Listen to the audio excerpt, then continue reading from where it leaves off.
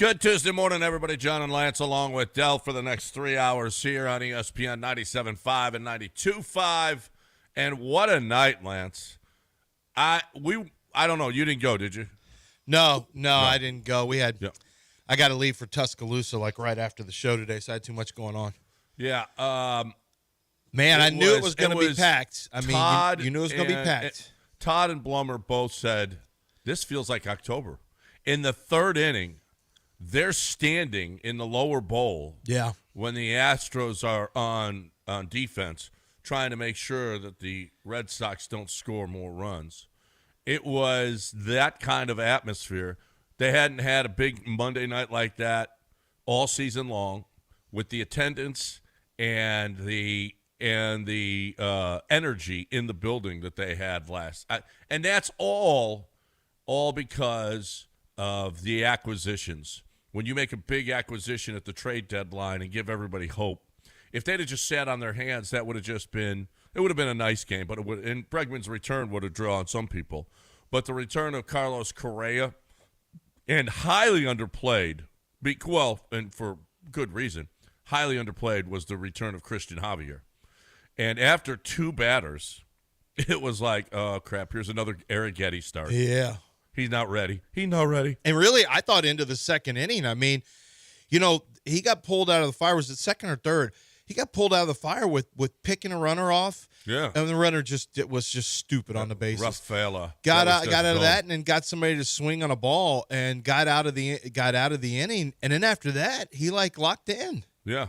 Well, after the first two hits, he only gave up one more the rest of the way. Yeah, but after he gives up the bomb, and you're like, oh my gosh, two batters, 2 runs. It was like, oh crap, I know, this game's over. Well, these guys aren't going to be dependent on for the rest of the year. Well, and you're facing Crochet. I know, and you just got done facing Max Fried the night before or the day before. Holy crap, that might have got you ready, and you beat the snot out of Fried too. Yeah, holy crap. you rocked him. I tell you what, man, it really was playoff. It really was playoff atmosphere. Yeah. I mean, you had Neris out there giving up runs just like the playoffs. No, he was actually good, but it was a situation where at the end you're hanging on for dear life, and you get the save, and the excitement level after the game was something else. But we got a lot more in between all that to talk about. Getting to Javier for a second. Okay, first of all, Alex Bregman, it was nice. All the things that were done for Alex Bregman was nice. The local media got to meet with him. They set up a specific time to meet with Alex Bregman. Astros are very good. Rockets have been very good about that. Astros very good about that, about celebrating former players. And Bregman always have a special place in everyone's heart. There's just no question about it. He had a good game. He had a base knock yesterday. I shouldn't say good game. He had a base knock yesterday, but he John, I tell you what, it was, it's just different with Correa out there. It is. It's just different. And it's the intensity. Like, I don't know, there is just more juice. He carries himself with so much, and it's not even, it's a natural swagger and confidence that really you can feel on the field. You can feel it when they walk off the field after the game's over. Everything about Carlos gives this team a little more edge, I think. Yeah, and the fans know it. We've got this. Listen, here's Carlos Correa being introduced, and I watched the pregame show. He walked in. Did you see what I don't know if you saw it. I was watching the pregame show. I was so. You mean walked into game. Hold on. Are you talking about walking into the whole state? Walk into the stadium, with the outfit and. Hold on, Dell's who was with him? Our boy Fox was with him. Oh, is he? Could you see him on the? He was on the pregame show, and he's got these cake boxes. And I'm like, wait. Well, you can't. He's like, yeah, I brought Tres Leches, Carlos's favorite Tres Leches. And Fox is carrying him into the clubhouse. That's why Chas McCormick homered, because he got cake, Tres Leches cake. Well, he didn't get God, what was that I saw over the weekend where there was something having to do with somebody?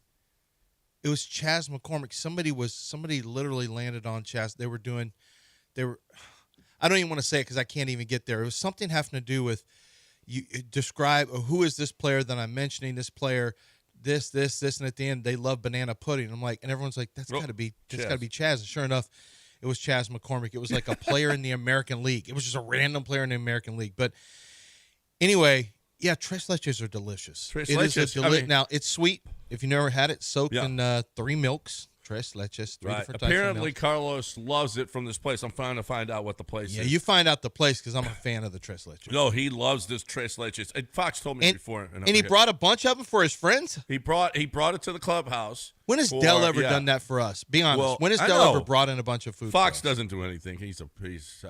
I already told him what a bad person he is. So, he doesn't bring us any tres No, but leches, when does Dell brought us something for his team? Well, if Dell brought something, that would be nice. Neither of you are Carlos Correa. We're the Carlos Correa. We're the Correas of the team. We bring people stuff excited in. here. You don't get like people Carlos. here excited. No. We're the $33 million players here. I'm That's talking about the team, not the listeners. You're you don't Chaz. get the team You just excited. eat the We're banana leaders. You don't Leaders lead. on the field. You don't Okay. lead. I'm Carlos. Well, I'm shorter, so I'll be Altuve. Okay. I'm Altuve and Lance is Carlos. Well, okay? wait a minute. Altuve's way better than Carlos. I don't know. Well, you're taller though, so you have to be Carlos. Well, my kids are telling me I'm shrinking. I think they're right. I think my spine's compacting. Yeah. So anyway, here is, and I didn't get goosebumps. I thought I'd get goosebumps, but I didn't get goosebumps. I love this kind of stuff. Carlos coming back home where the play, and he was asked before the game, what's the best thing about being back? What do you think his answer was? The best thing about coming back. Tres leches? No, not tres leches. Because you may not get a good tres leches in Minnesota, if I'm being honest. No, you can't. Are you kidding? Versus Houston. He said the best thing from being back is playing with Jose Altuve again. Being around Jose Altuve. He said that's just the person and the player and everything else. But as he strolled to the plate, here's what it sounded like.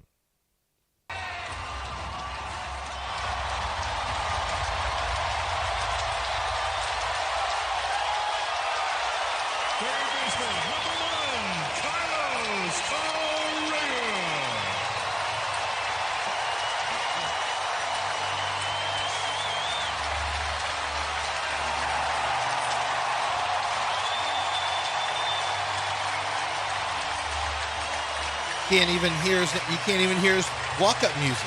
No. It's so loud. That's how loud. You know what it was? I'm coming home. The entire stadium standing. The entire stadium was standing. Thank you. This who sings that song? Sports City. Something Gray or something like The that. Sports City channel. Space City Home Network. Yeah. Space City. That's what I meant. It's That's what I said. the song you're referencing, Yeah. Lance, is Eminem and Skylar Gray. Skylar Gray. No, That's a Macy Diddy, Gray. That's a Diddy song. Yeah, it's not. Yeah, it's not. But it's a girl. Who's the female? I don't remember. It's That's a Diddy song. He's on it. It's like he put together a group and he's on it. Oh man, No Diddy. I thought we were going to. It wasn't that Diddy. song though. I don't think. No, I don't want Diddy associated. No, with no. Carlos. Skylar Gray and Diddy. I think. It is Skylar Gray. She's the one singing. Yeah, but Skylar anyway, Gray. yeah, it was cool. Carlos gets up for his first at bat, and how about if you're Carlos and Daniela, his wife? I mean, she never wanted to leave. He never wanted to leave. No. He wanted to stay. It's one of those things where even if you want to stay, you got to go. I mean, unless you want to take. They did actually. They bought a house. They kept. Yeah. Not kept their house. They bought another house. So when they came back every winter, and now they get to move back. I mean, into it can full-time. you imagine how excited both of them were when they heard the news? I know Daniela was over the moon. I had to be. Yeah. Had to be. Nothing against Minnesota, but come on. Come on. But everything against Minnesota. No. Anyway, sure enough, I love the way he's going the other way this year. I did too. He looks like a really God. confident hitter.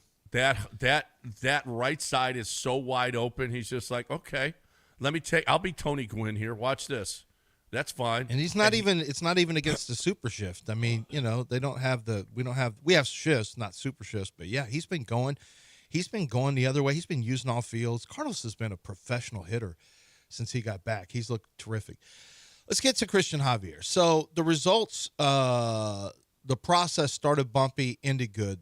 The results were good. The results are good. I mean, he 5. I mean, the results are really good. Really and good. He was way better than expected after the first couple innings where he got into some trouble. Really, the first inning.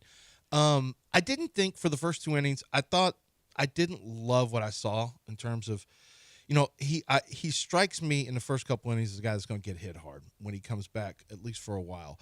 I did think he got better. I thought the pitches got a little tighter. It wasn't kind of that lollipop little sweeper that he was throwing. It got a little better. He kept it lower. He kept it out of the zone. Guys were chasing it a little bit. It got a little better. I still think he's going to have to get – I don't know that he's where he – well, I'm quite certain he's not where he wants to be. I mean, he's nowhere near the OG 2022 Christian Javier. But it was a good sign. I still think – I don't know about your thoughts. I still think there's a lot more to get better in terms of just his overall. The pitches are not. Here's the one thing. The one thing, and he did a lot in his rehab was walk guys, and he walked guys again last night. Yeah. He doesn't have. There's too many non-competitive pitches. There's too many times it's like, wow, that wasn't even close. You can nibble a little bit or just get it off the plate a little bit so the guys might chase it.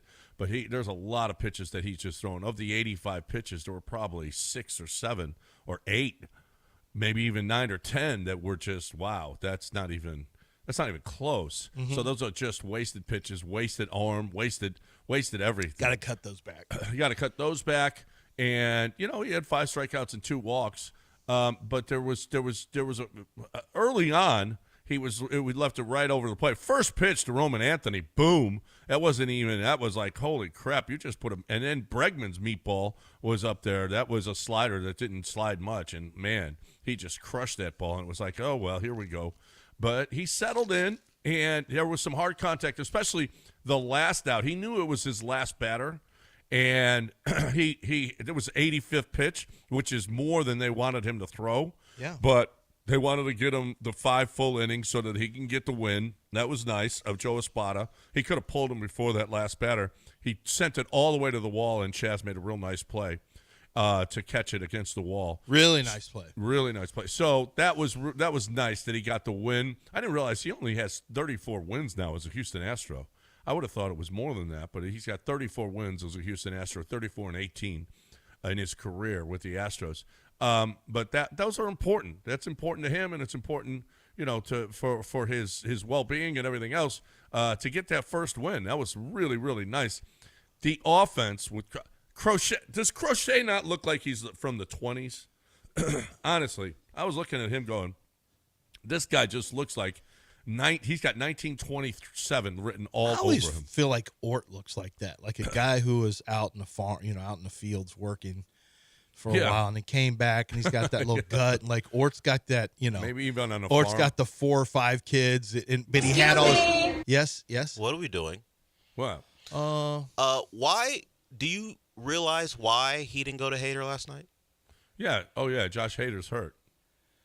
Yeah, but not bad. It's a shoulder. He'll be fine. Discomfort?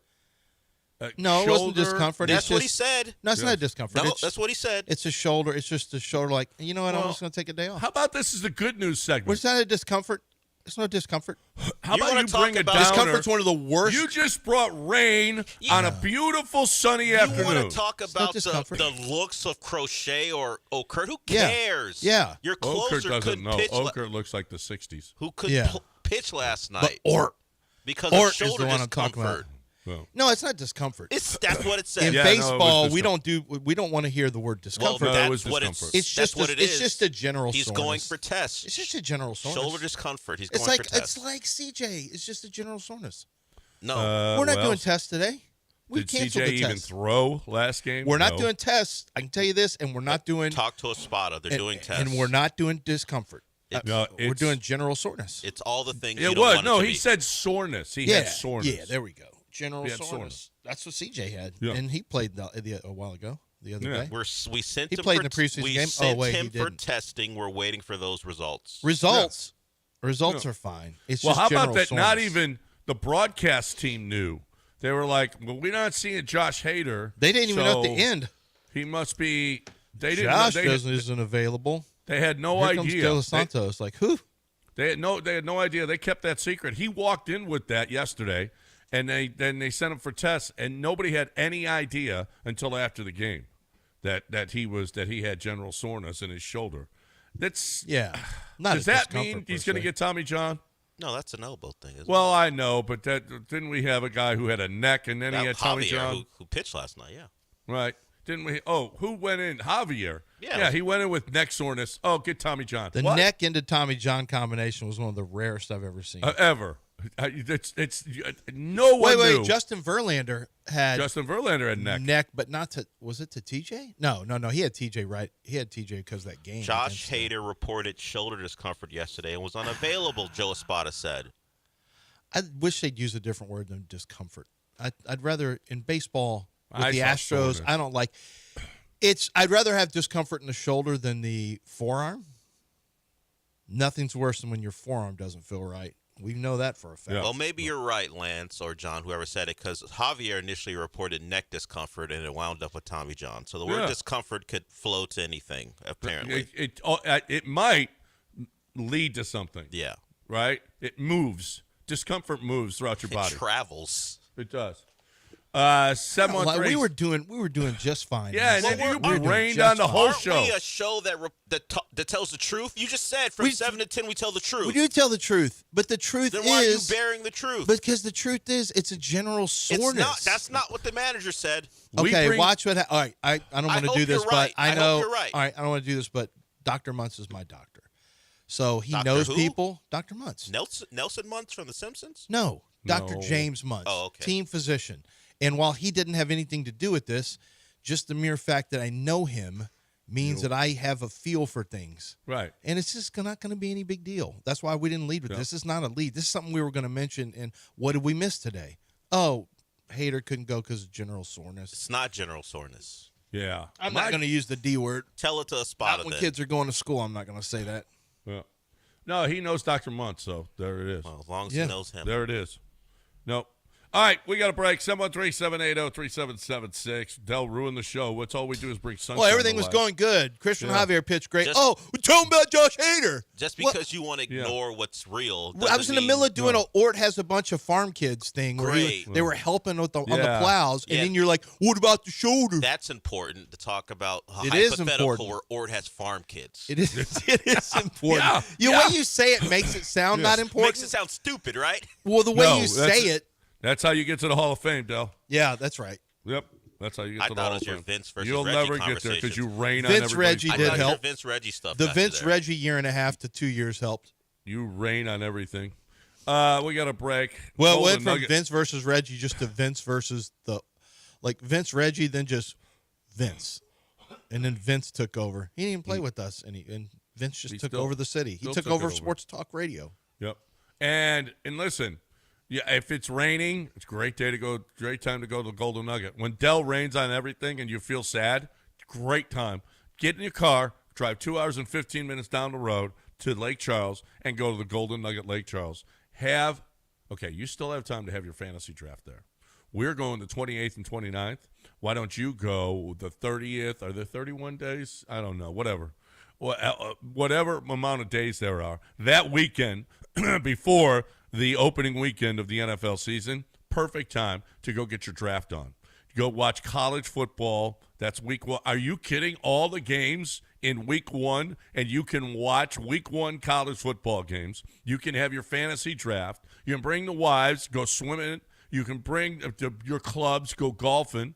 You've got 12 restaurants. You've got a nightclub. You've got concerts there. I mean, what more could you possibly want in a fantasy draft? Golden Nugget Lake Charles. Talk about fun. Talk about a great place. They'll set you up in the DraftKings Sportsbook. They've got packages available where you get discounts on on everything you're doing. It's just great. Go look at the different packages available at goldennuggetlc.com, goldennuggetlc.com. It is the place to be for your fantasy draft or just to have some fun. Go get your gamble on at Golden Nugget Lake Charles.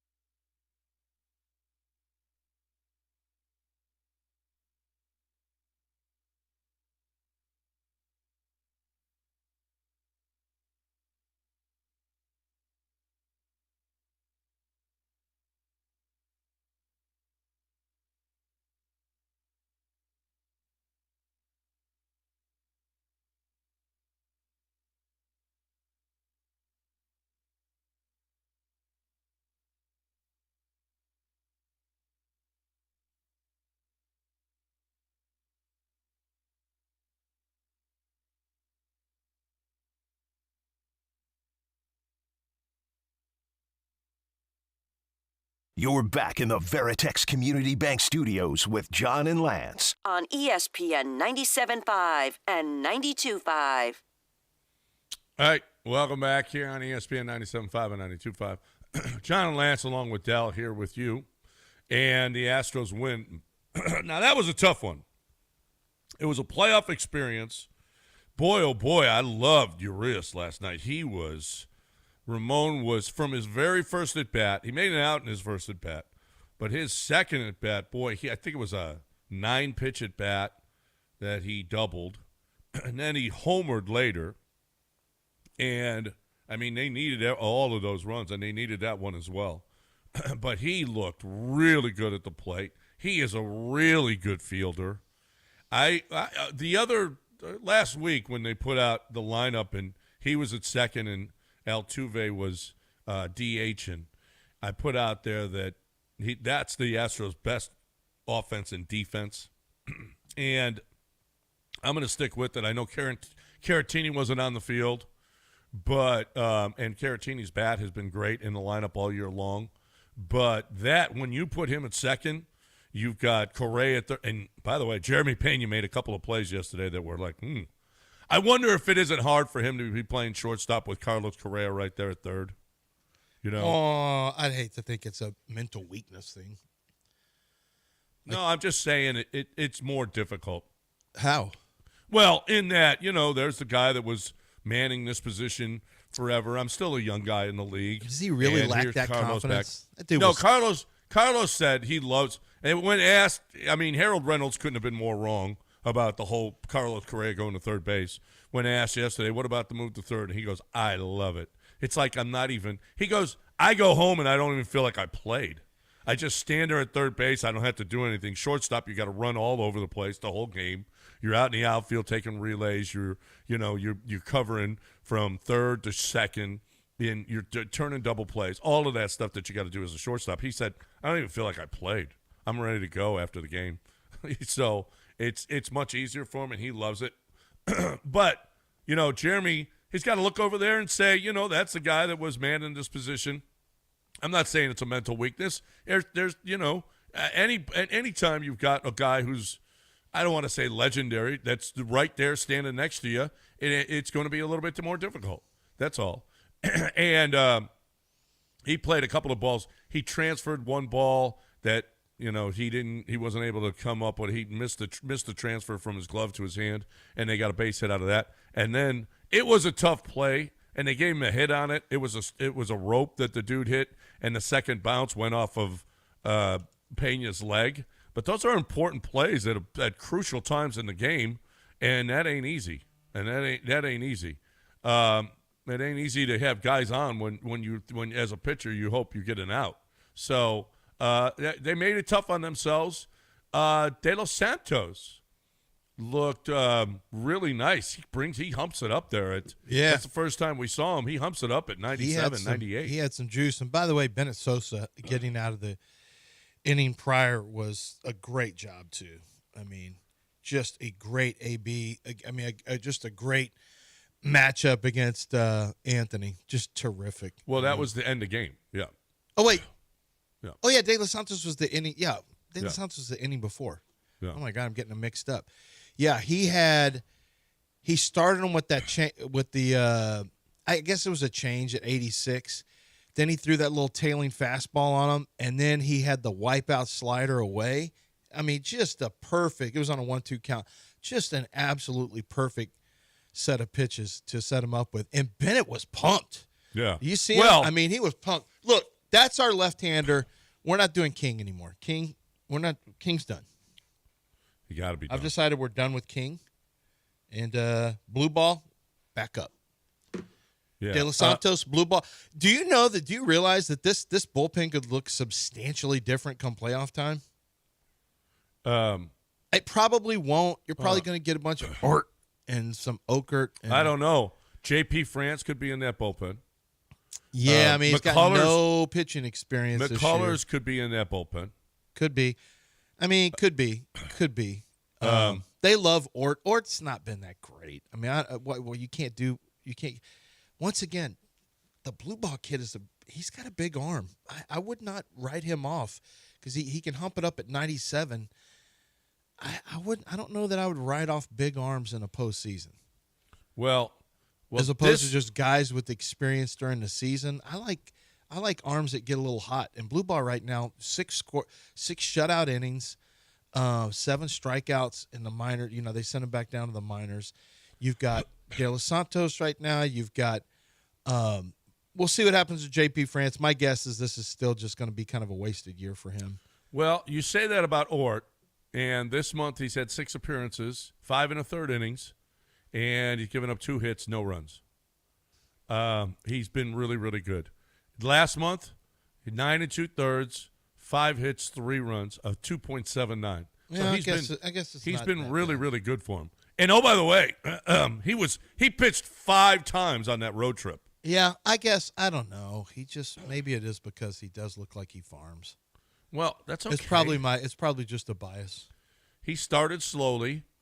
He had a 6.57 in May, June a 4.91, but he's really come around. July 2.79, and now he's got a 0 ERA in 6 outings. So he's done his job lately. I don't know that he's the guy that. Hey, listen, Joe's been counting on him. He's been counting on Brian King too, and Brian King has been awful. But I don't know. You're limited in the number of guys. But look Garcia's coming back. J.P. France is coming back. We think the Barista's coming back. Where are you putting these guys, and who's leaving? I don't know. I know Sosa ain't leaving. I know if he's still alive that Josh Hader is going to be in that bullpen. Brian Abreu is going to be in that bullpen. I would imagine Ort is going to be in that bullpen. Okert I think is in that bullpen. All right, so then kick all the other guys out then. Okay, I take it back. All the guys with big arms that are striking people out now, you're gone.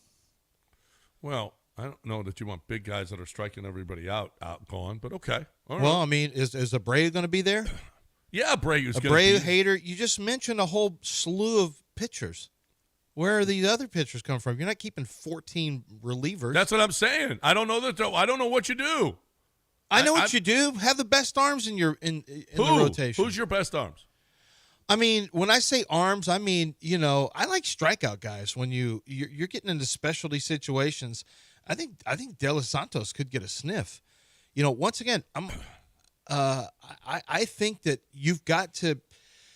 I'm gonna monitor Blue Ball because I thought his stuff was good. I thought he had good stuff. He did give up a couple home runs, and look, it's a long shot because Okert and Ort have been here doing this. Brian King's been here doing this. These guys have all been doing it all year long, so they're probably going to stay. I don't think you're going to get is J.P. France. I don't think J.P. France, and I'm probably not even Lance McCullers, because Lance McCullers just never really pitched out of the bullpen. So I don't see a scenario where Lance McCullers makes this playoff roster. I don't. I don't know how he does. He's been ineffective when he's pitched. He hasn't been a bullpen pitcher. He has no chance now. If Garcia comes back and pitches just okay, I don't see any chance for Lance McCullers to crack his way into the starting, into the rotation. I mean, he's just been bad. He's not been good. What is this? Yeah. Whip is still, what is it, like a 1.7 for the year? Yeah, I mean, listen, this is a good problem to have. All of these arms coming right back, as long as that. Well, we'll find out if it's a good thing because we'll see if Eric Getty is ready because he wasn't ready for his last outing. He wasn't ready. No. And I don't know with a 1-game lead now. You got a 1-game lead. You picked up a half a game on the Mariners who didn't play last night, so you got a 1-game lead in the division. I don't know that you have time for these guys to work out the kinks so that you can, because you definitely want to win the division. I don't know if you got time for these guys to work out the kinks that they could be working out in the minors. We said it before, bring them up because would you rather have Colton Gordon or Spencer Arrighetti on the mound? Yeah, you'd rather have Spencer Arrighetti on the mound, right? So let him get at the major league level and let him work out his stuff. But man, with the pressure that Seattle's putting on you, I don't know that you got that you got that luxury anymore. That was when you had a five game lead. You don't got that's gone.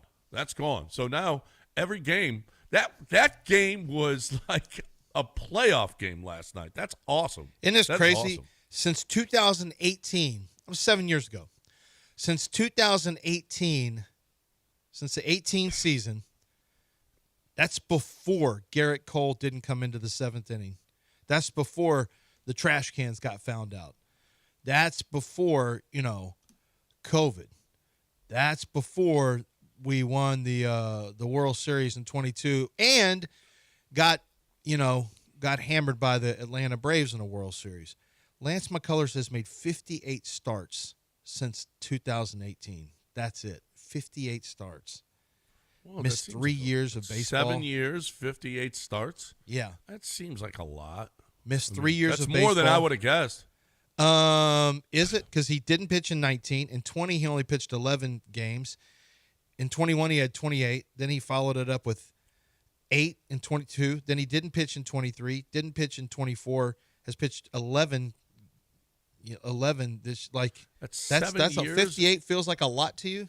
Well, it's 8 years really, so 7 starts a year. It seems like more than I would have guessed. Yeah.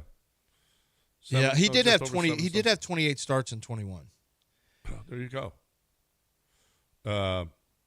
But a 1.7 WHIP with a 6.90 ERA.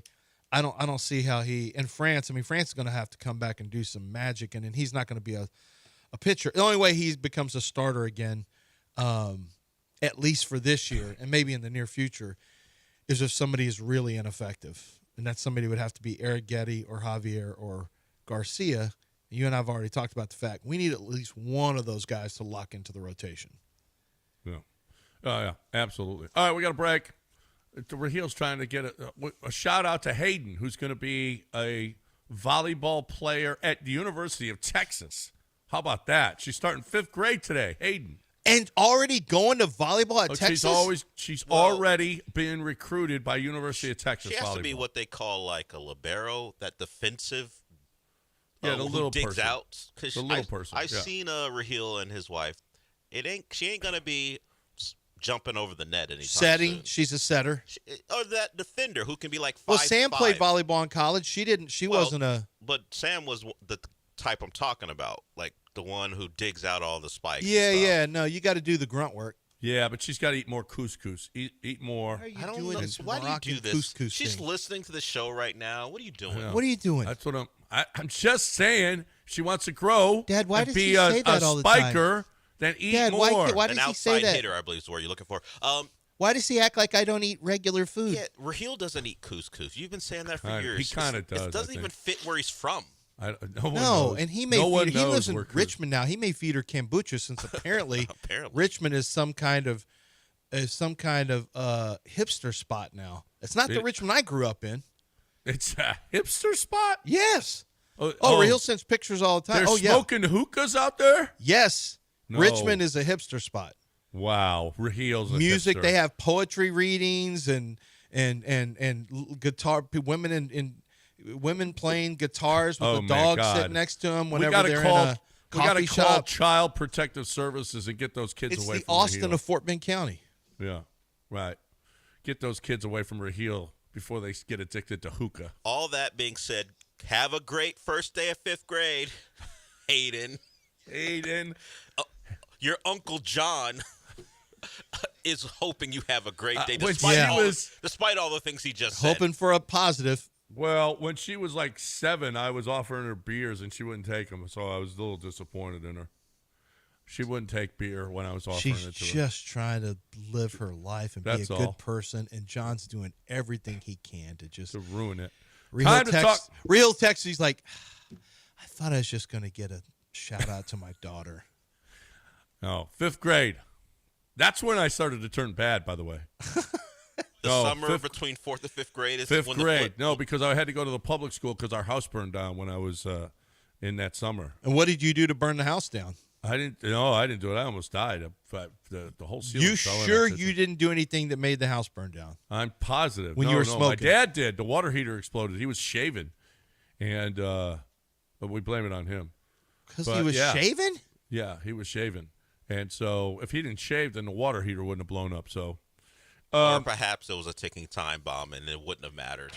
Maybe you would have taken a bath and it would have happened. We could have blamed you for it. I didn't take baths. Okay. No surprise. I was a dirty kid. Dirty, filthy. Now you're just a dirty man in different ways. That's all. That's all. You're right. No, you're right. But that's when I turned bad, 5th grade. So watch her, Raheel. Make sure Hayden doesn't do. Make sure you don't send her to the make public sure she doesn't school. run into any granados at school. Right. Hanging out with the bad kids, the public school kids. Anyway, got time to talk about Game Day Men's Health. That's where you feel good. All right? That's where you feel good at Game Day Men's Health. I just love what Game Day Men's Health is doing for me, and you'll love what they're doing for you. It's just different. There's a lot of testosterone replacement places, okay? You're probably seeing, place after place after place. But, okay, maybe you haven't started yet. I can tell you this. It's different because you get a free evaluation at Game Day Men's Health, and you got labs right there on the spot. So you find out what's going on with your body right away, and you find out from professionals exactly how to attack and reach your goals. And they care about your goals. Are you reaching your goals? Are you losing weight? Are you gaining muscle mass? There's measurements that they can take for all of these things, and they're going to make sure that you are reaching your goals. And if not, we'll try something else. And listen, they'll be relentless, making sure that you are getting the most that you possibly can out of the experience with Game Day Men's Health. The other places are cookie cutter. You go in, you get your shot, everything okay, bye, hurry, we got somebody else waiting.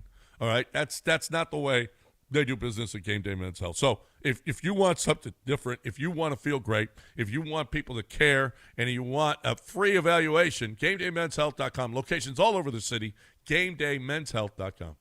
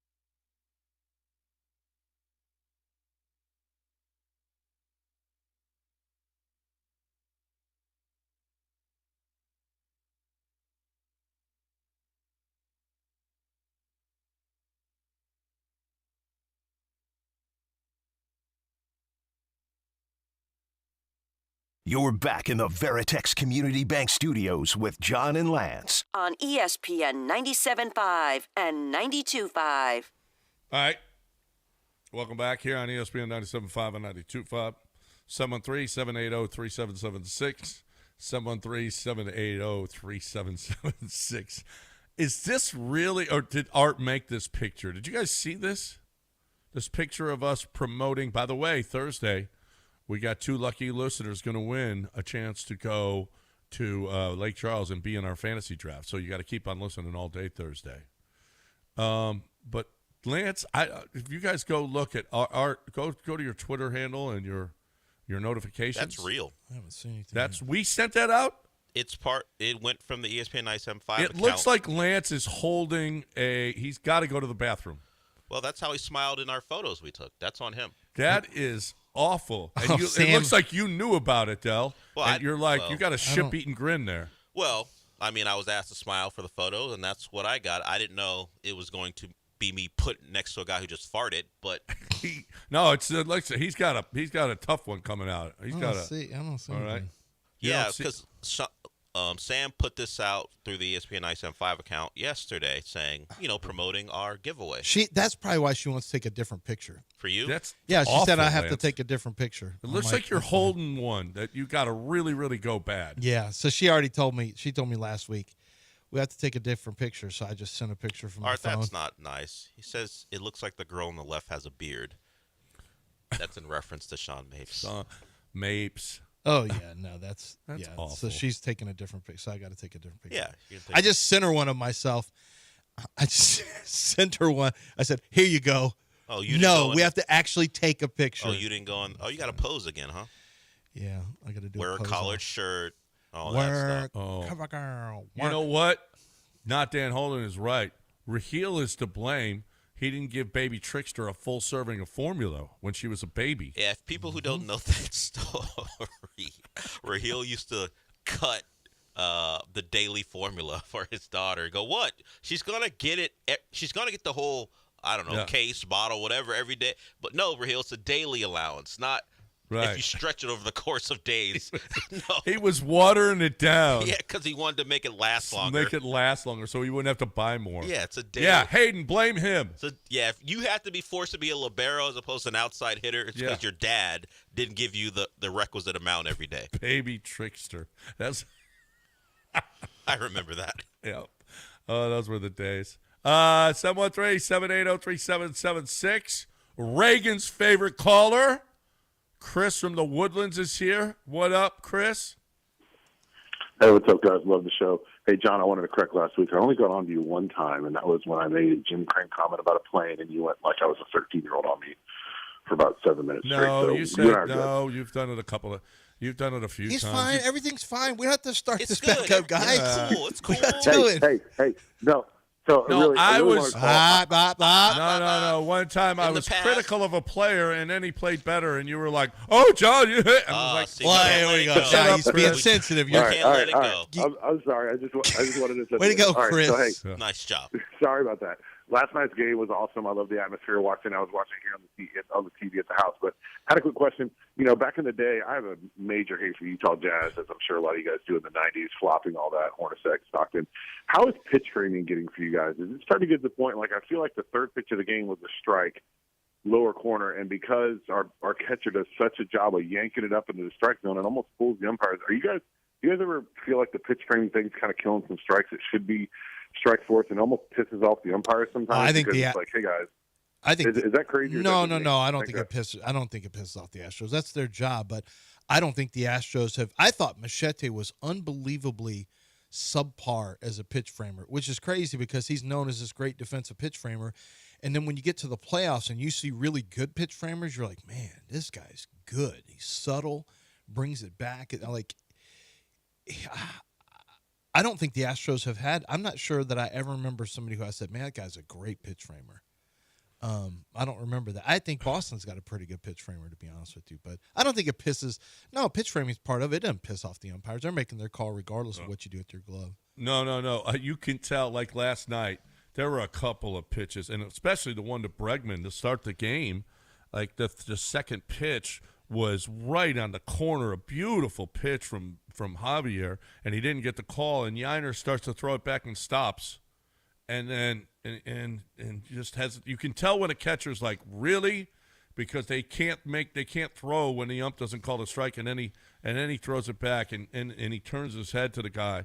Listen, that guy, he missed a couple of calls early on. He wasn't bad.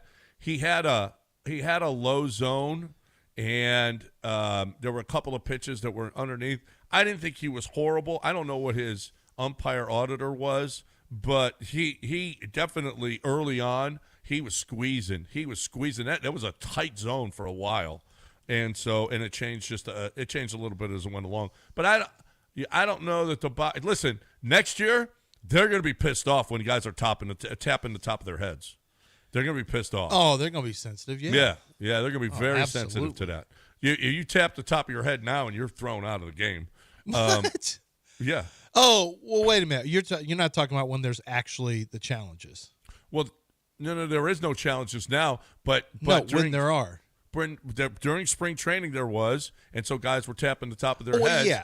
And if you do it during the regular season, you get tossed. Well, yeah, because there's no actual rule. You're just showing up the ump. Right, you're just showing them up. Yeah. Well, But did in you? the But future- wait, did you hear Dubon? Dubon got a low pitch called a strike, and Dubon went F on him. He just went F, and the umpire comes and talks to Dubon, and Dubon just looks away and isn't saying anything, and then Dubon pops out and running back to, you can hear him screaming F. Not at the umpire, just he was so pissed. Oh, and he slammed his stuff down in the yeah, and then next hitter, in the dugout. Chaz homers. Yeah. Then Chaz next hitter, Chaz homers. crushed it. Oh my God! Good. Yeah, Bang. but I'm surprised Dubon didn't catch it because he screamed at the plate, F. Yeah, and Espada came out of the dugout as well. Yeah. Right after. I mean, and then then strike two. I mean, questionable. I feel like it. No, the he box swung said it at was a strike. slider No, in I mean, dirt. no, I mean, strike two, the one that he was upset with, strike two, Oh, that yeah. put him in a spot where he had to swing Yeah. at a low pitch. Right. After he popped up, he looked back at the ump and pretty much said, "That's on you." Yeah. I Yep. had to swing at that because of that previous pitch, and the spotter came. But you out. know what? You know what? When they showed the replay, it hit the bottom of the zone. Yeah, it was a strike. There was a strike. There was a strike. You know, guys will go back and look at that and go, oh well. But again, I don't trust the box. Jose Altuve's box is so tiny, and Phrasing. it goes up to his waist. It goes up to his waist. So anything above that, above the box, is going to be, everybody's going, oh, that's a ball. Actually, Not the and first actually, day of last HIS. night he had a pitch that hit the top of the box, and the ump called it a strike, and it's actually a strike. It's actually a strike. So I don't know. They're going to have to. It's going to be This that show whole is so box thing. childish. It's going to be interesting next year. John has no idea. This show is just so childish. What? What? I knew. I there said- it is. And now Twitch is on it. So You that was said- a matter you of said time. something- I mean, it's No. a school day. Yeah. And you're out there. Hayden's going back to school. I mean, You just, said just something- the phrasing of your entire last 2 minutes was just Yeah, war. you What are said something. talking- and No, my- he didn't do anything wrong. No, he didn't do anything wrong. He's talking baseball, but he said something my dad always told me. You just said strike zone. Yeah, Strike zone. You don't have to say Jose Altuve's tiny box. You just say strike zone. He You also say strike zone. That's he, how you say He it. also said, "I don't No, trust." well, the box is. I'm not talking about his strike zone. No. I'm talking about the box. No, that- But that is a strike understood, zone. understood. But you also said, "I don't trust the box." Something my dad always told me. See, I mean, now, Del, this has got to be addressed. Oh. You know, he sits there with the cover of this, Well, Jeter never of this trusted the righteous box. indignation from the other room. Yeah. And he sits there with the cover of his faux soapbox that he sits I don't on. And then stand on he, the soapbox. and then he jumps into the foray as much as anybody. He said something that rang true to me because I heard that as a kid. Yeah. Well, I'm sure Jeter never trusted the box. Well, he had no interest. I know. No. Girl. Y'all got to stop, girl. Yeah. Oh, look at where we are. Way behind. Way past. Oh, imagine that. Every Way bad past. thing happens when we're past break. Well, let's talk right now about Gimme the Vin. GimmeTheVin.com, GimmeTheVin.com. That's what I want to talk. I want to talk about the greatness that is GimmeTheVin.com. That is my man, John Clay Wolf, doing things nobody else does. Who else gives $25,000 away every month? Who does that? To people who are his clients, okay? They're the only ones that are going to win. So when you buy a car from John Clay Wolf, when you sell him your car, when you sell John Clay Wolf your vehicle, you got a chance to win $25,000. He's giving away the big giveaway every single month. GiveMeTheVin.com. It's awesome. It's awesome. Go to the website and see the details. But you get 1,000 entries into the big $25,000 giveaway. There are stories of people that, they sell him the car. You get more from John Clay Wolf, so you made money there. And then, oh, my God, you just won $25,000. What?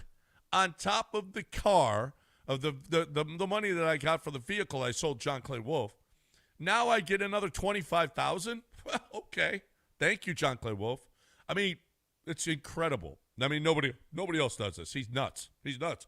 But it's just another incentive for you to sell your car to John Clay Wolf, as if you needed more. He's going to give you more for his vehicle. He's guaranteeing that if he can't beat CarMax, then he's going to give you $100. He's guaranteeing that you're getting the best car selling experience that you could possibly have. It's easy to log on to put your vehicle number in or your license plate number in, get a quote. They'll pick it up. They'll deliver it. They'll bring you the money. They'll do everything. All at GiveMeTheVin.com. Plus, you got a chance at $25,000. GiveMeTheVin.com. Tell them you heard it right here. GiveMeTheVin.com.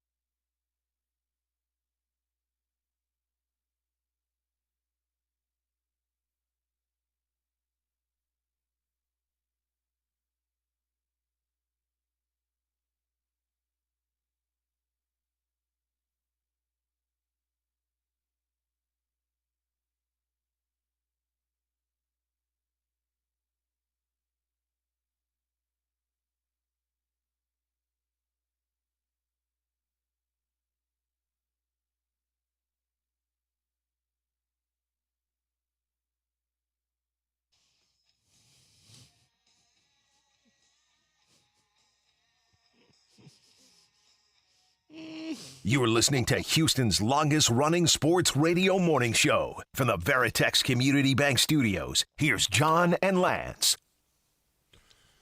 All right, welcome back here on ESPN 97.5 and 92.5. By the way, I asked, for those of you that just heard, Carlos walking in yesterday, he had a nice fit on.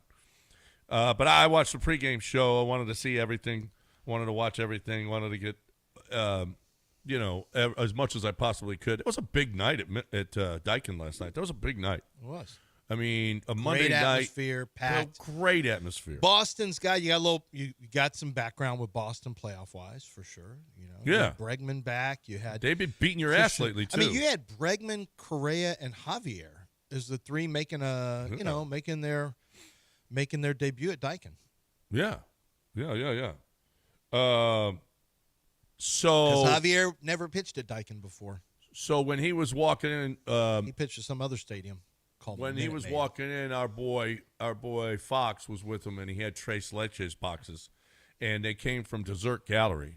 Have you ever been there? Yeah, of course. Yeah. It's right there off Katy by Cato. I mean, off no, it's Kirby. Kirby, and Richmond. And Richmond, by right. Cato No, Dessert Gallery is real. It's real. Yeah, and that's Carlos. I just asked him for Carlos's favorite Tres Leches, and you'll get that. 713-780-3776 is the number on ESPN 97.5 and 92.5. If you want to get in here with us, you can watch on YouTube. You can watch on Twitch. Where else can you watch, Del? Twitter. Yeah. You can watch on Twitter. And you can see Del's young protege in there right now. I don't know if protege is the right word. Well, I don't know. He's sitting there. It's apparently, or either that or stalker. No, he's supposed to be Not here. a stalker. I was aware he was going to be here. He didn't just show up out of nowhere. Oh, okay. You were told he was coming in? He's been here all summer. Oh, okay. Oh, he's an intern. Yes. First of all. Oh, yeah, I forget John's not here, so Yeah. he didn't know. First, I will tell you. You met him. His aunt plays cards with you. Oh, what? Suzanne? Yeah, that's right. There you go. Yeah, I will tell you a couple of things, John. I met him. I just don't Good have kid. random 20-year-old white kids at my back pocket at all No, times. that's what I thought. It's a weird look. Yeah, so he's an intern. Yes, he's supposed to be here. What an awful stalker to have. Yeah. Of all the stalkers you could have, Right. Can you teach me about radio, please? No, that's a terrible stalker. Single white young male. Yeah, I'm not looking for that. No. So anyway, yeah, I play with his aunt. She's a good poker player. She's a really good poker player. And so we sat down quite a bit, and she said that she had a nephew that wanted to get in the business, and let's go. Teach him good stuff, Del, not the bad stuff. He's listening to you. I mean, you can't put the bad stuff on me. He listens to you every day. Well, that's that now he's getting somewhere. That's why he's gotten as far as he has in this business. Internship. Okay? And I don't know. Hopefully he's going to get further than this. Let's go. Pick it up, all right? Pick it up. Pick it up. Time to talk about C.J. Stroud. 39.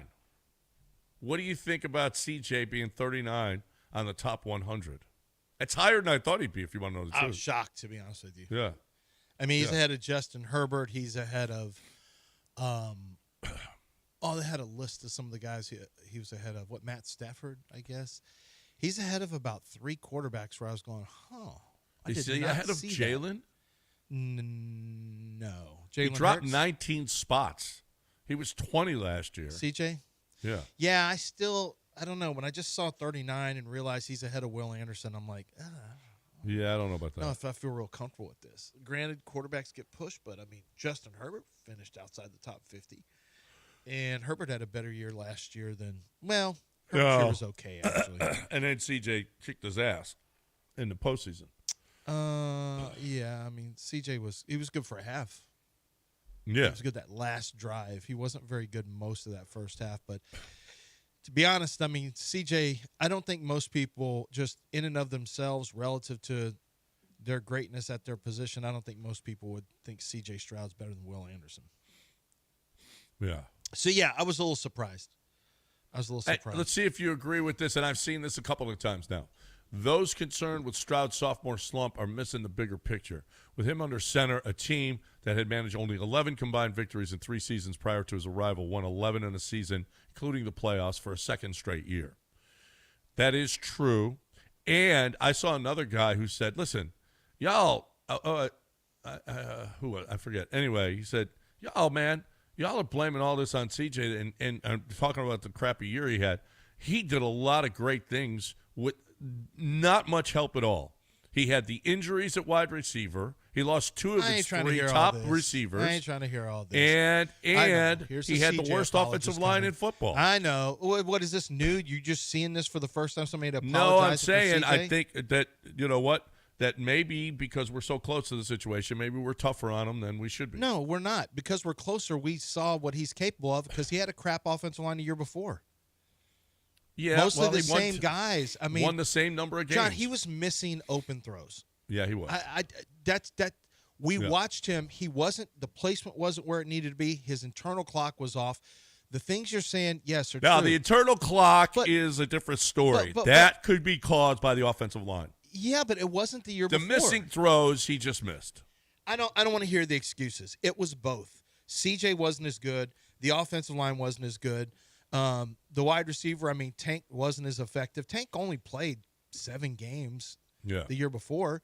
I mean, he missed 10 games. It's not like Tank was there the whole year. No, but you had Diggs. You didn't have Diggs the year before. No, you had Diggs that last year, and you lost him. I mean, and you were counting on. You had Diggs and Tank. Well, who did you have the year before then? The year before. So we're making excuses for last year. What about the year before? You had Tank for 7 games, and then he was gone. You had Nico. It was your first year throwing to Nico. Who are all the other great wide receivers you had? Who was the little guy that went to the Cowboys? Cooks. Yeah. Cool. Yeah. Big deal Brandon anyway. Cooks. Okay. He's got 20 years in the league. It's excuse making. It's being protective. It's being putting a cape on for somebody. It's okay. CJ wasn't as good last year. Yeah. No one's saying the wide receivers were healthy the full season. No one's saying the offensive line was good. But he's not the first quarterback ever to have an offensive line that's not very good. And Cooks, not the first ever. Cooks left the year before. He did not play with CJ. Well, that's what I meant. So I mean, he didn't have anybody. It was Nico and Nico alone. Nico and a better Dalton Schultz, I guess. And a better Dalton Schultz, and then he had. Was Xavier there? Yeah, he was getting his jet. Robert Woods. Jet sweep. Right. I would argue his wide receiver play with Stephon Diggs and Tank Dell and Nico Collins was way better for the amount of times they played than he had the year before. And he just wasn't, and he just wasn't as good. I mean, he wasn't as good. But those other things were also true. All of them were true. Bobby Sloak wasn't as good. Literally, the offense wasn't as good from the play caller to the quarterback to the O-line to the health of the wide receivers across the board. It's got to get better this year. And CJ has something for me, maybe not y'all, but for me, CJ kind of needs to prove it again to me. I mean, I'll be honest with you. After last year, I'm like, I kind of want to see it again. It's only been 1-2 years. You know, I had 1 year. Half of 1 year where I really liked it. I kind of need to see it again this year just to make me feel a little better. That's all. Well, we're way behind because you want to see CJ play better. Okay. Yeah.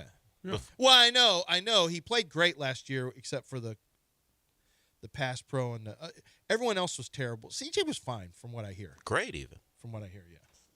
Well, no. I mean, you're going a little bit farther, but okay. Well, everything else was at fault, not CJ, right? CJ was not as good. I mean, the quarterback who acknowledged he had to change his approach in the offseason? Yeah. He said it. Well, the guy, he is good. He is more accountable. 2 feet in. He was more accountable of his play than anyone else, which is great. But just take the lead of the guy who played. I got to do things differently. That's fine. No one's killing him. But if he's able to acknowledge it, why can't a lot of other people? Yeah, I don't know. Yeah. Well, yeah, no, absolutely. But killing him, I mean, he still won. Who's killing him, by the way? Who's killing him? Just that's a fake narrative for people. I don't know why. Who's killing C.J. Stroud? The players certainly aren't. They put him in the top 40. Who's killing him? He might be referring to Lance. I don't know. Because I don't have him in the top 12? Yeah. I think Will Anderson Jr. is better than C.J. Stroud as a player right now. I don't think that's a he played at his take. position better than C.J. played at his position. I think he played football better than C.J., period. And that's not a controversial take at all. Just one guy plays a more important position, frankly. Quarterback's the most important position in any sport. I've never heard that Goalkeeper's before. pretty important, but I've never heard that before. well, it's out Well, there. you sound brand new, John. Welcome. I am. I'm brand new. Me and Suzanne's nephew. Right. We're way late. Okay. You're gonna have to mega combine. We're 8 minutes past the break. I had to play the ID in the The previous kids are segment. getting out of school now. See, now, well, then maybe you should talk about. I saw John Daspit's commercial last night on the show. It was- Yeah. So John Daspit, he texted me. I'm not sure he thinks Neris is really for this club, if I'm being honest. He just said, out of nowhere, a sniper text. Hey, he's got I'm 10 not sure years in the about league. Neris anymore. Like, yeah, I'm not sure either. My comment back to him was pretty rough. I think I may have said, well, it wasn't as nice. And I'm not a big Neris guy right now, but I'm a big John Daspit guy. John Daspit fighting for the rights of others, fighting for people who have been injured due to someone else's negligence. You know, the insurance companies are going to get to you right away when let's just say you got hit by somebody on the roadway, you got jammed up, you got hurt, you need to go to the hospital. Maybe you went to the hospital, maybe you went to the doctors. 3-4 days later, that sore neck isn't getting any better. The sore back isn't getting any better. You have the adrenaline rush once you're in an accident like that, and you start to get sore and you start to think, it's just a little soreness, I'll be fine. And then it doesn't go away. Did you get an x-ray done? Did you get an MRI done if you need to? Did you get these things looked at? Because I can tell you right now, if you have a problem, they want to be able to help you at the Daspit Law, Daspit Law Firm. They want to make sure that you go get everything checked out. If there's any problems, they want to get it fixed. They want all your hospital bills and everything taken care of by the insurance company, and they're going to do that. Anytime you miss from work, long-term, short-term, that's going to be taken care of. And then they fight for an aggressive settlement for you for your pain and suffering. It's not something you ask for at the workplace, at a location somewhere on the roadway. They want to make sure that you are taken care of. You're the number one priority for them.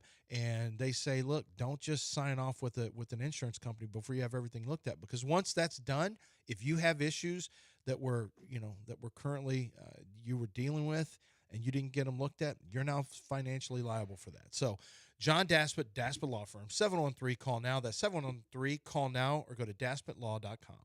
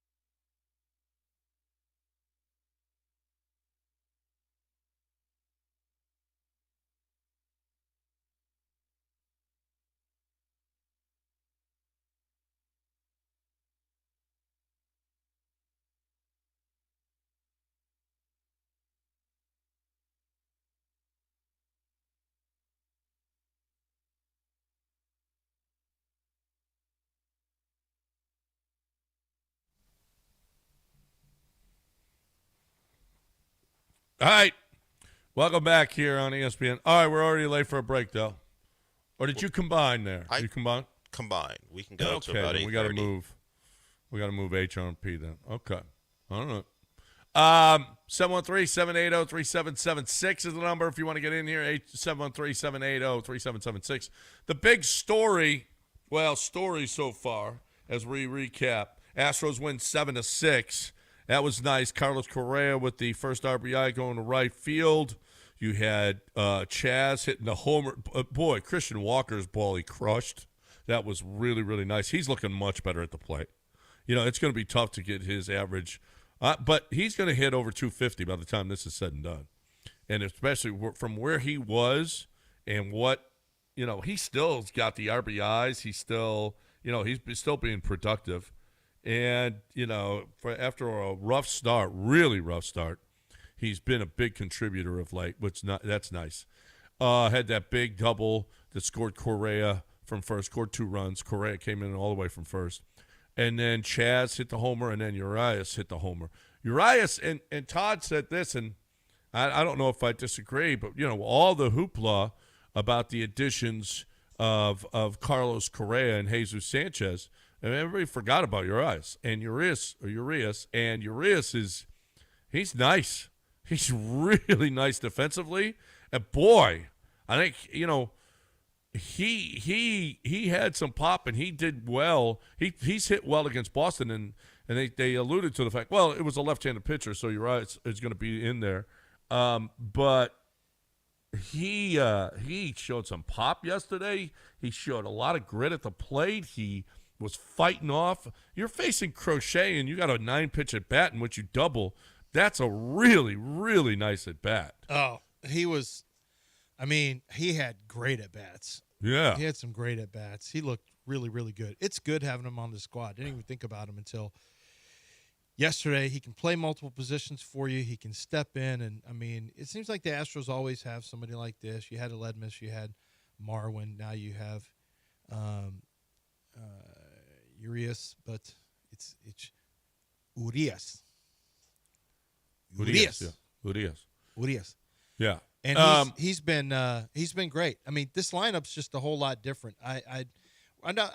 Let's just pretend like Jordan doesn't come back this year. Is this lineup good enough, do you think, to get to a World Series?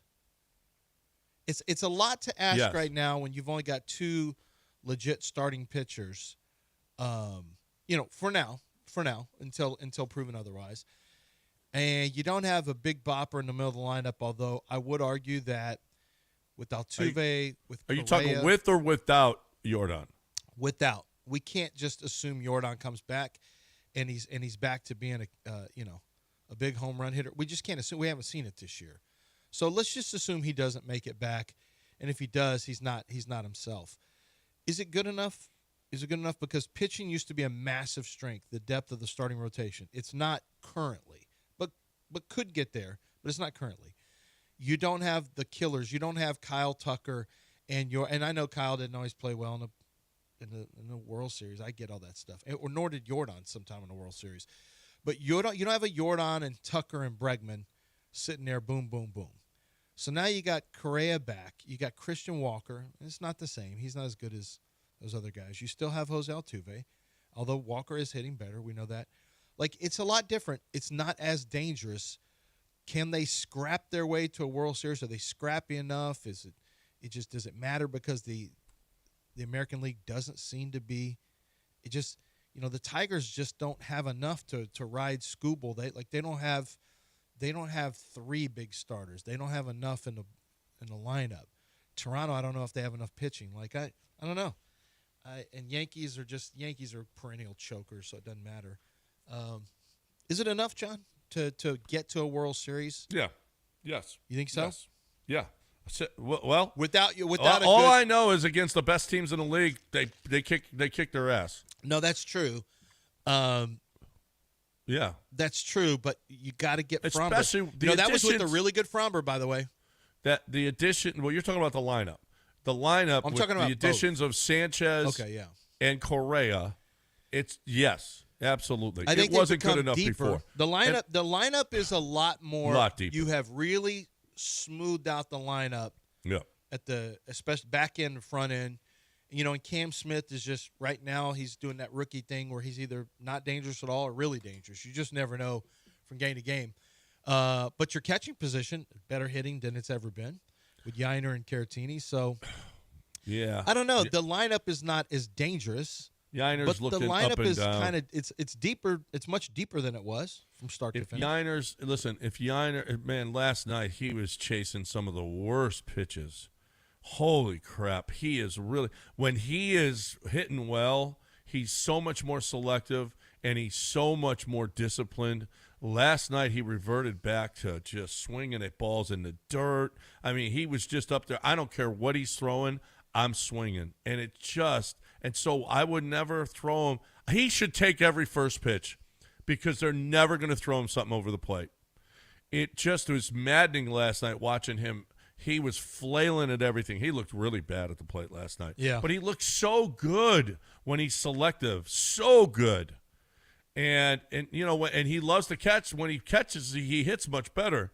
But last night he reverted back to the Yiner that had to be benched, to the Yiner that you couldn't play every day. So hopefully he doesn't do that. He's got to be more disciplined. He's just got to be.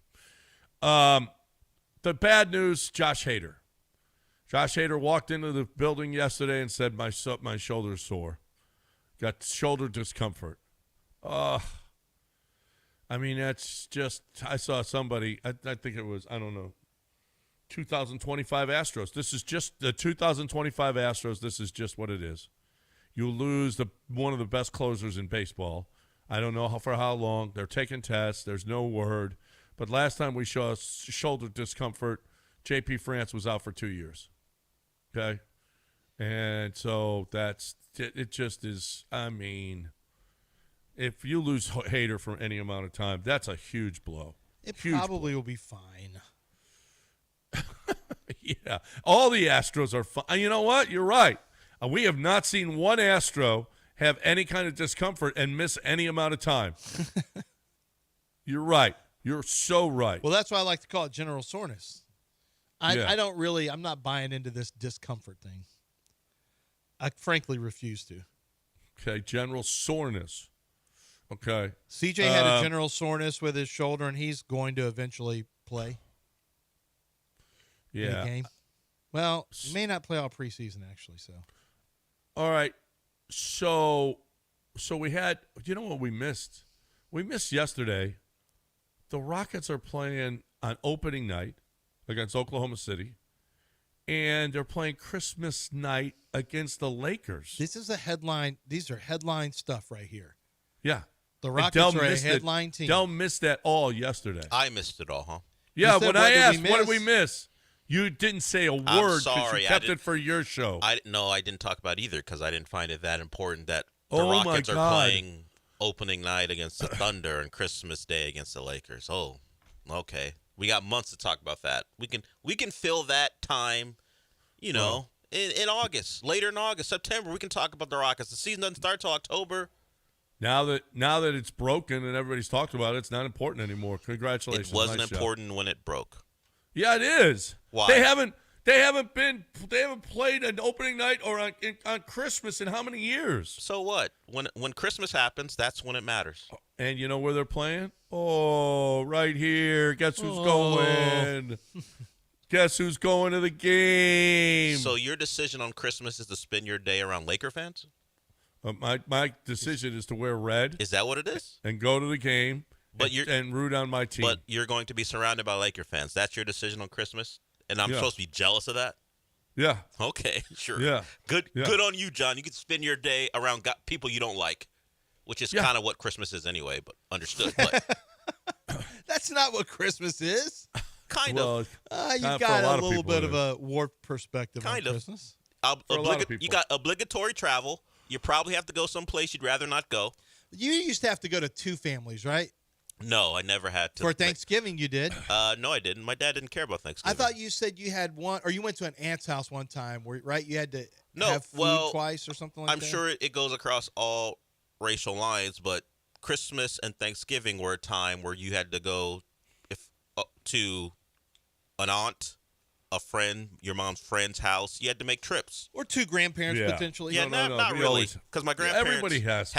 Half my grandparents were in Nigeria, so I didn't have to do that. I never had to. We did. See? We were in Kansas so we went to Grandma Stevens on Christmas Eve and Grandma and Grandpa Zerline's on Christmas Day. Well, But I know yeah, what you're talking but about. You We had didn't to do it go the to same day, both. though. You had to make Right. trips, but it wasn't just family. You had to spend some time with your mom's friend, and another friend, and then you ate at home, and then maybe if you're around family, you go to that family member's house, another family member's house. It's like a round trip. You might make 4 or 5 stops in the same day. And go see the Rockets game. Yeah. Around 18,000 people you don't like. Yeah. No, I don't like them. I really don't like them. But when the Rockets win, what? That's right. That's right. Is Kevin Durant going to play on Christmas Day? Yes, he's going to play on Christmas Day. Might be a rest day. You never know. No, he's playing against Might be a LeBron. rest It might day. be. I don't know what's wrong Might with be that. load management. Really? Are they playing the 24th? Probably. May not be a back-to-back? Yeah, if it's an ankle issue, you never know. No, they're not playing the 24th and the 25th. Come on. Think about it for a second. I mean, The whole schedule is not out for the Do the Vikings. Texans play? No, and they don't play on Christmas Day because they had the worst stinker ever on Christmas Day last year. The worst Christmas Day game in the history of Christmas Day games. They had 4 yards total offense. Boy, they sucked against the Ravens. Holy crap. That was awful. That was the worst. What was it, 30-0 or what? I was don't the know. final? We got to see Beyonce and Cal and Hannah in like a nice car. We got to see that at halftime. Yeah, we saw Cal on the field, Cal and Hannah on the field the other day at the in Minnesota. That was great. That was great. Love our owners. Do love our owners. They're and you know what? That's what Johnny Harris. Boy, he's never going to get fired. That dude. What did he do? mean? He loves the Texans. Okay. That's right. That's where he works. Yeah. No, I know. I worked there too. I did the same job he did. Only I wasn't as effusive, but Well, you didn't have many reasons. I only to be. lasted 5 years, and that was longer than I probably should have. To be fair, you were at the beginning. There's not a lot to be effusive about at the beginning. Well, they still wanted me to be effusive. Well, you got to be fake. Johnny's got a good team to root for. Johnny does have a good team to root for. Well, how effusive was he during the Cully era, huh? Oh, it was some work. Yeah, It was during no, the but last you stages still of gotta Bill be O'Brien. You still got to be positive. When Sure. Let's go down to John Harris on the sideline. No. Back to you guys. Yeah, There's nothing down. I got nothing for you. There's I got down. nothing here. I got nothing. Yeah, the Cully year, that was something special. Even the late stages of the Bill O'Brien years. What was so? You couldn't have been that effusive. Well, it was hard because Bill O'Brien was such an a-hole that it was hard to say anything positive about him. But it's hard to say anything negative about Bill O'Brien unless you want to get screamed at. Yeah, right. Well, you couldn't in that building. You said anything And- negative, you were out of the building. And he would also have someone listening to the broadcast because Andre Ware got in trouble with him one time at halftime. At halftime. He got the word came to Andre that Bill O'Brien somehow knew what he said during the first half and was mad. Yeah. When I tell you that this guy had rabbit ears, it was unbelievable. Unbelievable. Knows what's being said on the radio broadcast in the first half while he's coaching.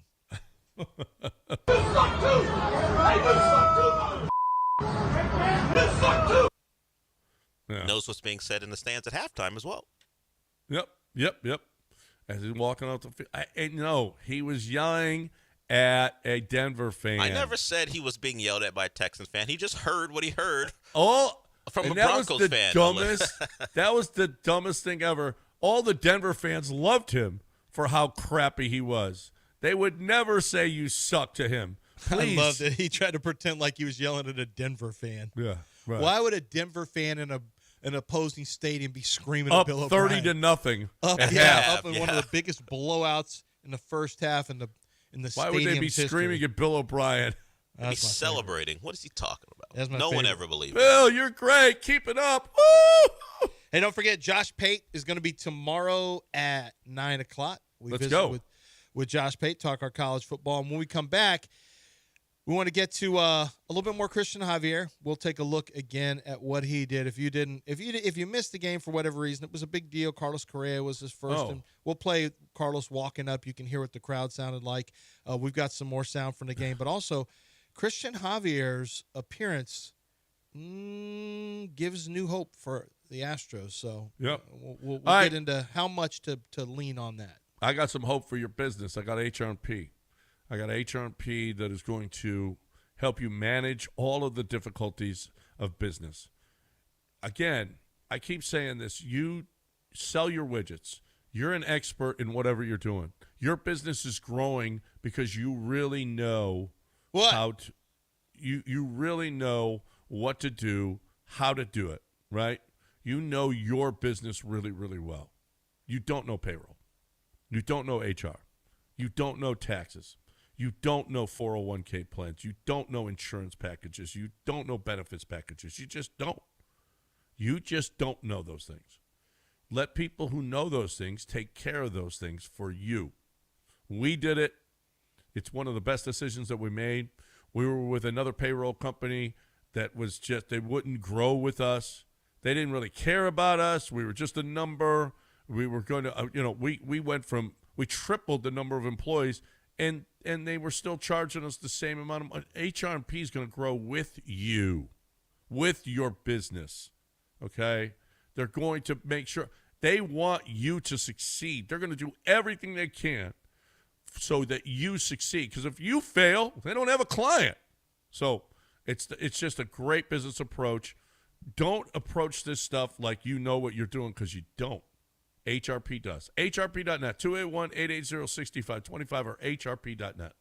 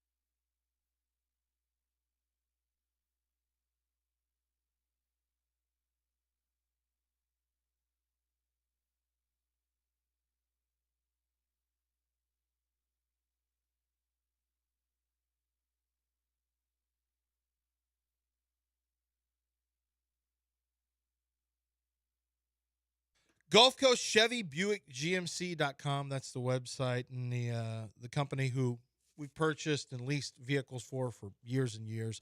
I speak for them because I trust them. I trust that they will make me look good when you have a vehicle purchase. I love when you guys go in and ask to speak with Craig DeSurf, because Craig is there and loves to talk to you guys, loves talking to listeners. There was a guy the other day who drove up in a tow truck, and he just stopped in because he wanted to ask about a car. He listens to the show, said he wanted to make sure there was actual real Craig DeSurf, and there it is. And they've got deals for you going on trucks right now. They have 0.9% APR financing going on for well-qualified buyers with a ton of different 2025 Buick models. This is a great $1,000 dealer purchase allowance for an Envision, $3,000 for the Encore GX. You've got $500 for the Enclave, which is the vehicle I love. There's so much to choose from. Enclave is what I'm driving right now. There's so many different offers going on right now in terms of APR or purchase allowances. But the main thing is you just need to know that you're going to get a great offer with great trade-in value and a company who's never going to hassle you, always looking out what's best for you when it comes to the purchase. That's why you'll buy more than 1, 2, 3 vehicles with them, because they are the company to trust. Gulf Coast Chevy, Buick GMC, and Angleton. Give them a shot today to earn your business. You're going to love the way they do business.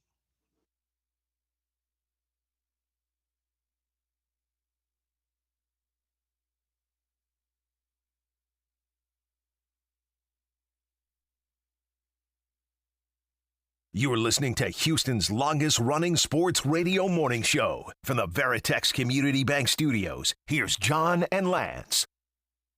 All right, a couple of notes. September 5th is our listener appreciation party. Keep on listening. We're giving away tickets throughout the day, all month long. We want you there September 5th at it is going to be at the St. Arnold Brewery. So we want you there. We want you to win tickets. We want you to come and have a big time with us as we celebrate you guys. Summer Circuit continues. Power On Electric Bicycle Company is sponsoring it. They got 2 e-bikes they're giving away.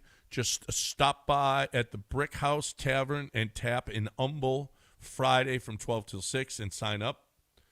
And possibly you could win those 2 e-bikes from Power On Electric Bicycle Company. And then Houston Restaurant Week going on. Get to HoustonRestaurantWeeks.com. See all of the different restaurants. HoustonRestaurantWeeks.com. See all the different restaurants.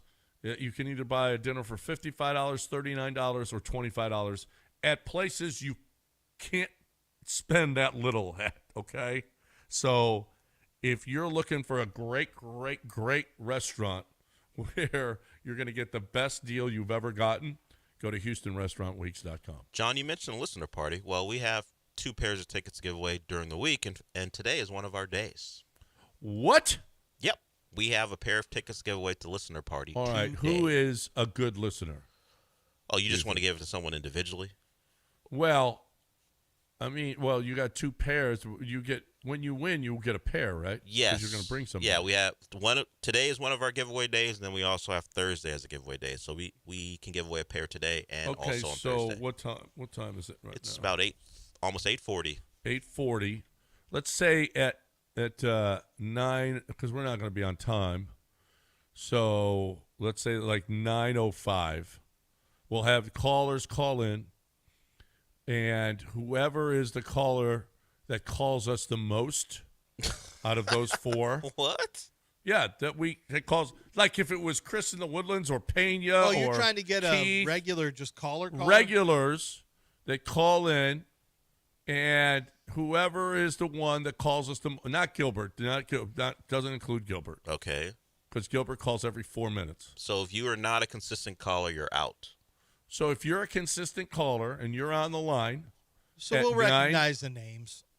yeah, we'll recognize The it. voices are more important because you can always say you're Pena and then not be Pena. Right, Pena calls every day. Pena's actually on hold right now. So Let's get to Pena. Well, he's then. out can there. he call back or does he? Or is Yeah, he he's out? got to call back at Okay. 9:05 because we got to give all the listeners a chance. So if you are not a frequent caller to the station, we will be giving away tickets throughout the week. But for us, this particular show, I guess you got to wait till Thursday. Maybe we'll switch it up. But just listen. All the shows are giving away tickets leading into Friday, so Right. you're gonna get an opportunity. But 9:05, our frequent callers: Pena, the Keiths, the Chris in the Woodlands, the what's his name? I forgot his name. The Tom wants in. Tom on a Israel. mobile. Well, who was that? There's like Tom on a mobile, Tom on a headset. How about we stick with Tom, the regular Tom? Raza. Rasa, who just Oh, yeah. asked me how he could get some tickets. Israel. Lance, you want to meet your hero? Gary. Yeah, all those guys. If you want in, 9:05 is your time. And then John will be the judge about who calls more, so you can blame him if you don't win. Let's Right. get to Pena. He wants to talk some UFC. Hey, what's up, guys? I already won some tickets yesterday, so someone else can have them. But Yeah, I saw yesterday mega deal for UFC and Paramount Plus and CBS. We don't have to pay for no more pay-per-views. Thank you. Because I paid so many thousands of dollars on that, and I can't wait to watch Cobra on there. Thank you, Lance, for having Cobra. Have a great day, guys. Snacks. So it's gone from if you missed it, they are leaving ESPN, and they are. I can't believe how big the UFC's gotten. I mean, I can, but I also can't. $7.7 billion deal. Wow. Paramount is paying $7.7 billion. This is like NBA TV deal and NFL deal. Like this good is to be Dana White. Incredible.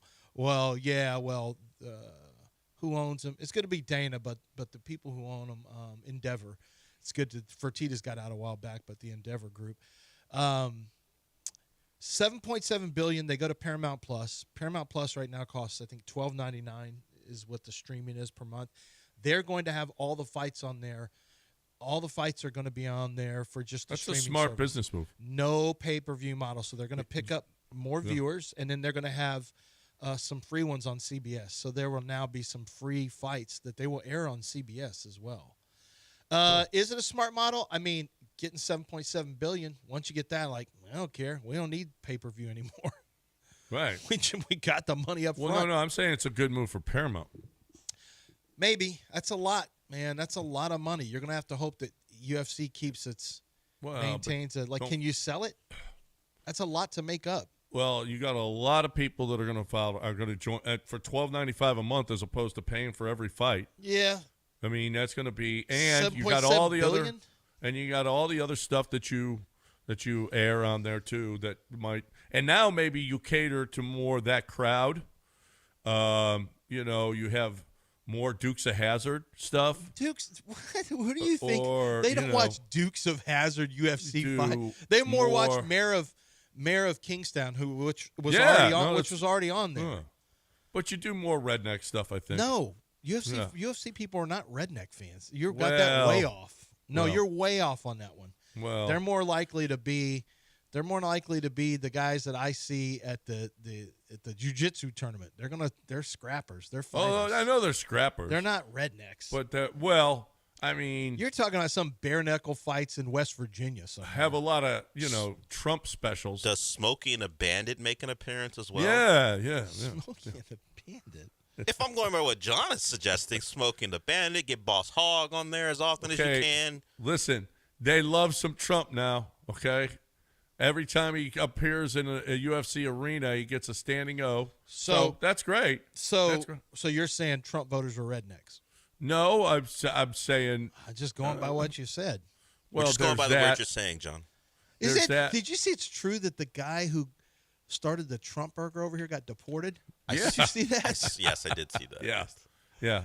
I think Guess what? He don't care. He was Lebanese or something like that. He don't care. So you don't belong here. Beat it. So if you added 1 million new viewers, 1 million new subscribers, which I would say is a lot. If you added 1 million new subscribers that stay with you a full 12 months, you make 155 million. We'll round up to 159 million in a given year. You ain't getting close to 7.7 billion for a long time. There's got to be something else here, like sponsorships, obviously ad revenue of some sort. I don't know, but you can't be like the 7.7 billion. And I'm adding 1 million subscribers. That's a lot of subscribers to Paramount Plus, and I'm accounting for the fact that they stay with them every month for 10 years.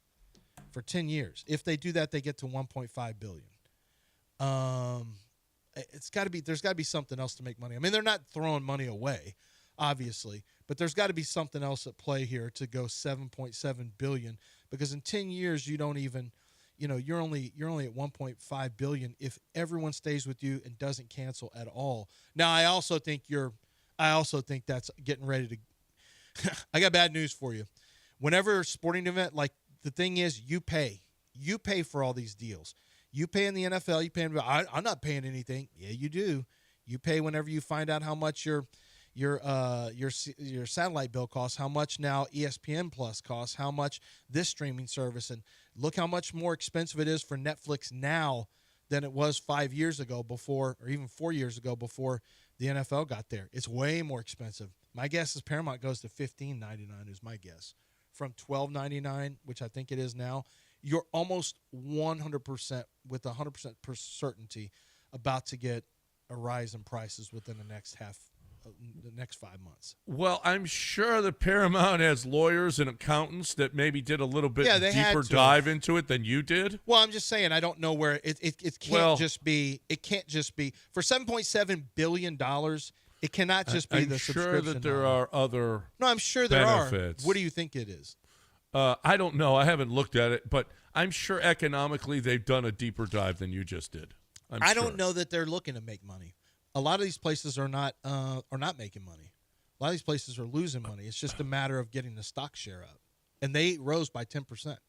Yeah, Their well, stock there you go. TKO was up. Well, TKO is that may be I'm sure that's a UFC stock probably went up. I don't know what Paramount's because Paramount is owned by CBS, and that's the same group. But maybe that's what it involves. Because you know how many of those groups operate at a loss. It's just they just try to cut down their losses and get their stock prices up. I'm just glad, like Pena said, that there'll be a time where you're not sending me a text about, hey, Cobra's on UFC 455. It's going to cost this. I can just watch Cobra on Paramount Plus. Not Cobra. Yeah. And he came into shook ones to the match. I know. So when Cobra's ready, I'm glad I don't have to pay extra because I'm already paying for Paramount Plus. It's going to be great. Not going to be great. Yep. I can't wait to see Cobra in that. I'm excited. Right. He can't wait for you to see Is it there either. another Cobra? I'm sure there's another There's Cobra. Stallone from that movie, right? Yeah. That's the Cobra I know. Is that where he got it from? Is that Frank Stallone? No, Sylvester Stallone in Is Cobra. That where back he in got it from? 1986. I don't know. I don't know that our Cobra got it from a 1986 movie I'm not sure. with Sylvester Stallone in it. Not sure. All right. Don't forget tomorrow, Josh Pate, Thursday, giving away tickets to our final two spots. Our final 2 spots for our fantasy draft at Golden Nugget Lake Charles. So that's happening on Thursday. Tomorrow, Josh Pate. Today, Coors Light. Today is the day that you get your Coors Light on. Have you tried it? Have you? Oh, I drink this or I drink this. Well, you know what? Try it. Try it. You'll like it. I told you we were here. And I went, and it pisses me off when I go to a bar and they're like, I go, okay, I'll have a Coors Light. We don't carry. I'm like, how could you not carry Coors Light? I mean, that's the most ridiculous thing I've ever heard. Why would you not carry the beer that people want to drink? It seems like everywhere I go, when there's Coors Light and the other beer's sitting there, when you go to a golf tournament, there's Coors Lights in the cooler and there's the other beers in the cooler, and the Coors Lights are the first one to go. I mean, it seems like that's all the time. So when will you wake up, you dumb businesses, dumb bar, that you should always, always, always carry Coors Light? Oh, I know you're a fancy place and you don't carry Coors Light, right, LaShane? Well, carry it, and then people will go, oh, I really like this place, and I'll come here all the time. So to me, it's just dumb not to carry Coors Light because the people love Coors Light. You'll love Coors Light. Try it. Have it at home. My father-in-law came this past weekend, and he was like, John, you got a beer? I said, yeah, I got a beer. Yes, I got a beer for you. Cold, clean, crisp, refreshing Coors Light. And he loved it. And you'll love it too.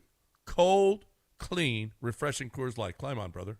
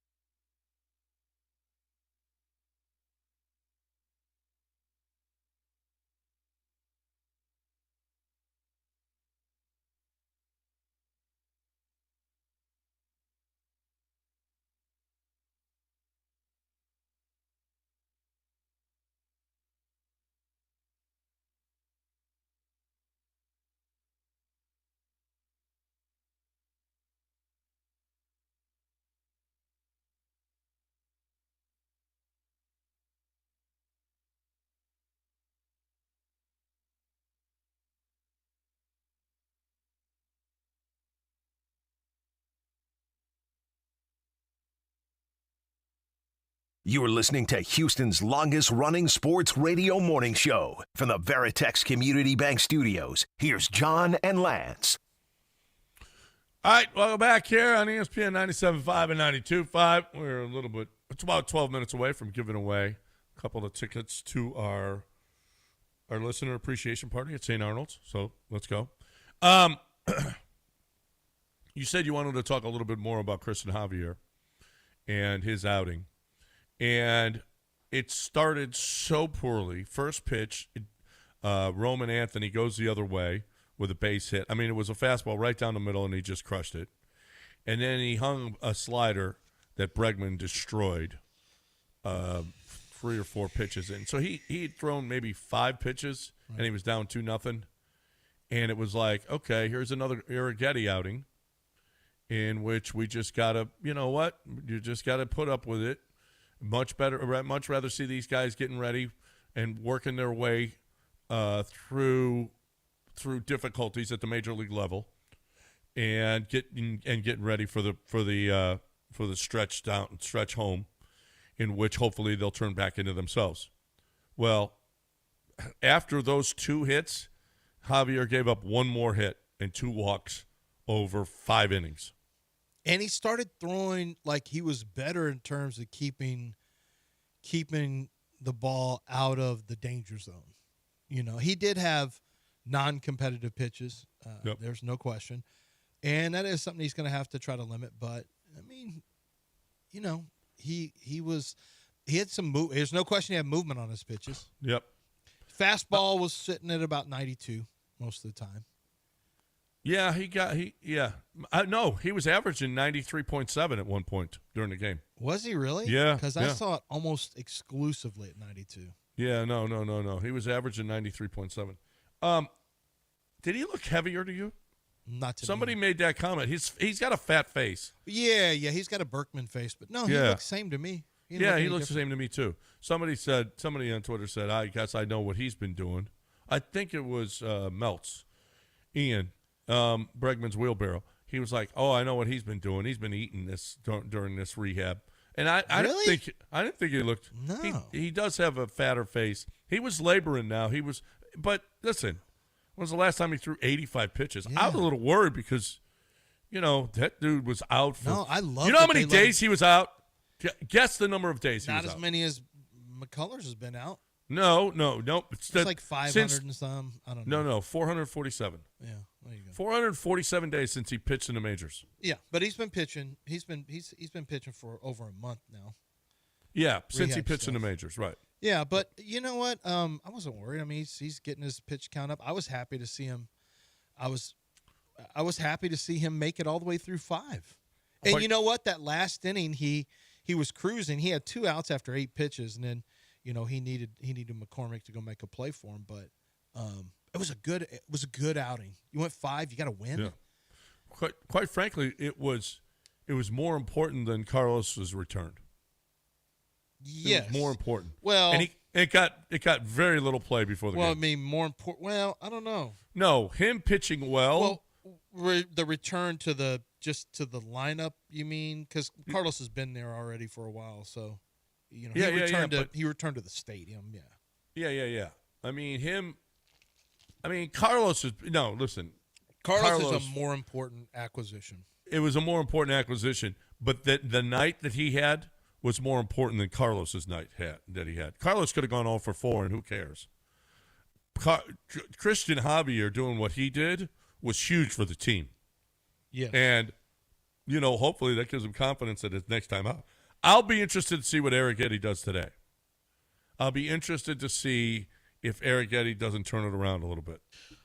I missed first pitch. Did Javier get applause for his return? Not really. So I mean, didn't or when he was announced, did anyone acknowledge that this guy has been It's gone? not the No, same. they gave him a nice ovation when he left at the 5th. Okay. But he walked out the same time Carlos did, so it was hard to tell. The crowd was standing. The guys all let Carlos run on the field first, and Carlos, got the ovation. But Christian Javier was walking out too. So it's hard. It's difficult to say which one. If it was for It was for Carlos. It's not difficult to say. It was for Carlos. for But I was Carlos. wondering, the guy who hadn't pitched on this level for 400 something days, that the crowd acknowledged that he was finally back. And then it was stunned silence because, frankly, listen, Crochet the first time through the lineup up until Cam Smith, Crochet looked like, we'll never score 2 runs tonight. They'll never. He had 4 strikeouts in the first 5 batters. He was incredible. It was like, oh, my God, this is going to be a long night. And after Cam Smith got to him, it was like the second time through the lineup, he couldn't get an out. Couldn't get an out. And that was – then they were 5 for the next 8 and just and put up crooked numbers on him. And that was his shortest outing of the year. Crochet's shortest outing of the year. Yeah, they got on him. They got on him hard. Here's the numbers on Christian Javier. He threw 34% fastballs, which is his lowest percentage of his career. But he did average 93.5, which is up there close to his 2022. Now it felt like there was more zip back in 2022, but that's just what it is. I mean, he averaged 93.5, which is pretty good. They didn't have him throwing any sinkers. They're counting it as sinkers now. So maybe it's a new pitch. Maybe it's just a different grip because the sinker is 90. Still a fastball. It's still a fastball. It's at 93 miles an hour. So slider, he threw 25.9% of the time, which is about on par with what he does. They call it his knuckle curve. They have at 8.2%. Well, change up 17%. Last year he threw 26, but in his brief time, I think that's because he knew his fastball had nothing on it. how much longer now? Hector Neris celebrated his 10th year anniversary. They gave him all kinds of. They had balloons in his locker. It's kind of a big deal because you hit a pension mark too. Oh, it is? Okay. Yeah, it's a pension mark. So it is a big deal to hit 10 years in the major leagues. Carlos celebrated his a little bit earlier this year, and it's a big deal. Neris has got to be one of the first to go, though, right? Oh yeah. You mean out of the line? You mean playoff? Yeah. roster? When I would hope. Well, Luis Garcia's coming back. I mean, I guess that's going to be Jason Alexander's Cole Hummel spot. Oh sure, yeah. Cole Hummel got sent down. Cooper, not Cole. Cooper Hummel, but you also brought up Jacob Melton. Cole Hummel. What That are sounds you like saying? a race car driver. Is there a Cole Hummel race car driver or something like that? Probably. Well, There's a Cole probably. Hamels. Yeah. Yeah, pretty that's much why. the same. That's it. Same thing. So Del Olaleye, baseball guy. yeah, and race car guy. And race car guy. Baseball and race car guy. Yeah, you're the Brad Doherty of this show. You're the SEC of the Well, show. John, Brad Doherty. I'm really happy with the way they're Well, racing you know what right I now. say, John. If you ain't rubbing, you ain't racing. You ain't rubbing, you ain't racing. I can't believe I was ever the first pick of an NBA draft. Can you believe this voice played NBA basketball? This voice was an NBA center. Played for Dean Smith, was the first pick of the draft. Mark Price couldn't guard a trash can. What? They wasn't going to pull no Anthony Edwards on me. I was never going to get fooled like that. I saw it with Anthony Edwards. Oh, my God. Oh, Or stuff Please about oh my God! You see what she's asking for? Yeah, I don't even. That's just unbelievable that you get caught up in this. She wants some cash, bro. Oh, Anthony Edwards, young guys are she's so like, stupid. give me all this money. She's 39 too. and I'll take on sole custody of the baby. Yeah. I want $55,000 a month for the rest of my life. What's the bulk payment she wants? Like $500K. 500,000. $500K. Supposedly, there's already been a settlement in court. Well, she's going for more. For Mo. Yeah. Oh, speaking of going for more, you see John Gruden. They're actually going to trial. It wasn't thrown out. This is actually kind of a John Gruden's got a great shot. John Gruden might ruin your whole league. He's got Lance. a great case. They're going to have to drop NFL. Are you afraid, Lance, of what Gruden's going to do to your league? Not afraid. He's going to ruin your league. Gone. Not afraid. Shred 'em, Stroud!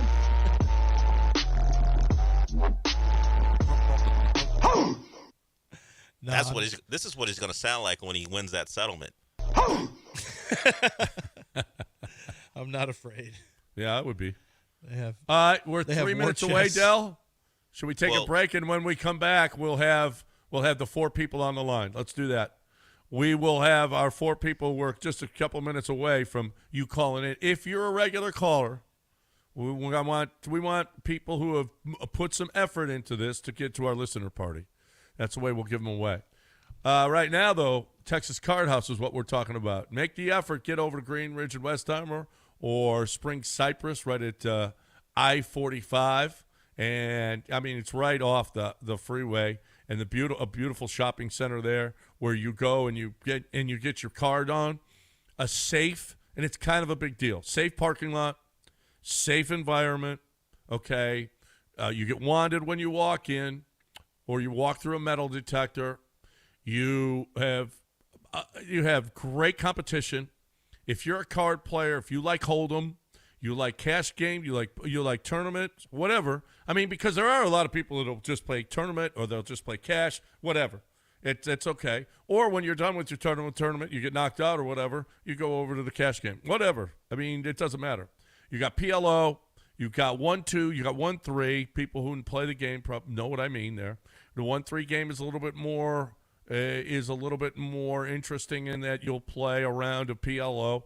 There's something there for everybody. If you love poker, it's open 365 days a year, seven days a week, 365 a year. So every day, every night. Only one night do they close. That's Christmas night. But they'll be open during the day. So you're looking for the best way to get your cards on, you get your poker on. Texas Card House is the premier place in the city of Houston. Doesn't get any better. TexasCardHouse.com, TexasCardHouse.com.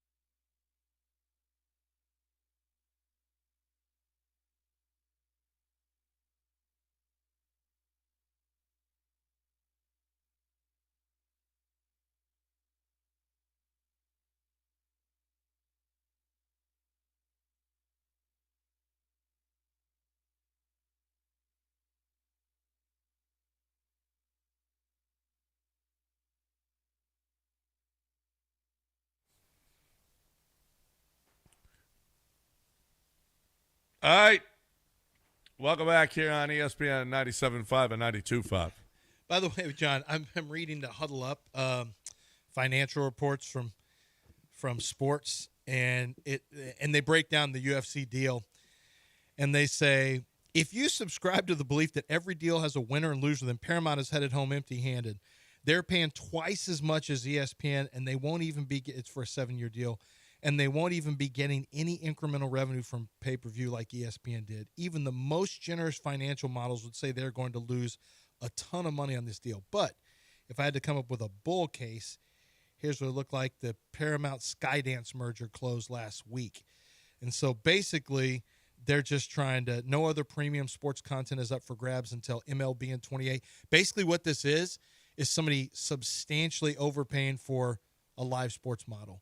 And you and I both know live sports models, man, people are paying the only thing that people premium dollars for that. That's the only destination programming there is right now. And this guy thinks that maybe there's a chance because the UFC has a younger demographic that they're more likely to sign up for streaming services and stick with the content for a while, and then they'll try to formulate the content around the young people. But it's not they're probably not going to make money. They're not going to make money. There's unlikely, but they think that there's something else here about potentially spinning off. They could end up selling also. So it'll be interesting. I don't care about your financials. I care about I don't have to pay for a pay-per-view event anymore. So that's awesome for me. I've been paying for pay-per-view events. And in all fairness, I don't pay for a ton of pay-per-view events anymore. I used to watch them all. It's just so many of them. It's almost impossible. Well, you're going to have Paramount though now. You'll go broke, yeah. And so now I don't have to. And you've got a fight coming up. Although are we going to act like Paramount's not going to jack up that they price? are. They're going to jack the rate up. Yeah, they are. They're going to. They're going to jack the rate up. A UFC diehard fan who watches every pay-per-view plan will instantly go from spending $1,000 per year to less than $100 per year. That's the change in revenue model. As a non-UFC watcher, I'm interested to see how Paramount sells it to their subscribers. Hey, our price has been this for you. Yeah, they're going to lose some people who will bail because they don't care about the UFC, and then they'll gain some who are I'm sure they imagine the gain will be worth whatever. Man, are you just going to have people who buy and who just quit after a month? They just sign up for one good event. Well, I mean, they have their own programming. Like if you like Landman or Lioness, they have their shows and stuff that I'm sure they're going to try to. They will promote ferociously. Did you two watch Landman? UFC? I've heard good things about it. Is it Jerry good? Jones makes an appearance in there. He's pretty good. That's what I watched it all. All right, we got our listeners on hold that want to come to the listener appreciation party. Del, what's the lineup? Well, right now we have La Raza, Larry, and Tiger. For people who don't know, Tiger is one of the gentlemen who brought food to Gilbert during those times. I think Gilbert more wanted than a steak. once, actually. Yeah, he's been over there a couple times. We have one more phone line open for someone who is a frequent caller who wants to be involved in this. John, but the list: La Raza, Larry, and Tiger. It's over. It's got to be Irv. Well, we got one more. We'll see. Yeah, it's just got to called be in. Irv. It's got to be Irv. La Raza has been calling. He shows up. He's been showing up at events since our 610 days. I mean, this guy has been that long. He's been around forever. And he's been a very big contributor to the show over the years. La Raza has got to be. He's got to be at the. How long has Larry been calling in? Larry's been calling in for a while. He's not nearly as funny as La Raza. Larry, sorry. I told you John was going to be the arbiter here, and he has dumped all over you. I didn't dump all over Larry. I love Larry. Larry's been a great caller, and over the years, he's been around for a long time, too. Yeah, he's been since Larry's 16 got also. the most distinctive voice of any caller we've ever had. Do you know who Larry is? Do you know what he looks like? Yes, I do. Okay. Yeah. So has Larry ever been to one of our events? Yeah. Yeah, okay. I think fifth anniversary? Is he? No, I think beyond that, some other time, not 5th anniversary. Yeah. But La Raza he's been a loyal listener for I don't know how long. So. Lance, do you have a vote? And Tiger, thank you so much for taking care of Gilbert, but it's La Raza has been part of the family for a long time. And you fought his brother last year. No, that was Gilbert's brother. Gilbert's brother. It's Gilbert. The other Gilbert. Lance, do you have a fight? It was just arm wrestling. Do you have a vote, Lance, on this? I'm good with anybody John picks. So this is all on John. Yeah, there you go. Okay. I love those guys. Don't get me wrong. But you gotta, like you love one of your kids better than the other kids, Lance. No, I just have power ratings that change. Yeah, right. I don't love them differently and love them more. I just have, just like an AP poll, I mean, You can BCS say that, poll, but- it moves up and down. It's fluid. Yeah. It's yeah. fluid. And, La Raza, for all he's been to us for all these years, he's family. So. Wow, this is a real love affair. Yeah, I mean, this just- is That's turning my guy. into I love this is him. turning into a segment. It's gotten probably uncomfortable for La Raza, if I'm being honest. Well, let's bring Irv, him it's on. probably uncomfortable. Like his wife is not going to say, "You can't go after I just heard this." I want to make sure nothing's going on down low. What? Don't talk to me like that. Talk to John with that voice. He's crying. He's the one who loves you. What's up, man? What's up, fellas? How y'all doing? Hey, Juanito G, Lancer Knight, Delvin C. Yeah. La Raza's the one. Throw shade Thursday. Were you famous. uncomfortable at all with how much love John just showed you? Oh, he buttered me up so bad know. right there. Whew. Yeah. How you feel? Yeah, Buttered now me that up you're and all- stuffed me in the oven, man. Need a cigarette? now that you're all lubed up. hey, what Mm. are you doing? Oh, well, hey, you know what I was going to say? Hey, it's kind of like my pension, too, man. I feel like Nerese right now. Y'all trying to throw me out the gutter and just give me these 2 tickets. I felt like, man, give some to the old guy. Yeah. Oh, yeah. You're one of the. I mean, your family. That's all. That's all. Love me some La Raza over the years. Yep. Hey, So John, is that your grandkid next to Dell? Or who's that? no, that's Suzanne's nephew. Oh, I thought that was Suzanne. JT. He's an intern. I mean, man, JT hasn't aged at all. No, he's an intern. That's not JT. He's an intern. He goes to Indiana. Yeah. That's not okay. JT. Oh, okay. Okay. You trying to be Goes like Pat McAfee, too? You going to take your shirt off, too, and start doing all these chants and stuff? Cut your sleeves off. What did Cut 'em that off. let That's you it. say? Suck Hey, Whoa, we're not whoa. doing that cheer. What do you? He said, what He's is trying to do head. What Or does neck, LSU I mean. say? Yeah. Neck. What? What did you just I say? screwed that He's one trying up. to do what? No, that was a mistake. Trying to do Neck. what? Neck. He's trying to do that. Too song. late now. No, I Hey, I had a real segment. You were just though. I had talking a real about how segment. fluid you What's were. going on with the WNBA and these Bilbos? What's going on there? What do you mean what's going on? It's pretty obvious. Did you Yeah, but see? okay, now they have a no bag policy. So where are they? Where are they? You know What do where you they'll be think hitting. that- Oh, you know what? He's the same one that brought Noah into the show for the first time. Yeah, Yeah. and there's He knows what he's doing every single phone call. He knows Did- exactly what he's doing. there's a new Hey. tight end he wanted us to mention, Luke, whatever his last name Yes, was. he tries to get us to say that. that's right. Did you see the advertisement by Adam and Eve? No.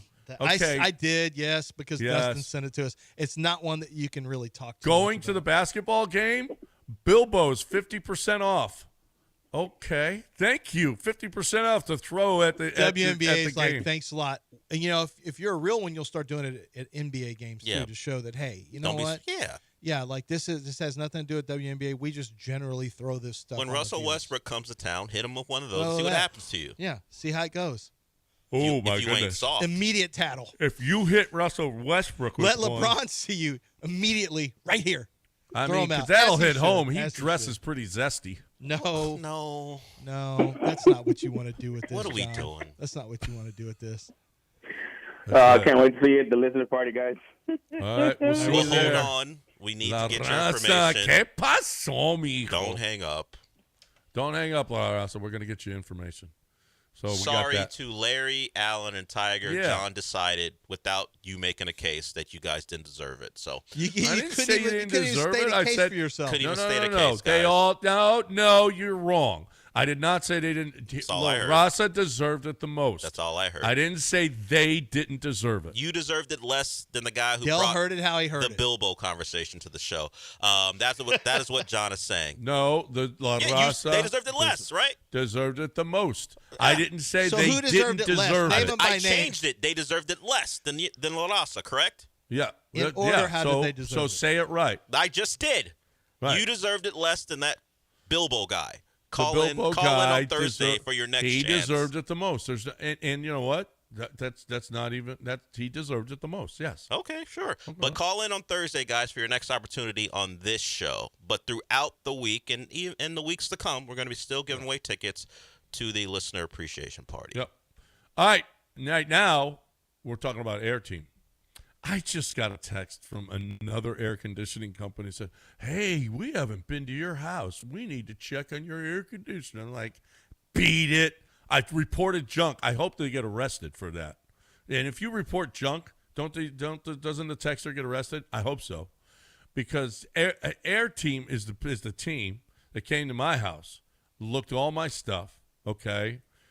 And, well, it was too late. I was stupid. I wish that I had done it sooner. Maybe they could have caught it. I don't know. Maybe I just needed to get new air conditioners, okay? What about you and your air conditioners? Have you looked at them? And have you ever looked at them? Have you ever done anything about your air conditioner? Because if you haven't, then you need Air Team. You need Air Team at your house for a low price. They will look at everything going on with your air conditioner. And if there's a minor adjustment that they have to make, if you got some kind of wiring, if you got a Freon issue, if you haven't cleaned out your air conditioner, there's a bunch of leaves in it. I mean, there's all kinds of stuff that could be actually taken care of, and you wouldn't have to replace your air conditioner. But if you let it go and you work the motor too hard, oh my goodness, you got to replace the motor. You got to replace the air conditioner. Don't be that guy. Don't be me. How stupid I was. It cost me money, and it will cost you money too. So just call right now. Go to airteamltd.com. airteamltd.com is going to come to your home. They're going to check it out, and they're going to make sure that your air conditioner is working in top order. 713-936-5346. 713-936-5346 or airteamltd.com.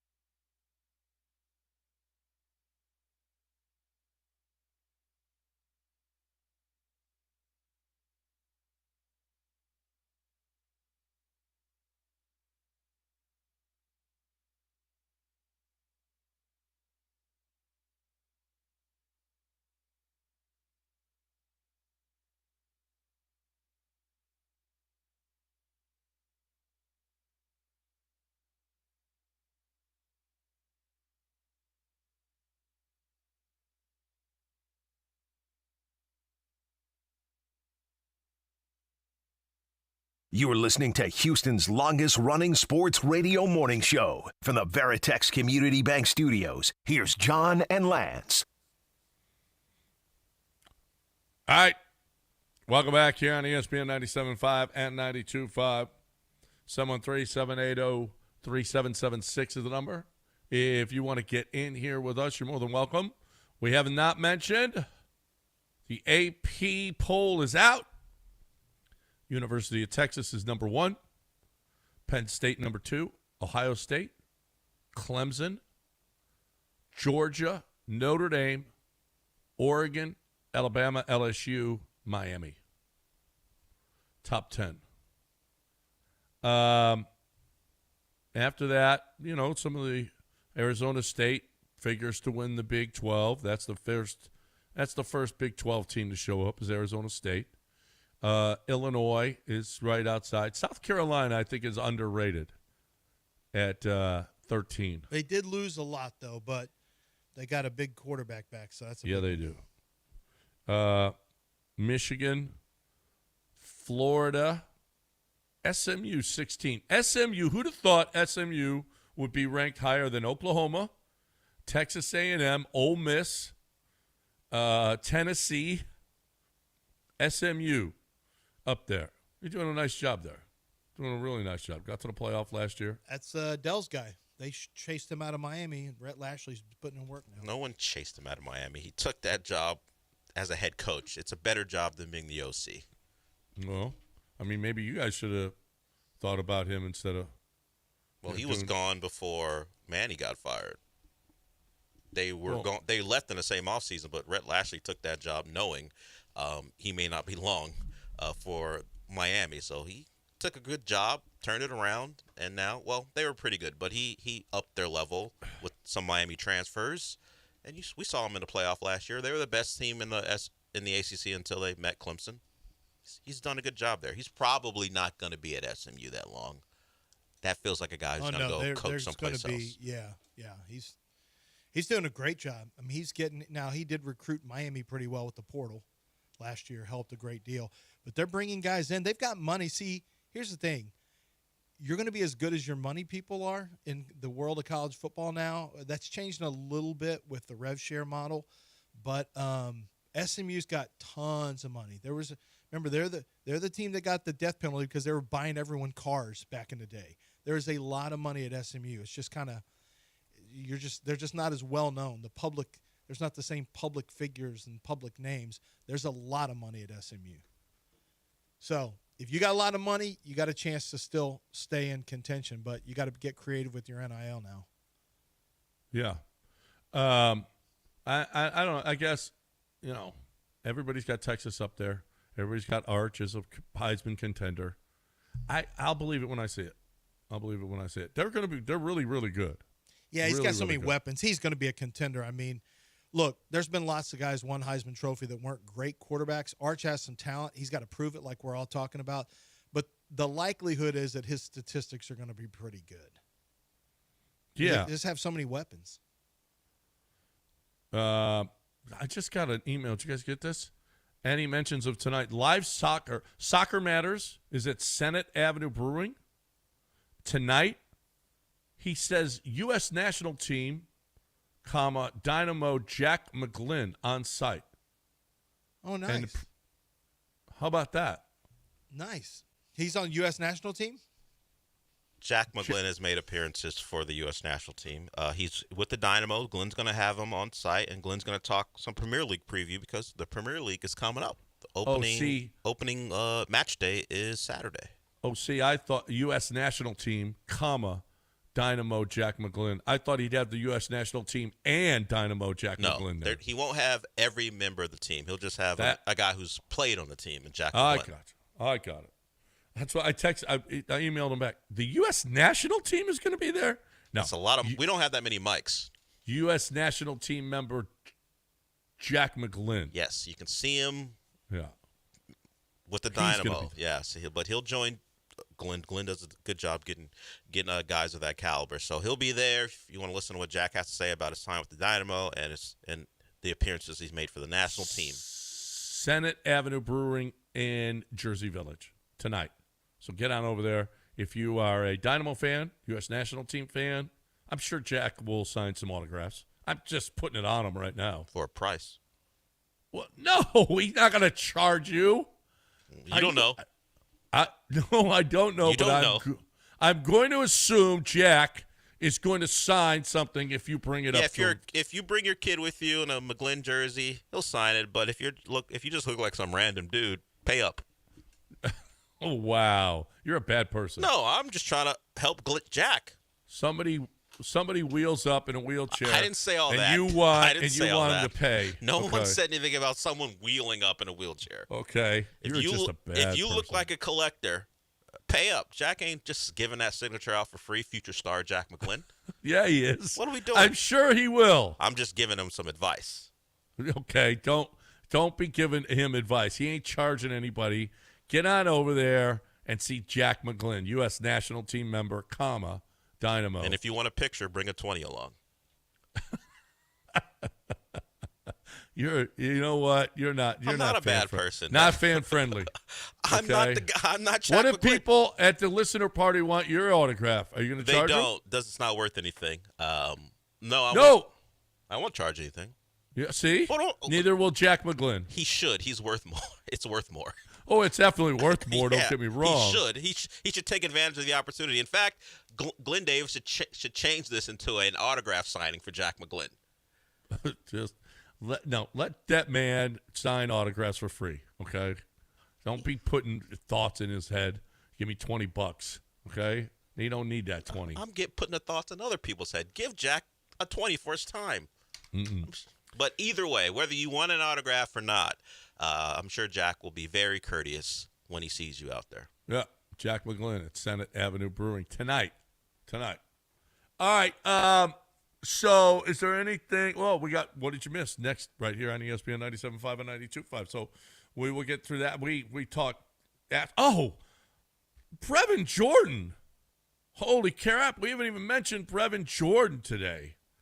And that wasn't discomfort. That was pain that dude was in. There were screams coming from the field, and that is so unfortunate. We'll talk about that and more on the other side, right here on ESPN 97.5 and 92.5. Houston Powder Coaters is what I'm talking about now. Robin and the people there do an incredible job. 5-star reviews because they're just the best at what they do. I don't know what it is that you have that's metal, but if you want to save it, you want it to be around for a while, you want it to look great, you want it to look new. Okay, something that's old and rusty it ain't getting it. Okay, you want it to look beautiful, you want it to look new, you don't want to replace it either, because that metal, whatever it is, especially if it's a little bit older. The older metal is better metal than you're getting right now. Let's face it, everything isn't as good as it used to be. Whatever they made was made better. Well, it's especially the case with metal. So you've got wheel wells, you've got bumpers, you've got patio furniture, obviously. You've got fences. If you're a business, they can come and fix those and make those look new again. You don't want it to look old and ratty. You want it to look great, especially if you're a business too. You want it to look as good as possible. Otherwise, people aren't coming. They're not coming back. So Houston Powder Coaters is here for you. They'll pick up and deliver absolutely free. If you can hear us, they will come there to your home and pick it up and deliver it absolutely free and make it look new again. HoustonPowderCoaters.com. Tell Robin that you heard it right here. HoustonPowderCoaters.com.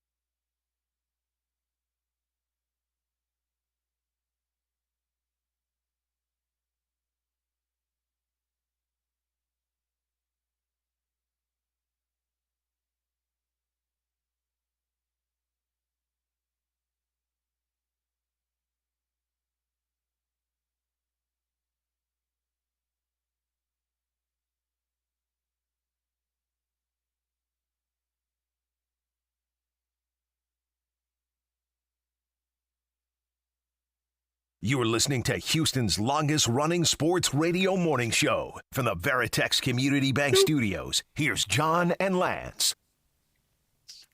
So, yesterday during practice, Brevin Jordan went down. And apparently it wasn't good. He was in a lot of pain. And D'Amico talked about it afterwards. It's a shame, too, because he was injured last year with the knee, and now this year an apparent knee injury. And, man, you hate that when a guy's working all offseason to get back. And he was I didn't know, obviously Cade Stover's come out, and Cade Stover's been one of the stories of camp. But Brevin Jordan can play. Brevin Jordan has got, the way – last year, was it last year or the year before, that he took a pass along the sideline and I was like, holy crap. I didn't realize Brevin Jordan was as fast as he is. Yeah, And Brevin can run. he took it to – he's not considered – I think he's considered pretty fast, but he seemed real fast on that play. Yeah. I mean, holy crap. He took it to the house, and it was like, man, that dude is motoring. Well, now another apparent. I don't know what the injury is, so I'm not going to say. But here is D'Amico talking about it after practice yesterday.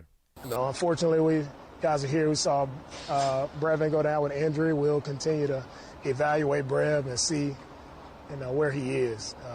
It's tough for everybody to see Brevin going down, knowing how much work he's put in to get back to this point of playing football and how excited he was to get back playing football. So just praying for him to have a successful return. Damn, we're praying for him? That's not good. No. When D'Amico's having to hit the prayer line for you, that's not great. I saw Landon Dickerson from the starting guard from Philadelphia. He was carted off, but he just got minor. He's going to be all right. Yeah, his was just a minor procedure he has to get. Yeah. So that's a positive, and we haven't heard yet. Listen, it looked like C.J. Gardner-Johnson was out for had a career-ending injury. He'll be back hopefully week 1. So let's pray for Brevin. Pray for Brevin right now. Okay. Okay. Yeah. I don't know enough about what's going on to put prayers on him. Well, okay. At least thoughts. Thoughts? Yeah, I can do thoughts. You're not going to put prayers on him. I just need to know specifically what we're praying on here, John. Right now, I'll give him my thoughts. Okay, I can't give him thoughts and prayers until we know. Right now, we're just in the thought stage. Like, I'm thinking about you, Brevin. I have thoughts. Thoughts or thoughts? Thoughts. I wish thoughts on him if he wants them. You're wishing thoughts on him? I mean, if that's how he's going to get through his recovery. Yeah, For those who don't know, it's THOT, that hoe over there. I mean, if that's so that's who these guys are talking about right now for our injured tight end. I just say T's and P's until I find out what actually the issue is. Yeah. Then I will escalate to actual words. But T's and P's at Brevin Jordan. Hopefully, it's not as bad as it sounds, but it sounds pretty bad when the coach is invoking prayer. Yeah. I know Brevin Jordan is a religious individual. At least that's what I've seen. But, if a thought will get it done for him, why not? Hey, who amongst us? Okay. I mean, the thought could be religious. Yeah, no. None likely. Plenty of thoughts are in church.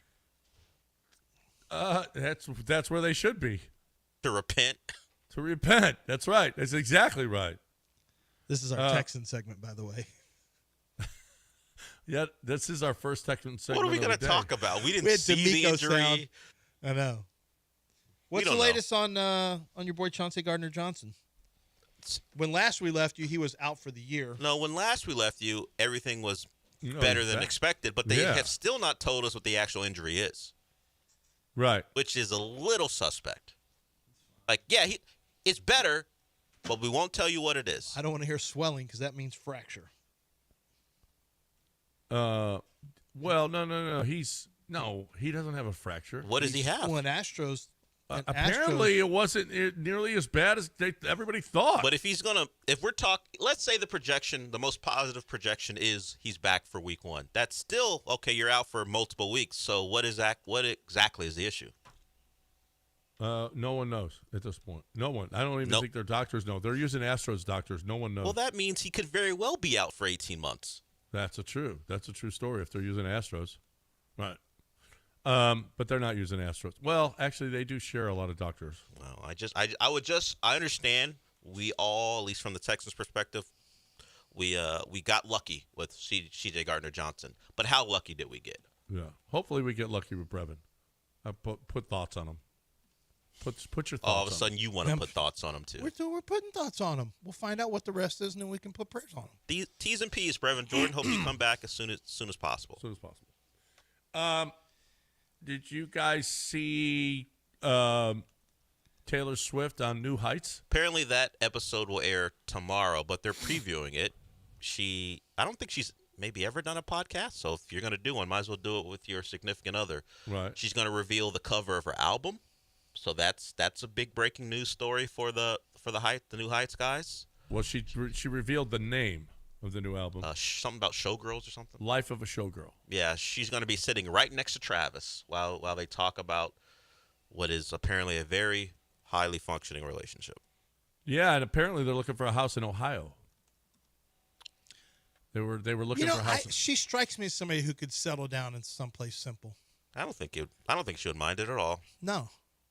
Is that way? I guess he's from Ohio? Yeah. They went to Cincinnati. They're from Ohio. That's right. Yeah, that's right. They went to Cincinnati. Yeah. I mean, wouldn't that be neat? I mean, they live a nice, quiet life. I don't know how quiet it's going to be, but maybe a very nice life. Do we expect in a year or so for Travis Kelce to go on with Matt Barnes and say, I don't know, she wasn't very motherly. I don't know. I had to break up with her.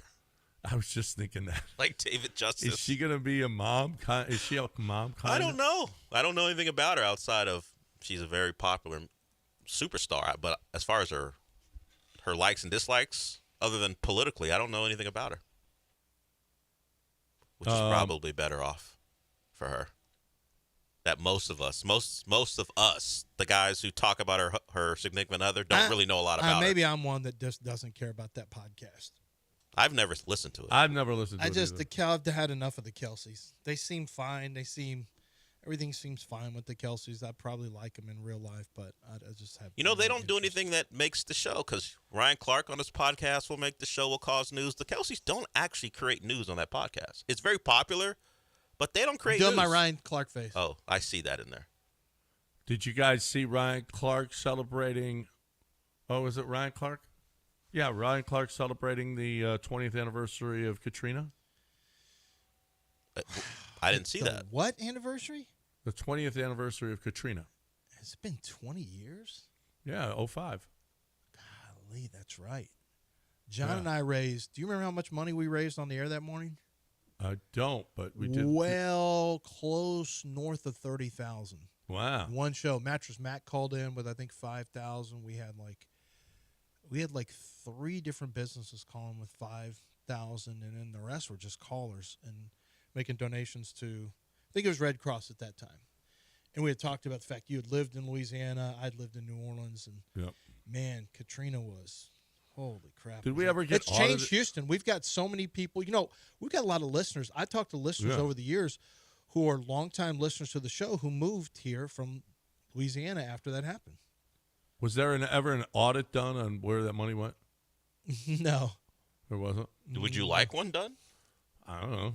I never saw any of it. We never collected You weren't any of supposed to see any of it. He said, it. I never saw any of it. That money wasn't for you. No, I mean distributed. I don't know. You're not. You don't know.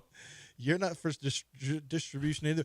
No, do you remember we also went with the Rockets? You guys aren't getting a whole lot out of this segment, but that's fine. This is for segment. How about the last hour and a half? Right. But remember, the Rockets had us when John and I were at 610. We had the Rockets too, and the Rockets had us come out, and I think we had the Rockets. Rockets had us come out, and we did with Jeffy and Gundy. We did the there was a food drive and things like that for Clyde was there. I remember for the people who they had a lot of people. I want to even say like a job fair or something like that for people who had come over from Katrina. But it was wild because we're all excited and helpful, and let's help our neighbors who have come in, and you could just see people were shell shocked. It was wild to see that's when it hit like, oh yeah, man, they lost everything. Yeah, it was absolutely everything, and they're in a foreign and they put state. them in the dome. Yeah. Oh, man. Yeah. I mean, that was that was the shocking. What? We're staying in the dome? So the pod, or at least the show you're talking about for Ryan Clark, is called Above the Tide, 20 years after Katrina. So, he's a Louisiana guy. Yeah. So he takes a look back. I think it aired.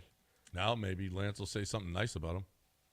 No, I like Ryan fine. I just think Ryan can be a little inconsistent with his thoughts on players depending on who their agent is. That's verified fact. And he can be a little inconsistent depending on who the quarterback is. But he just seems like I just feel bad for him always having this much stress in his life because he's got Twitter beefs going on, seemingly a new one every 2 weeks. You feel bad for him, huh? Well, I don't feel bad for him. I just think his life would be easier if he just, got off Twitter. I think it's all part of the game they're playing over there. So it aired last night on ESPN, and then it'll be streaming on ESPN Plus. It's ESPN E60, so it's one of those things where they take a look back and the last 20 years since Katrina. Yeah, I was watching some of it, and then I switched over to the Astros. But yeah, Ryan, it was heartfelt. He was affected greatly by it. So, yeah, if you want to watch it, it's on ESPN. It was an E60, I think, right? Correct. E60. Yes. Yep, if you missed it live, it'll be on ESPN Plus if you subscribe, so you can see the whole thing. Yep. All right, did we miss anything else? Is there anything that happened? Nope. You finally talked about the most important team in town, the Texans, with the Brevin Jordan stuff. So thank you for talking about what matters. The Texans. Well, actually, the Rockets, we talked about them in their Christmas Day against the Lakers right here. And they open up the season against the Thunder. Yeah, how about that? They are highly, highly, highly regarded. Our intern made a really good point. He's the nephew of Suzanne. Is that who Suzanne's nephew, Suzanne. Yeah. He made a great point looking at the Christmas night slate, or the Christmas Day slate, where you have the Thunder and the Warriors playing each other, and the Rockets and the Lakers. Shouldn't it just be Rockets, Warriors, with KD on the Rockets now? You played him in the playoffs last year, all that history. KD telling the Warriors no, and they tried to trade for him this past season. Simple. You send the Rockets to Golden State, since you're already sending them to LA, and you send the Lakers to Dallas for Luka. For Luka. On Christmas. It's an easy thing to do. It was easy. And why'd you mess that up? How'd they mess that up? Too easy. Yeah. By the way, I saw odds on makes playoffs, don't make the playoffs in basketball. The Dallas Mavericks are favorites not to make the playoffs. Well, Kyrie's injury, they're not sure when he's going to be available. Anthony Davis will probably get hurt again. He's going to be available for the new year, right? Yeah, but where are they how by far that back point? will they be? Yeah, in the West. But who did they added somebody else though? Cooper Flagg. Yeah, he's still a rookie though. But yeah. Yeah, but all right, we got to wrap it up. I got to drive to Tuscaloosa, so get off this radio show. Okay. So we got to end this show because you got to drive. Well, I just want to end on time today. That's why I want you to have your regular show. Since when have you wanted me to have my? Every day I want to be off the air on time. That's all we care about. Making sure your show is perfect. Yeah. Considering the lead-in I get from you guys in that final segment, sure. Hey, how about this? How about this lead into Collector's Firearms? If you want a gun, doesn't get any better place to get it. There's one. Listen, I don't know where you are in the gun world. You don't have any. If you're a first timer, okay, that's fine too, because they can take care of you. They're going to help you, and they will help you get through that process of being a first time buyer. You can't. I mean, just stop over there. Happy to answer any questions, or you can go to their website, schedule an appointment. Just click on first time buyer, and there are lots of tips and questions that you can have answered. Maybe you just feel like, hey, I need protection. Okay, all right, that's great. Or if you're a hunter, the team at Collector's Firearms, they know their stuff. Now they're not pushy, but they certainly have the answers to your questions and let you make the decision. They make shopping easy for you. Okay. If you're a gun enthusiast or a history buff, you got to visit Collector's Firearms. It's literally like a museum, okay? They got antiques and memorabilia. But if you're an avid gun collector, they offer the widest selection and a lot of bang for your buck. That was pretty good, bang for your buck. They got pre-owned guns as well, and they come with a guarantee. So you're looking for a gun. I mean, it's the biggest. It's the best. It is, and not only just here, all over, anywhere. They'll buy your gun. They've got new. They've got pre-owned. They've got everything you could possibly want. 7626 Westheimer at Foss. They've also got locations in Dallas and Austin. Online, collectorsfirearms.com, collectorsfirearms.com. Collectors Firearms, it's the best damn gun shop in the world. Tell them you heard it here.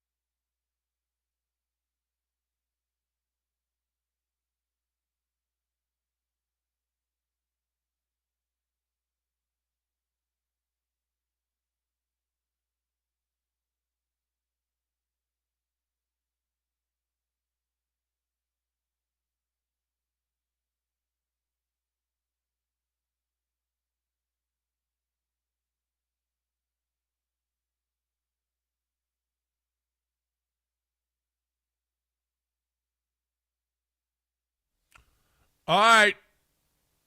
Welcome back here on the show. An easy jet pilot was suspended after a drunk and naked incident.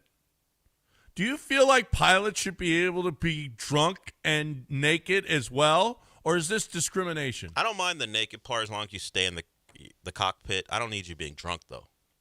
Seems like a bad I prefer neither. I'd prefer neither, but drunk is a non-starter. But I don't think he was drunk while he was flying. He was just drunk and naked. Well, as long as he's not in public or in the United Club, putting his junk in hummus, I don't need that.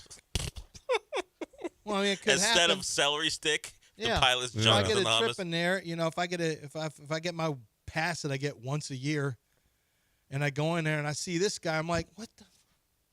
Can I get my money back? I don't want to use my pass right now. Look what's over there in the hummus. I don't want to see a pilot's personality, to be honest. I think it's one of those things like a doctor. I don't like a doctor who makes jokes. I don't need a pilot that's showing that he's got a personality. Sully didn't make jokes. Yeah, just do the job, man. No. And then when you're not around Now, passengers, Denzel do whatever you want. Now, Denzel Denzel was hard, yeah. Well, you Denzel saw, went- you he saw went hard Evan in the Mendez. paint. You would party too. I'd rather have What was that movie called? Flight.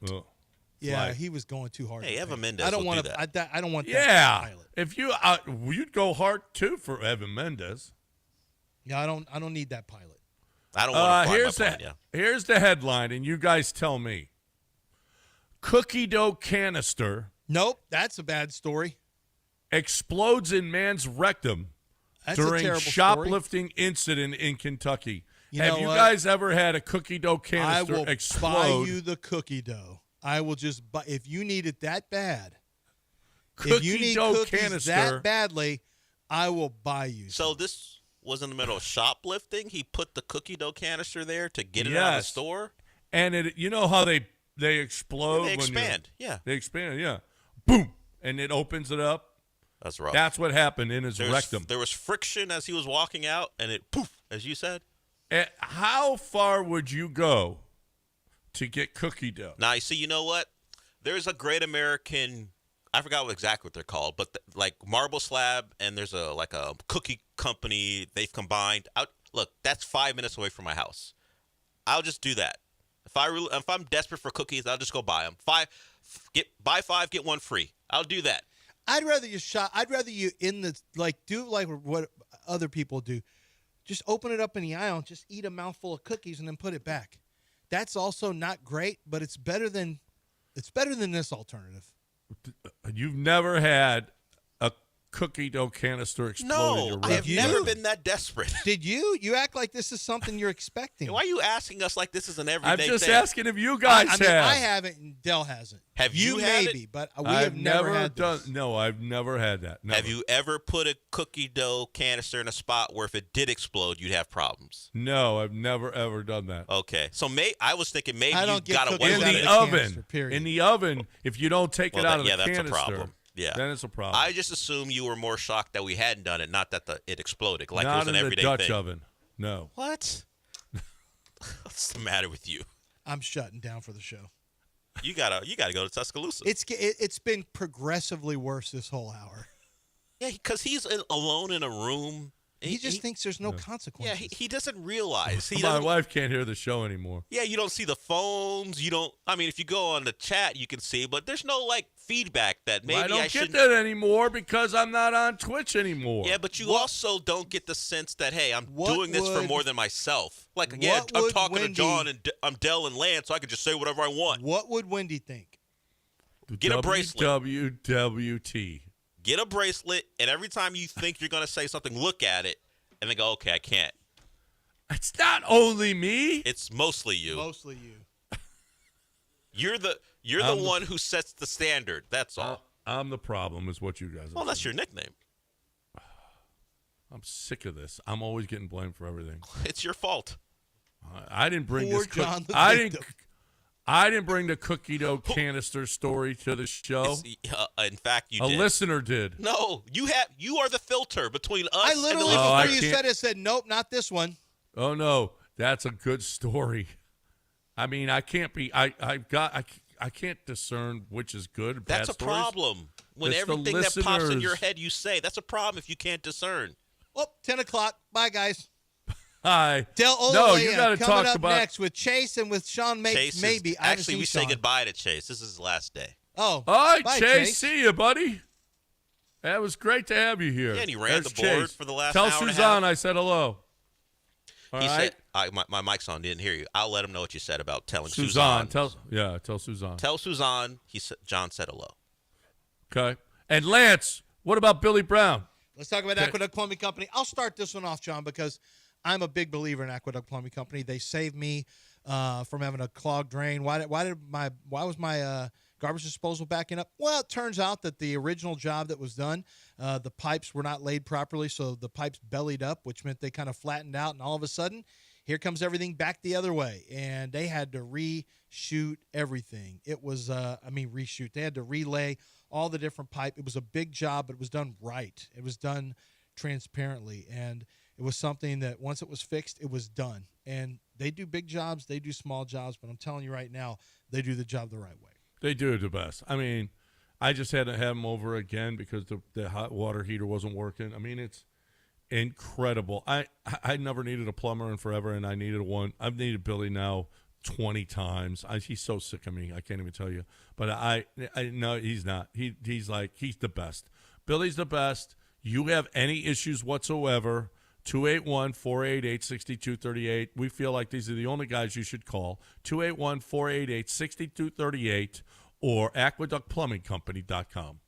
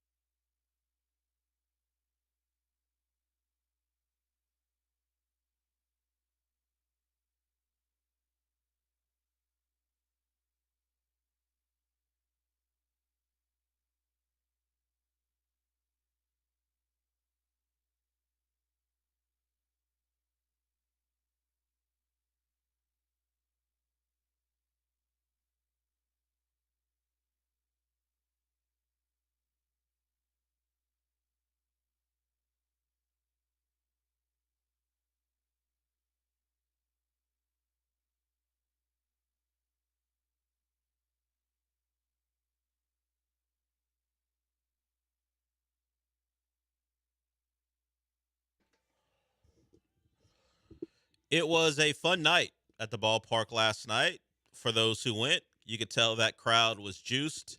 The anticipation of all those returners helped add to what was a great baseball game. The Astros win it. You had some complications and also some not so great news when we found out why Josh Hader was not available last night. We'll get to that. But as far as the good stuff, you had Christian Javier in his return. And yes, I'm going to start with Javier because I think his return is more consequential to what could be the Astros' fate this year than the Bregman return, clearly, unless Bregman does something in a series against the Red Sox that matters. Of course, we had seen what Correa had been since his return. He had turned it up, much to the chagrin of Twins fans, particularly Twins fans who were happy to get rid of him or thought that he would continue what had been, in their eyes, a lackluster season. He has not been that guy in Houston. Some guys just fit, and Carlos Correa in Houston is right. Him in that uniform is correct. It all looks good. And I was thinking to myself early in that game, and we'll get into more of Javier's return, but the Astros rolled out Pena, Smith, and Correa. Not necessarily in that order, but those guys are in that lineup. And it's like if you're talking about guys that get off the bus, the guys for a baseball team that you want to have them get off the bus and go, that's what I want my baseball player to look like.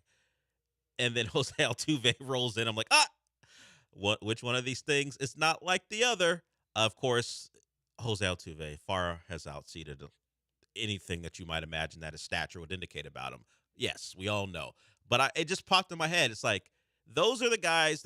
If you're building a baseball team and what you want them to look like, it's those three dudes. We remember back in spring training, the Houston media could not get over the fact that Cam Smith looked great in the uniform. It got a little weird, to be honest, how much they talked about how good he looked just walking around. And then, in their Monday uniforms, their special uniforms for Monday, I was like, you know what? I get it. Those uniforms, I don't know what it is. Maybe it's just because it was extra special night or whatever. Those uniforms looked extra crisp last night. Yeah. And maybe it's just Carlos Correa was in one. And like you said, Pena and Smith, the all get off the bus team. And I like that because baseball's the one where like it's the least important, the get off the bus factor. But I like that the Astros have that down pat with those three guys. Yeah, they hit Smith ninth in the order, Pena first, Correa. It is in the order. In that order when you get to the bottom of the order. And I was like, you know what?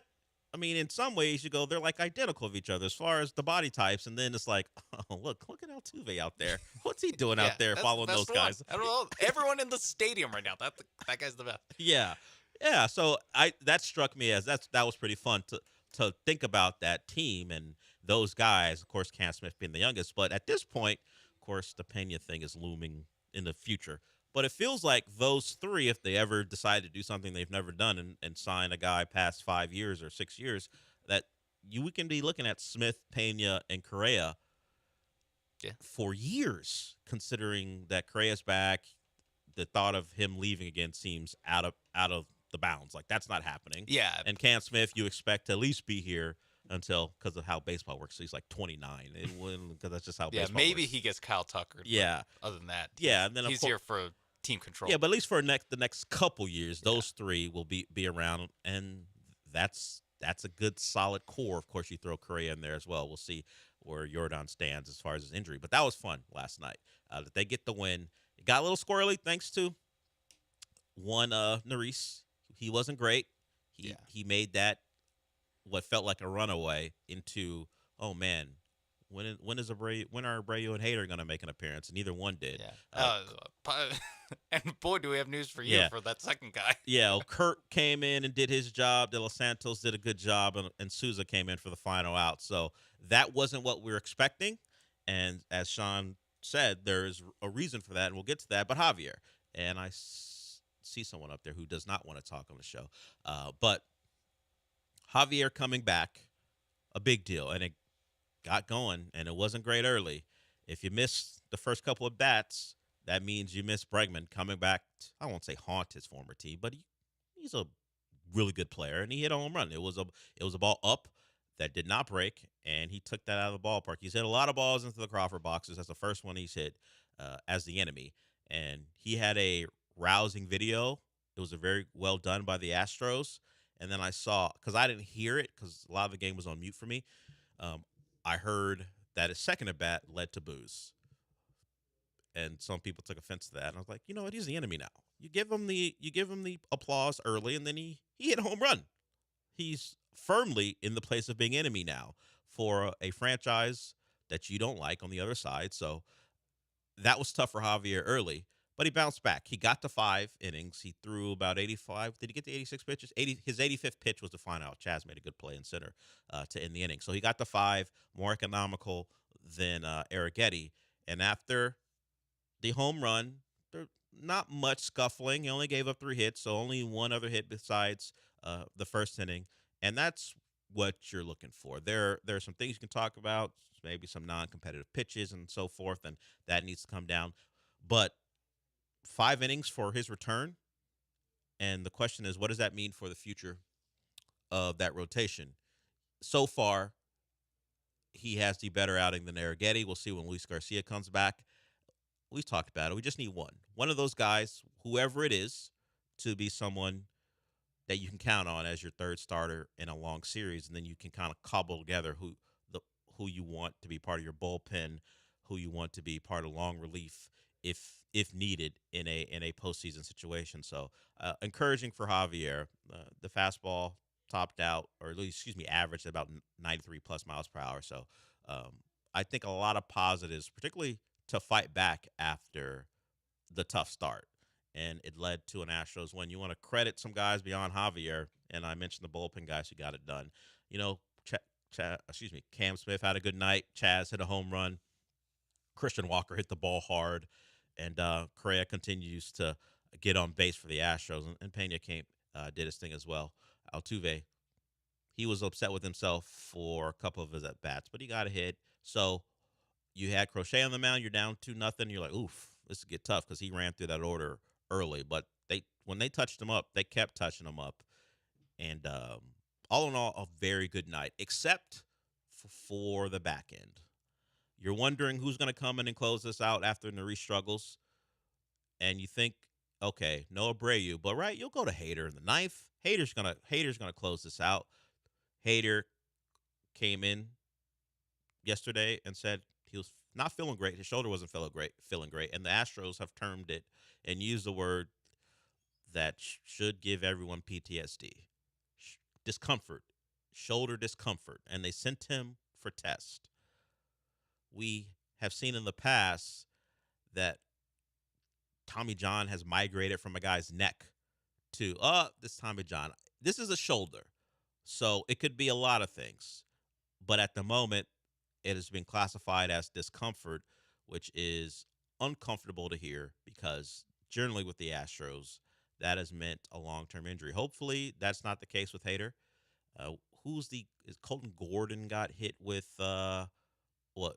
No, it was Brandon Walter. Brandon Walter got elbow discomfort. Had elbow discomfort, but initially that was, hey, this is fine. He'll be back in 3 weeks or so. We're going to let that thing rest, and he's going to be okay. We're going to attribute it to overworking because he had never pitched that many innings before. That was the initial diagnosis, and that's what it remains. I don't know where Brandon Walter is in his recovery. Hopefully, if it is something that keeps Hader away from the team that is in that realm where they can diagnose it quickly, give him a couple weeks off, and maybe discomfort is really just soreness. And you can hope. That's where I am. No assumptions, no diagnosis, although Sean Mapes, MD, should maybe make an appearance at some point. But right now, hoping for the best. This is in my purview as a doctor, but I will say, if this is serious, it's over. The season, or yeah, just if Hader can't we can go. pack things up. If this even is with serious. all the Correa joy and Javier coming back. You saw the bullpen last night. Well, that wasn't a Reese. Then Abreu slide in to be the closer. And then Brian King will be the setup. Bennett Sousa.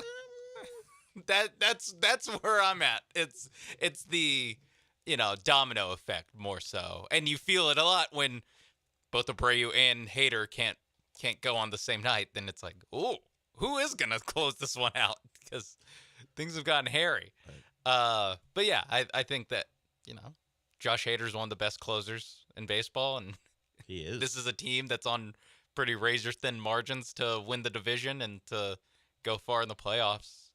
To lose him would not be good. But hopefully it is just discomfort. Just discomfort. Little tired in that shoulder, excuse me. And you need a little rest, a couple days off, right? Is it the left shoulder? Because it'd be super cool if it was the right one. They should actually say it's the right one if it's not. Or if it is. I don't know that it is the right one. I'm going to assume it's not. Doesn't feel like we're going to catch that break.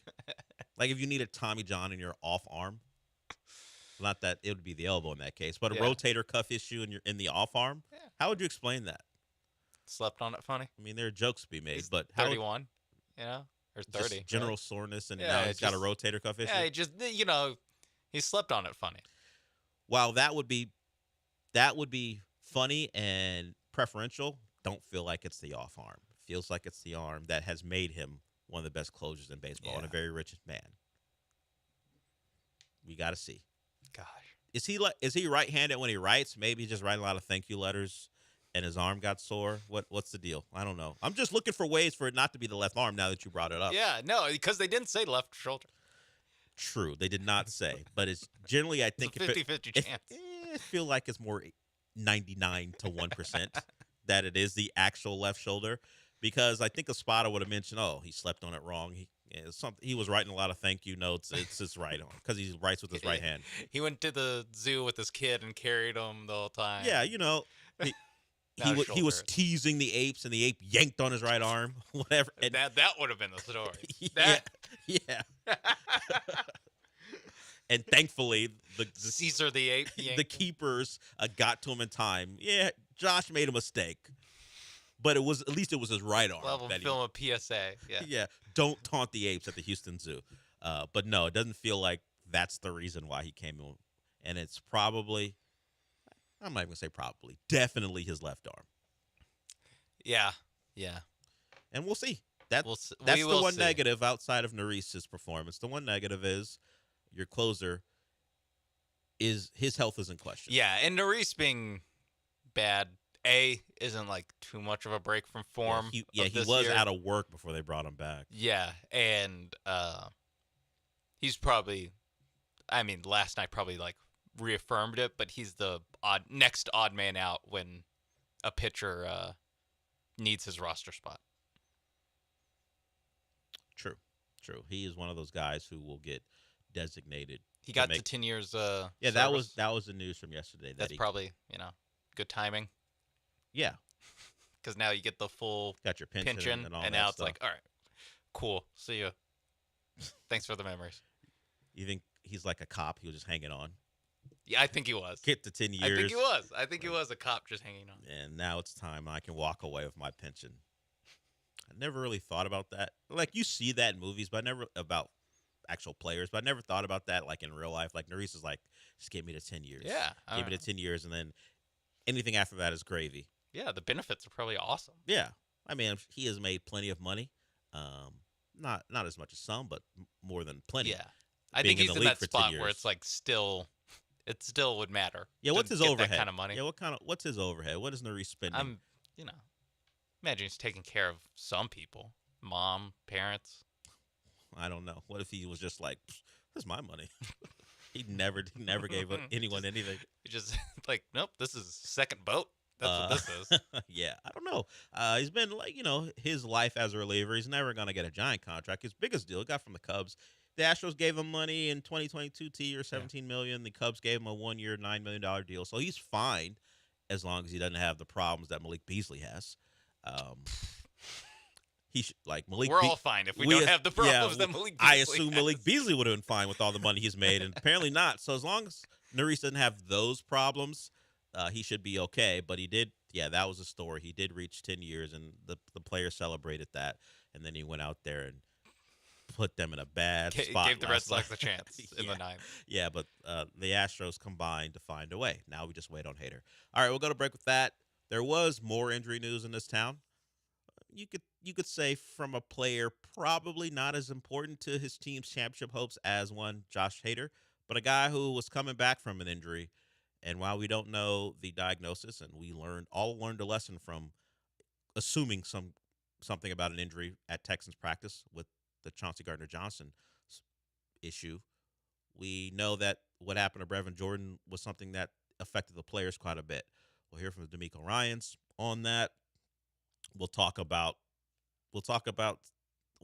an odd conversation surrounding it and how like reporters had to come to the fence of the player voted number 39 by all the other players in the NFL top 100 list. So we'll get to that when we come back.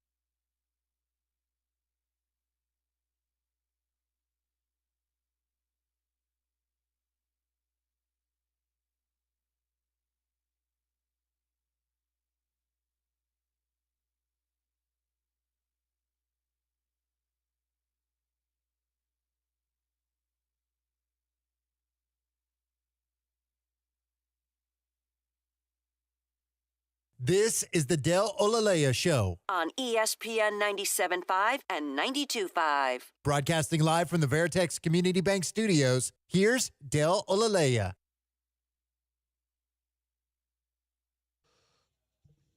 So yesterday at Texans practice, Brevin Jordan goes down. The reporting by the guys on scene was that it was a very emotional scene. Brevin Jordan, as you might imagine, was in anguish because he missed all of last year due to an injury, and he gets hurt after all that time trying to work his way back before he even plays in a regular season game. We don't know the extent of the injury, but it appears like something that's very serious if you just go by the reactions. We'll hear from D'Amico Ryans, and then we'll talk about something that kind of just worked its way on social media and reporters having to step out to, in some ways, defend the quarterback. But here's D'Amico Ryans on the injury to Brevin Jordan.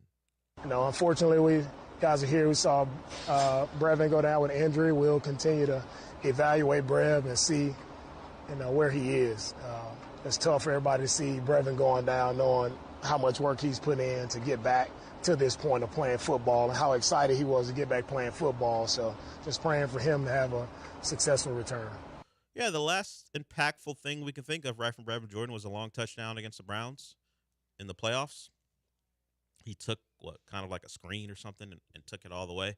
And, of course, wasn't available last year. And then we'll see. Feels like he's going to be down for a significant amount of time. And the reporting around the reaction of the players, of course, everyone on a knee, at least a majority of the team on the knee, people hoping for the best, an emotional scene, which led to the conversation about C.J. Stroud. We know C.J. has shown emotion when it comes to his guys. The Tank Dell injury affected him, and that was an ugly one against the Chiefs. He has, in some ways, worn his heart on his sleeve when it comes to his guys, and apparently that was the case yesterday. And people didn't like it. At least some people didn't. People came to his defense, but I didn't know that CJ's emotions were a problem for people until I saw the pushback from some of the reporters who saw what happened. They mentioned there was no crying. They mentioned that emotions are normal. Guys love each other out there. Their teammates do this.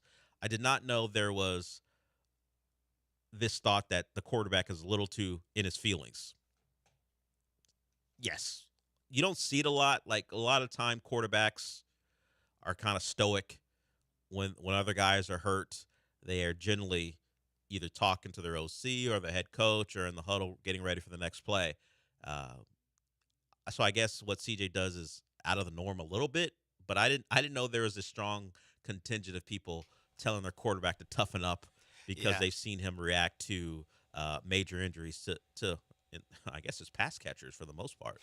Yeah, the Tank Dell one. I remember it from the Tank Dell injury, last December? I think, yeah, because it was, I think we talked about it like on the, at Nick's for the Christmas party. I think like we talked about it there. And it is something that like, I understand what people are getting at, especially during a game where they're like, hey, dude, can you stop crying? And we're still trying to win this game. Like I at least like understand it, but I do think it's a little too much to actually like criticize him for it and be like, this is why every shortcoming we have is because a guy cries when his teammates get hurt. And by the way, only with like the most devastating injuries from what it sounds like. Like the Brevin Jordan reporting was like, oh no, this one looked gruesome. Mm-hmm. And the Tank Dell one, obviously, pretty gnarly on its own. So, yeah, I think it's just something that people can get to complain about. Yes, this is just one man's report. This is from Aaron Wilson yesterday. An extremely emotional moment for Brevin Jordan and his teammates, reminiscent of how team, including C.J. Stroud and others, reacted when Tank Dell got hurt. It's a close-knit locker room, and Brevin is a popular, positive presence. And then he quote tweets that. I guess people were like, crying again or however people were responding. He goes, he didn't see tears. He said just the normal reaction when a player on your team gets hurt like that. So I don't think it was out of bounds from what I can tell from all the reporters. But I did not know, but I guess I should have known that watching your quarterback show emotion, and it's not like fiery, like he's not yelling, he's not like, let's go. If he's in tears or near tears, is going to bother people. This is practice. This didn't happen in the game. I get if you have, let's go, we're still trying to win this game. You want him to toughen up, but it's a practice where no one was wearing pads. What do you care how he responded? Do you think it speaks to his mental toughness? We've seen him play on the NFL level for 2 years in a row. We know what he's got. We know what he's got in him. It's not like he curled into a ball the rest of that Chiefs game. Yeah. It's not like he wasn't performing. He was one of the only people keeping that offense afloat, considering how bad the O-line was. So I don't take much from it. Relax, everyone, at least in my eyes. Until we see him unable to take a snap because of the emotion of something, maybe we just let him have the moments in those moments and realize he can put it aside and go play ball. Because that's what we've seen. And once again, this was a practice. I don't care that much if he showed that much emotion. The only thing I do care about is the fact that what was considered, at least your move tight end. I don't know where you want to put him if you think he's behind Kate Stover when they're trying to run the football in heavy sets. But he was going to be a part of that offense because of what he does, not just as a pass catcher, but after the catch. They missed him last year, particularly with Dalton Schultz not having the year he was supposed to have. Now we'll see. Dalton Schultz said he was dealing with injuries because he was asked about it. He didn't offer that, but he was asked about he said, I had some stuff to take care of in the offseason, so maybe we get a better Dalton Schultz. But Brevin Jordan was probably going to be a big part of at least a integral part in some of the things they did, and that doesn't look like that's going to be the case. So more on Kate Stover's play, who we saw caught a ball on the first drive of the first series of their game against Minnesota in the preseason. Now he probably elevates into a more important piece, even if it is in the passing game, which he caught enough balls at Ohio State to know he's got that in him. He's just not going to be the dynamic force that Brevin Jordan is in the passing game. So until we know more, we'll just set it aside as a major injury to Brevin Jordan. And if they luck out again and it's not as bad as initially reported, great. We'll wait on that. And as we wait on what actually is wrong with Chauncey Gardner-Johnson as well. But then what do we talk about? Oh, CJ Stroud crying. Yeah, or we could talk about him being voted number 39 by the players, which... did he cry during that? I don't know if he was interviewed for it. It's usually his teammates I like get that interviewed. this is the knock that Texans fans have with, or some Texans fans have with CJ Stroud, where it's like, oh, here we go. You're going to cry again? Yeah. I would take him crying, if he needs to do that, over missing open guys like he did last year. He didn't do it a lot, but he did it enough for it to be noticeable, and this isn't the conversation about why it was all his fault. I mean, no one can, at least some people can't have the discussion without saying, why are you blaming CJ? The offensive line sucked. Bobby Slowick sucked. Yes, all those things are true. But CJ had his moments as well. It was a combination of things that led to that offense taking a turn for the worse, throwing the injuries to the receivers, although Tank Dell was around till late in the year. So it is couched as, he didn't have his top pass catchers. Yeah, Stephon Diggs got hurt. But Tank Dell got hurt in a playoff game, right? Christmas. The week before the first Chiefs game, in the regular season. So Tank Dell played 14 games last year. So he was around for quite a bit before he got hurt. The Stephon Diggs thing you want to lean into, cool. But he did have his top two pass catchers from the year before when he was one of the stories of the NFL. So he played his part. The injuries played their part. The offensive line, Slowick, all that stuff. But still, number 39 on the NFL Top 100. We'll hear part of that because you're going to hear Nico Collins talk about him and Will Anderson talk about what they think of their quarterback. He was number 20 last year. He's now 39, but still in the top 40. Higher than Will Anderson, which, when you watch the two play last year, that's wrong. But CJ dropped from 20, Will Anderson increased. I guess the players didn't want to didn't want to drop CJ any further than 19 spots. But do I think he was the 39th best player in football last year? No, I don't. And for emphasis, I'm actually shaking my head for people who are watching. I do not think he was the 39th best player in football last year. Yeah, but this list is also like basically just like fantasy football Sure. ratings. Like it is all skill position and then and defense. Yeah, if you're a defensive end, you'll get thrown in there. It's all the like Chris high Jones profile in positions. tackle. Yeah, he'll get thrown in there because he's been doing it and an all-pro for years. But yes, there are probably some defensive tackles who don't make the list, who aren't pass rushers, that are the best player, a top 100 player in football, but they won't make the list. Just how it goes. Yeah, of course. They're just non-glamour positions whose stats aren't going to be something that leads to making these lists. We'll hear that when we come back. But first, I want to tell you about Aqueduct Plumbing Company. It's the place you go to anytime you got a plumbing problem. Big, small, medium. They're the people. They're the guys and ladies who will help you fix that problem. You don't know what you're doing. You just know there's a problem. If you got dirty, stinky water and you don't know why, Aqueduct Plumbing will figure it out. If you know there's a leak and can't fix it, they'll do that for you too. John told a story earlier this morning about when he was a kid and his water heater blew up. Aqueduct Plumbing Company can check your water heaters as well, whether they're tankless or the traditional ones. They do all of that. They have a nice, handy drop-down menu that when you go on the website, which is aqueductplumbingcompany.com, it'll show you all the services they provide. And, of course, you can call them as well at 281-488-6238. Get yourself a free price quote because, like I said, you don't know what to do to fix the problem, but you know there's a problem. Let them take a look so you don't pay for just someone diagnosing your problem. That sucks. You want to pay for the work, not for someone telling you what the issue is. So Aqueduct Plumbing Company will take care of you there. Just go to aqueductplumbingcompany.com. That's aqueductplumbingcompany.com.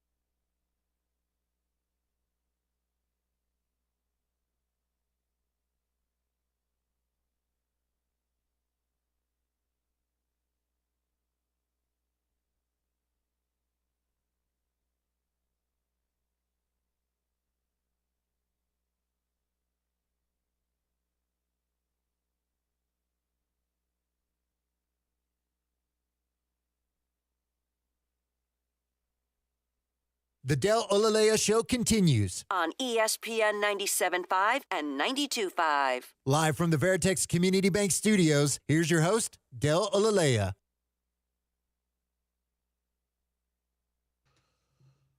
So Sean and I were talking about our issues with the top 100 list during the break. Yeah, because I realized I only know where CJ Stroud is, and I roughly remember where Will Anderson is, like in the 50s. And every other person on this list, I had no idea where they were. I don't agree with every pick, I'll say. Actually, I don't agree with a lot of them. Yeah, let's be honest. Just the reasoning. I get it's like a committee, so there's not like one thought process guiding this.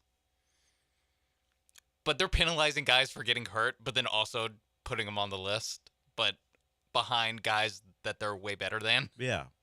It doesn't make a lot of sense. Makes little to no sense. Bo Nix being like 60th, and then Dak Prescott being like 79th. I'm like, guys, we got to do better. We just have to do better. Just have a standard. If the guy doesn't play more than 12 games, keep him off the list. But if he does, rate him how you would normally rate him. Yeah, or if you want to like throttle him down a little bit for, oh, maybe he's not the same guy after gruesome injury. If he doesn't play as well, sure, but dropping or putting Bo Nix above Dak Prescott, considering the child-lock offense that Bo Nix got to run in Denver, is nonsense. Yeah. But it's the players list, and C.J. Stroud is number 39. Here's a snippet of what you can find in its entirety. Like if you go to the NFL Twitter account, you'll see CJ's entire segment. But you're going to hear from Nico. In fact, you'll hear Nico Collins first. You'll hear some Will Anderson talking about C.J. Stroud, who is the 39th best player according to the players. Black Panther. Black Panther? What is that? I don't know, man. That just came off the head. Just they're quiet, you know what I'm saying? When it's time for them to attack, they attack. I feel like they're one of the strongest animals. It just sounded good.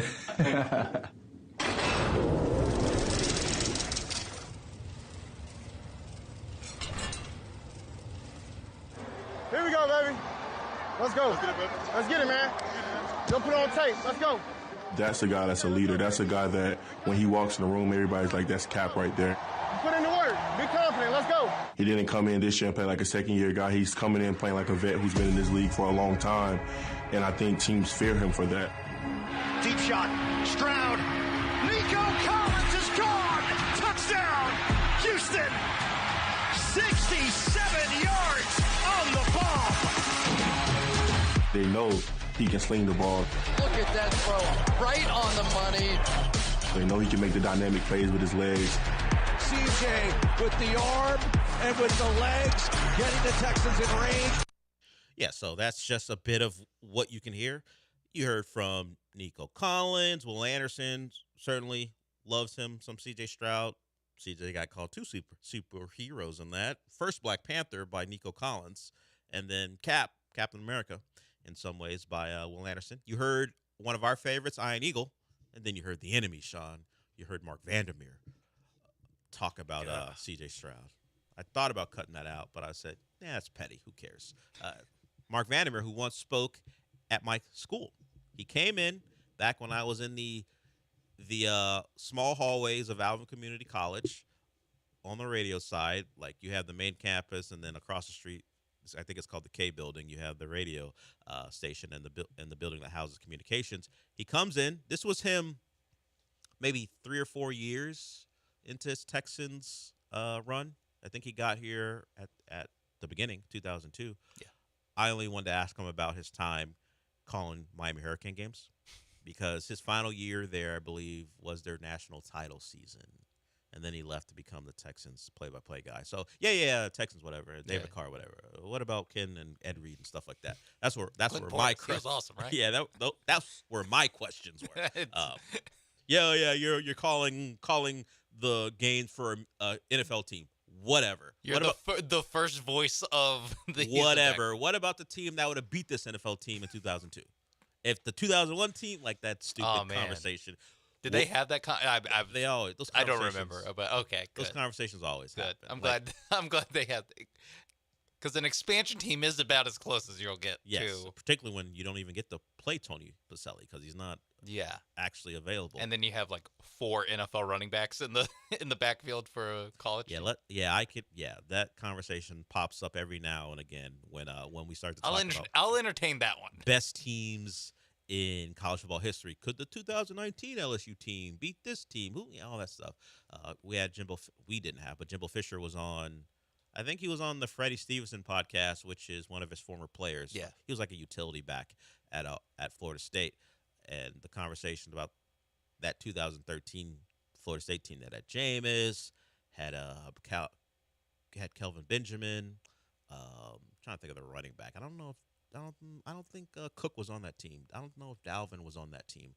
But you had some guys, dominant, and of course those two. Yeah, best team of all time. Was it Carlos Williams? Maybe. I think that sounds right. Yeah, some NFL players like Nigel Bradham was on that team, and Jalen Ramsey. Yeah, of course. Yeah, Jalen Ramsey as a sophomore or freshman, maybe even. So yeah, that team. There's a D tackle. They won a national title. Timmy Jerking. Probably gonna have some pretty good players. How it works, but naming some guys. Yeah, naming some guys from over a decade ago team. now who. Other than Jalen Ramsey, Kelvin Benjamin had an okay career until he got too big to not even play receiver. Too big to play tight end. And, of course, Jalen Ramsey's the guy who's still around making plays. But Jimbo was on that podcast, and Jimbo Fisher said, hey, I'd love to get back in the game. He's currently working for the ACC. But that 2013 team, the LSU Devontae team, Freeman. Yeah, that was the running back. There it is. 2001 Miami. Maybe with Florida would probably say their 2008 team with the Pounceys and Aaron Hernandez and, of course, Tebow at quarterback. So there are some teams. It would have been 2005 USC in the mix, except Texas took care of that, so you can't even include that team because they didn't win it, although it's still very talented. You probably have to go with the 2004 team. So those debates will continue on. I don't know that any team in the 2025 season will be up for best team of all time. Probably Penn State, right? They're the number 2 team in the country, as we told you yesterday. Yeah. Good running backs. Good defense. That's about it. As far as receiver from Syracuse. Yeah, they did hit the transfer portal hard to go get themselves some receivers, and they'll Drew Aller, of course. Yeah, I almost did not want to mention Drew Aller because all it does is devolve into us making fun of Drew Aller. So I didn't want to do it. Sorry, we got plenty of that to go as the season is approaching. I don't want to waste all our Drew Aller ammo in August. We'll be talking about Drew Aller quite a bit, and Penn State will be one of the teams under the microscope. Number 2 team in the country according to the AP. That poll came out yesterday. And there was something involving Texas beyond being the first time ever that they're the preseason number 1. They also did something else for the first time that we'll get into probably in the second hour. Has little to do with them and more to do with their opponent. So we'll talk about that. We'll always try to hit on college football a little bit. I believe we are way past the break, so we'll go to break here. If you want to join us, 713-780-3776. Some of the Rockets' schedule is out. Their opponents for some of the big days in the NBA season are out as well. So we'll talk about that and talk about a whiff by the NBA that our intern Chase pointed out. And it was a very astute point, and it's why the NBA continues for some reason to miss out on chances to take advantage of days like opening night and also Christmas. We'll talk about that when we come back.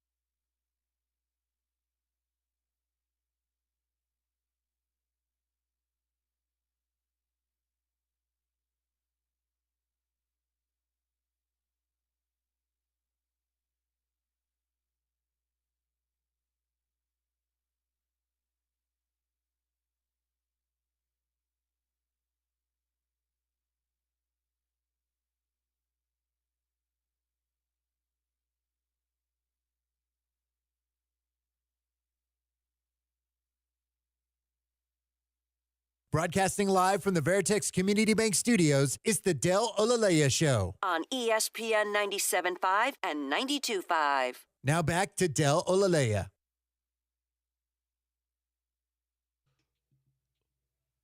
The Rockets were surprisingly good last year. They lost in the first round, so they went out and got Kevin Durant to help them certainly be better on offense late. And reasonable decision to go get one of the best scorers of all time to help you in your late game offense. And what that has led to is more times for people to get their eyes on the Rockets in big spots. So opening night, it's Rockets versus the defending champions. That's on NBC Peacock. So we'll get our first taste of the NBC Peacock broadcast, unless they do some preseason stuff. But Durant back in OKC. And this week, I believe, Kevin Durant, because he is always online, said it's about time they won one, because someone was criticizing him or something. He said it's about time they won one. It took 10 years. And then someone said, "Why did it take 10 years, Kevin?" Why? You know that goose meme where the goose is yelling at you and then pretty much saying, "Tell us why." It's because of you leaving. So Kevin Durant goes back to Oklahoma City to face off against the champions. The same night, it'll be Lakers Warriors. That wasn't what our intern Chase took issue with, because that's a reasonable way to start your return to broadcasting basketball on NBC. The 2 seed versus the champions, and then Steph versus LeBron in LA. It was the Christmas night or the Christmas Day game. So you needed to have an Eastern Conference game early, so you throw the Cavs versus the Knicks. It's normally a MSG home game. Yeah, too. and the only reasonable team, considering how weak the East is going to be, is to throw the 1 seed Cavs. Yeah, you probably on can't them. find another. Yeah, I mean, Orlando's supposed to be good, but no one cares about the Magic, so it's whatever. And so you throw the Cavs on. I'm sure they would have hoped for Boston, but they know the deal there. Spurs, Thunder. Okay, Wemby versus Chet, that stuff. The Spurs, who have done a lot through the draft and getting Castle and Harper, and of course they Wemby. should be decent. And then they have Fox for a full season. They should be decent against the champs. The champs are going to get a featured game. That one's on ABC, ESPN. So this is the issue. You have Mavs, Warriors, and then Lakers, Rockets back to back. It feels like those should be flipped. Okay, so that's in order. Yes, So the Mavs Mavs at the Warriors, Rockets at Lakers. Mavs at Warriors, and so that's like the 6 o'clock game? 4 o'clock game our time. 4 o'clock our time. Yeah. Okay. And then the other game is Rockets at Lakers. And is that like 8 o'clock? Yes, and then the nightcap is Wolves, Nuggets. Makes sense. They played in the playoffs. Whatever. You got Anthony Edwards. Yeah. Jokic, whatever. Okay. Makes At least sense. we're not the last game. I thought for a second you're setting up the Rockets were the last game. No, what I meant by being flipped is the matchup should be flipped. The Oh. Rockets should be going to Golden State. Kevin Durant back to Golden State. The Rockets have the player who said no to the Warriors when And they then wanted to trade for him in the Lakers, season. Mavs, And Lakers should be going to Dallas. Every time you have one of these big games, whether the opening night or Christmas, you send Luka back to Dallas. I get it. It's Yes. the new Shaq Kobe matchup where I think that's kind of obviously the NBA on Christmas has a long history. Yeah. But I feel like they really made a lot of gains just by making it Miami versus LA every year for 3 years. First time that Shaq had a chance to play the Lakers. Yeah. It was on Christmas in LA. Shaq, Kobe. Are they going to shake hands? Are they going to dab each other up? That was all part of the And then I think they did it like the next year, or maybe the year after Miami won the title. Shaq was only there for like 3.5. So did he make it to the 4th season? No, he was. I think They he got traded traded him in the middle of the. 8, 9. I think he right? got traded in the middle of his 4th season there, 3.5 years, there in Miami. So it's a big whiff, I think. Why wouldn't you just send Luka back to Dallas on Christmas Day? If I were to guess, I would guess Luka just because you against- can make another major game out of that, and he's already he's already done it. Yeah, but I don't know that that's going away. Luka versus the guy against Cooper. Not that he's going directly against it, but the old franchise versus the new franchise. Yeah. Stuff Yeah. like that. You can sell that. But I get it. They may think, hey, Christmas is our day. Not anymore. ESPN, the NFL's taking that from you. But they may think, hey, this is a time where everyone's focused on us. We'll use that. We'll use that matchup, Luka in LA, or excuse me, Luka in Dallas, for a different day where we think the eyes will be on to get us. a whatever. Random what? Make that Tuesday on TNT. I guess. Yeah. What other day does the NBA have besides Christmas? Not in the an opening night before like MLK and like it would have to be MLK. NFL season ends. Yeah, it'll have to be MLK. Yeah, that's the only other day that they'll take. Yeah, maybe like they don't own like this isn't like a event day, but it is like kind of a day that they're the only show in town is like the Wednesday before Thanksgiving, like the day before Thanksgiving. But then it's like last year it was like Rockets 76ers, like it was not a I don't know if they plan. I don't know if they see that day as a big day. But yeah, that's your Christmas Day slate. Your Rockets will be there, and they'll go to the Lakers. And it's LeBron versus KD. Like I think there's a little bit of that. There's another. Yes, understood. There's another reason to do it. But like, hey, we can just press the LeBron button. Sure, but LeBron versus anybody works. So I just and LeBron versus Steph would go stupid yeah, and that's too. why Actually, they're doing that on opening night. You know what it is? They played last year on Christmas, right? Yes. It wasn't Lakers. It was Warriors. a great game. Yeah, one of the better games of the season. And they played on Christmas. So they can't do that again? No. Who would hate that? No, can't do that. So there it is. Your Rockets will get more attention, including Christmas and even opening night. They'll have a real test. They'll have to wait. The problem with opening night is when you got to play the champs, you got to wait through the ceremony. The game's not going to start when they say it's going to start. No. So be prepared to bake in another 25 to 30 minutes before the game actually begins. Yes, because NBC will definitely do the thing where it's like it starts at 7. And the like ring ceremony starts at 7:15. Yeah, they want you to watch the pregame desk, and then the ceremony. So the game is scheduled to start at 7:30. The question: so you think they'll do the ring thing at 7:15, or will they do it at 7:30 and it stretches like 7:45? But they probably won't because they have a doubleheader. So they will probably do the ring ceremony 15 to 20 minutes before the game, and then they'll lead into the game, and then they have their doubleheader. So that might save you from the extra 30 minutes where the game actually starts at 8 because they do have a doubleheader that night. So be ready. We got some time. Certainly the NFL season will begin. We'll be deep into that season before the Rockets start, but they're going to be they're going to be appointment viewing for the entire league. How good can this Rockets team be? And they'll get their first challenge against the Thunder. Hopefully it's like one of those nights where the Thunder have a hangover. Yeah, not from the champagne, not up for it. But they're just not up for it. Hey, just celebrate, and the Rockets go on there and they're doing TikTok dances. Well, they're while they're getting their rings. They're of the age. They're all worried about what Instagram caption they're gonna put on the story. Yes, let's lean into all the tropes for millennials. Meanwhile, you have Kevin Durant. I mean, not even millennials, Gen Zers, yeah. Kevin Durant, who's definitely not terminally online. But nope. But he doesn't do TikTok, Sean.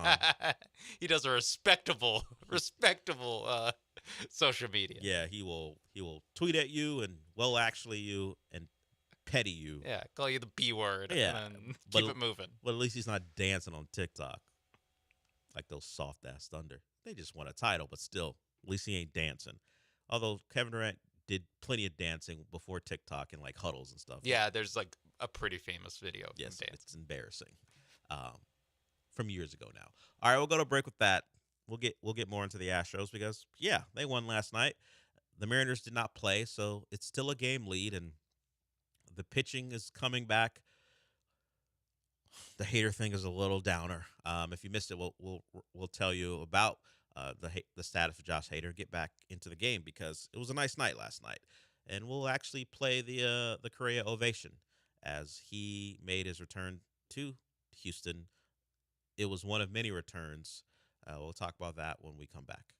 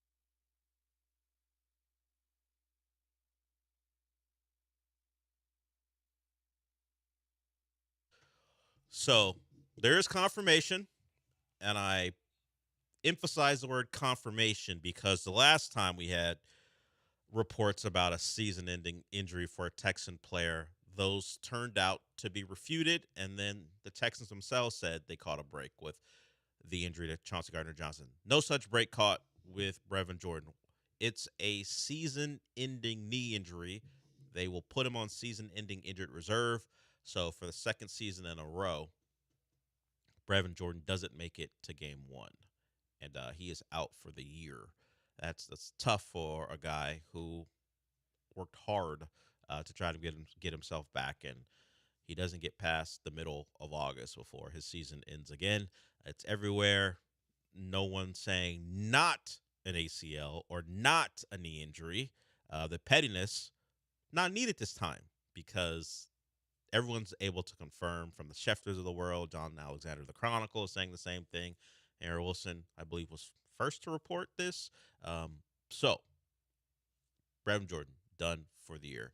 Hopefully we don't get something like that from John Heyman or a Bob Nightingale when it comes, or a Chandler Rome when it comes to Josh Hader. If you missed it, in a very entertaining game that the Astros won 7-6 against the Red Sox, you had Javier's return to the rotation. Of course, Bregman came back, hit a home run, got a nice tribute video. Correa. In fact, let's hear that ovation here. But in all of that positivity, even the Bregman home run was cool, and then they didn't win the game, so that's great. The Red Sox didn't win, the Astros did. We got word why Hader wasn't available to pitch the ninth inning to close out what became a tense game because Hector Neris struggled, is he's got shoulder discomfort. What that means, it's always something ambiguous with the Astros. He's getting testing. They will know more here in the next day or so, and we'll wait and see how bad it is, or maybe it's not a problem. Maybe Sean's right. It's on the other shoulder, and a spot had neglected to inform us. Feels like that's a leap that Sean's making, a bit of a stretch, but one can hope he just slept wrong on the off arm. That's all I got right now. So that is the negative of what happened yesterday. But there's a lot of positivity in the ballpark, and this was just part of it. Listen to the crowd reacting to Correa's first plate appearance back at Dyken Park.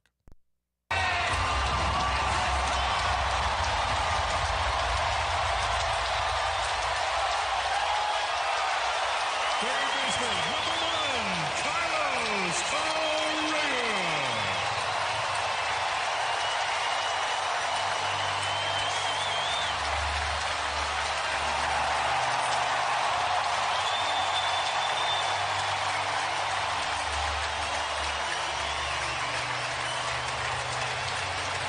So that fan ovation is drowning out the walk-up music. I don't know if that's going to always be his walk-up music, or did Carlos and the stadium team come up with that "I'm coming home" for this particular at-bat? I didn't hear any of his other at-bats, so I'm not sure, but that is apropos for the moment.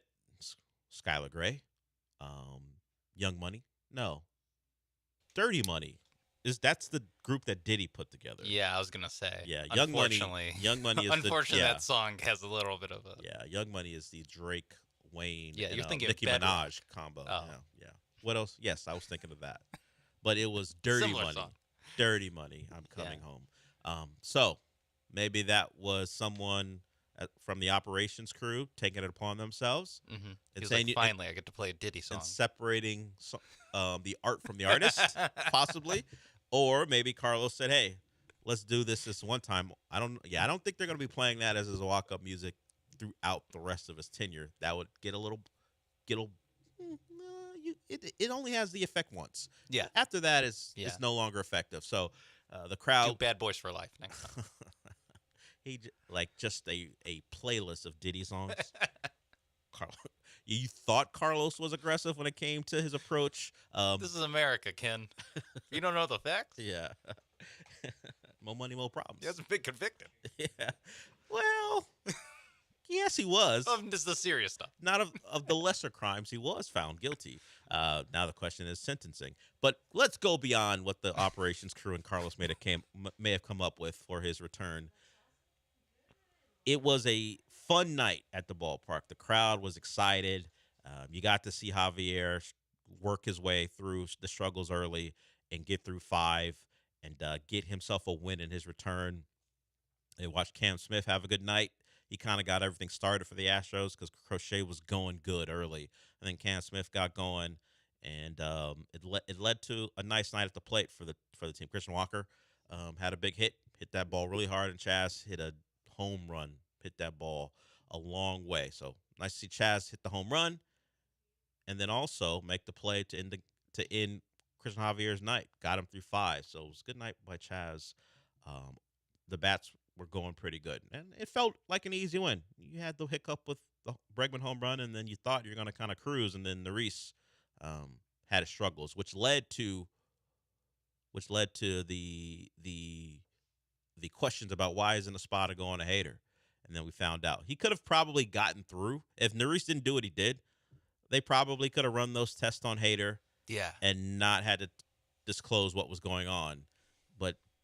It's a close ball game, and you're running out Souza, and now I'm blanking on the guy who made his first appearance for the Astros last night. De Los Santos. De Los Santos.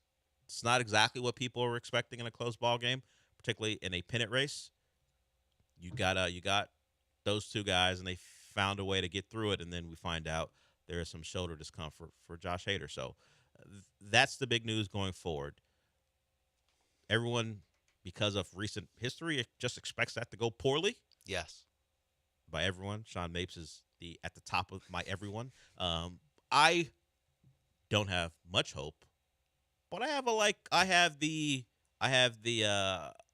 Chauncey Gardner-Johnson hope that it's not as bad as it sounds. We will just have to wait and see. Can't have Josh Hader go. I mean, if Josh Hader's down, you already said they're done. If Josh Hader's down, over. Because they're gonna have to cobble together a 6th, 7th, and 8th guy somehow, some way. They don't even have a 7th guy they can depend on right now because of what's happened to King. Abreu will slide into the 9th inning in the closer role, which on its face feels like okay, that's a reasonable answer to losing your closer, but we don't know what Abreu's going to be like closing. Not night after night. Obviously, he'll rest, but being the guy that they lean on, particularly if it's playoff time. Yeah. First, you have to get to him, and then what is Abreu going to be like knowing he's the number one? Because you go in, okay, Hader's not available tonight. If it gets to it, it's your ball. Okay, maybe that's different pressures. Much like I talk about with Arch Manning. He was the number one due to injury, and certainly the competition helped. Because of the team and the team he had around him. It's going to be different being QB1 from start to finish where the season's hopes ride on you for the most part. Yeah. So that might be the case for Abreu, but I'm actually less concerned about him and how the hell they're going to get there. Yeah. Not a lot of high leverage guys I trust right now. No. For the Astros. No, I don't really trust him. I don't really trust him either. I mean, I would say is higher on the list by default by the game that maybe I watched. Maybe it's Dubin. Maybe when Dubin comes back. Maybe he's your 8th inning guy. Maybe I'm hoping for another Astro to return from injury and be very important. So getting hurt was great PR for Sean Dubin. I'll just say that. I mean, he wasn't bad before he got hurt. He was actually pretty good before he got hurt. King was also good at the start of the season. Yeah, but maybe Dubin, after getting hurt, he's the just arm's saved fresh. all those innings. Yeah, all that book's work, not out on him. Yeah, all that work that was going to eventually lead to him falling apart late in the year, didn't have to do it. Yeah, I only have 40 good innings in me. That's right. How you want to use those? That's up to you, Coach. Yes. Here, I'll hurt my arm so I can get those at the end. I don't know if that was planned. I'll hurt my arm so I'm available when the playoffs come around. But he is a guy that may be counted on quite a bit because, look, we are forecasting a potential Hader injury. I don't know that he's hurt for a long time, but when you hear the word discomfort, you get a little queasy when it comes to the Astros. So you have to hope that Dubin will be good to go. when he returns. He all of a sudden becomes pretty important. Even if Hader will be fine, you still need a seventh guy to get to Abreu than to get to Hader. And right now, I don't know if the Astros have a guy that they can lean on night after night.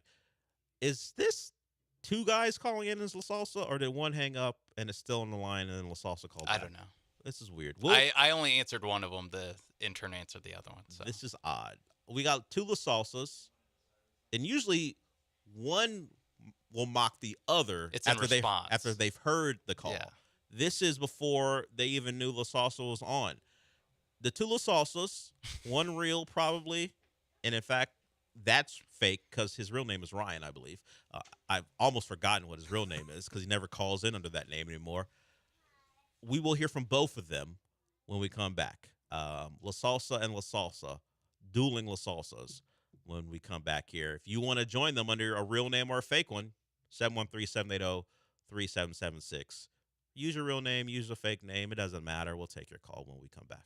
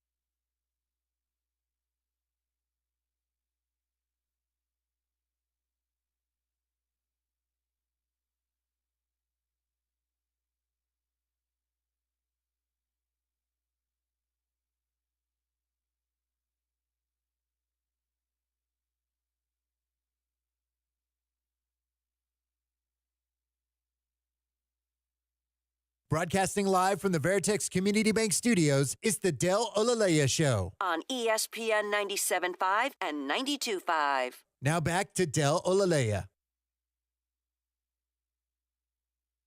So we'll do it this way, Sean, because I also think it's funny that there's a capitalized La Salsa and an undercase La Salsa. We'll go with capital La Salsa first because I believe that's the intern who answered the phone. Then we'll get to lowercase La Salsa second. Green and red. Yeah, let's go to the one who wants to talk about superheroes and the NCAA. What's up, La Salsa? Hey, ho, how you doing, H-Town? That's Joel, right? Isn't that Joel? What's up, La Salsa? How you doing, Del? How you doing, Sean? Hey, so I want to give a shout out to Ryan, the other La Salsa, Salsa Verde, Salsa Roja, whatever you want to call him. Mm-hmm. I wanted to ask you a question, Del. Since this NCAA game came out, do you think they're going to make more of a transition more than Madden? Is Madden going to go down in sales? Or do you feel like it's going to be the same? And for the superhero question, since Superman became an ICE agent, which is the next superhero to be the next ICE agent? I don't know that Superman is an ICE agent. He's not a government official, at least what I saw in the last movie.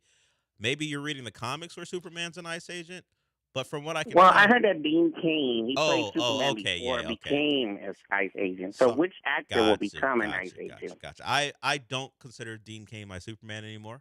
There's been too many since, and frankly, Lois and Clark was a fine series. Anyway, The New Adventures of Superman, I think it was called. Yes, you're right, La Salsa.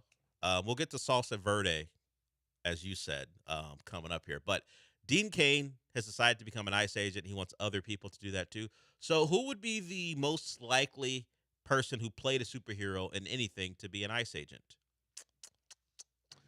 Is Hercules considered a superhero? Because I vote for Kevin Sorbo. I think Hercules is a superhero. Then I would vote Kevin Sorbo. Oh, okay. Kevin Sorbo is the next ICE agent. Yeah. I don't know enough about, like, because I think a little bit is, like, you can't be, like, your career can't be going super well. Because it's way easier to be an actor. And it pays a lot more. Yeah. Yeah, so I don't know if any of the, like, MCU people are. Yeah, sure. The bags are too big for all that. Yeah. But it would have to be a superhero from, like, the X-Men before the DCU or the DCU now, or before MCU. One of the superhero movies that weren't a part of a universe. I'll just blindly say the guy who played Pyro in X-Men 2. He's not a superhero. He's a villain. Oh, whatever. Pyro wasn't a superhero. Hey, I mean, That dude was in 12. He went to school with them. That's true. He But joined the Brotherhood of Mutants, but, you know, he was educated by Charles Xavier. He was also what happened afterwards out of Xavier's hands. And he was also in a TV show. Aaron Stanford, 12 Monkeys on Sci-Fi. I was going to say, I literally have no idea who this actor is. Yeah, I know the face. I don't know his name until I just looked it up. But yeah, Dean Cain is joining ICE and asked for others too. Kevin Sorbo, I think, would fit. As far as his question about the NCAA game, it sold quite a bit because of nostalgia last time. It hadn't been out in over a decade. I think Madden will remain king. It is the more popular game. And Madden's getting good reviews from people who've played it. I don't play Madden. I don't care that much about. I've never cared that much about Madden. I only played it by default when the NCAA game was unavailable. It's a big. I see it super discounted. I'm like, okay, sure. I can spend $20 on this. Sure, but I'm not buying it at full price. I've never cared that much about, as I said, the Madden games. But I think it will continue to sell more. It is the game in sports, right? Madden is like ubiquitous. So like, it's just a game. It's not even called like NFL. It's called Madden. It's called Madden. Yeah, it's just what it is. And it's the one NFL game that exists, and that's been that way for now since 2K went away, or at least the NFL version of it. All right, let's get to Salsa Verde, otherwise known as La Salsa. He wants to talk Astros. What's up? What up, H-Town, Dilly Billy? How you doing, matesies? Hey, I welcome any and all the salsa riders. Who wants to call in and mimic me? That's cool. And hashtag free La Raza. But anyway, I wanted to get into, so say if the hater thing turns bad, would put Jason Alexander in as like a 3-inning relief role? Would that work? Or would that do damage to him because he's a starter? That's all I got. Thanks. I think that's generally what happens to starters who aren't flamethrowers per se, who you think could transition into a high leverage situation. but you might need to go extended innings because you're going to have to give him enough time to warm up because he's traditionally been a starter. If he were in a position to be on the playoff roster, I think that would be his role. I don't know that he will be, considering all the pitchers coming back. But wouldn't that be his spot as a potential 3-inning guy if the other guy or coupled with another pitcher? Yeah, like him and Colton Gordon. Yeah, something like tag that. Team. Or, France, Garcia when they come back. Sure. But, I mean, right now, he's the 5th starter. He's in the rotation, yeah. So, or 4th starter, See how Eric Eddy does. Mm-hmm. But yeah, I think he's any of the young AAA guys that had to kind of carry the torch for this team for 2 months, month or so. I think those guys would be the prime candidates to like move into that kind of role. And yeah, maybe in the playoffs you can get more funky with it, where Christian Javier gives you 4 and 1/3, and then you can go to one of these guys for 2 2/3, and now you're and get you into your into high the back end guys, of the guys. yeah. So maybe that's the thing. I mean, we haven't said the Lance McCullers during all this. I refuse to. Okay, but yeah, I think that's I think that's a fair thing. But I mean, right now you kind of need to get those guys healthy, and Jason Alexander's kind of pitching too well to take him out of the rotation right now. Yeah, we talked about that yesterday, coming off his last start where he was good. I mean, why are we going to hand it to someone else? I know the expectation is these are our dues, but the last couple starts, he's been good, and you're in a spot where you cannot give away games. That's why last night, once you take that lead, Neris pitching the way he did and leading into you having to close the guys who aren't named Abreu or Hader, that would have been a tough loss to officially be tied with the Mariners in first place after having that type of lead, after what your bats did against Crochet. That would have been disappointing despite all the positivity with Javier's return and also, of course, Correa being back at Daikin. So it may come down to, even if Hader's back, that you're looking at whether it be Gordon or Walter or Alexander as guys who become part of your if they're in the play, if you make the playoffs, guys who you count on to get you 2 innings because you don't trust the Orts, the Kings, the Sousas, and you want to get to Kurt. Sure, another guy you can throw in there because you want to get to Abreu and Hader. You may have to lean on those guys because they're your best option to get you through 2 1/3 because they've been pitching pretty well. But no, Colton Gordon's an option to AAA to make room. He may still be an option, or he may spend the rest of the year down there because you're getting France and back at some point, and Luis Garcia. It's yet to be seen. You just hope we don't have to have the conversation about how do the Astros get to Brian Abreu in the 9th because Hader is down for a good bit. Right now, strictly shoulder discomfort. They're going to do tests, and we'll figure it out. Jeff, you want to talk about the listener party? Hold on, Jeff. We'll get to you when we come back. We're going to go to break here. Anyone else want to follow Jeff? The number is 713-780-3776. But before we go to break, Sean's going to tell you about Prize Picks. Yes, Prize Picks, America's #1 daily fantasy sports app. And today, it's Taco Tuesday, folks. You're getting discounted player projections for it's probably going to be mostly MLB players right now. The Taco discount is Paul Skeens. His normal projection, 7 strikeouts tonight against the Brewers, been discounted down to 5.5. So giving you a little bit easier of a time there. You can throw him in a lineup with, hey, Carlos Correa's been hot. Keep Carlos Correa in that lineup. It paid off last night if you put him in there. It might pay off again tonight. Bregman, of course, hitting the ball really well. Still in Daikin Park where he feels comfortable. Maybe you want to give Shohei Ohtani some love. He's in the news. Maybe you think that he silences all the noise and puts together a good game today. Whoever you want to put in your lineup, you can on Prize Picks, whether it's MLB, whether it's WNBA, tennis, soccer, whatever you want, you can make it happen. You can even mix and match. They got preseason football. They have college football week 1. Whatever you want, it's on Prize Picks. Download the Prize Picks app today. Use promo code MAPES when you sign up to get $50 instantly when you play your first $5 lineup. That's promo code MAPES on Prize Picks to get $50 instantly. When you play your first $5 lineup, you don't even have to win to get that money. It's guaranteed. Prize Picks, run your game.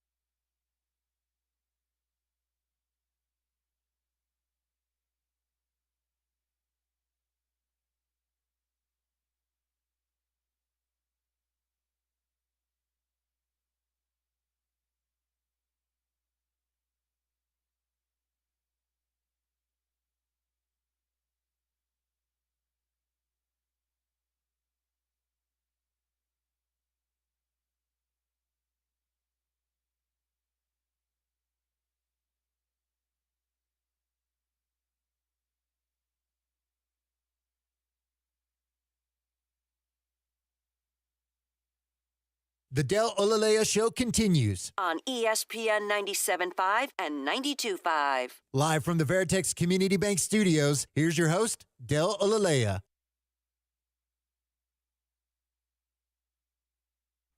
We're going to get to Jeff here, and what he wants to talk about is the listener party. And we gave away a pair of tickets to the listener party this morning on the John and Lance Show.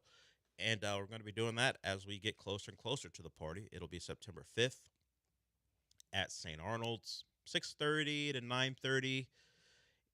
While we will be there, for the most part, from all the listener parties I've been to, it's a lot about the people you meet, the people maybe you've heard call, or maybe you guys talk to each other on Twitter because the show brought you together. All the shows brought you together. Be an opportunity to meet some people. The La Salsa multiverse.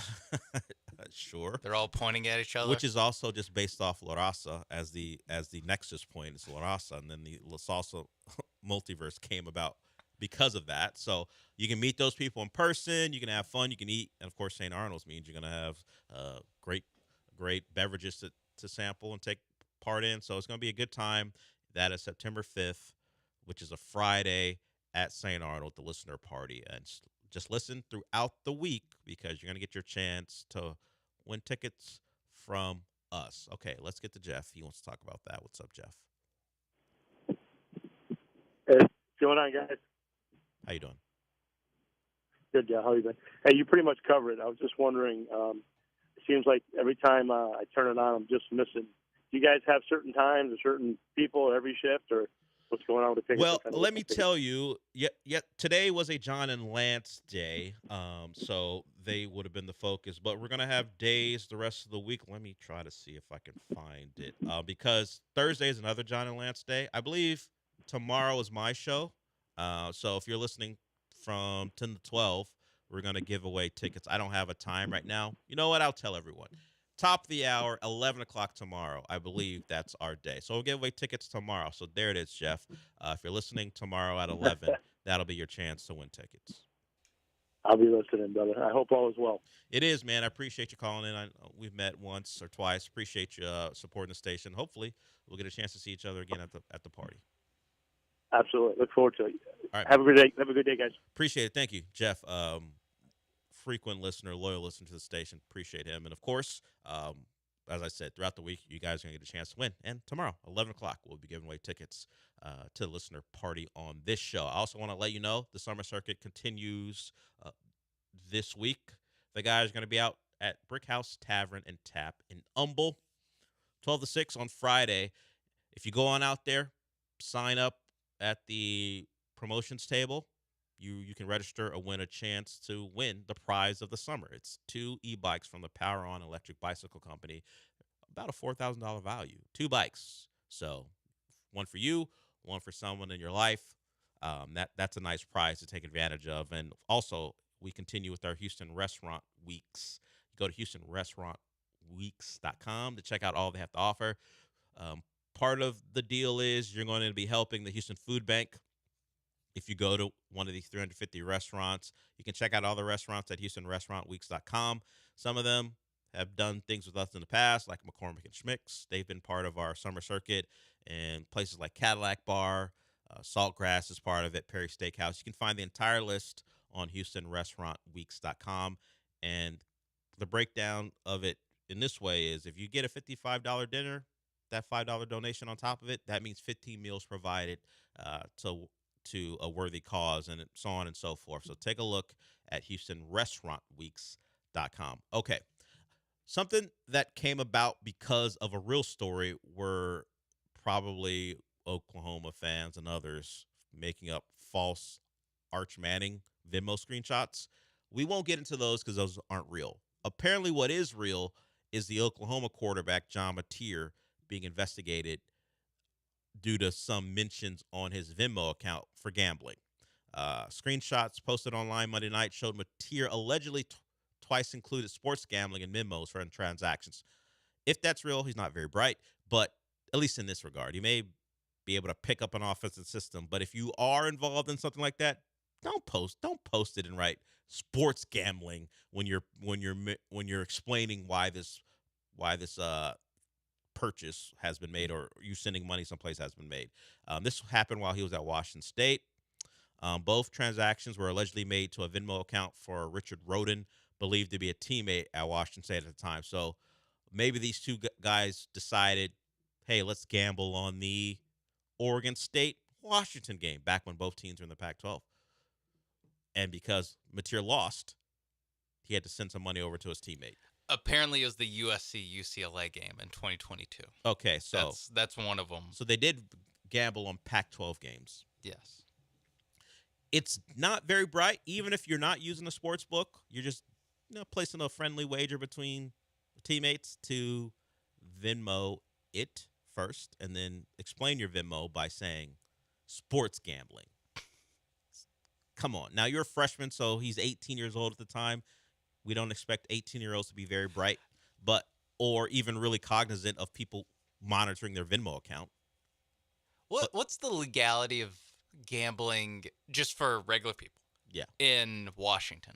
I don't know the rules there. The state of Washington. Because I know that every once in a while, if you put something in a Venmo description, like Venmo will shoot you an email being like, can you explain this? Depending on like what you put in is. There. Yeah, like one time I had the word Cuba in the or Cuban in there, and they're like, "Hey, we'd like an explanation for what this is about." Yes.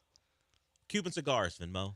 No, it was the Cuban Mile, which was I know. depicted in Fast Furious 8. Simply, what Venmo could possibly have thought it was that they needed an explanation for. The Cuban Mile. Yeah, that's Like, what dude, it is. just watch the movie. I love Fast and Furious. I will make reference to it all the time. Get used to it. I think it was to pay back for the tickets that I saw the movie. And instead of saying Fast, what was it, number 8? Yeah, I think it was 8. You said Maybe the 9. Cuban Mile. A little jokey joke between friends, and now you got Venmo asking you questions. I had to write a 2-paragraph Explanation email for to what this- Venmo. We're gonna need you to explicitly tell us what the hell this is all about. Yeah. So what I'm saying is, John Mateer should have gotten an email from Venmo Long ago? being like, what the hell is this? Well, maybe he did, and he explained it away. But now the NCAA is involved. Probably also delete it This is what I'm saying. if you actually did something. Like, he may be someone. He did it when he was 18 or so, and he didn't think anything of it because he was a freshman not playing at Washington State. I imagine he didn't. If it's actually sports gambling, because he has denied that's what this is. It could also have been, okay, he might have denied it, and I don't know. School officials. Yeah. Also, like, I do think there's a difference between him and his buddy. Maybe I have just agree. been like, hey, I have $10 on UCLA. Hey, I have $10 on USC, and like that's probably how they did it. Like, if I'm to boil this down, And because no one really carries cash, he just Venmoed him the money. yeah. But also dumb. be better, John Mateer. I don't know what the Write anything else. Right? F you, Cody Kessler, or whoever the quarterback. That's a long time ago, I think. That's when I was in college. Yeah, I don't think it was Cody Kessler. I don't know who would have been. Keaton Slovis? F.U. Keaton Slovis or something? Actually, it would have been Caleb Williams, I think. In 22? That would have been his first year. Yeah, first year at USC, 22. Yeah, just being like, F Caleb Williams. I don't know if they won or lost. As the Washington State quarterback, you probably can't write F. Caleb Williams. F. Lincoln Riley. That would have been something. That too. Probably can't write that. That's something that probably. I mean, now that would have won him points. Imagine if. Well, yeah, now. But 5 at the years time, a backup freshman quarterback at Washington State writing "F.U. Caleb Williams" probably would have made some news he wasn't looking for. But no one was paying attention to him until now. You could have just wrote Trojans. See what People happened? Would have been like, oh, He's okay. probably buying condoms. Why is sending that money to his friend for the condoms? I don't know. Hey, listen. But now that he's the quarterback at Oklahoma and sports gambling and athletes participating in sports gambling is such a big deal now. I guess we're all skeptical and analyzing. Look, Yeah, the antenna's for me, who was looking back that far in John Mateer's history to find these things? Well, yes, that is the real question. Unless he's not active very much, and then it wasn't that. All you had to do was go to his account and see that it was there. Yeah. But I wouldn't have ever thought to. You know what I don't think of? Well, let's take a look at the Venmo of college quarterbacks and see what they're up to. It's not on my priority list. Certainly very low if it actually ever existed on my list. But there it is. John Mateer had to explain himself. He's a quarterback at Oklahoma, the recent transfer from Washington State. There was apparently going to be a bidding war for his services during transfer season. He decided to pick Oklahoma. He has some familial connections there, or is it his coach wound up there? I forgot how it played out. It's Ben Is it Arbuckle, both? the OC. Okay, his Arbuckle was at Arbuckle was at Washington State. Yeah. And now he's at Oklahoma. So he went there to play for his guy under Brent Venables. So he's denied it. We'll see if it goes any further than that. All you got to do is have the other guy say, "Nah, that's him just being dumb. It was really about this." And then maybe it's over. But we'll see there. Yeah, I don't know. It was like we're gambling on dorm 21. Don't say gambling. No, gambling. but the gambling refers to us betting on myself to win a pickup game. Nope, that's sports gambling still. Don't do it. Say that was a joke. Had nothing to do with gambling. We just thought it'd be funny to write that. And move on.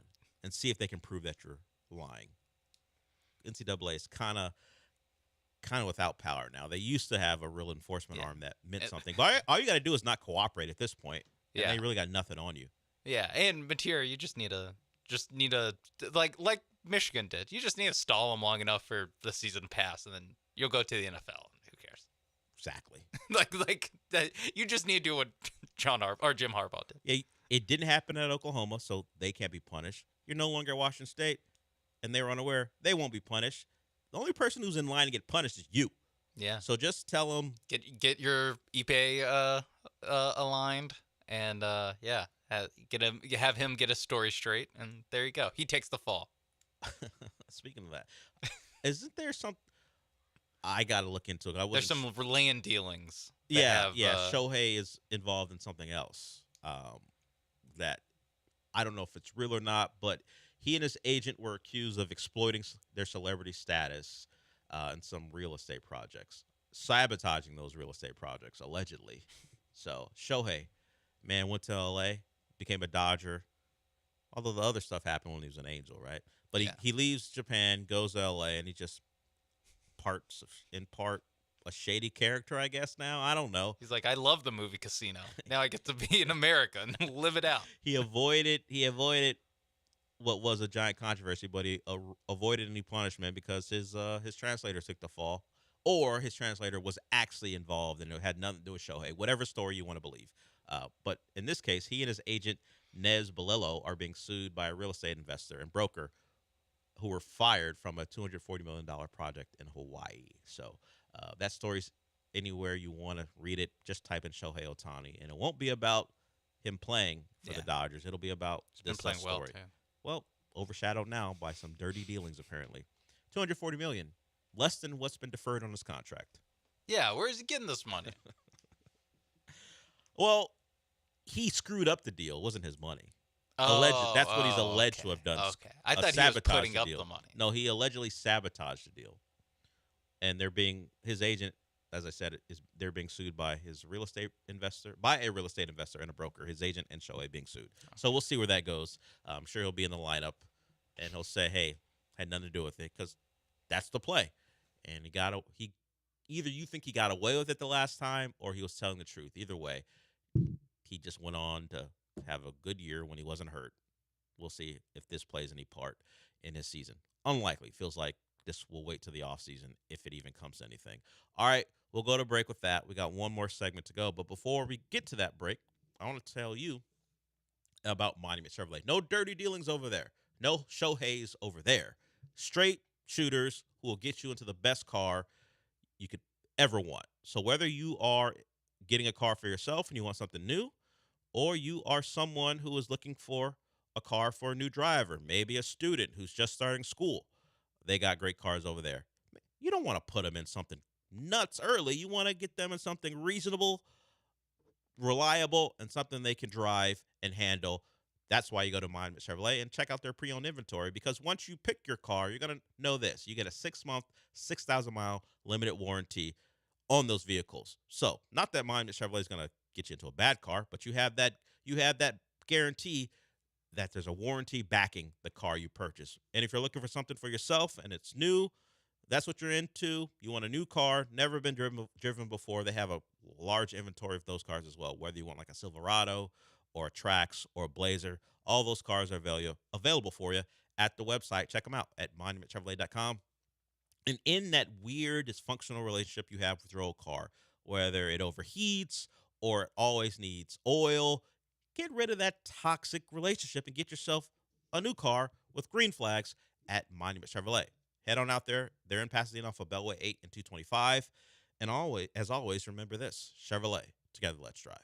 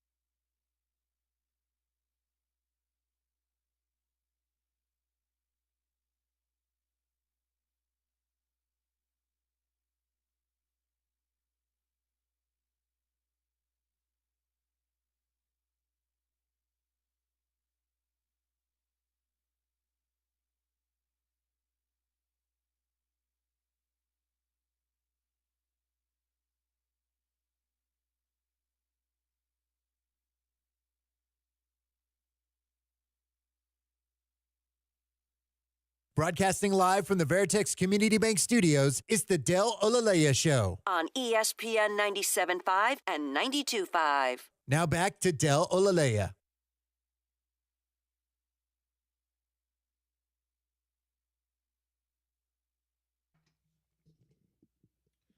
So coming up next is Paul Gallant. He'll be followed by the Killer Bees. That's our lineup every day. Of course, Glenn Davis, I believe, is on tonight as well, and he'll have Jack McGlynn, Houston Dynamo player, and a guy who's made appearances for the U.S. national team. He'll join Glenn Davis tonight. I suggested that you go there for an autograph, but give Jack a couple bucks. John thinks you should just get an autograph for free. That'll be up to Jack McGlynn. But they're going to be at Senate Ave Brewing. It's in Jersey Village. That show will go from 6 to 8 tonight. As I said, Dynamo Jack McGlynn. Glenn's going to do also a Premier League preview. You can hear Soccer Matters tonight from 6 to 8 on ESPN 97.5, but you can also go out there live and check out the show. Glenn Davis, Jack McGlynn of the Dynamo will be out there. So pretty cool.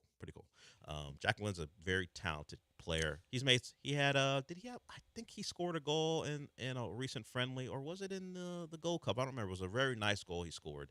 So you can see the talent when he's out there on the field. And Dynamo still chasing a playoff spot. If they make it, he's going to be one of the reasons why they do. Yeah, get his autograph. Take a picture with him. I think Jack should turn it into a money-making opportunity. $20 for a picture, 10 for the autograph. That would be my price. Turn it into a signing event. Maybe Glenn gets a cut because we're promoting it. I don't know. Yeah, we're promoting it. Maybe we get a cut, huh? Well, come on, McGlynn. He did break us off a piece. Yeah, Glenn wasn't saying you can make some money off of this. I don't believe that will be part of the deal. But if you ask for a picture, maybe cut Jack a couple bucks. Just slip him a. Hey, appreciate what you do out there. Like he's a valet. Hey, man, have it folded in your hand and slide it to him once the picture's done. Hey, I don't want anyone to know. I don't want Glenn getting a piece of this. Here, $20 for you, Jack. But there it is. You can probably get a free picture and a free autograph with Jack McGlynn. Yeah. Maybe buy him a tonight. drink at Senate. I don't know if he wants a drink, but maybe is he old enough? How old now that I think about it, he has to be 20. At least he's 22. Yeah. Yeah. So if he decides to have a drink, it'll be legal with no problem. I'm sure the Dynamo media relations person that's probably there with them is going to love it. The guys on ESPN 97.5 said Jack was here for drinks. We did not say that. Everyone there's handing him a Michelob Ultra. Yeah, we did not say that.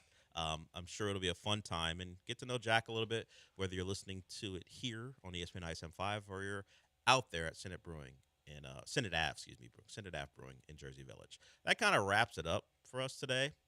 What do we hit on? We hit on Brevin Jordan, unfortunately, is done for the year. He's going on season-ending IR with a knee injury. That's the second year in a row he's going to miss the entirety of the season.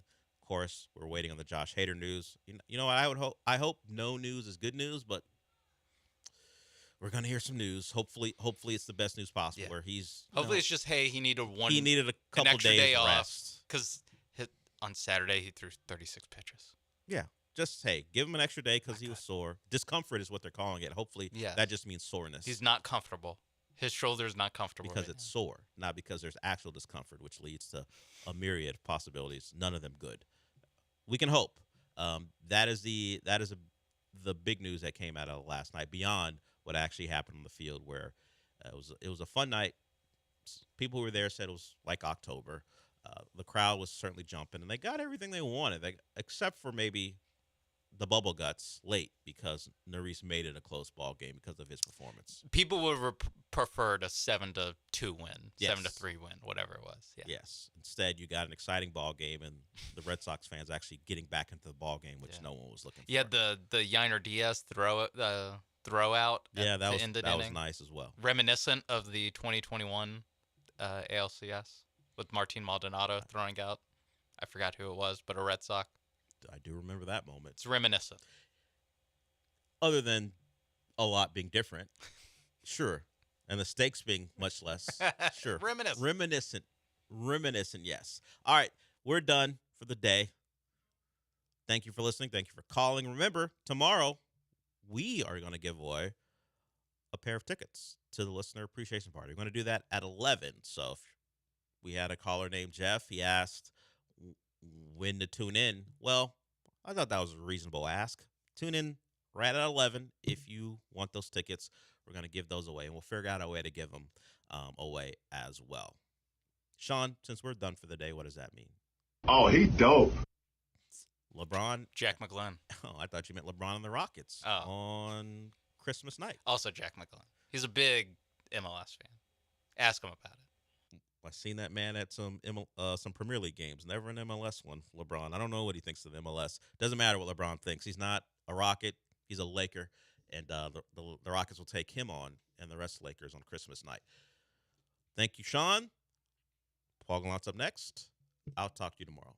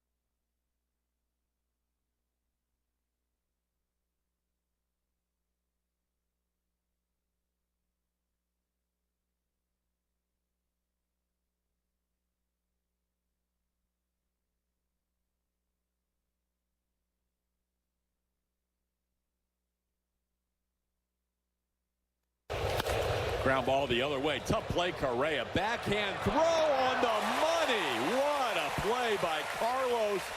A tough play to get Abreu for the second out. That was the most shortstop-esque web gem that you'll ever see from a third baseman. Welcome back to Houston, Carlos Correa, as your Houston Astros have now won 2 games in a row. That's what they call the streak after last night's 7-6 win over the Boston Red Sox, who also now have a guy you might remember by the name of Alex Bregman. Hello and welcome aboard the Paul Gallant Show. It is Tuesday, August 12th, 2025. I am Paul Gallant, and this is the most interactive sports talk show in Houston, one you can jump aboard by calling or texting at 713-780-3776, the HRNP listener line. You can also get in touch with the program on YouTube at ESPN Houston or Twitch at ESPN 975. You can watch the show that way, and I think it's better when you watch the thing. You can also listen on the ESPN Houston app, 97.9 HD2. So, over the course of today's show, we're going to talk about what a fun night it was last night at Dyken Park. So many reunions. And we'll also talk about a crying incident. Crying in football? And a whole lot more. But let's start off talking about that Astros 7-6 win over Boston. Almost a perfect night, right? Carlos Correa is back. He gets an awesome tribute video. Tips his helmet to the crowd after his first at-bat. Alex Bregman was back. Bregman got a cool tribute video himself. And get this, after getting a lot of cheers, Bregman went yard in the first inning off of also returning Christian Javier. And immediately, everyone started booing. And then they booed him in his second at-bat. Good, that's what you're supposed to do. Alex Bregman, for his part, actually liked it after the fact.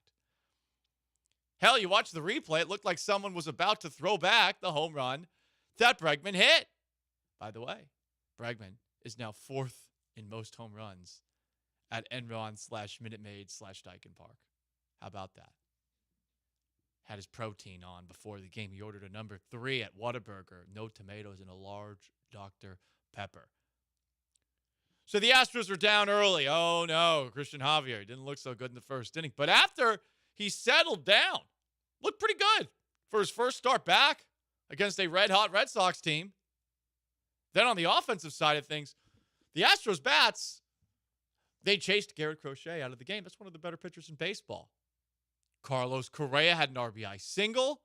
Christian Walker, who you can no longer compare to Jose Abreu, had a clutch RBI double to give the Astros a lead. Chas McCormick homered? What? He's alive?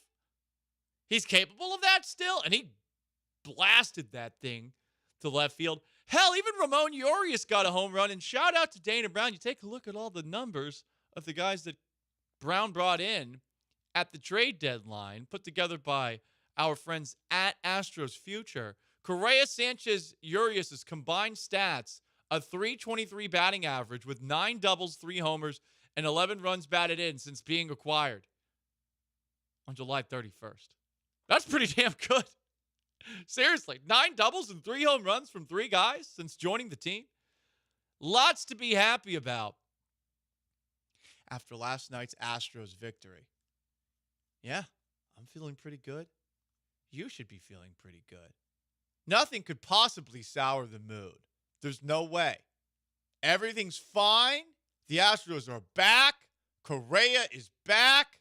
Everything is good. Yordan Alvarez is probably going to be back soon. You know? Luis Garcia? Nothing could be wrong, right, Sean? There's no way. No way. Well.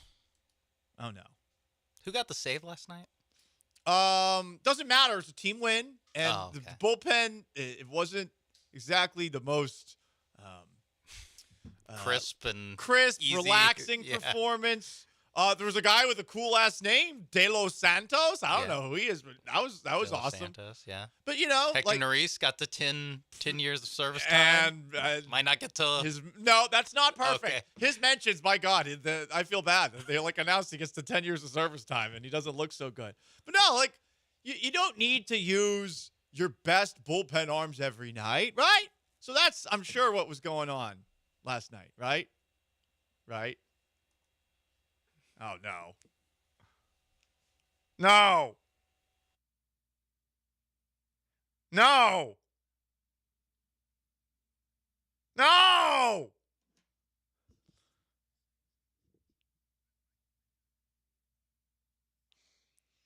Oh, my God. I mean, that's the Astros ER segment open. In a year where there have been just so many injuries for the Houston Astros, leave it to this development after last night's game to ruin what was a very fun night at Dyken Park, where I even got the greatest El Tiempo margarita pour I've ever had in my life. It looked like a slushie. Or not a slushie, it looked like a snow cone. It's all the free pub we've been Seriously, we've been I think Crystal knew. It was like, hey, gotta take care of this one. You got us 250,000 views on TikTok. Okay, we like you. A couple people recognized me in the line, by the way. And I was like, I'm just making sure they're not swiping IDs. Josh Hader has shoulder discomfort. That's why we're doing Astros ER right now. That's why Josh Hader didn't pitch last night. I mean, they're playing the Red Sox. The Red Sox are good. We're putting Sousa in the game? And this De Los Santos guy, who I truly have never heard of? Bennett Sousa, Steven Okert, what's De Los Santos' first name? And I've never even seen that name before in my life. Along with Hector Neris and Caleb Ort. They had to close out the Red Sox because Josh Hader has shoulder discomfort.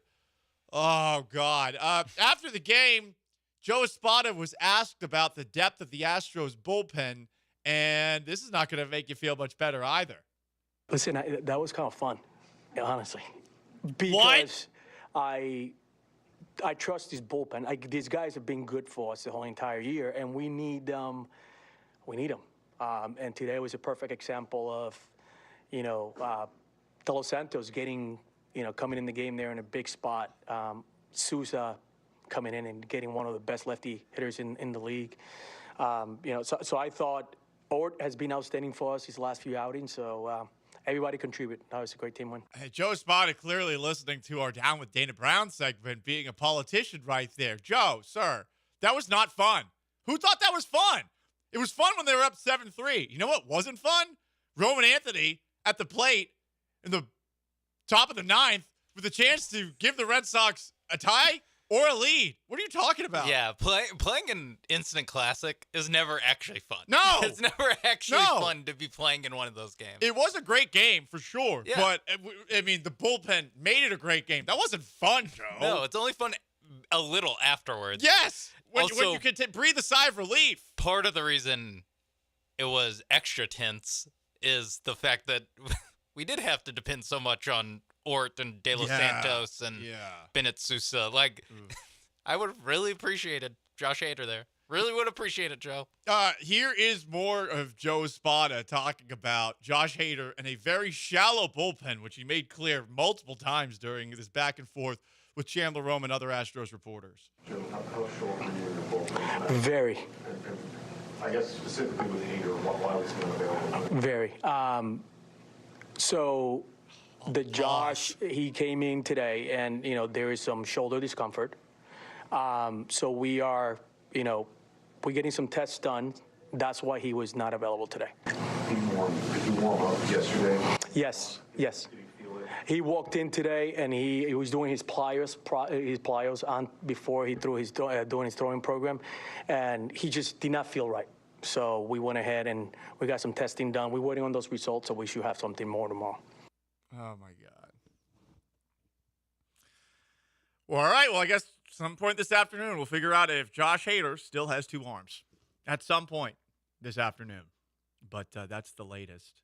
It is the Paul Gallant Show, most interactive sports talk show in Houston. You want to jump in, 713-780-3776 to call to text. Astros won, but Josh Hader, your closer, has shoulder discomfort. Some texts. So they did actually throw the ball back Bregman's home run. Okay, I wasn't 100% sure. I watched the replay. I didn't see it. And also, everything happened so quickly, and you're in the press box. You don't exactly have the best view of left field.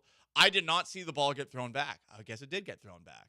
That's a power move. You're already moved on from Bregman. If you're doing that right afterwards, you should have kept it and sold it. You probably would have made some money. Or just lied, said it was from last year. Yeah. It's Alex Bregman's home run. I got it in the Crawford box. Yeah, you're right, Sean. I actually had a conversation with somebody in the El Tiempo Margarita line because they had, for his wife's birthday, he had bought her tickets on the front row of the Crawford boxes and was wondering, like, should I throw it back if I catch it? And I said, no, hold on to it and sell it if you can. Yeah. But also, no, you can't throw it back. It's not the playoffs. If it was the playoffs, you can throw it back. But you can't throw it back there. I think that's fair. I think that's a fair place to land. Was that person wearing a half Astros, half Red Sox Bregman jersey? I can't believe someone would wear a half Astros, it's half disgusting. anything else jersey or shirt. It's the most disrespectful thing I've ever seen. Especially wear it in Dyken Park. Come on. Unbelievable. Be better. Who would be ever, better? Who would ever do such a thing? From the 832, why didn't Abraham Toro get a tribute video or standing ovation? That's right. I mean, key part of the Justin Verlander no-hitter. That's in right. 2019. That's right. Key part. Good point. From the 832, is the hater discomfort a ploy to bring back Ryan Presley? Doubtful. Presley's not good anymore. Why would it be a ploy? Yeah. Why would one of the best closers in baseball getting hurt? Right. If they wanted Presley back, Presley would be back. That simple. Nothing but respect for Hector Neris and what he's done for the Houston Astros in 2022. Right. But if Presley's available, just swap him out from the 713 DFA nearest. I mean, he got the 10 years of he got service the 10 time. years. We were talking about on Dale's show. It is like a cop getting to a milestone to get full pension. Right. I think that's what it is. Retire the next day. Just boom, out later. Yeah.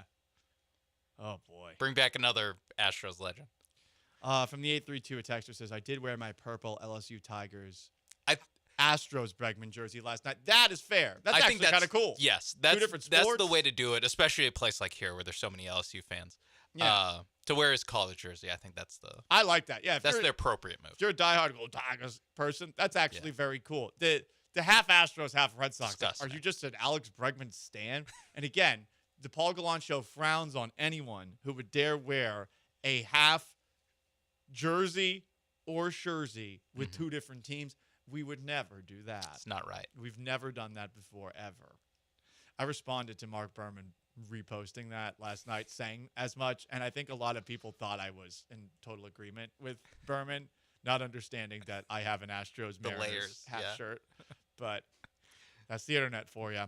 713-780-3776 to call to text. YouTube at ESPN Houston, Twitch at ESPN 975. Greg Todd asks, did y'all see Bregman smirking during his tribute video? Smirking. He loved it. Bregman had a great time last night. He was taking in the moment. Yeah. Bregman even said after the game, and we'll play the audio later, Bregman loved the booze. He thought it was funny. It was the perfect environment for Alex Bregman because there was a little bit of, obviously reminiscing on whatever, the only other place he's ever played. And then a little bit of like, great, now I get to be the villain again. Yeah. Like, I think he enjoyed it. loves that. That's what he loves. I think he got a kick out of it. From the 281, I forgot about this. I swear, Jeff Bagwell's the biggest jinx there is. Man, we'll always say something on the radio. Then the opposite happens. Oh, yeah. You told me. I did walk by Bagwell in the hallways. I said, sup. He didn't say anything. But I did say sup. All right. Did he, look at you? He did look. He did look at me. He was like, nice. I think he was thinking, nice shirt. Damn, this guy's. Oh, he said nice shirt? In his mind. I'm sure he said it. He looked me up and down. You could see it on his face. Mm-hmm. He's like, damn, that guy's cool. I bet he has the most interactive sports talk show in Houston. Hey, is that the El Tiempo guy? This is not the delusions of Paul Gallant at all. Paul Gallant Show, ESPN 97.5, 92.5, 713-780-3776 to call to text. Josh Hader has shoulder discomfort, so if you're concerned about that, please weigh in. How'd you feel about last night's reunions for the Astros and Astros fans with Carlos Correa, or for the return of Alex Bregman? How'd you feel about Christian Javier? All that's on the table. And is crying okay in football? Also, did crying even happen in football? We'll talk about that because there's a big controversy coming out of Texans training camp from yesterday. Stay put.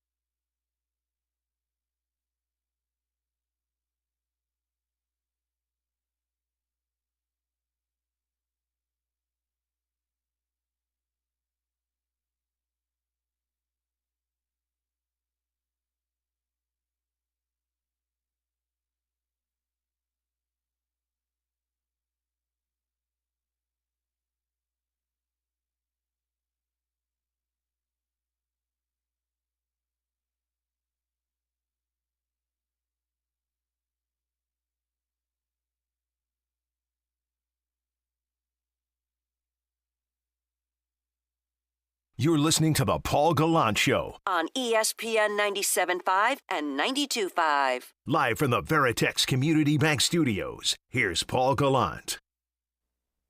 Unfortunately, we guys are here. We saw Brevin go down with injury. We'll continue to evaluate Brev and see, where he is. It's tough for everybody to see Brevin going down, knowing how much work he's put in to get back to this point of playing football and how excited he was to get back playing football. So just praying for him to have a successful return. That's Texans head coach DeMeco Ryans yesterday after practice, talking about an injury suffered by Texans, as the kids say, tight end 2, or perhaps tight end 3, Brevin Jordan. For those who don't know Brevin Jordan well, Brevin Jordan had an awesome catch-and-run touchdown in the playoffs against the Browns a couple of years ago. I would say, as far as athleticism goes, he is the most athletic of Texans tight ends, has the best straight-line speed, also probably the best blocker. And I thought he was missed last year after suffering a season-ending injury, a knee injury, before the year even began. Yesterday at practice, he suffered another one. And the descriptions from practice, I was not out there because they've been practicing in the afternoon this week, were not great. I'm going to read a couple of accounts from Texans reporters who were out there. First, Landry Locker. This is a tough game. A Tank Dell-like scene of practice. Remember last season, Tank Dell caught a touchdown pass against the Chiefs. He had fought so hard to come back from the leg injury that ended his rookie year and being shot in the leg in the offseason. Makes this great touchdown catch against Kansas City in a big-time spot that would have tied the game or given the Texans a lead. I forget which was what.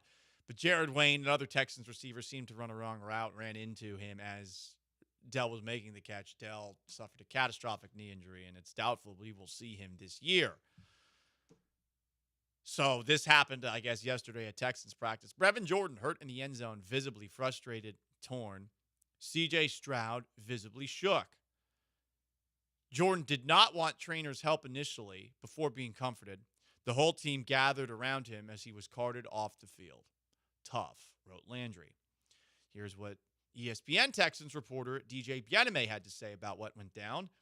Tight end Brevin Jordan is hurt. It's not good.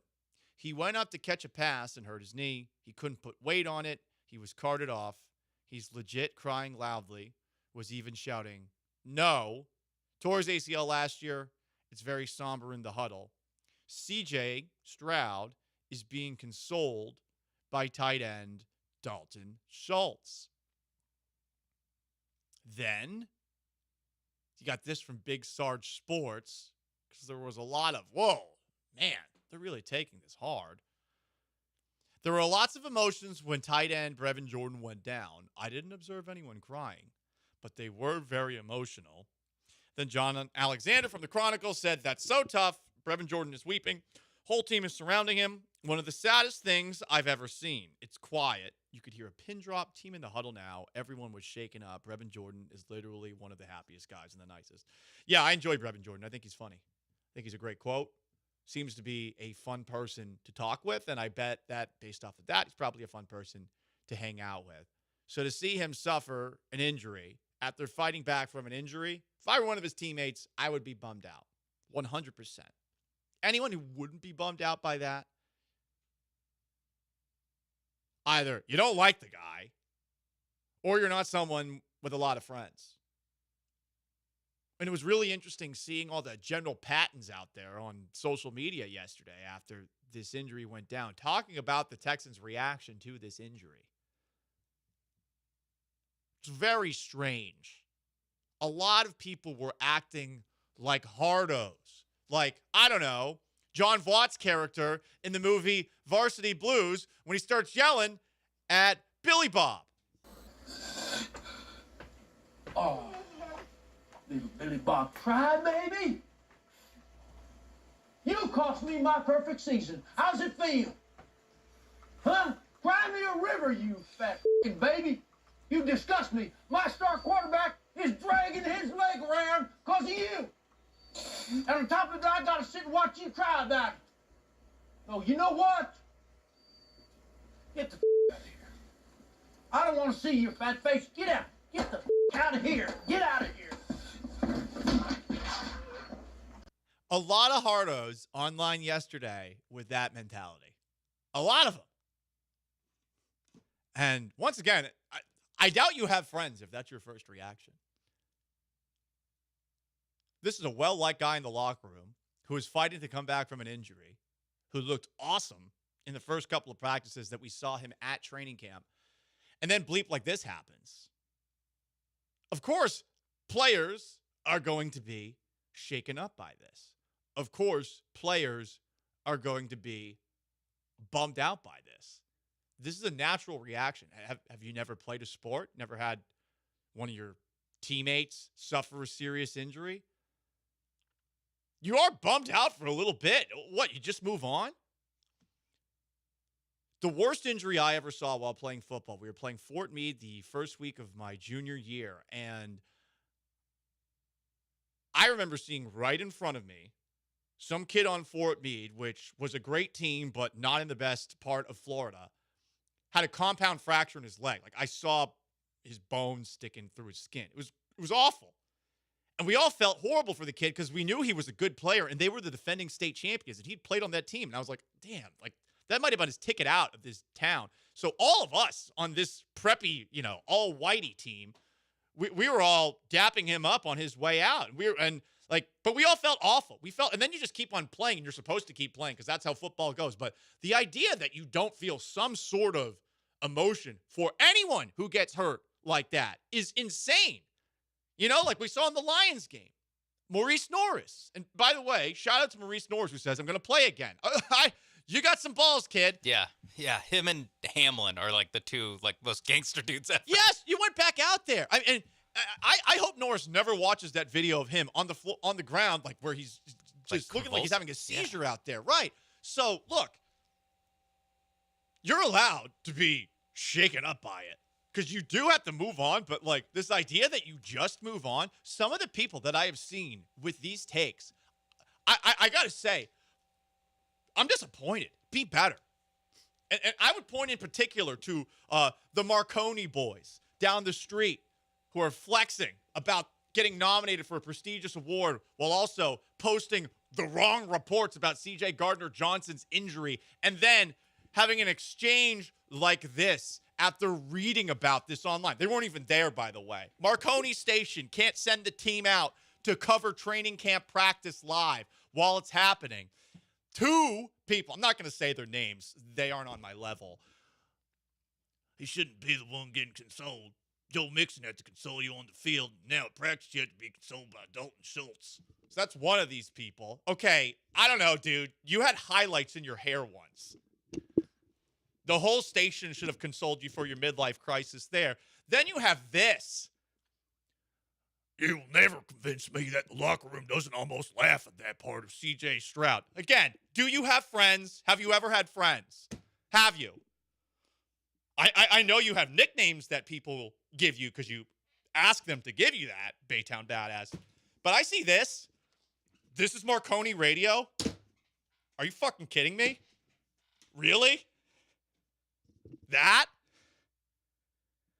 We're acting like hardos because people were emotionally affected by one of their teammates getting hurt at practice? But this is Marconi level. Got it. Just checking. Just checking. It's the Paul Gallant Show. You want to jump in on this? 713-780-3776 to call to text. YouTube at ESPN Houston, Twitch at ESPN 975. Up next, everything you might have missed over the weekend in sports. In case you missed it, stay put.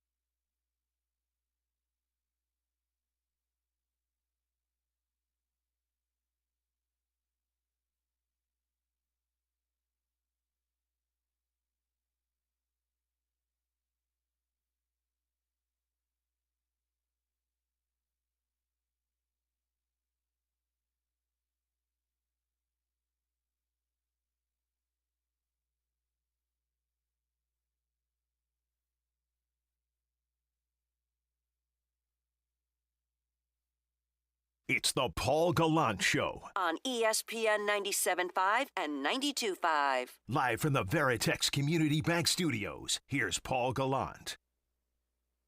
Lanzamiento de Javier y bombazo. Breggy bomb aquí en su primer partido en el Dyken Park. Manda la pelota sobre los Crawford boxes y Boston toma la ventaja 2-0. On Espanol. Space City Home Network has an On Espanol call from time to time. Did you know that? That was Alex Bregman going yard. Would have liked a little more gusto, but I get it. It's Bregman going yard, you know? Yeah. That's Francisco Romero, who I believe also does the Texans as well. So cool to hear him occasionally on the TV side of things. I liked On Espanol. I like the different language play-by-play. Yeah, it's like a different. I mean, neither of us are fluent in any other language. I tried Duolingo, and I had an 100-plus day streak once. Yeah, in you Spanish. pick some up. I but tried. Yeah. But yeah, there is a certain gusto that comes with the Spanish calls, the Asian calls, whether Korean, Japanese, whatever.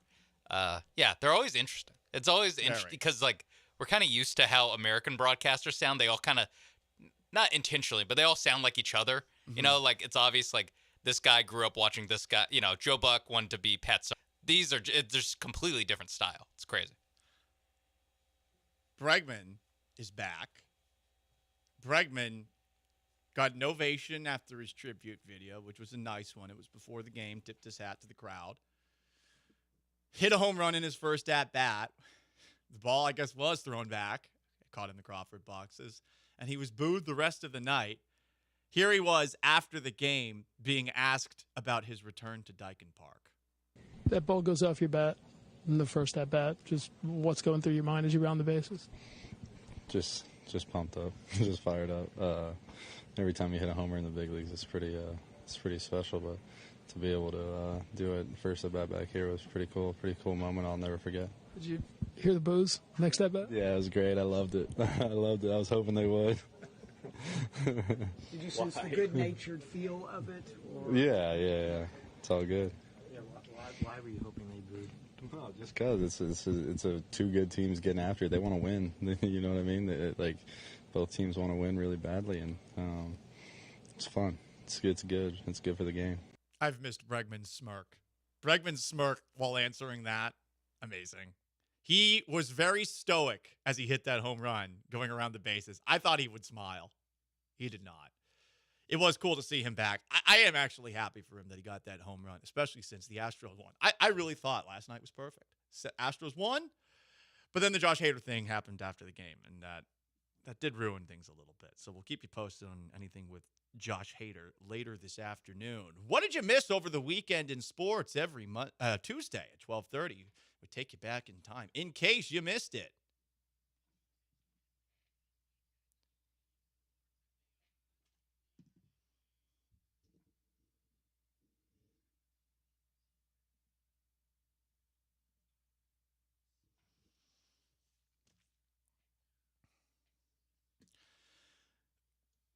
Shedeur Sanders, the biggest story in the NFL this weekend.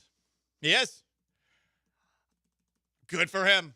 His first performance with the Cleveland Browns, despite working with the backups, he goes in there, 14 of 23 for 138 yards, 2 touchdowns, 19 rushing yards on 4 carries. And his Cleveland Browns convincingly took down the Carolina Panthers 30-10. Texans play the Panthers this coming Saturday.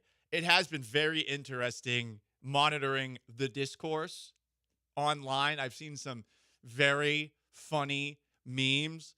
I do think that there is a very large group of people who are rooting for Shedeur Sanders because they just want to root for Shedeur Sanders. And honestly, I count myself as a part of that group. I want to see this guy succeed because he strikes me as perhaps a quarterback with the potential to be the cockiest quarterback we've seen since Joe Davis. I think he's got that in him. If he actually could play up to that. It is a preseason game. Yeah. He's going up against backups with backups. So let's not do a Super Bowl parade quite yet, like a lot of people are doing. I mean, that Nike ad that Shedeur Sanders did get like 11 million views or something like that. But I don't know. Yeah, that's the game. Like, I get it. But also, there's a little bit of it is a preseason game. And, I mean, if you think he's going to be a really good quarterback, I think he definitely has a shot to be a good quarterback in the league. You're going to have a lot of times to spike the ball in the end zone and do a victory lap on the Shedeur Sanders thing. So, yeah, it's a little bit of like claiming the first victory that you can get, but it was a victory. Like we talk about how, you know, the preseason for us, like we don't put a lot of weight in it. I will say I prefer you to be good than to be bad in the preseason. Like I prefer going, hey, let's temper the expectation. I know he was awesome in preseason, but it is preseason. I'd rather do that than, hey, I know he stunk, but it's just preseason, guys. Just hold on. Like, I prefer it be option A. Exactly. I agree with you on that front. The Nike ad, by the way, Nike swoosh, only a matter of time. I did think this one by Sam Monson was funny. This is like when the Giants were looking for apologies after Daniel Jones's debut. It is. It is a little bit.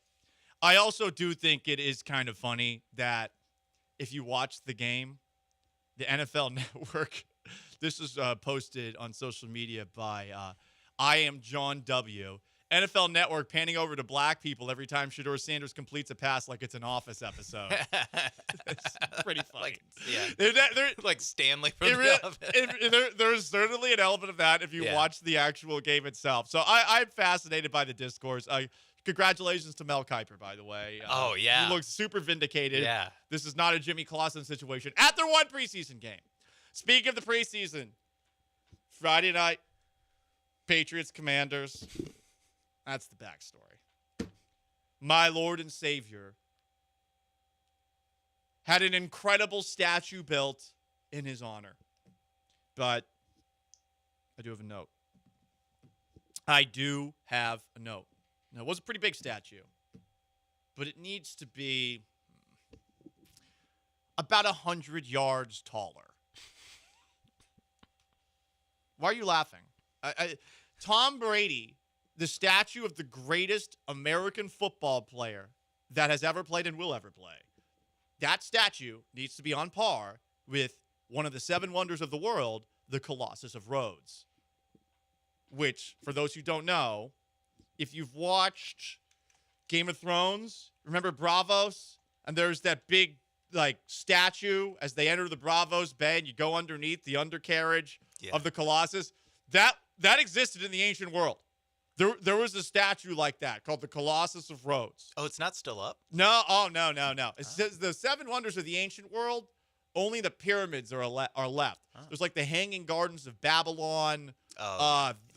There's a couple other ones as well, like the Great Lighthouse or something. The Astrodome, The Astrodome is the 8th wonder of the world. Okay. Not one of the 7 ancient wonders of the world. So a little bit of a difference. And it's still up, famously. This could have been the 9th wonder of the world, and instead it's just a statue. But at least it wasn't, you avoided the Dwayne Wade, you avoided the Cristiano Ronaldo. Yeah.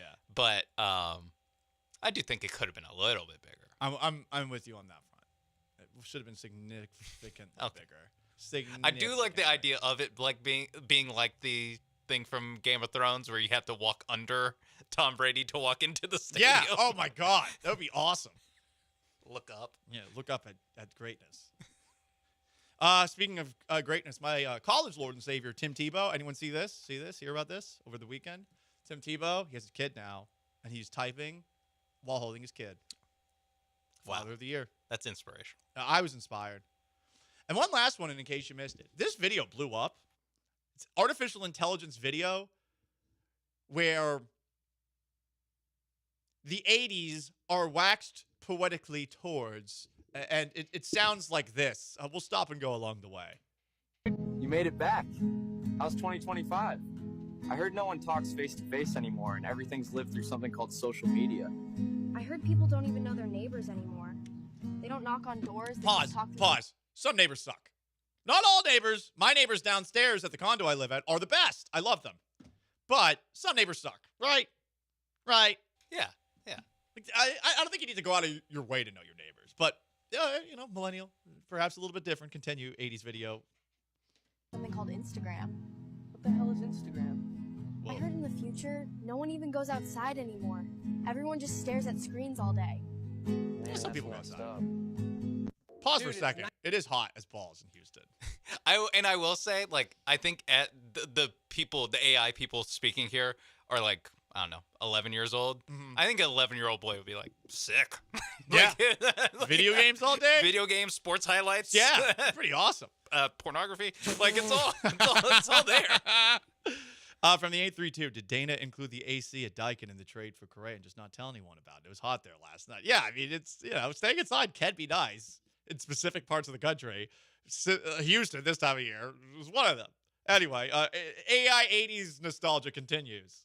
1985 and the release of the film DHG Goonies. Forget 2025 and come here. We want you here. Yeah, we want you here. We got your ticket, man. It'll be awesome if you could come back. Pause. There's like a line around the corner to get into the theater. That kind of sucks. I'd rather buy it online and just walk in, personally. Anyway, more. Dude, go back to 1985. I know 2025 is bad. As soon as I finish here, I'll come get you. Who's 85 good? Man, come to 1985. I miss you. I heard that 2025 is very complicated. I'm sorry about that. My grandson, go back to 1985. Your gift has been under this tree for 40 years. What? I'm here to get it. Is this a time capsule?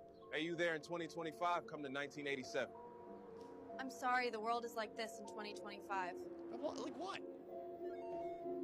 Hey, you there in 2020 Station 5? Forget the PlayStation 5 and come play arcade with us. Yeah, arcade kind of Miss sucks. you here. Going back. Sad to know the world got bad in 2025. Put coins in. Miss you. Okay, like, listen, I'm sure there were some great things about the 80s. Were they all great? Were they all as good as today? You know?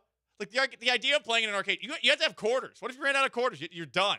Your play session was very limited. Yeah, it's also, I mean, all the people that are, all the AI representation here, all those people that are like 19 in 1985, all those people are what like made the world what it is now today. Yeah, exactly. Like, they were the ones that did it. Yes. It's like this person, this guy. They won't go away. Who's screw driving the hood of a car. Yeah. Because AI is stupid, doesn't know. The time capsule, too, by the way, like that one lady's like, oh, come back and look at the time capsule a little bit. Like, I'm sorry, I can't afford that to inherit the house because of inheritance taxes. Like, F off, lady.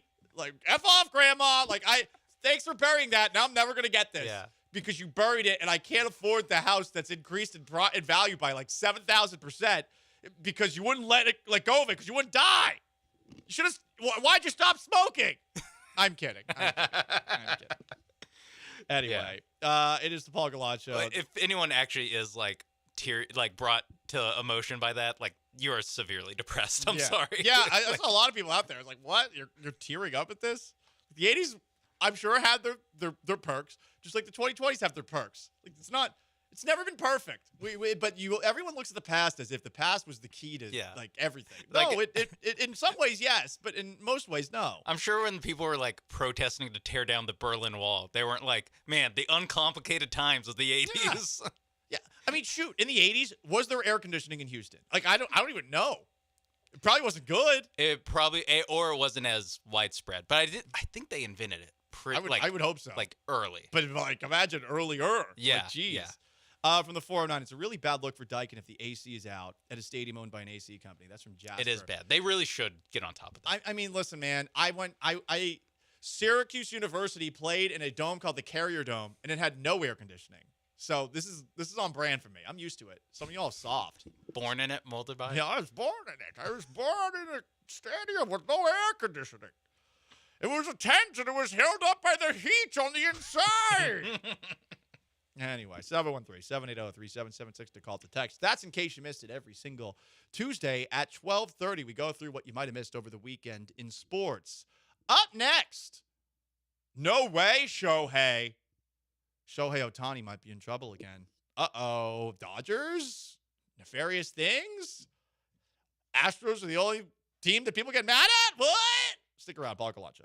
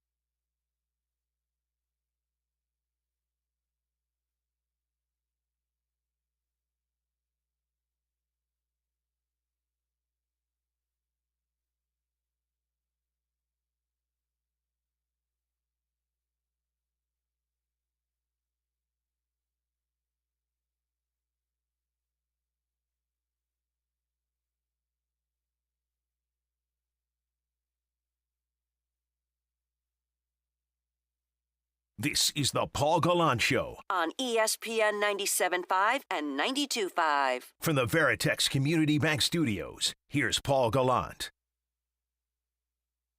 Frustrating at bat from Mauricio. Chaz, what's Paul doing?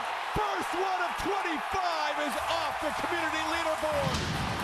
Tasmanian Devil circling the bases. It's 5-2 Astros. What has she been doing back there for so long? It's been ages.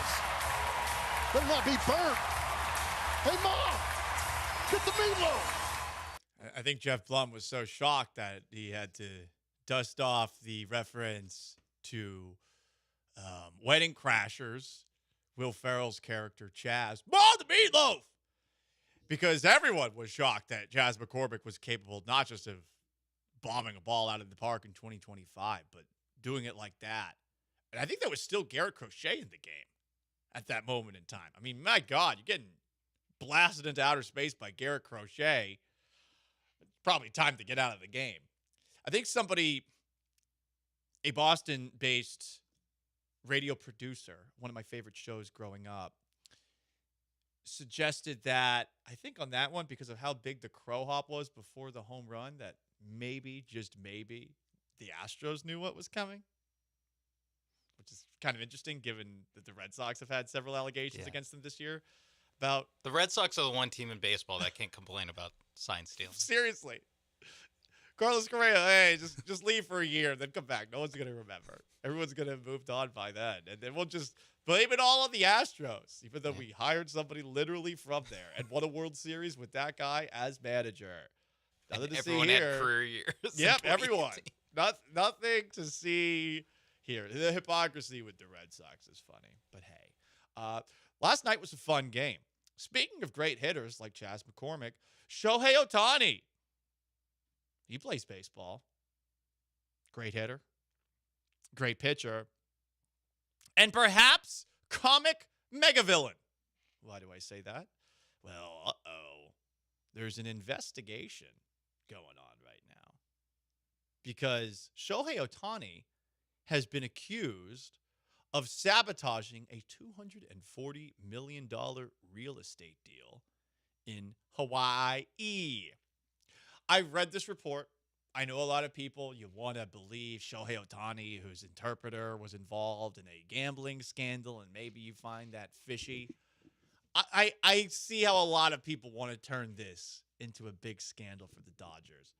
I'm not going to act like I know anything about real estate investment, but from what I gather, two people are suing him because they got fired. A Hawaii real estate investor and broker are suing Shohei, claiming he and his agent got them fired from a $240 million luxury housing development. They were brought in to the venture for Ohtani's promotional and branding value. That's why Shohei Ohtani got involved in this project. But per this lawsuit, they used their celebrity leverage to destabilize and ultimately dismantle the plaintiff's role in the project. Ohtani's agent specifically quickly became a disruptive force, threatened to pull Ohtani from the deal if concessions weren't made, and what happened? The business partners fired these two because guess what? Ohtani's agent didn't seem to like them. And now Ohtani's being implicated in this. I read this story. It would be funny if it were something, but it really does seem like Shohei Ohtani's agent. By the way, most agents are weasels. By the way. Sorry, I guess I didn't whisper that. Most agents are weasels. These are people who will do anything they possibly can to get money. Wow. They got two people on a project fired that had brought Shohei and this agent in, like, because they wanted to use those people to get people to live in this place? What a surprise. And then the agent used Shohei Ohtani's notoriety to get the guys he wants fired. Like, Shohei surrounds himself with killers. I was going to say sharks. And thieves. Killers. Killers and thieves. And thieves. I mean, at least one thief. Definitely one thief and one killer. Yeah. No. Maybe both. It's definitely not a good look for Shohei, but yeah, it definitely is something where you see the headline and you're like, oh no. And then you read into it and you're like, all right. It's Yeah. like maybe some bad business dealings, which like join the line. Dude. I don't even know if it's bad. I think this is just a routine power play. Yeah, I guess, yeah. I don't even know how you would say it, like aggressive or like ruffling feathers in a real estate thing. But yeah, I mean, it's fun to Shohei Ohtani embroiled in another controversy. We want to, because listen, we love the Astros here, and we want other people to have their character taken down the way Altuve's character was taken down, in particular by John Boy, who got away with slander and libel under the guise of, oh, I'm just a fan. Yes, but you had actual malice when you were publishing the things that you did, and you used those stories to blow up your brand. And hey, listen, they do a pretty good job in a lot of in a lot of things, but I mean, there's no denying, like they just slandered Altuve, and then like now they're acting like they've never done it. And to me, I think that's ridiculous. But that's why we look at something happening to a Los Angeles Dodger, and we are just desperately always hoping that there's going to be one little drop of hypocrisy that we can get mad at. And I know we all wish this was that. The interpreter thing was more skeezy than this. Yeah. To me, this is, hey, he was brought into a project because he's famous to help out with the development. They gave him a property, and then Ohtani's agent kept on pressing and pressing and pressing, and now those two are off of it. Yeah. So they're pissed they got fired. It sucks. I'm sure they have like some justified reason to sue them, but this is how the real world works. Sometimes you just get screwed over. Yeah. And I don't think that this is like Ohtani like cackling secretly.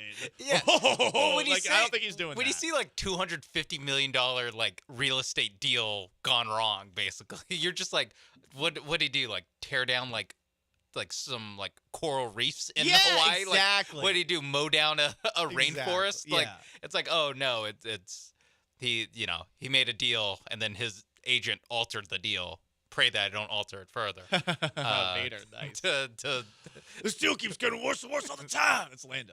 Yeah, and Lando got his revenge. Lando lost his property though. Like he did lose, but then he did blow up the Death Star. Yeah, but did he get the Millennium Falcon back? No. Lando lost it all.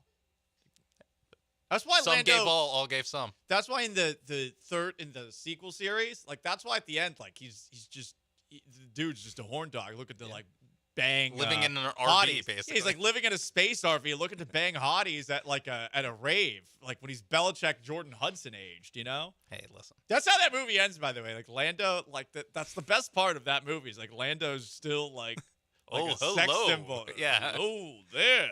It's like hanging out with some chick with like gap teeth, but who's got like a nice, she's in good shape, strong, powerful, independent woman. Anyway, Paul Gallant Show, ESPN 97.5, 92.5, 713-780-3776 to call, to text, YouTube at ESPN Houston, Twitch at ESPN 975. Last night, we saw the return of Carlos Correa, Alex Bregman, and Christian Javier, who won return night.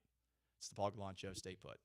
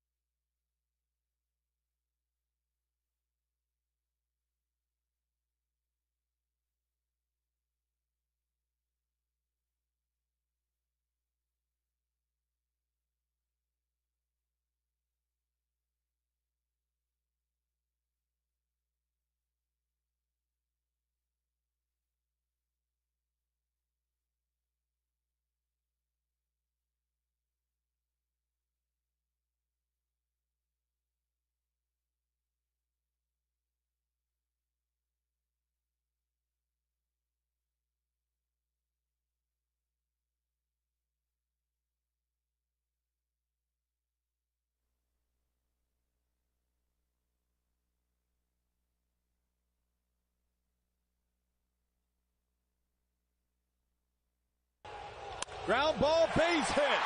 Correa comes through with an RBI single. Cam Smith crosses the plate. It's 2-1. Carlos has done such a good job of going the other way. Carlos Correa's RBI single got the Astros going off of Garrett Crochet. They would put 5 runs on Garrett Crochet, ultimately having a 7-3 lead at one point before a bullpen that did not have Josh Hader held on for dear life.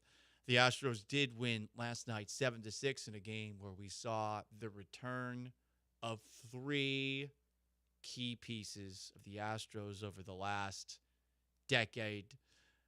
First, it was Carlos Correa making his return, playing third base. You also had, of course, Alex Bregman, now with the Red Sox, making his first appearance at Minute Maid / Daikin Park since last season.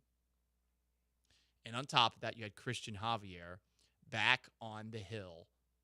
My question is, who won last night's reunion? Correa had that RBI single. Correa also had a web gem. Also, I thought that when it comes to what we heard from Carlos Correa, checked all the boxes. Here he is before the game speaking with Houston media about being back in town after 10 days on the road with the Stros. You know, when you get a chance to go out there, make the playoffs, win championships, there's that fire in every athlete that just makes you go out there and compete to the highest level possible. And also being at third base, I don't get as tired, so I feel like my legs are a lot fresher.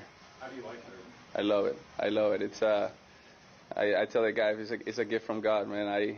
I only move when the boys hit at me, and when I'm in the visitors' dugout, I walk to the bench because it's like 3 steps away. So when I get home, I don't even feel like I played a game. But what's the best thing about being back with the Astros? The best thing about being back with the Astros, I get to play with Jose Altuve again. To be honest with you, as soon as I got to Boston, I gave a big hug. I told him I missed him. He's an unbelievable player, but you know the human side of it. When I get to hang out with him after the games, we get to go eat after games. We get just to talk shop and we talk at the same level. It's something that I definitely miss a lot, and I get to do it again, so I'm not going to take it for granted. Beautiful. Absolutely beautiful. Checked all the boxes there. I love playing third base now that he's playing third base. It's easy. It's a blessing. No drama with Jeremy Pena now, the shortstop. And it wasn't Pena's best night in the field. On top of that, talking about Altuve at the very end, I mean, all the brownie points. What's the best part about being back? Playing with Jose Altuve.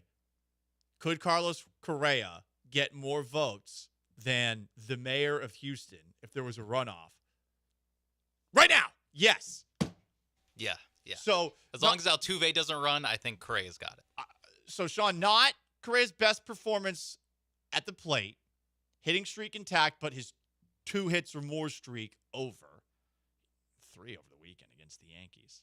3, 4, 3. I mean, he actually had, get this, a 5-game multi-hit streak going into last night. But he did strike out twice. Had the web gem. Also had this to say after the game. Again, throw all the roses and bouquets at this man. He's so happy to be back.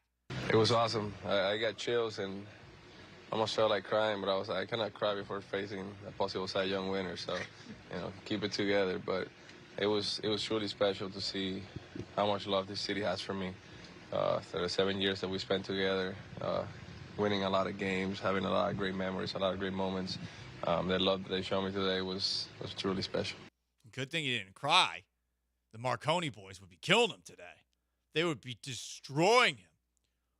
CJ Stroud can learn a thing or two from Carlos Correa. Carlos Correa shouldn't be the one getting consoled. Now you got to get consoled when you're facing Garrett Crochet? You will never convince me that the locker room didn't almost laugh at Carlos Correa almost crying. You will never convince me that. You'll never convince me that. My bad. speaking in tongues all of a sudden. You'll never, ever do that. Correa looks to have won the return based off of all the evidence we have provided, right? But Alex Bregman homered his first at-bat. 2-for-4 performance. Laughing after the game about getting booed. Whataburger. Got Whataburger before Had a the Whataburger game. with a Dr. Pepper before the game. No tomatoes. A triple burger. Side note, I feel for Bregman from this perspective. Fast food options in New England blow. They are awful. You just get 3. You get McDonald's, you get Burger King, and if you're lucky, you get a Taco Bell. I don't like Taco Bell. I've only eaten that Taco Bell once in my life. The limited options of fast food in the Northeast drive me crazy. You can't find a Chick-fil-A anywhere. That's tough. It's insane. There's 2 Chick-fil-A's within a mile of here, but you can't get one anywhere in the Northeast unless you go up to like Burlington, which is a pain in the ass to get to. It's ridiculous. I 100% feel that. I 100% feel Alex Bregman, because when I was in high school, I had to volunteer as a camp for like service hours to be a counselor. The food there was so bad that on my drive back home, I literally stopped at a Whataburger and I got out of my car and ate it in the restaurant. I was so like, wow. I need to enjoy this. Yeah, you got it. And it was a Whataburger. Definitely wasn't a triple. I think it was a double. Okay. My Whataburger move is the honey barbecue chicken strip sandwich That's on very Texas toast with no cheese. Now I alternate between that one and the patty melt. Just kind of whatever I'm feeling. Yeah. Listen, Whataburger has the most options of any fast food place that there is, and that's what I love the most about them. And it's definitely a tier above, McDonald's, Burger King, all of that stuff. I'm glad Alex Bregman got to enjoy that. Same here. But I do think that goes into his column of one reunion day because he got to eat at Whataburger. Yes. He scored more runs than Correa did. He had 2 with the 2 runs batted in. He did have the home run. But the Red Sox did lose. He liked how they fought back, but they did lose. In a losing effort, yeah. Between those 2, I think it's Correa. But how does Christian Javier's return factor in? Javier went 5 innings. Honestly, we said going into yesterday's during yesterday's show, if you get 5 innings or more from Christian Javier tonight, good. Because generally, you're hoping to get 5 2/3 from Javier. He gave you 5. It was shaky early on, that's for sure. The first inning was bad. It was bad. The first inning, I was like, oh, great, here we go. But after the first inning, he really settled in. He had 5 strikeouts, so he's throwing stuff by people. And remember, this is a Red Sox team where they know what's coming. They know what's coming, especially once they get a couple of guys on the bases, So he handled it pretty well. Take a look at what he did in the second inning. He did have a walk, and he got absolutely destroyed on a stolen base, like not even a throw. But he did a great job of engaging in a rundown situation. Ran straight at the guy. I was like, oh, please don't get hurt. That's the worst is now my just concerns with the Astros in the field. Is he going to get hurt here? Is he going to get hurt? Like Josh Hader did? But he looked good. So we're power ranking who won yesterday's reunion day at Daikin Park. Correa had to win it, but Bregman is very close to having won it. Had the Red Sox won, I would have given it to Bregman. Bregman after the game was so damn funny. I think we have to play it one more time before we get out of here. And Christian Javier is in third. Here's Alex Bregman after the game being asked about getting booed. I think this is a perfect response. That ball goes off your bat in the first at bat. Just what's going through your mind as you round the bases? Just pumped up, just fired up. Every time you hit a homer in the big leagues, it's pretty special. But to be able to do it first at bat back here was pretty cool moment. I'll never forget. Did you hear the boos next at bat? Yeah, it was great. I loved it. I was hoping they would. Did you sense the good-natured feel of it? Or? Yeah. It's all good. Yeah, why were you hoping they booed?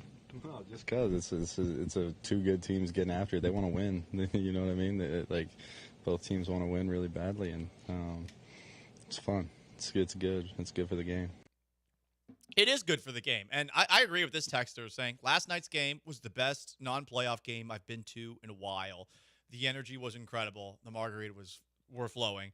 And the game was good, but it's because Josh Hader's shoulder has discomfort, and the Astros had to use a bunch of relievers that you would not want them to use in a high-leverage situation against a team playing as well as Boston right now. Did the Astros fans win reunion day? Ooh, yes. We won. Hell, I even got I got the greatest frozen margarita pour I've ever gotten in my life. Again, because he went viral for it. We're talking 2 inches over the top of the cup. It was definitely accidental. Crystal made a face when it plopped up like that, and I was like, "No, it's cool, Crystal." I left a huge tip. I was like, I don't care that this costs $300 and I just tipped you $100. I don't care. Worth it. That was a great pour. I could use that forever now as an image. I love it. Anyway, guys, it is the Paul Gallant Show, most interactive sports talk show in town. 713-780-3776 to call to text. YouTube at ESPN Houston. Twitch at ESPN 975. CJ Stroud. Crybaby? Just kidding. CJ Stroud was ranked by The Athletic. They put out their quarterback tiers. We're actually going to talk with Mike Sando about this later on in the week. Where did he rank, and who did he rank behind? A couple of questions I have about this, but it is the Paul Gallant Show. You'll find out where Stroud ranks on the other side. Stay put.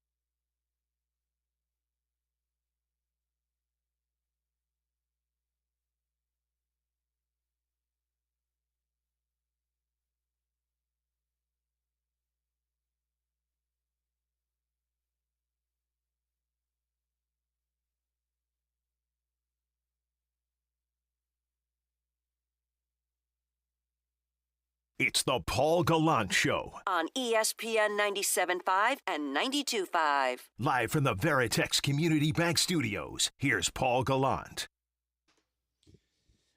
Most interactive sports talk show in town. Astros took down the Red Sox 7-6 last night. Carlos Correa had an RBI single and a web gem in his first game at now Daikin Park.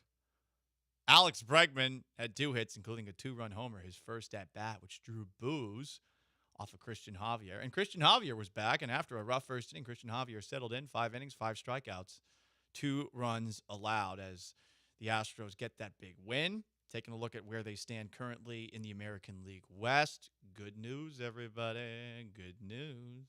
They increased that lead by half a game. Oh, yeah. Now, the Mariners have won 7 in a row, but the Astros have a 1-game lead in the American League West. They are 2 games back of, technically a game and a half back, of both Detroit and Toronto for the top 2 seeds in the American League playoffs were the season to end today. So another game against the Red Sox on deck.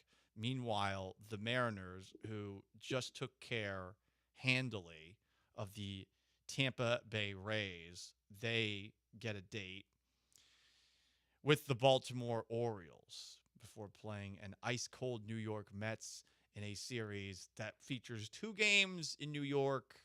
Check that. 2 games in Seattle and 1 game in New York. Very strange series to go from Saturday to Sunday, playing 1 game. That has to be like a rainout thing, right? I think so, yes. So that's still weird because they're not close. Like and they it's have Sunday to night fly baseball across too. the country. It's Sunday night baseball too. It's a very bizarre. Huh. And then they go back on the road to play Philadelphia. I don't know. Oh, I guess the specifics. I don't know. That is weird. Seems strange, but they have it pretty easy for I would say the remainder of the week. Astros are going to have to just get through this tough stretch right now. Anyway, Mike Sando of The Athletic does this every single year. He polls key NFL figures and has them rank NFL quarterbacks by tier. It's a very interesting post. It gives you a feel for who's who based off of the opinions of people around the league. Where does C.J. Stroud rank? We'll get to that in a moment. The 2025 quarterback tier. Tier number 1. Patrick Mahomes and Joe Burrow, in the eyes of those around the league, are tied as the best quarterback in the game. That's interesting. More so that Mahomes is still number 1. That's not to say that Mahomes isn't number 1. It's more surprising that last year, and perhaps last year's Super Bowl, didn't have Mahomes go temporarily below either Josh Allen or Lamar Jackson. But I think everyone's a little bit afraid of disrespecting Patrick Mahomes too early, having learned lessons the hard way when it came to Tom Brady. Yeah, I think there's that at play where there's like a slip. I mean, just because he didn't win 3 straight Super Bowls, now it's there's a little bit more room for criticism, light criticism. He's still tied for being the best quarterback in the league. But I am surprised who he's tied with is Joe Burrow and not the guy who won MVP last year. But here's the thing. If the Bengals had made the playoffs, Burrow should have won MVP. I feel very strongly about that. I think Burrow had a more impressive season than Allen and Jackson, which is saying something because they both had awesome seasons. Yeah. But take a look at Burrow's numbers. They were awesome. They were the best numbers for any passing quarterback in the league. Allen, Jackson, they do more than that. These rankings continue. Josh Allen ranked 3rd. Lamar Jackson ranked 4th. It is interesting to see how those two rank compared to one another. The last 2 MVPs of the league. Allen, the defending MVP. Jackson, the MVP the year before. Some believe Allen got the MVP because there was Jackson fatigue over winning the MVP. Yeah, and Jackson was first team all quarterback, all first pro team quarterback. All pro, yes. And Allen won MVP. So it's a little weird. It's very strange. I think it's fair to put them in this order right next to each other. I agree. I think they should be tied for 2nd. 5th, also part of the first tier. These are the top 5. Matt Stafford. My first big disagreement. By the way, Matt Stafford's status for week 1, which we told you is up in the air, probably more up in the air as of the last 24 hours. We'll talk more in detail about Matt Stafford tomorrow because I have a couple of stories I've been going through. And I'm really curious as to what the hell's going on up there. And I don't think LA's got the beat that's going to be digging and figuring out what the hell's going on here. To me, the biggest issue with this is what you're just talking about. Like, I'm not sure how healthy this guy is, which I guess they did some of this information before, some of the gathering before this came out. I just don't understand how he's in tier 1 with the 4 guys. I'm with you I there. think the 4 guys at the top, you can talk me into any of them being number 1. Like if you want to say Lamar's number 1, that's the one that I'm most like, not, like you have to do a really good job of convincing me. And it's ultimately like the guy just needs to get it done in January. All these other guys, like I'm cool if you want to say Allen, Mahomes, Burrow are the top quarterback in the league. I think Jackson's right there with them. And I think there's a precipitous drop from I agree 4 to 5. I agree with you there. Stafford is definitely behind them. But Stafford, I mean, they almost beat the Eagles. He almost really beat the good. Eagles. He is really good. And he had them. If he had not gotten sacked on that 3rd down, and it's setting up a 4th and long situation, I really wonder what would have happened. I think they might have beat the Eagles. I don't have a problem with him being 5th. That's fair. I have a problem with him being in the same 1. tier. That makes sense to me.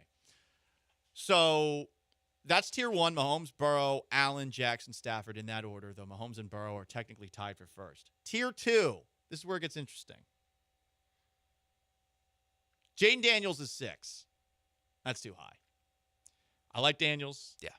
That's too high. It's a little Stroud from last year. Justin Herbert is 7.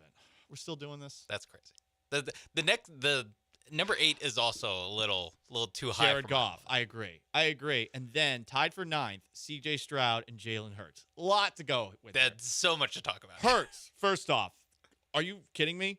Hurts should be 6th. Hurts should be 6th. I'm sorry. What are we doing? You could talk me into him being 5th over Stafford, but him being behind those 3 guys, honestly, him being tied with Stroud is also a little crazy. When the Eagles take the top off of Jalen Hurts, and that is a thing that they do.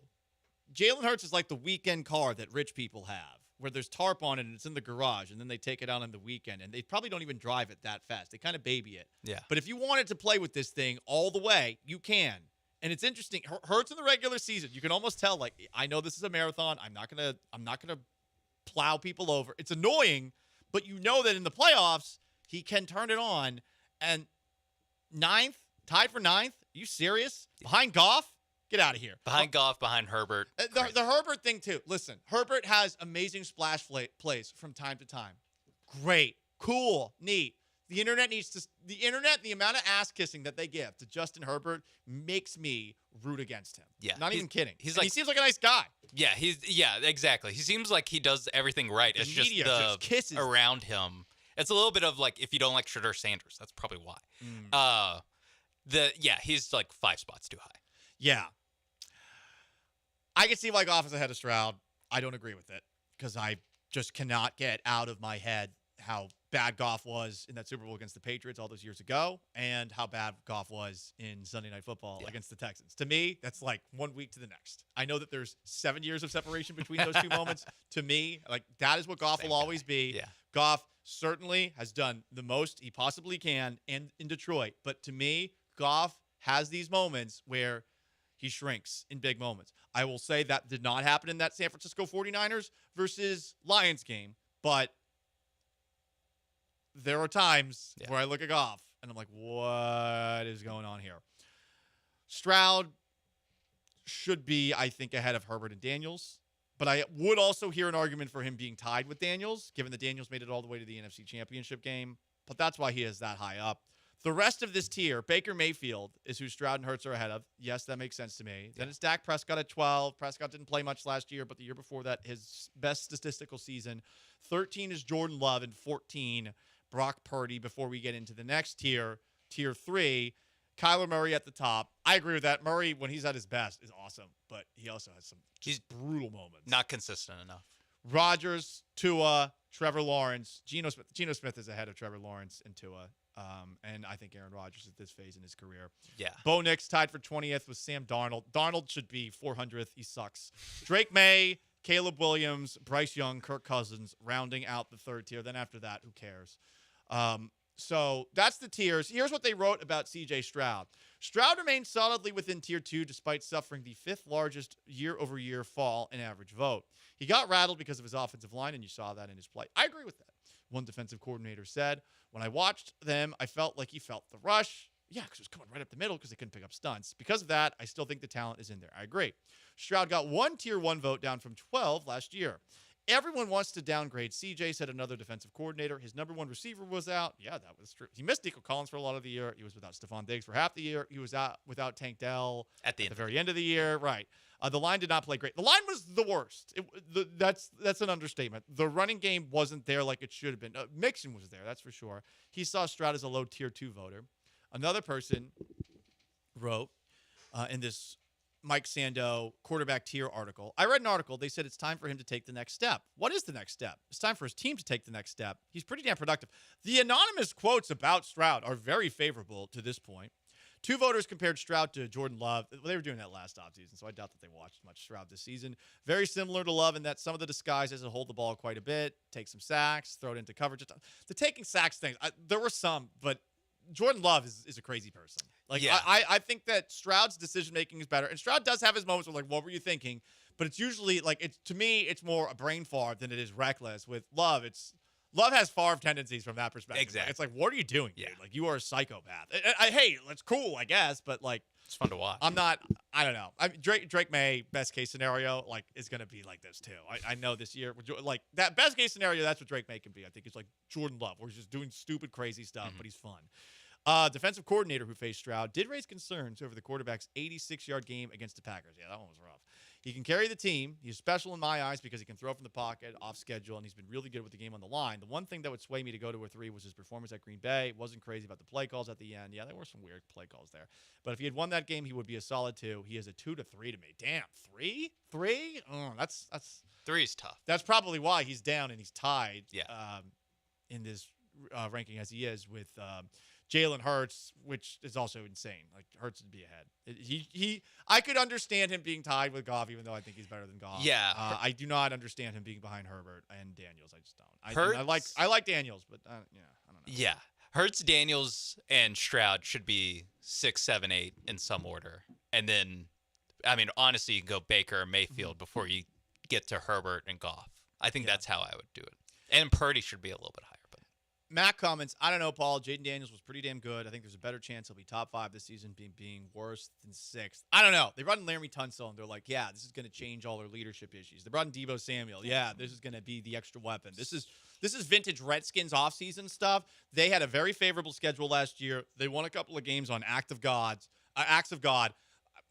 If there's any team that's taking a huge step back this season, I think it's the Commanders. Not because of Jaden Daniels. I think it's more so because they pushed all their chips in the middle of the table, and I don't think the guys that they brought in are the pieces that you want to bring in as the finishing touches.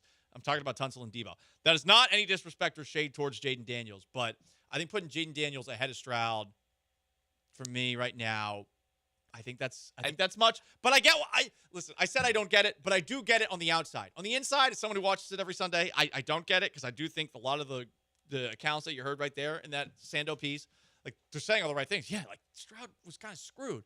But at the same time, man, Daniels was a rookie last season. And I think there's a little bit too much belief in a year where they really did have a horseshoe up their ass. Yeah, they were like 85% on 4th downs. Yeah. Like, that's just, no one does that year after year. That game on the stupid Hail Mary. They won a game on a Hail Mary because Tyreek Stevenson was celebrating. Yeah. Like, there was a lot of breaks that went their way. I agree. I think it's a classic. We saw the downside with Stroud. We just haven't seen the downside with Daniels yet. From the 747, doesn't matter. Sean, Super Bowl winning quarterback, talking about Matt Stafford there. Well, if he's alive, but I'm saying he should be 5th, just not in the same. But I what you said made sense. Yeah, you just don't think he should be in that tier. But honestly, I would agree with him being ahead of all those guys in a separate tier. Yes. Totally get that. From the 409, I think CJ gets a pass. Tom Hanks said there's no crying in baseball. He didn't say the foosball. Yeah, race debate. That's going on. That is true. The Texans flagship. Correa didn't cry. Texas flagship of all things is crushing C.J. Stroud for something they didn't even see, that they're just reading like off of X. Should I just post fake reports going forward? Want me to do that, see if they pick up one of them? Yeah. I don't think they follow me anymore over there. Alas, earwax. Paul Gallant Show. Sean Mapes behind the glass. 713-780-3776 to call the text. YouTube at ESPN Houston. Twitch at ESPN 975. Stroud tied for 9th. And Mike Sando's quarterback tiers. We will talk with Mike Sando Thursday at 1:15 about those rankings. Up next, we continue our countdown to the start of the NFL season. Closer and closer. 23 days away. Stay put.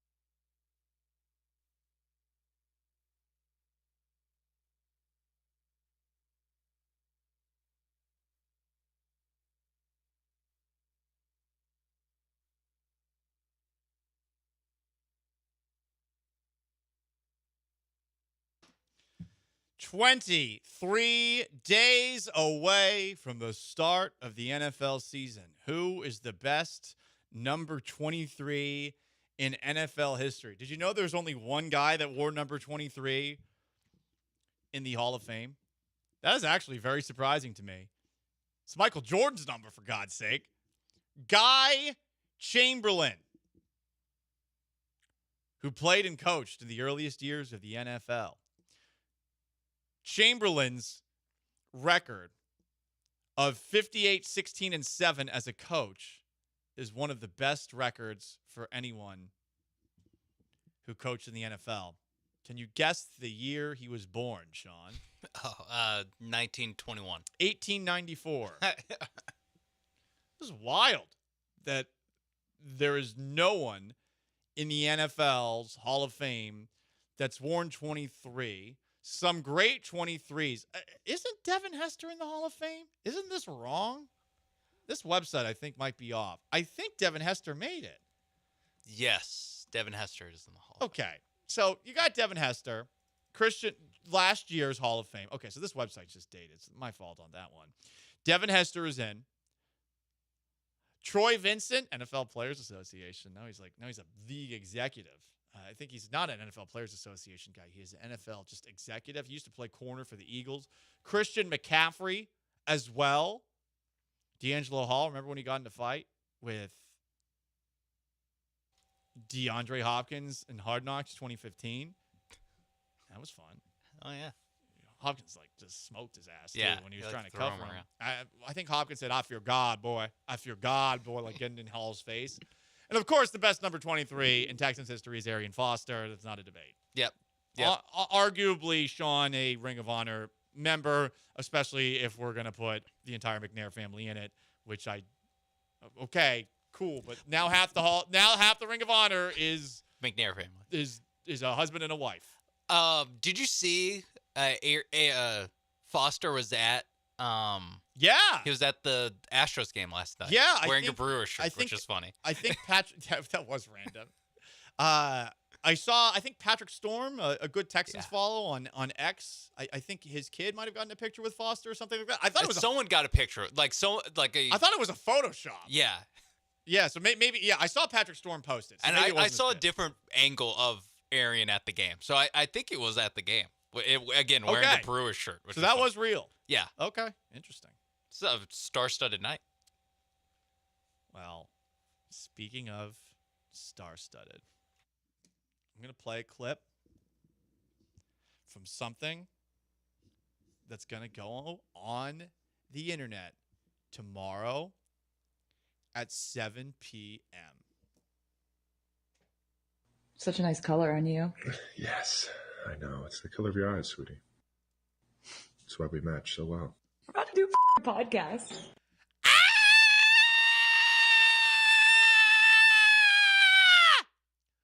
Oh my God! It's gonna be Taylor and Travis! Yes! Taylor Swift is gonna be on a podcast with Travis Kelce! And oh my God, did you see that Taylor Swift posted something about an era on her social media? And if you see in the video, Travis is wearing 1989 colors, and so is Taylor. And by the way, something is getting released at 12:12 a.m. on August 13th, and it's the 13th, and it's an era. Oh my God! That hurt my voice a lot. I'm going to post that to TikTok, see what happens. Whenever I post Travis Kelce, Taylor Swift stuff to TikTok, it blows up. I don't know. Just press the easy button. It's like the easy button. We're just reeling in the hits. Hey, here we go. Anyway, sorry about that ear abortion, everybody. That really hurt. It was very I could not have done. I don't know what would have gone first, my ears or your voice. Paul, are your nuts gone? Yes. Castrated myself just for that segment. You know, committed to the game. Trying to win a Marconi, after all. You know, don't really like to shame people for being sad or crying, but will I cut off my balls and scream like a girl? I will. You got to do what you got to do. Built different. John Gruden in the NFL might be going to the Supreme Court. That's fun. We might get some more juicy emails. Discovery? Let's go. I know Mike Florio's got a pants tent over this. Yeah, that's what he lives for. It does. That's all he's about, is like random, niche legal proceedings involving the NFL.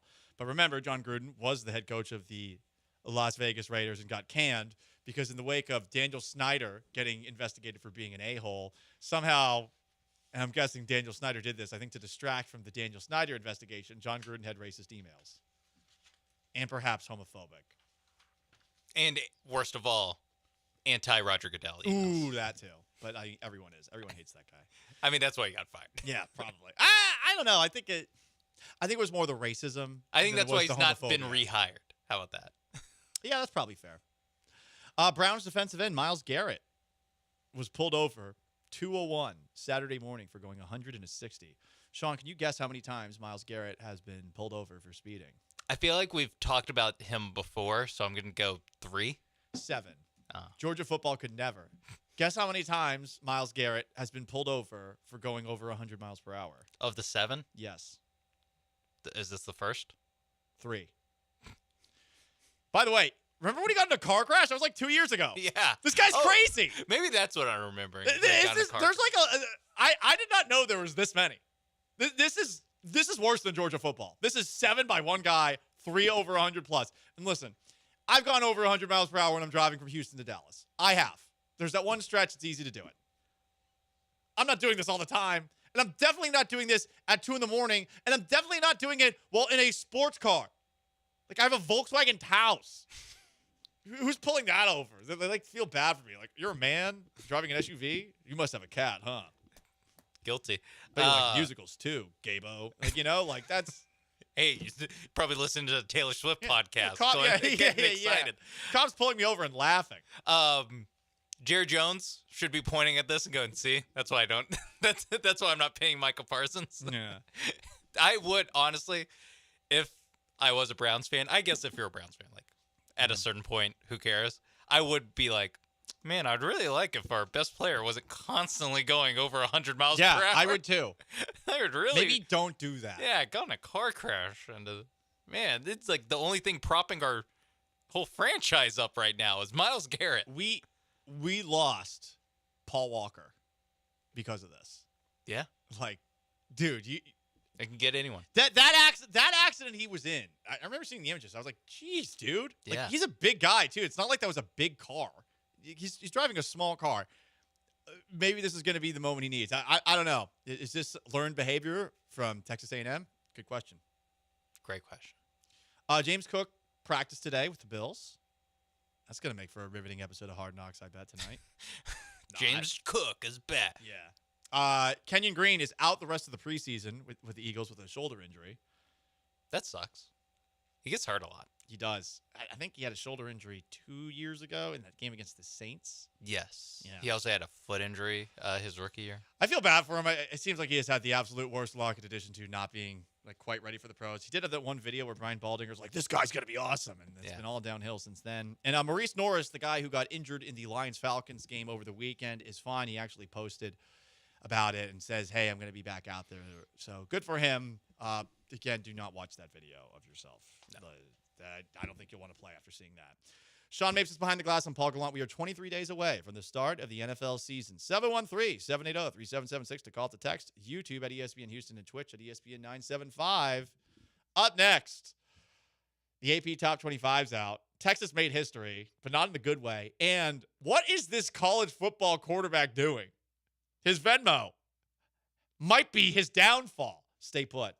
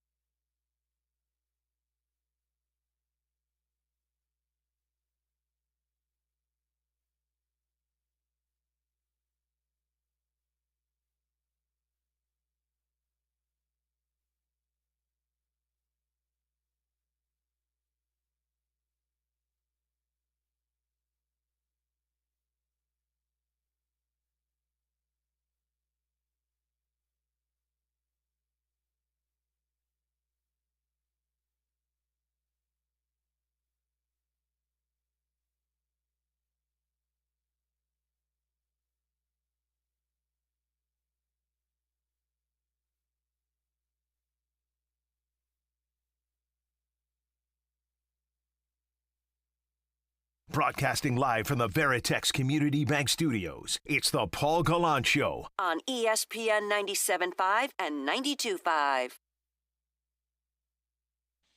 Most interactive sports talk show in town.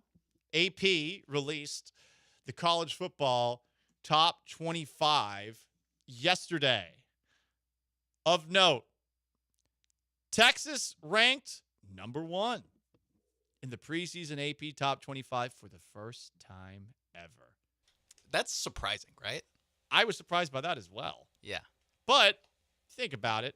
In recent years, what year not that would they have been? Like, maybe there was a chance, had there not been a USC, that going into the 05-06 season that they would have been. But USC was coming off of USC's, like, prime years. And I was thinking 08-09 range, but that was also, I think 09 was Tebow came back. Tebow is back, rise of Alabama. Yeah. 25 first-place votes in the AP Top 25, rounding out the top 10. Penn State, number 2, with 23 votes. Yeah, I'm sure that'll last. Ohio State, third, with 11 votes. Clemson, fourth, 4 votes. What a Clemson. Must be some South Kakalakians. 5, Georgia. They got 1 vote. Notre Dame is 6th, no first-place votes. Oregon, 7th, 1 first-place vote. Alabama, 8. LSU, 9. Miami, 10. Rounding out the rankings in the AP Top 25, if you care about Texas A&M, they're 19, Oklahoma, 18, and Texas Tech, 23, as far as schools in the region. Texas made history not just by being number 1 in the AP Top 25 for the first time. Also, they are the first number 1 team to be an underdog in Week 1, going to the Horseshoe to play number 3, Ohio State, who had 11 first-place votes. I like this. Keep them humble. Yeah, not everyone's kissing your ass, you know? It's not you know, who could possibly beat these guys? It's, hey, listen, you're not even favored in Week 1. Am I the only person surprised that Penn State got this many first-place votes? 23? They bring back a lot. They bring back, it's a classic, like they're a good team last year and they just bring back everyone. Their quarterback too? Brought back their quarterback, 2 running backs. He sucks. Their quarterback sucks. I know, but he, you know, open up a mock draft. They like him. They got Syracuse's receiver from leading receiver from last year, Pena. I forgot they got Trevor Pena. Yeah. Sons of bitches. F Penn State. Yeah. I'm a little bitter about that. Thanks for reminding me. Yeah, no problem. Iron sharpens iron. Syracuse didn't even get an AP Top 25 vote. That's Coaches poll gave him some votes. Of course, because coaches know what Fran Brown's doing out there. They do. They know ball. Yeah. Texas A&M being ranked ahead of Syracuse, got to say, ridiculous. But hey, that's just me. Oklahoma being ahead of, this will carry us into the next one. Oklahoma being ahead of A&M. That's also crazy. Yeah, actually, on a for real note, I agree with that. That's pretty wild. I'm like, A&M was like a game and I guess 2 games away from making the playoff and being like a top 4 seed. Yeah, they almost snuck back in. No, you're right. And Oklahoma went like 7-5 last year. Yeah, and they played the worst that they've ever played against Texas in the Red River Shootout, other than that other time. The other time. And they lost to Navy in a bowl game. It was bad for Oklahoma last year, but they got a transfer quarterback. Things are looking like they're turnaround for old Brent Venables. Former Washington State Cougar John Matier. Oh, wait. Uh-oh. So, John Matier, is that how you pronounce it? Matier, okay. Yeah. I should know that because he was a Washington State Coug. Go Cougs. He is under scrutiny because people, I guess, decided to dive into his Venmo, which, by the way, everybody, is public, and you should make all your purchases private. Like, there's no reason to make these public. He has gone viral for payments that he made November 20th of 2022 that say sports gambling. One of them says, in parentheses, sports gambling, UCLA versus USC. The other one says sports gambling. Someone scrolled through his entire public Venmo, and there's a couple of other payments that reference sports gambling. And he has gone so far as to write a notes app denial of the allegations that he participated in sports gambling. The allegations I once participated in sports gambling are false. My previous Venmo descriptions did not accurately portray the transactions in question, but were instead inside jokes between me and my friends. I have never bet on sports. I understand the seriousness of the matter, but recognize that, taken out of context, those Venmo descriptions suggest otherwise. I can assure my teammates, coaches, and officials at the NCAA that I have not engaged in any sports gambling. Whoa. So that's a pretty strong denial. And if you want some evidence of the tomfoolery of some of the things that John Mattier has posted on his Venmo, I do think he might have a leg to stand on here. I don't know how it's going to hold up in court. It's going to be awkward if this goes to court and the transcripts are read of like what was written in his Venmo history. It's going to definitely be used to assassinate his character. May 27th, 2023, John Mattier paid Kyle Thornton big fat COKC. April 13th of 2023, John Mattier paid Quinn McCarthy slapping some balls. Footballs. Because they're playing football. John Mattier paid Hudson Cedarland April 8th of 2023 turning gay. John Mattier also paid Quinn Roth March 23rd of 2023 gay boy. He has a leg to stand on. He does have a leg to stand on. Honestly, this is going to help him out. Unless we find out a lot more about this guy. Listen, but yeah. Here's what I think happened, Sean. College football fans are the most psychotic sports fans in the United States of America. Some people were looking to dig up dirt on the enemies of their school. Oklahoma has many enemies. They are the only rival that Texas recognizes. Sorry, Texas A&M. Even though they do recognize you and secretly root against you all the time, they always act like they don't root against you. It's a weird dynamic. But there's lots of people that hate Oklahoma. Oklahoma State hates them too. Yeah, Nebraska, Missouri. Exactly. All the Big 8 schools. Yes. Hell, Kansas, for God's sake. Like, everyone hates Oklahoma. So there's lots of people online that are going to look for anything they can put out there to just stir up a bleep storm. Honestly, they should have waited until the season opener. I think they blew their load a little bit early here. And this is just some dork went to his Venmo, looked for anything, and found, oh, wow, this idiot, no offense, made it all public. This is stupid, buddy. You're young. You'll learn. Yeah. And they found something. And so now there's a scandal, but I don't think it's actually a scandal. I don't think it's going to lead to anything. It is funny, and this is just a perfect college football story for August 12th. Yes, this is more of like laugh at how dumb this guy is and how dumb their jokes are. This is not like actually like he's going to be suspended for the season. Like this is nothing's going to happen unless he really is like gambling. But I feel like the gambling stories that get uncovered are, yeah, we found out that jmateer10@gmail.com has signed up for FanDuel. Like it's much more like this guy just used his email address to make a DraftKings account. Like that's how most guys get caught. Or like irregularity with prop bets where it's like, why is the 9th guy on the Toronto Raptors having the most action placed on him in a random day? Like I don't think anything's gonna happen with Mattier. I think it is just like pretty dumb college stuff. I mean 2022, I think he was a freshman. So like this is like big 18-year-old in college stuff. So yeah. He's just goofing. Moral of the story is you hit the nail on the head. Make your Venmo stuff private. Just make it private. I do it all the time. All the time. I don't want anyone knowing what I pay for. You know, like I got fantasy football payments to make in a couple of days, you know, for 2 different leagues and for a pick'em league that I'm in. I don't know if that's legal or illegal, but I'm definitely not posting it publicly. You're not going to say sports gambling. Right, exactly. You're going to say, I don't know, one of the other stuff that he wrote. By the way, that is slapping balls. Slapping gay stuff. Yes.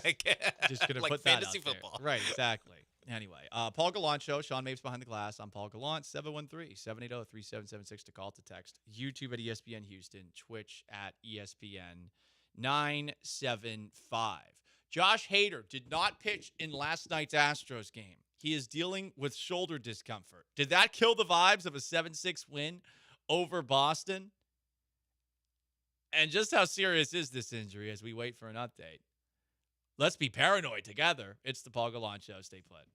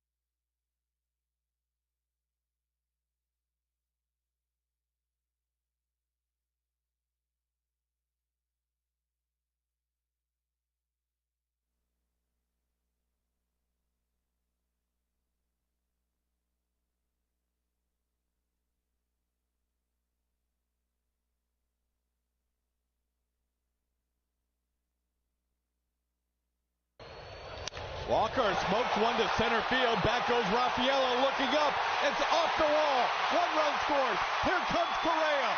The throw will not be in time. 3-2 Astros. God wills it! Last night, Christian Walker officially beat the allegations. He is not Jose Abreu 2.0. Been hitting very well for over a month now. That was a very clutch hit. The Astros were down 2-1. Red Sox had a lot of momentum. Christian Javier looked a little shaky in his first inning. Bregman hits the home run. Some of the air out of the Daikin Park building. And then all of a sudden, Walker just bombs that one to deep left center field, driving into the Astros take the lead. They had a 7-3 lead last night.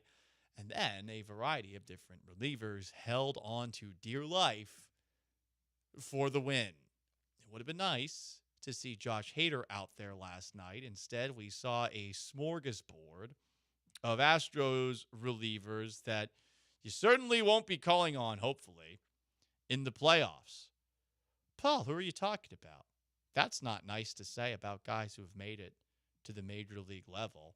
Well, I mean, would you want any of these guys optimally in a playoff game? Would you want any of them? Let's just go through them. Do you want Caleb Ward out there with his 4.42 ERA? No. Hector Neris, congratulations on 10 years of service time. Do you want Hector Neris in his 6.75 ERA out there? By the way, he got DFA'd this year, and the Astros picked him up. No. Yeah, no, thank you. Sean, I think a lot of people don't even want Neris on the team right now. Yes, I think that's the case. Hey, appreciate the memories. Loved 2022. Loved you getting in the face of Julio Rodriguez. Yeah, I love that. I don't. His favorite moment of the year. Maybe don't co-sign all the stuff, but it's a cultural thing. Okay, that's what I said. I'm willing to hide behind that too. A lot of people in Seattle got mad at me for that one. Cultural differences. Cultural differences. Funniest moment of the year. I mean, yeah, but 2025. Notice we haven't brought up any fun memories from 2025. Nope. I appreciate, but no thanks. 3 earned runs in 2/3 of an inning last night. Stephen Okert. He's better than most of these guys. I was gonna say he's like 3.1 ERA. He's he's the best so far, but still no. Enyel de Los Santos. Not gonna lie, never heard of him until last night.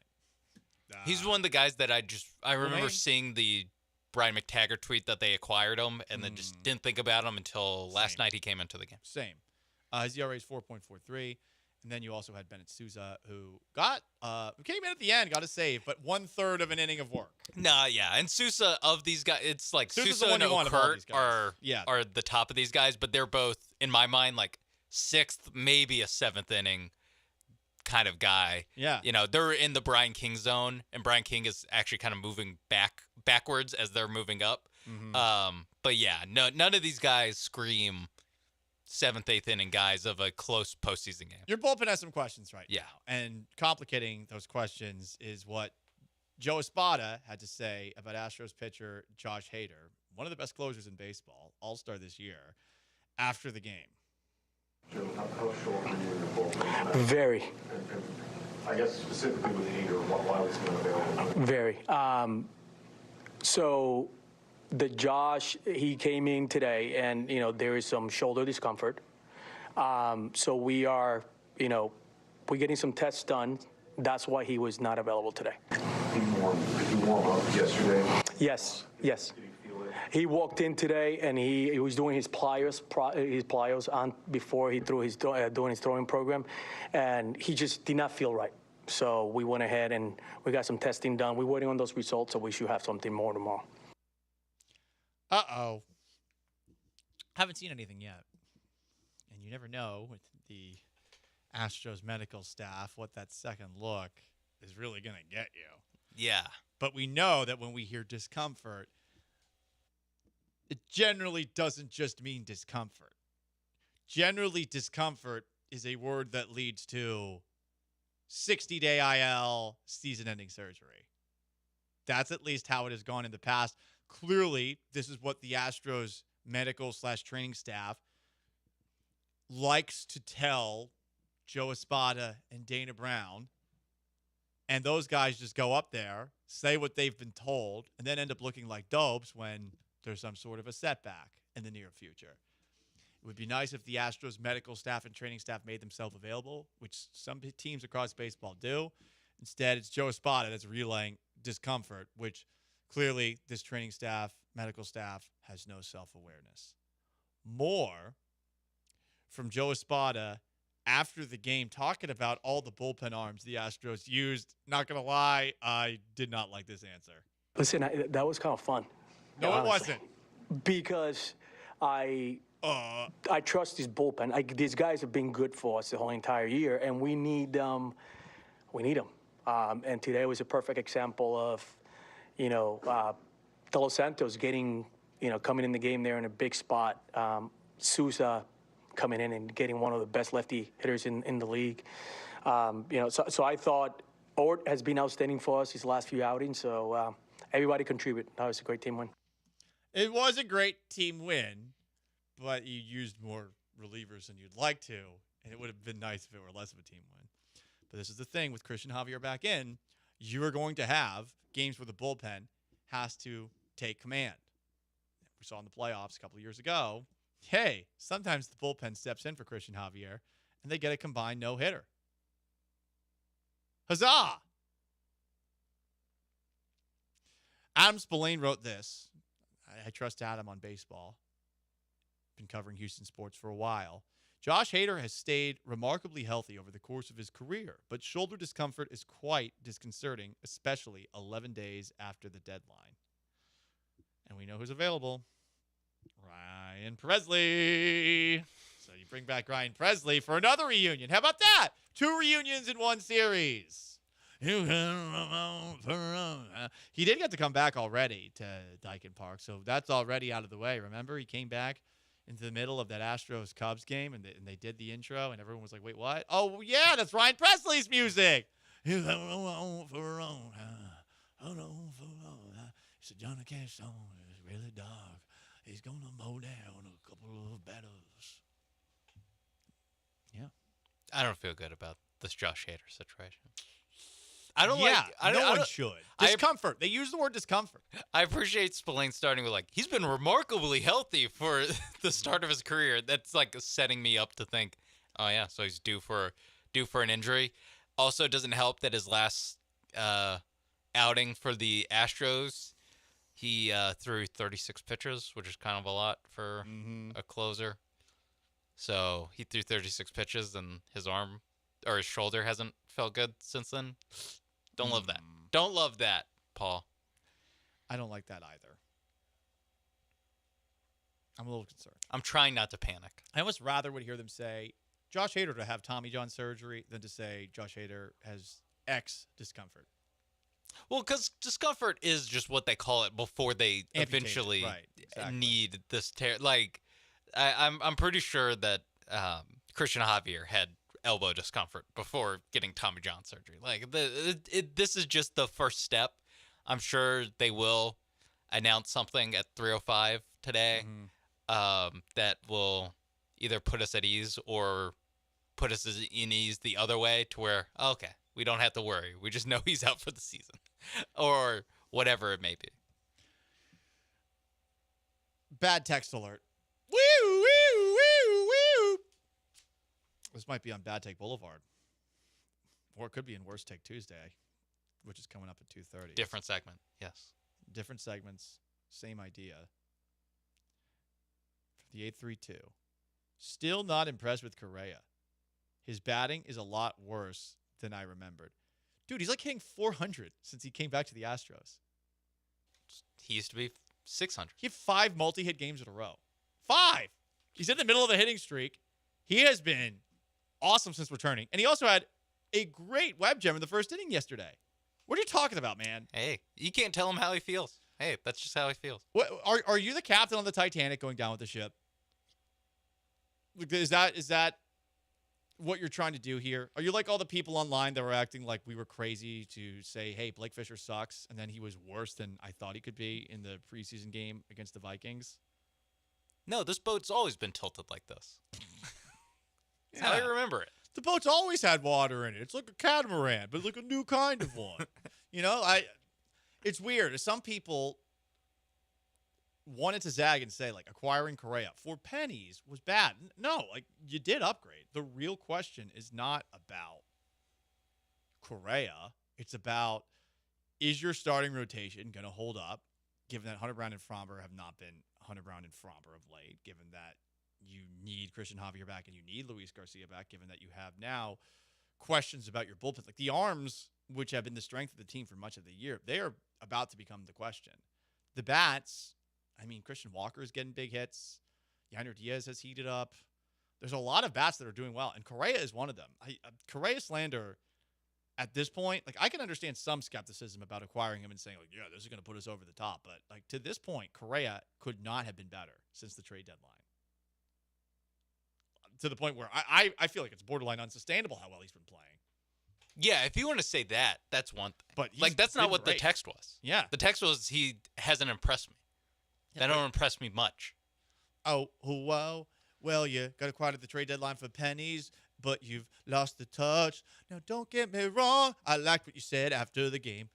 Specifically talking about how easy it is to play third base with Jeremy Pena now playing shortstop. And on top of that, how you literally love Jose Altuve. But that won't keep me warm in Dyken Park. The air conditioning will because it's hot as balls. That don't impress me much. I love Shania Twain. Yeah.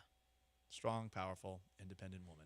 713-780-3776 to call to text. YouTube at ESPN Houston and Twitch at ESPN 975. Are you concerned about Josh Hader going down? Also, last night's Astros-Red Sox game was a whole lot of fun. What kind of reception is Alex Bregman going to get tonight? Is he going to have signs that are decrying him?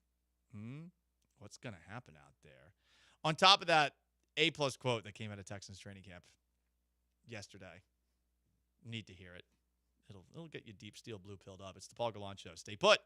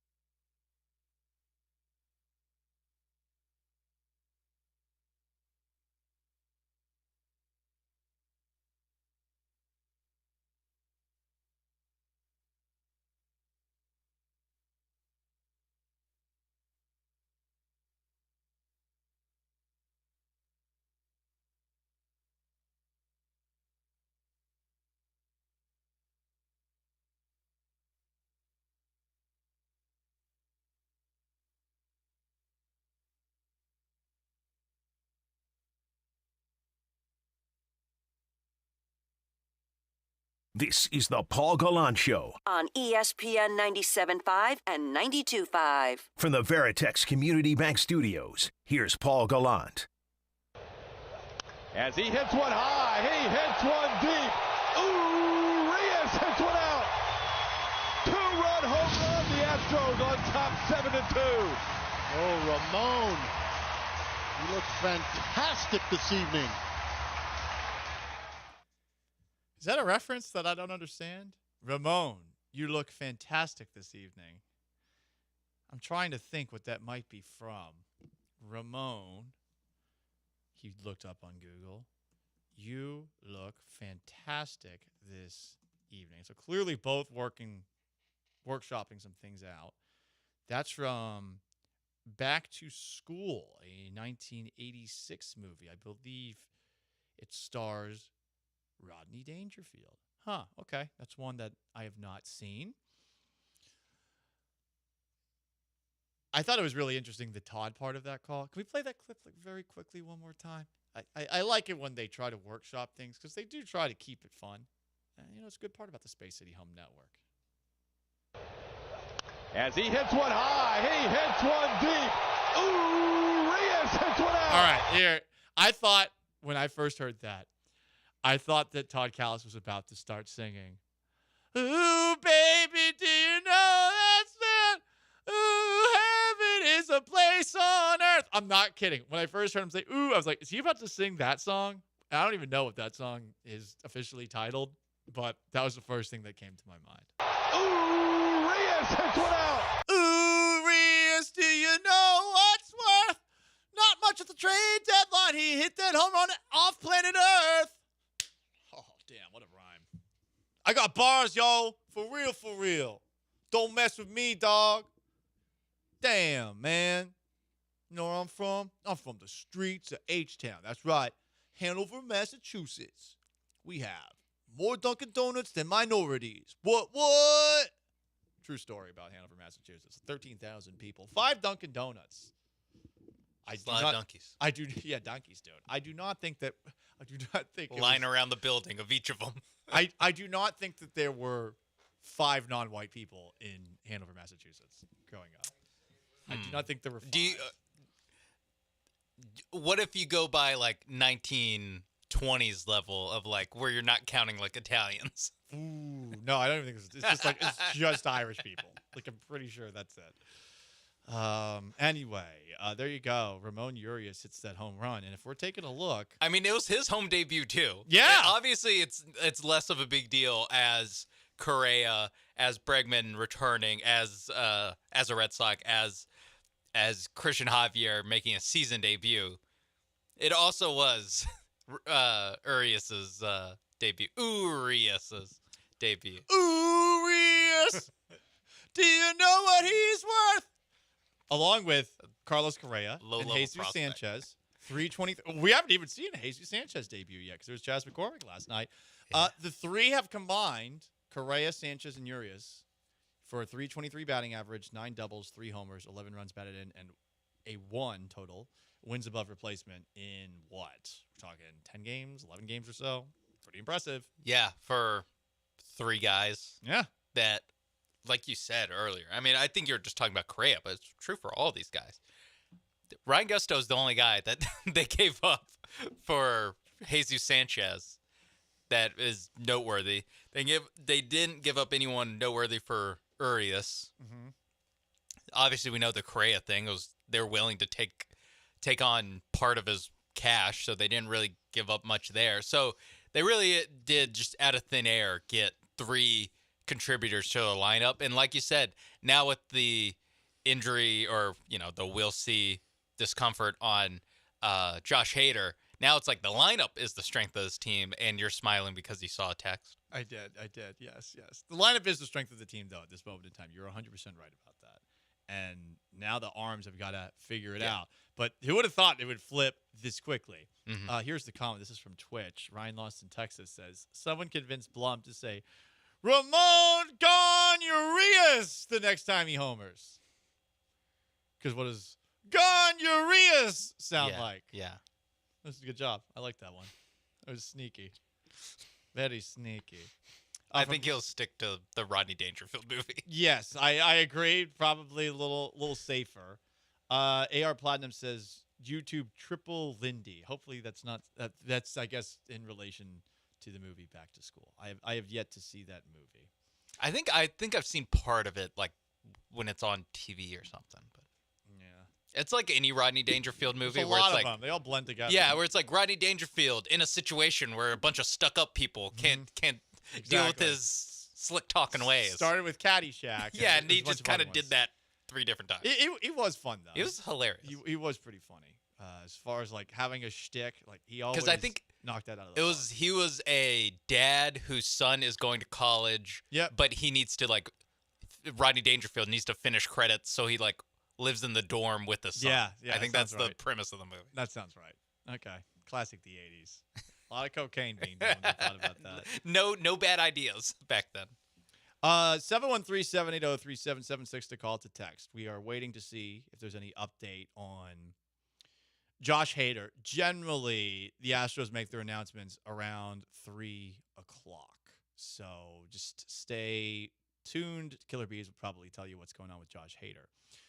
From the 281, switching it over to the Texans. Paul, would you take Stroud's rookie numbers now or roll the dice for him to be better with something like 4,200 yards, 27 touchdowns, and less than interceptions? I don't care about numbers. I really don't.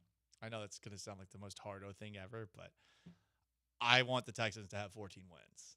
That's what I'm looking for. I don't know if that's possible, but like I would say the interception number, 10 interceptions, I'd like less than that. Touchdowns, passing yards, especially passing yards. I think passing yards is the most overrated statistic that there is. I care about yards per attempt. I care about low interceptions. Yeah, so last year, or I'll go 23 first. 23 was 4,100 yards. Okay. 24 was 3,700. The yards per, I don't know if this is attempt or yards per completion. 8.2, 23, 7.0. Yeah, it was a big 24. drop last year. That sounds right. Touchdowns, 23 versus 20. Interceptions, that's the biggest one. 5 versus 12 last year. Right, and his rookie season, he got lucky. There were some that could have been picked off that were dropped. This year, less of that, under pressure, and I don't like it when a quarterback turns the football over. I know some people say, yeah, you're going to have a quarterback who's going to force it in there. No, you don't want a game manager, but you don't want an idiot either. Yeah. You know, you don't want There's idiot some strong. like it goes Careless. down to the yards per attempt thing too, where it's like Right. you do need to be pushing it down the field, but you don't have to be an idiot about it. I'm with you there. So, awesome quote from Tim Settle yesterday at Houston Texans training camp. He was asked, I want to say, I think this was Steph Stradley who asked this question. Could be wrong. He was asked what swarm means to him. What does swarm mean to you? Like D Hunt said, suffocate. I think more of like this pressure, like a migraine, like a like a sinus infection or something, like something that you can't get rid of, something that you gotta just deal with. You know, you gotta go to sleep. I love it. I love Tim Settle. He's funny. I'm glad he's back to talking after going completely off the grid after talking a little trash before Texans Chiefs. I think it's fair to have put him in timeout for the rest of the year I as far agree. as media availability goes. We said we wanted him in timeout the rest of the year. Yeah, We were like, hey, I mean, you missed a tackle on Patrick Mahomes as he ran for a touchdown. God, I forgot that it was specifically him. Yeah. But I liked Tim Settle. I think. No, he's funny. think I he's a like good him player, too. That was a hilarious quote. That was great. It's like a migraine or a What? sinus infection. So you're like really annoying. Yeah, You're swarming. that's more of what he's saying. Yeah. You're always with you. Anyway, Paul Gallant Show, ESPN 97.5, 92.5, 713-780-3776 to call in. Text in. You want to weigh in on last night's Astros win over the Red Sox, Correa's return, Bregman's return, Javier's return. You can also on the table what the hell's going on with Josh Hader. And we've got Worst Take Tuesday coming up next, featuring teammates accidentally dissing teammates. The idea that this guy was set up to fail, and an all-time fumble by an athlete. Stick around.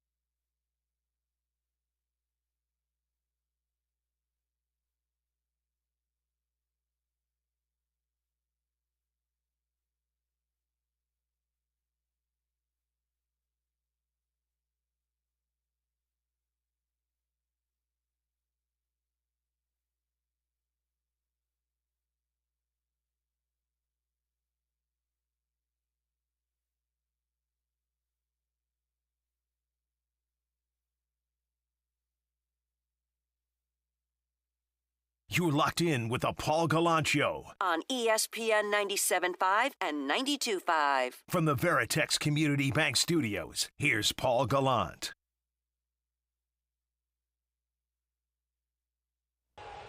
Ground ball, base hit. Correa comes through with an RBI single. Cam Smith crosses the plate. It's 2-1. Carlos has done such a good job of going the other way. Carlos Correa. He hit an RBI single and had a web gem in his first game back. Carlos Correa. But one texter doesn't think he's done much impressive. Interesting. Very interesting. HTX Rhino says, Paul missed his calling. He should have gone on American Idol and be like William Hung. That would have been awesome. She bang! But I don't know that I would have gone as viral as William Hung. I just don't think I would have. There's a look. There's a look to William Hung. Yeah, that adds to it. There's a packaging there. Yeah. It's just a man with irrational confidence, despite not a lot of skill, and he monetized that somehow. I mean, that was really the formula of American Idol, was look at these people who think they're awesome singers. And that's how we got the Costco guys, if you think about it. Big brain moment. How do we get from TV gatekeeping what we see and what we don't see to fat slobs going from park to park, determining where they can sit and eating an alarming amount of food and probably punishing their toilet later? How do we get from there to there? William Hung. For better or worse, William Hung marked a pivotal moment in American society where we went from having some shame to having none whatsoever. She bang indeed. Junior Broncos is suggesting Paul could have gone full sketch. I'd prefer not to. Yeah, that is a different connotation. There's two roads you could go down if you're trying to imitate sketch, gay porn, or pretend that you are mentally handicapped. And you should never go full mentally handicapped. That's what we learned in the movie Tropic Thunder from a man in blackface in a movie. A guy playing a dude disguised as another dude. Exactly. Worst Take Tuesday. Who's got the worst takes in sports? Let's go.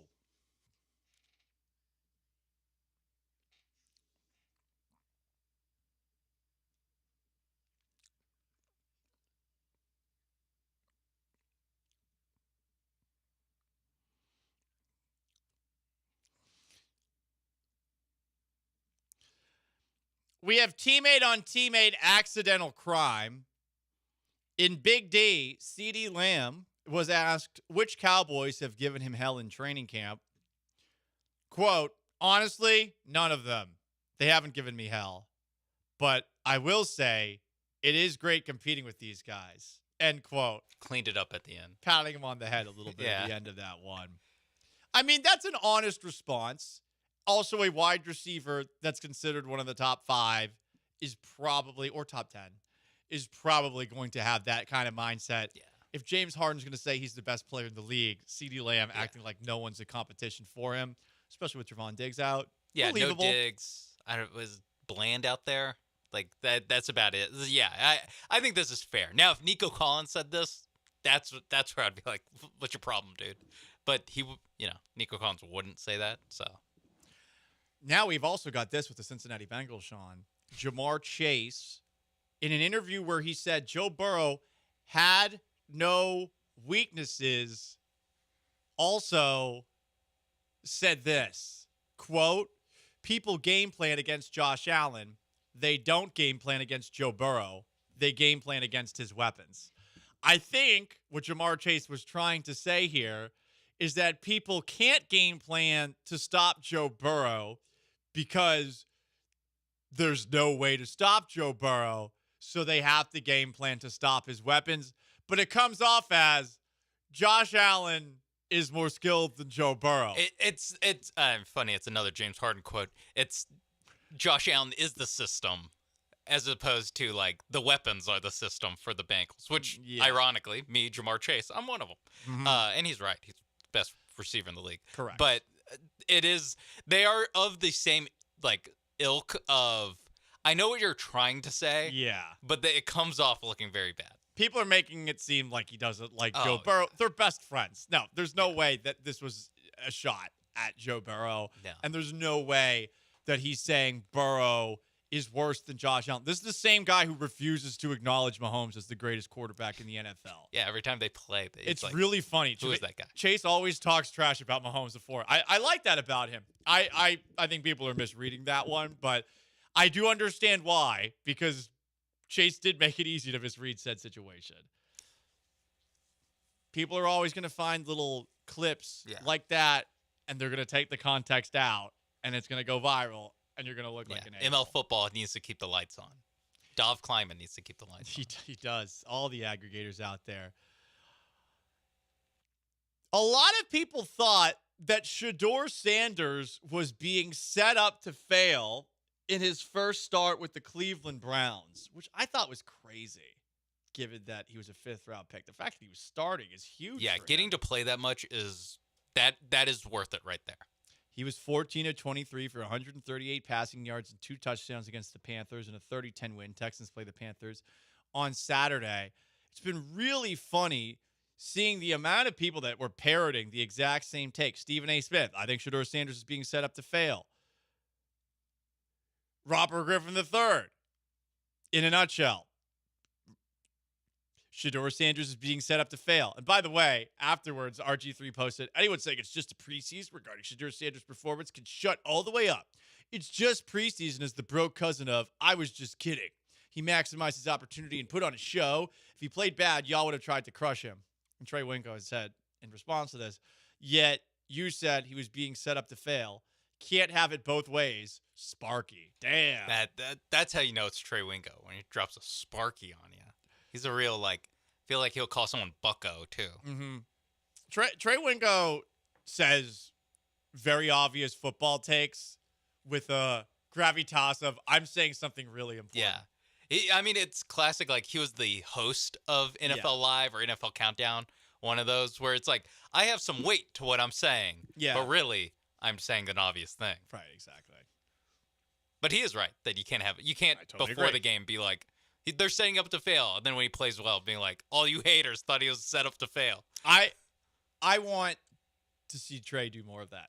I think that's a good lane. Yeah, just being the, patronizing, calling people Sparky. Look, his hair's gotten significantly more silver than it already was. It's nice hair. Yeah. Silver fox. Start calling people Sparky. Yeah. Speaking of silver foxes, the opposite sex version of that is a cougar.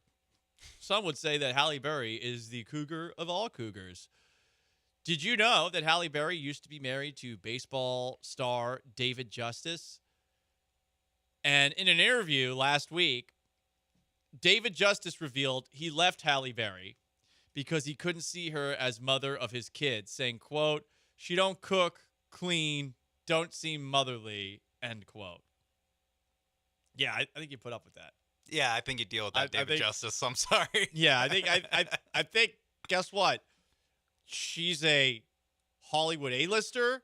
She's still a pretty relevant Hollywood actor. You're a baseball player. Do you know what you guys can afford? People to do those things for you for the rest of your life. David Justice made a good amount of money in his career. Yeah. David Justice. I'm sure by today's standards, it's not crazy amounts of money, but he was a major league star for a while. Estimated net worth of $40 million, earned an estimated $59 to $60 million in salary alone over 14 years, not including endorsements. Yeah, and played for the Braves. Right, he's just doing all right. Mm-hmm. I think this is crazy. I think it's just an absolutely crazy thing to say. Crazy. Worst Take Tuesday continues. Bradley Beal says he signed with the Los Angeles Clippers. Why? Because he needs a ring. All right. All right, dude. Good luck. Speaking of needing a ring, Jordan Hudson, Bill Belichick's significant other.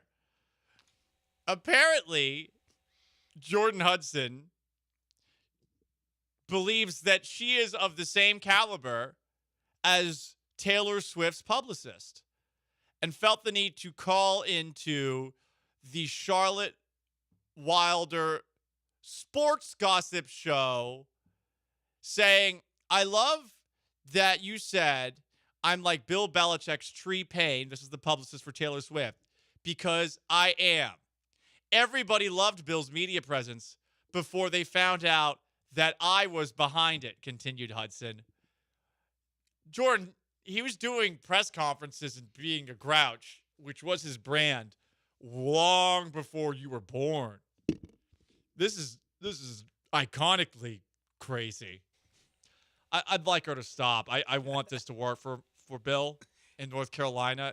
She's just making it so hard. I mean, she's hilarious. She is just funny. Such a great character. Now, maybe, if I'm like you and I have a vested interest in Bill Belichick, I would want, like, hey, maybe they separate, but she still, like, makes enough of a name of herself where she's always just kind of in the background being crazy, calling into podcasts, which is apparently something calling you do. Into a podcast to just cold calling a journalist and comparing yourself to, like, a publicist being for like, the hey, most I heard famous woman alive. I heard what you said. You're right.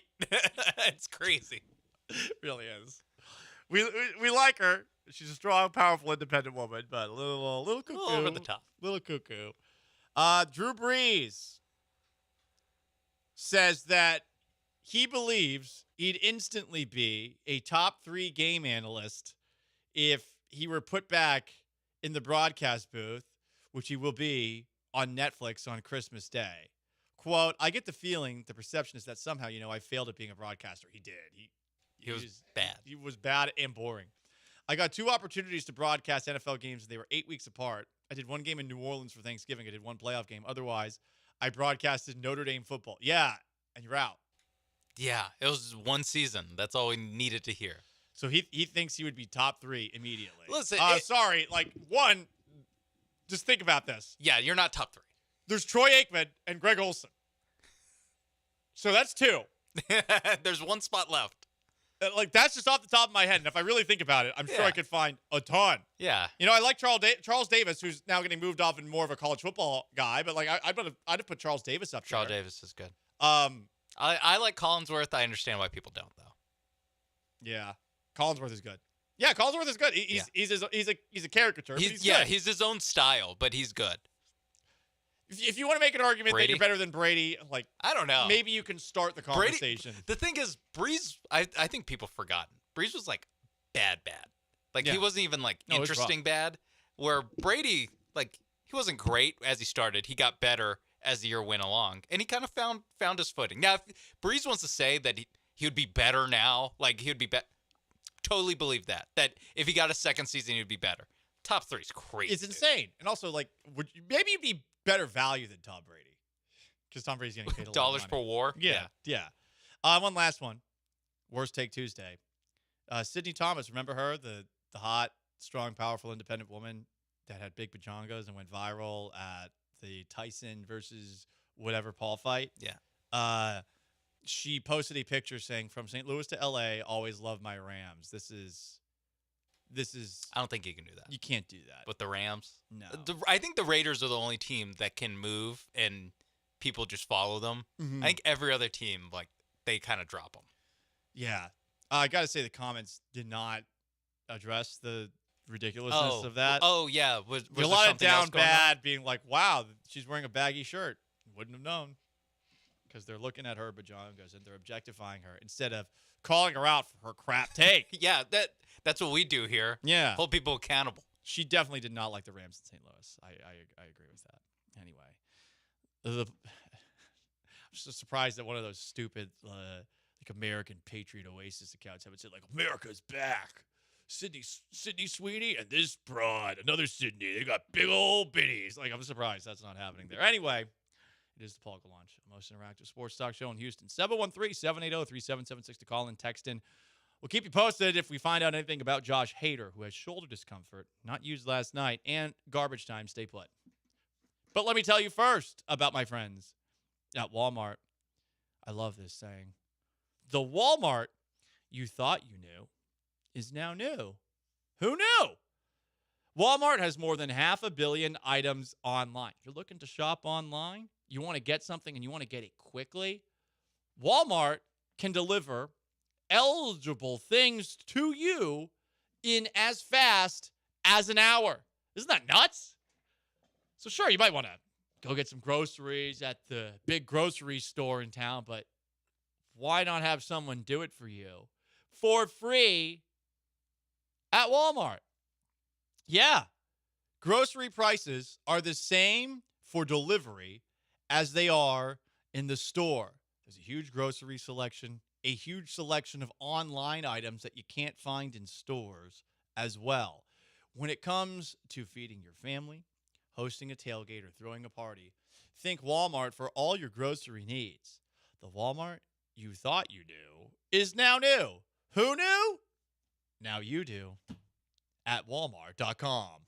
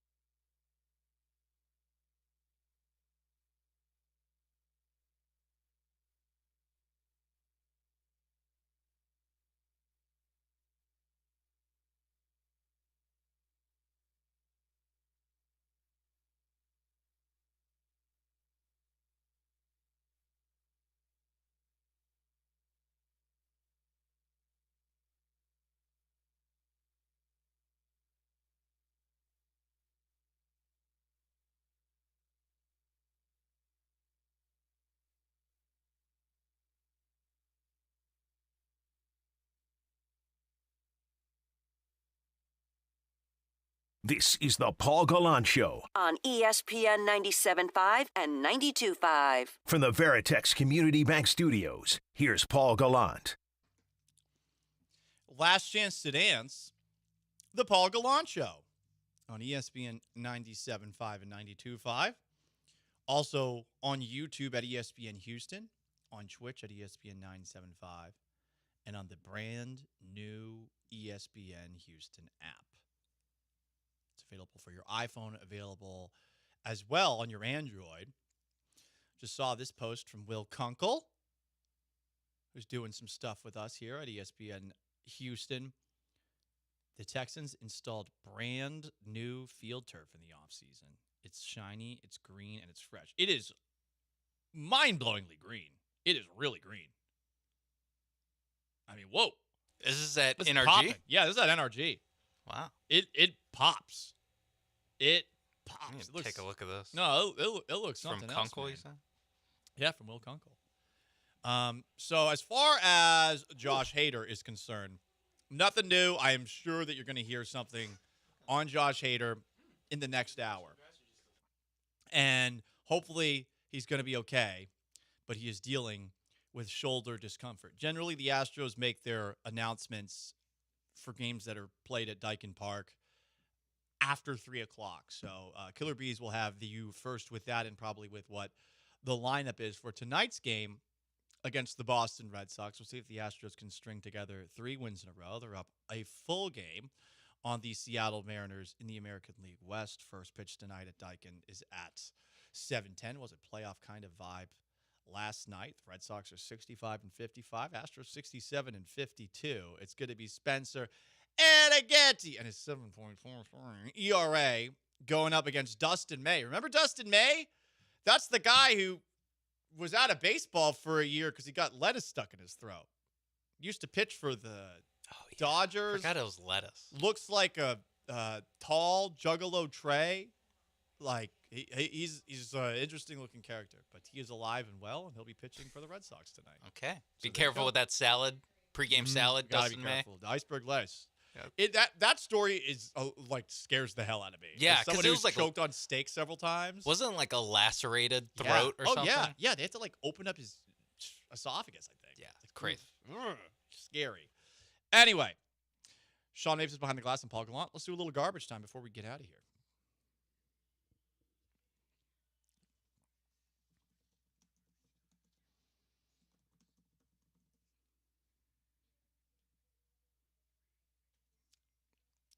Uh-oh. Well, at least this isn't happening with the boys and ladies in blue in Houston. Because remember, we talked about a TikTok that went viral in Houston. A Houston police officer was jokingly, I think, saying on TikTok, I'm pulling people over because I didn't get cracked last night, which means she wasn't getting shaboinked. Well, Mexico City police officers are under investigation after being caught groping each other in a patrol car. Just seeing the video of this right now. Woof. Yeah. That's against the rules? No. It is against the rules, and also married with a kid. Uh-oh. By the way, the person who recorded this video, I would be nervous if I were them. I would. Oh. Because this was not caught on, like, dash cam. No, they were, like, pulled over somewhere, and someone had a camera and recorded this. You have to have some stones on you, especially Yeah. Mexico City cops. To be like, let me catch this live. Yeah, I hope that guy doesn't have any cartel connections. Goodness gracious. Yeah, no, that crazy that the guy did that. Also crazy that those cops are doing what they are doing. Yes. Speaking of horniness, anyone see the Yankee security officer who got caught taking a gander at a woman walking by, very thick? He noticed. He definitely noticed how thick she was. Listen, everyone's got a type.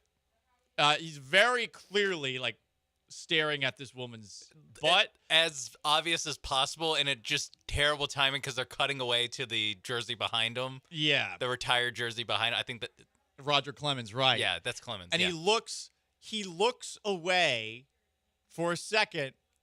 His jaw goes underneath his mouth a little bit, and his tongue comes out. And then he looks back for a second look. Yeah, people are horny, guys. It's Tuesday. It's the worst day of the week. I get it. Okay, cops, they're just like us. Horny. Cristiano Ronaldo has proposed to his longtime girlfriend, Georgina Rodriguez. The ring is huge. Embrace debate. Seen this debate online. It's gotten heated on the conservative sphere. Do you need to buy your lady a ring that is 1/3 of your annual salary?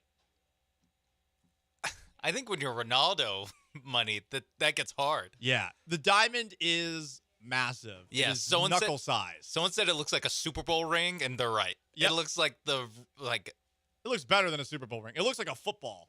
It's Yeah. I mean, not football size, but it's football shaped, and it's most of a knuckle. You could knock somebody out with this if you put it in a slingshot, for sure. Yeah. As far as the third of a salary debate, like I don't know what is and what isn't, but it's kind of messed up that women feel the need to get a blood diamond. You know, do you know how the diamonds are sourced? Yeah, that's what I'm going to use. Lab-grown diamonds. You can't tell. If I ever propose, I'm getting the lab-grown ones. Yeah, I'm going to be like, no one knows. Did you like it when thousands of people died to bring you this diamond, or do you want to not care about it? Watch Blood Diamond before you plan to propose with your lab-grown diamond. I will propose right after Blood Diamond. That's the best way to make sure that you don't have to go the full mile. Paul, you're cheap. Yes, I am. Correct. I am. Girlfriend's learning that the hard way. Anyway, on that note, that's going to wrap up today's edition of the Paul Gallant Show. Big thanks To everybody who tuned in, to our callers, our texters, YouTubers, Twitchers, and appers, and of course everyone else who listened the old-fashioned way. For Sean Mapes behind the glass, I am merely Paul Gallant. Jeremy Booth's going to be with us in studio tomorrow. So long, farewell, and have yourselves a wonderful Tuesday. The Killer Bees are next. Peace!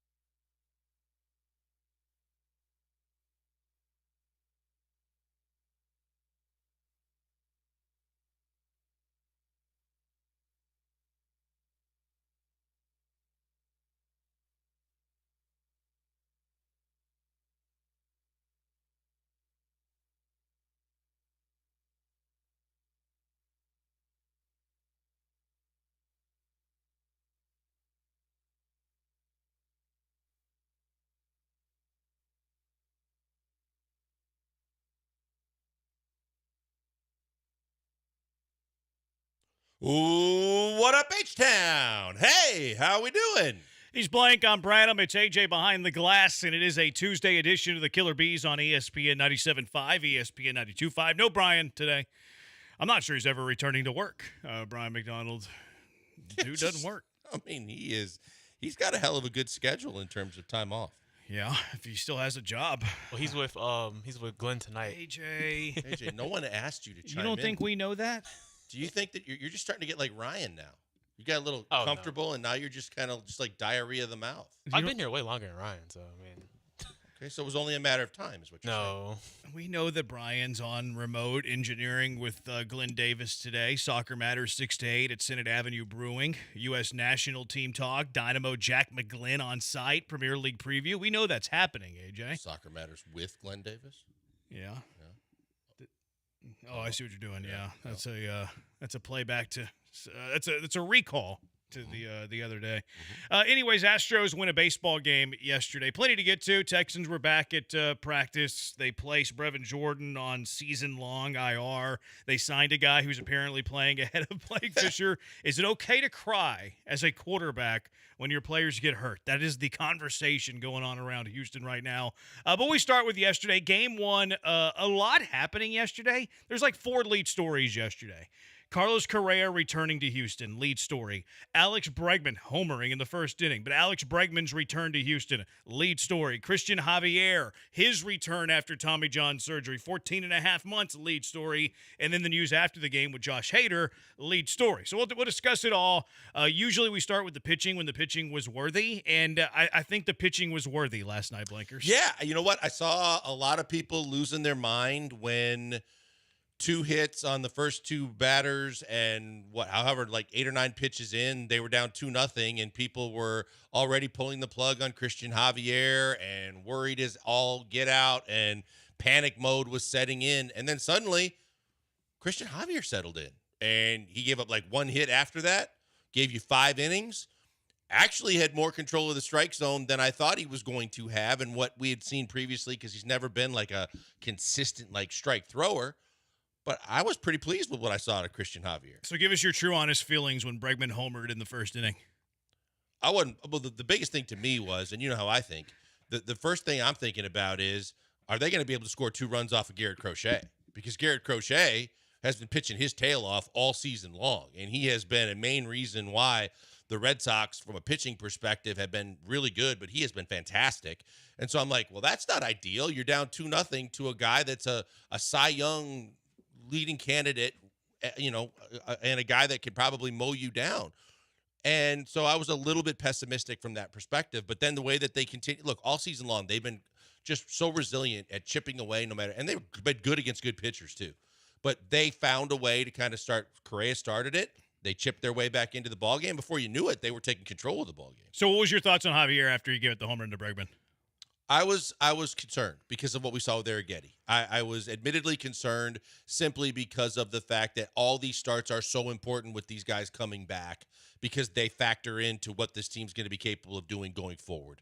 So I was concerned. I wanted to see how he bounced back. If we're going to have another Arrighetti start where the first inning in Miami was, 6 hits in the first 7 guys faced or whatever.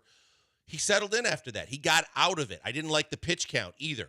There were a lot of things that were crossing my mind as concerning. And then what I didn't expect to have happen was what happened. He settled in and he pitched well. Yeah, I was a little nervous after he gave the home run to Bregman. You allow Roman Anthony to reach, and then Bregman homers after he hangs a sweeper over the middle of the plate. I'm like, oh no. Not sure Christian Javier is going to have a good night. Not sure I feel very comfortable about Christian Javier in 2025. And then Christian Javier made everybody shut up, which was beautiful to see. 5 innings, like just the traditional numbers, 5 innings, 2 runs, 3 hits, 2 walks, which is very Javier-like start. 5 strikeouts, like that's old school Javier. Maybe he gives you the extra inning if he was ramped up because he left the game after 85 pitches. And then when you dive in a little further, I could not have been happier with what I saw from Christian Javier. Everything except for that hanging sweeper to Alex Bregman, which, by the way, was only a home run at 8 ballparks, and it has like an expected batting average of 110. Right? So like that's an out at a lot of places. But I was incredibly pleased with what Christian Javier delivered yesterday. It goes beyond the box score. Like, what does he mean for the Astros in 2025? Like, somebody needs to step up to be the number 3, number 4, to fulfill this rotation. And you take the deep dive on some of Javier's stuff yesterday. Javier got it up to 95.5 miles per hour. He generated 10 swings and misses yesterday. All of that stuff is very, very positive. You go a step a little further. You look at the fastball velo, 93.5. I think that you have to Like, I don't look at last year with Christian Javier and take a look at his baseball savant and his velo. I even throw out 2023 because 2023 he wasn't very good. He had a drop in velo. He was throwing his changeup more. I think he was pitching through injury, quite frankly. So if you go back to his 2022 numbers, which was his last good season, a lot of the stuff we saw yesterday in terms of velo, in terms of spin, in terms of the induced vertical break, it is very, very similar to what we saw in 2022. So the stuff is back from Christian Javier. He had better stuff last night than he did last year, than he did in 2023. It looked like the stuff of vintage Javier. Obviously, add the feel of pitching in big league games over and over, and I really like where it's going. And oh yeah, he added a sinker to his arsenal. Sure did. I remember Ocho complaining about Javier forever because Ocho hates starting pitchers that have a two-pitch mix. He never has thrown a third pitch more than 10% of the time. And then yesterday he bust out a sinker, throws it 14% of the time, which it wasn't even a good sinker, but it's a great balance to his invisiball that looks like it's riding up. He threw his changeup 18% of the time yesterday.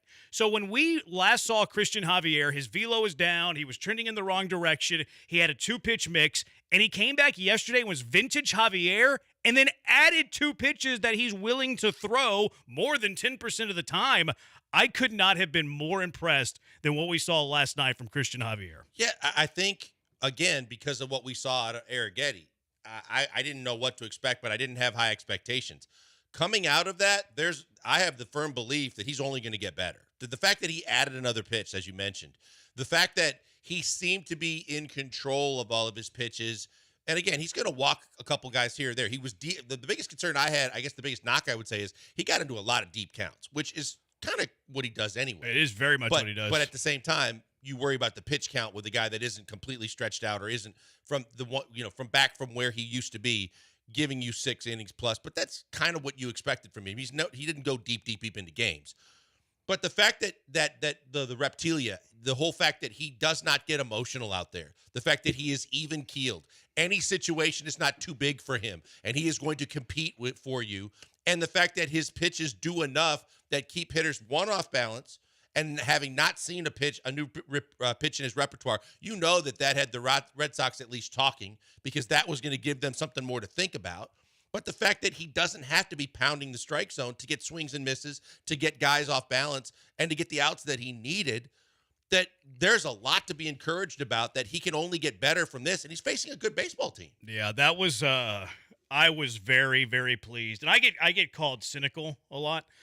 People call me Mr. Negative Nancy. No one ever has called me that.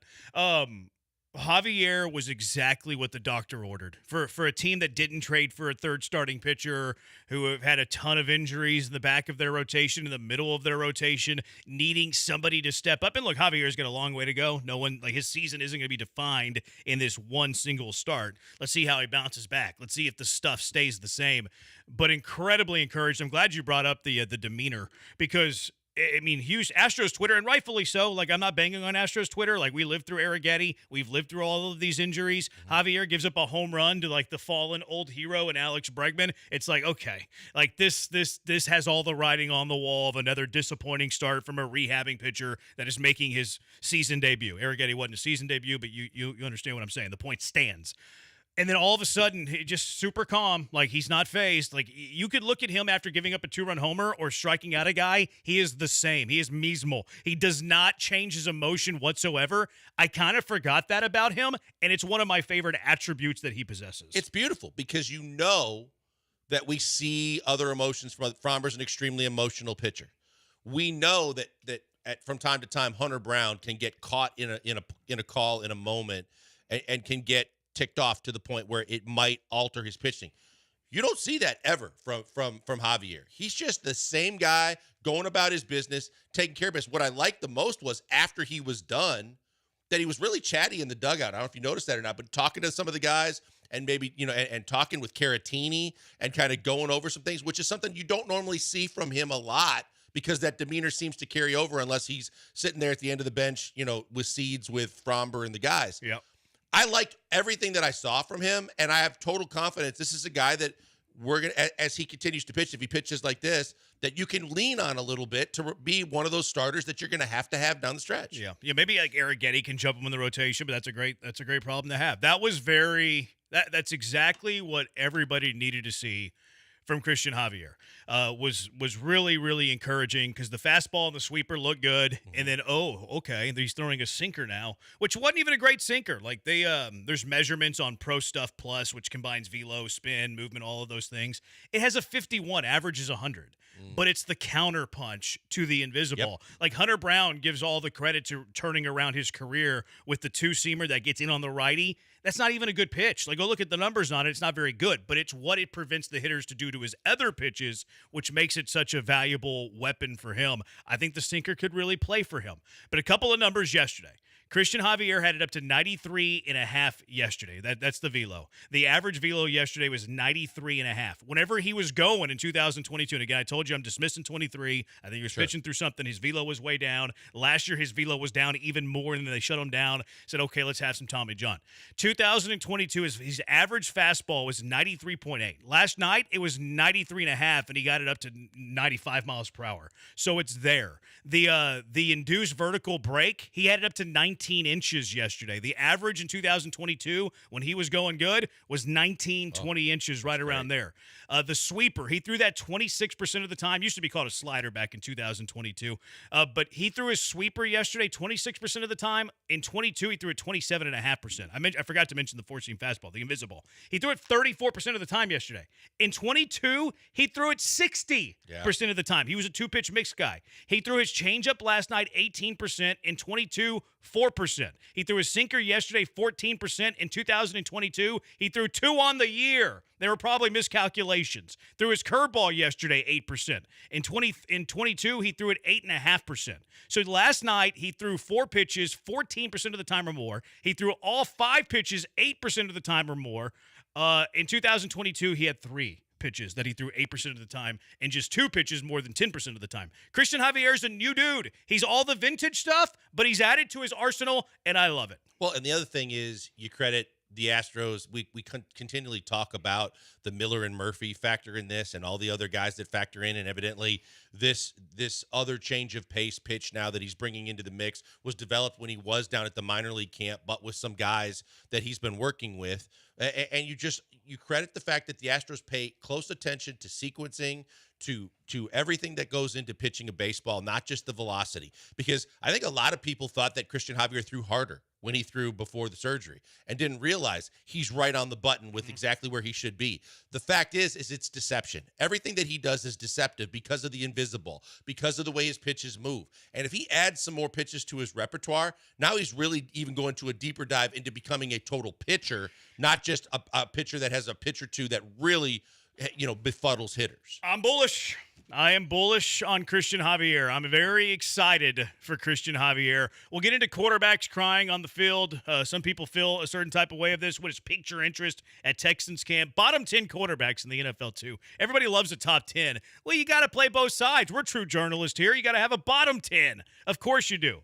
There's breaking news from the Houston Astros. The Astros tweeting minutes ago. They have placed Josh Hader on the 15-day IL with a left shoulder strain. They have reinstated Sean Dubin from the 15-day IL, which why didn't you do that yesterday?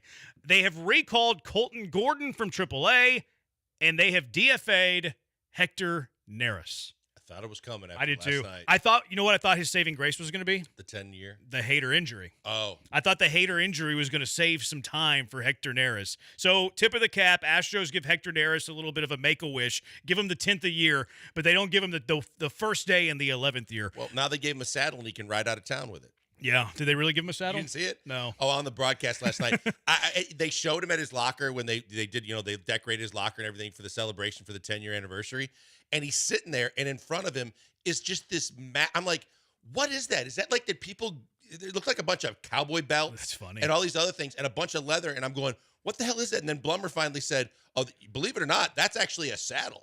And it's usable. And I'm like, Oh, well, now you can ride it out of town. That's interesting. All right, so Josh Hader on the IL. Lots to talk about from yesterday's game. Haven't touched on Correa, haven't touched on Bregman. A lot of the offense yesterday as well. But no Josh Hader last night. Everybody, Espada, what is he doing managing this game, using De Los Santos instead of Hader? The moment I saw Hader not warming up in the bullpen, I was like, this might not be good. Hopefully he's just shut down because he got warm yesterday and threw 40 pitches Friday. But the moment that Hader was not warming up in the bottom of the eighth, alarm bells were ringing in my head. Spada mentioned after the game yesterday that he was feeling a little bit something in his shoulder. I thought they should have just placed him on the IL yesterday. But the news today, he is on the injured list as of right now. Any blame to Joe Espada with the usage of Hader? How crippling a blow is this? And can the Astros survive without Josh Hader for 2 weeks, for 2 months, for the rest of the year? 713-780-3776. We're on YouTube at ESPN Houston. We're on TikTok at ESPN 975, Twitter at ESPN 975 as well. Blankers at Pac-Man Joel. I'm at Jeremy Branham. We are the Killer Bees on ESPN 97.5 and ESPN 92.5.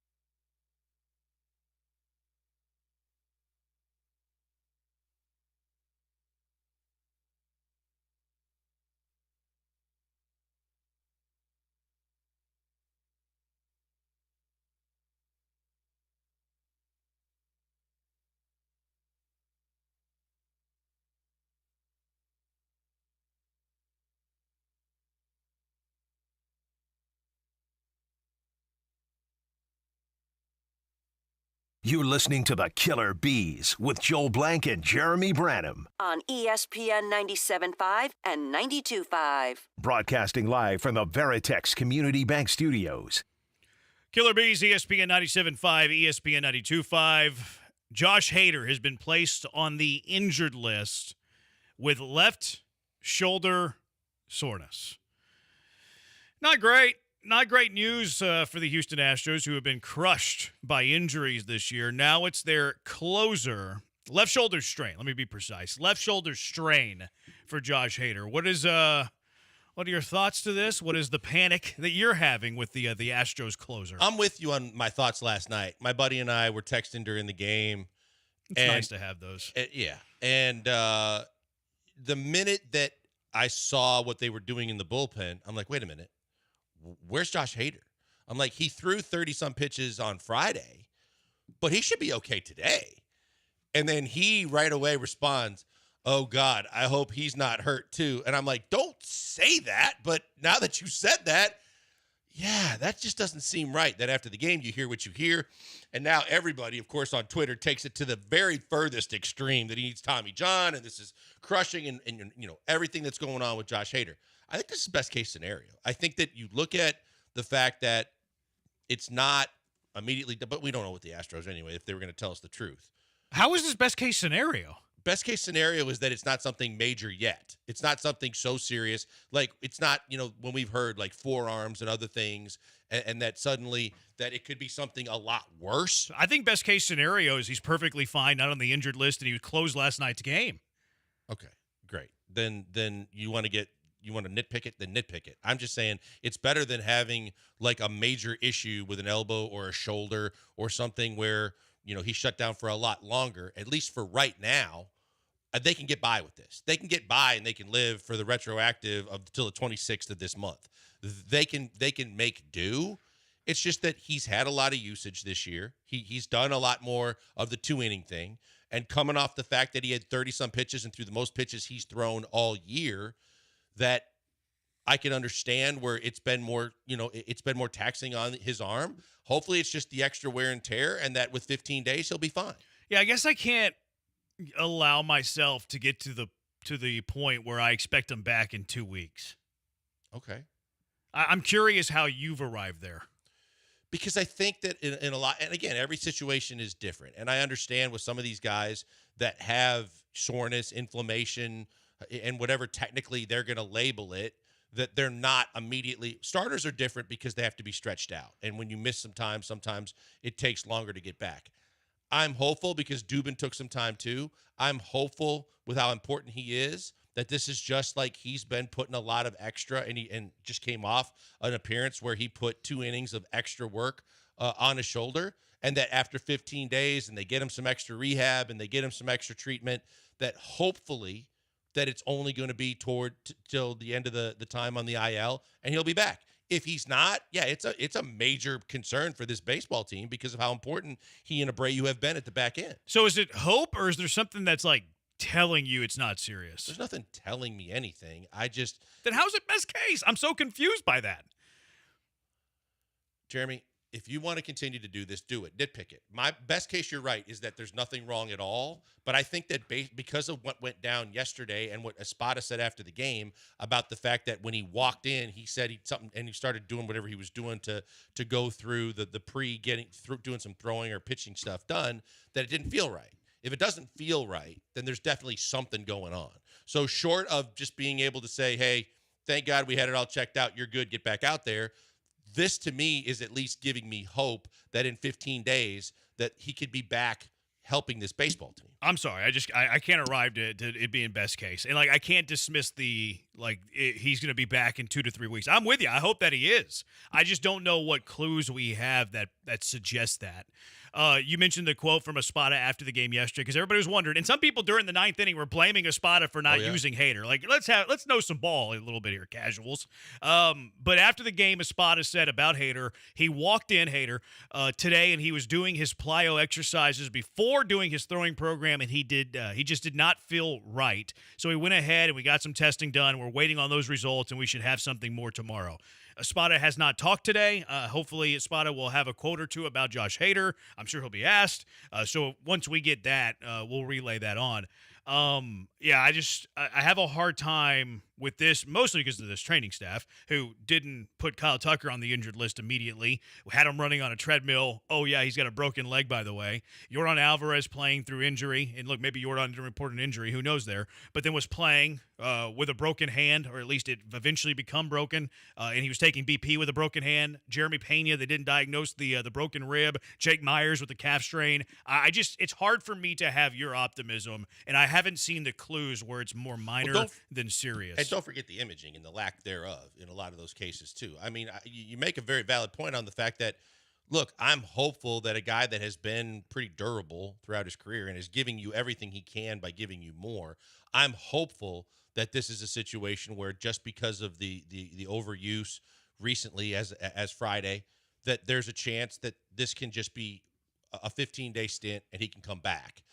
There's no doubt that, we keep wondering, when is the one injury that's going to hit this team to where, crap's going to hit the wall. Like, you've got to do something. We kept saying with the medical staff, you just don't know but something has to be done. Maybe I think they've been trying to push it back till the offseason. But at the same time, I can't argue with the fact that because of this medical staff and the misdiagnoses, the mistreatments, and the fact that no matter what they say, it's normally longer than that you're absolutely right. That, maybe I shouldn't be that optimistic, that it should be a month or more with hopes that he can help you by the time you reach the playoffs.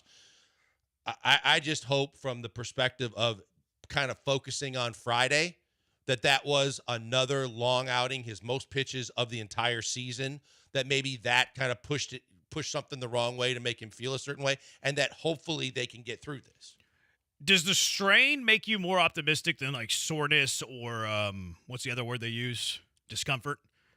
Well, because discomfort, I've just completely I throw that out because of the fact they use it so often with so many injuries that it means nothing to me. Yeah. To me, yes, I think that if it's a strain, that it showed that something was done to it that maybe says, okay, now we know exactly what it is and we know how to treat it, as opposed to my elbow doesn't feel right, my shoulder doesn't feel right, and then they're playing the guessing game with some people that I don't have a whole lot of faith in to try and quote unquote figure it out. Look, I hope that you're right. I was saying yesterday on the Twitter at Jeremy Branham, I was saying that the moment that Hader went to a spot and be like, hey, my shoulder's hurt, like put him on the IL that instance, that moment, especially whenever you have Javier coming back. Who knows what you're getting from him?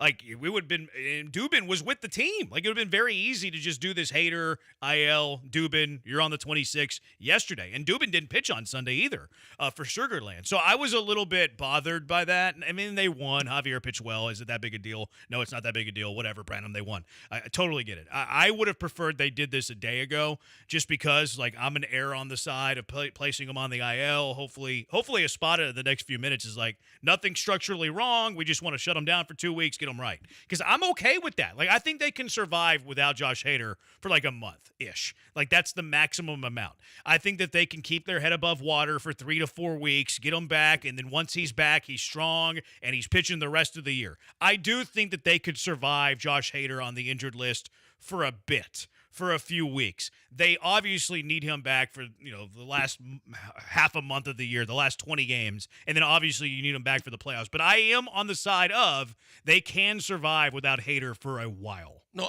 I think so. I think I'm with you on that. Like, you had a bullpen that for the most of the year, and I think as of last night, the graphic they put up was like they have the 4th best bullpen in baseball.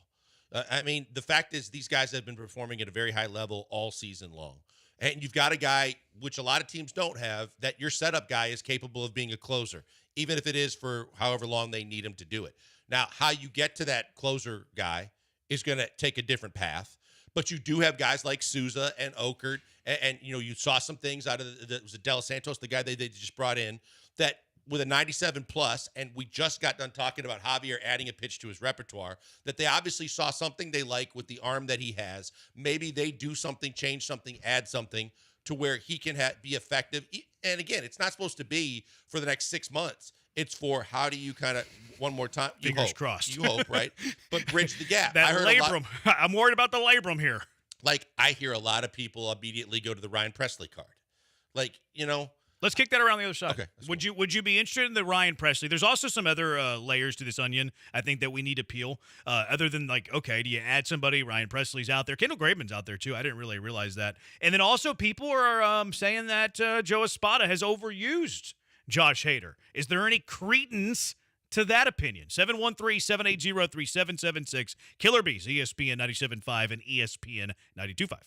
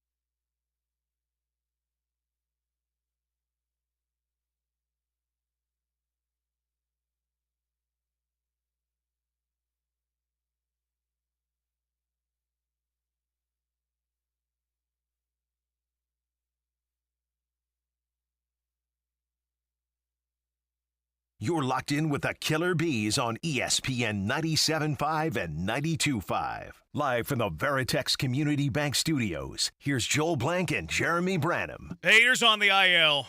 Left shoulder strain. We'll keep an eye out. Joe Espada will be talking to the media soon. Our guy Will Kunkel, I believe, is over there. So we'll any news that comes out from Espada in relation to Hader, we will let you know. Also, Hector Neris has been DFA'd. He's gone. They gave him 10 years. They didn't give him the 10th year first day, which I'm good with that. I don't think he's a big league pitcher anymore. No, I mean, what we saw again last night has been unfixable. I just think that they thought they could fix something, that they found the best of Hector Neris. I think it's 3 stints now with the Astros. I think at one point he was a really, really valuable piece of that bullpen. I think those days are past. And the fact that he kept going to the well on a pitch that wasn't doing what it was supposed to do, and he was getting hit hard because of it, tells me all that I need to know. There's no place for him here. Can Colton Gordon be Josh Hader? 713-78. I'm kidding. Some people have kicked around the Ryan Presley thing. We had a texture, Ryan Presley time. I saw it on the internet today. Where are you with the Ryan Presley talk? Look, it's similar to Neris in a lot of ways. We saw a lot leading up to him being traded to Chicago that said that a whole lot of people didn't want or need Ryan Presley anymore in Houston. I think that he's a name that's out there, and because, again, there's all this reunion tour that's going on, and also because of the fact that they brought a guy like Neris back, that you hope you're bringing back Ryan Presley, but you can't hope that you're getting the Ryan Presley that was so good for you for so long. This is a guy that the Cubs traded for and then flat out got rid of for a reason. He just wasn't good for them. So if you suddenly think the resurrection tour begins and continues with Ryan Presley coming back and then returning to form, I don't think we need to get Ryan Presley. I'm out. I'm with you. Like the traditional numbers, 4.35 ERA isn't the worst in the world. The WHIP though is over 1.5. That I can't deal with a 1.5 WHIP. That does not sound good. Who wants a 1.5 WHIP? 28 strikeouts and 41 1/3. Those aren't good numbers for a reliever. He has a negative .6 WAR. So the average replacement player has been better than Ryan Presley this year. Let's dive into the peripherals, the analytics, the deep data. He is awful. His baseball savant is ice cold. It's like an Eskimo's igloo. The only thing that he has a decent number on are ground ball percentage. I really don't want relievers that get a bunch of ground balls. I like receivers that get a bunch of strikeouts. So I don't like the reunion idea of Ryan Presley. I'm out. I thought Dana Brown did a great job to get out of some of that contract. Remember, he ate some of the money. I am not interested in going down the Ryan Presley reunion tour at all. Yeah, no, I'm with you. I just think that, tip the cap and be happy and grateful that you got the best of Ryan Presley when you got him.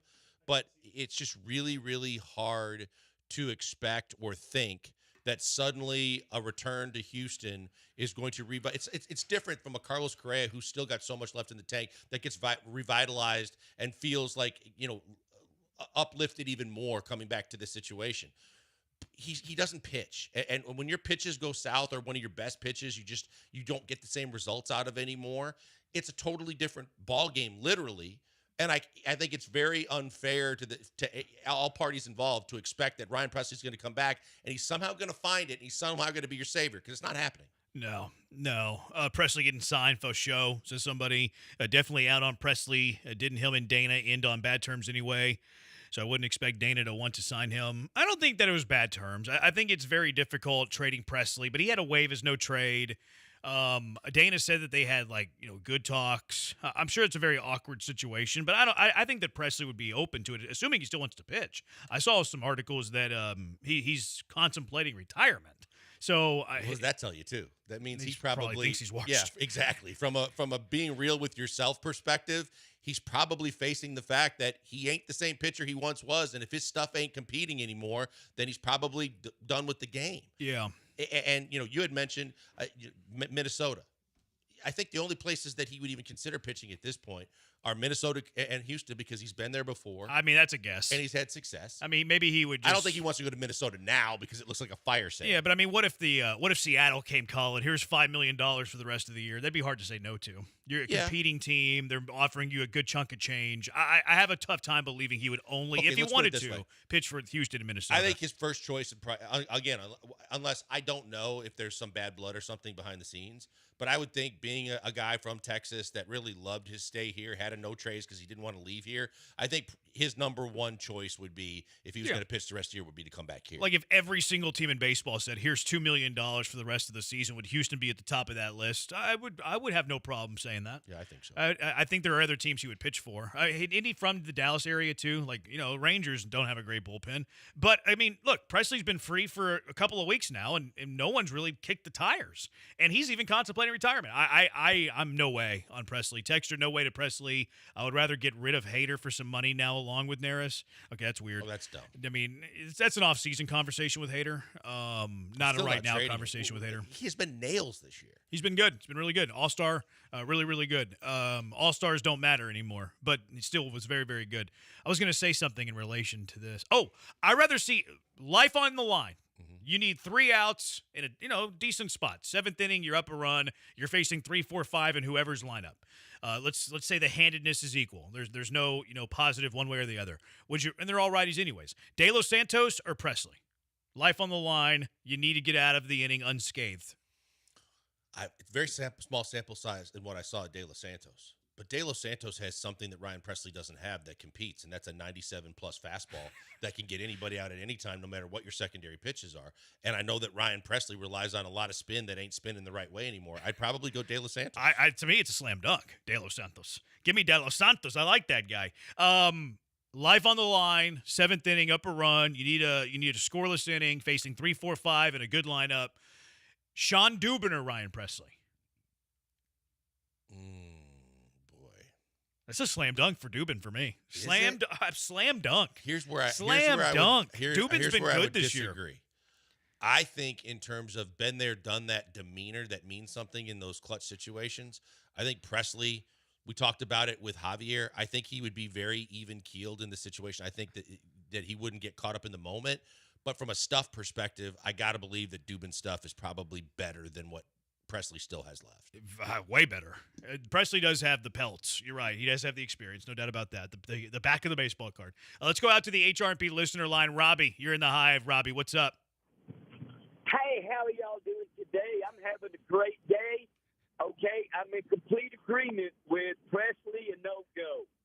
And the baseball savants were right about Hector Neris, 2 weeks ago when you said that you can't trust him? Yeah. So I'm going to hang up and listen to what y'all got to say. Thanks, Robbie. Always good to hear from you, buddy.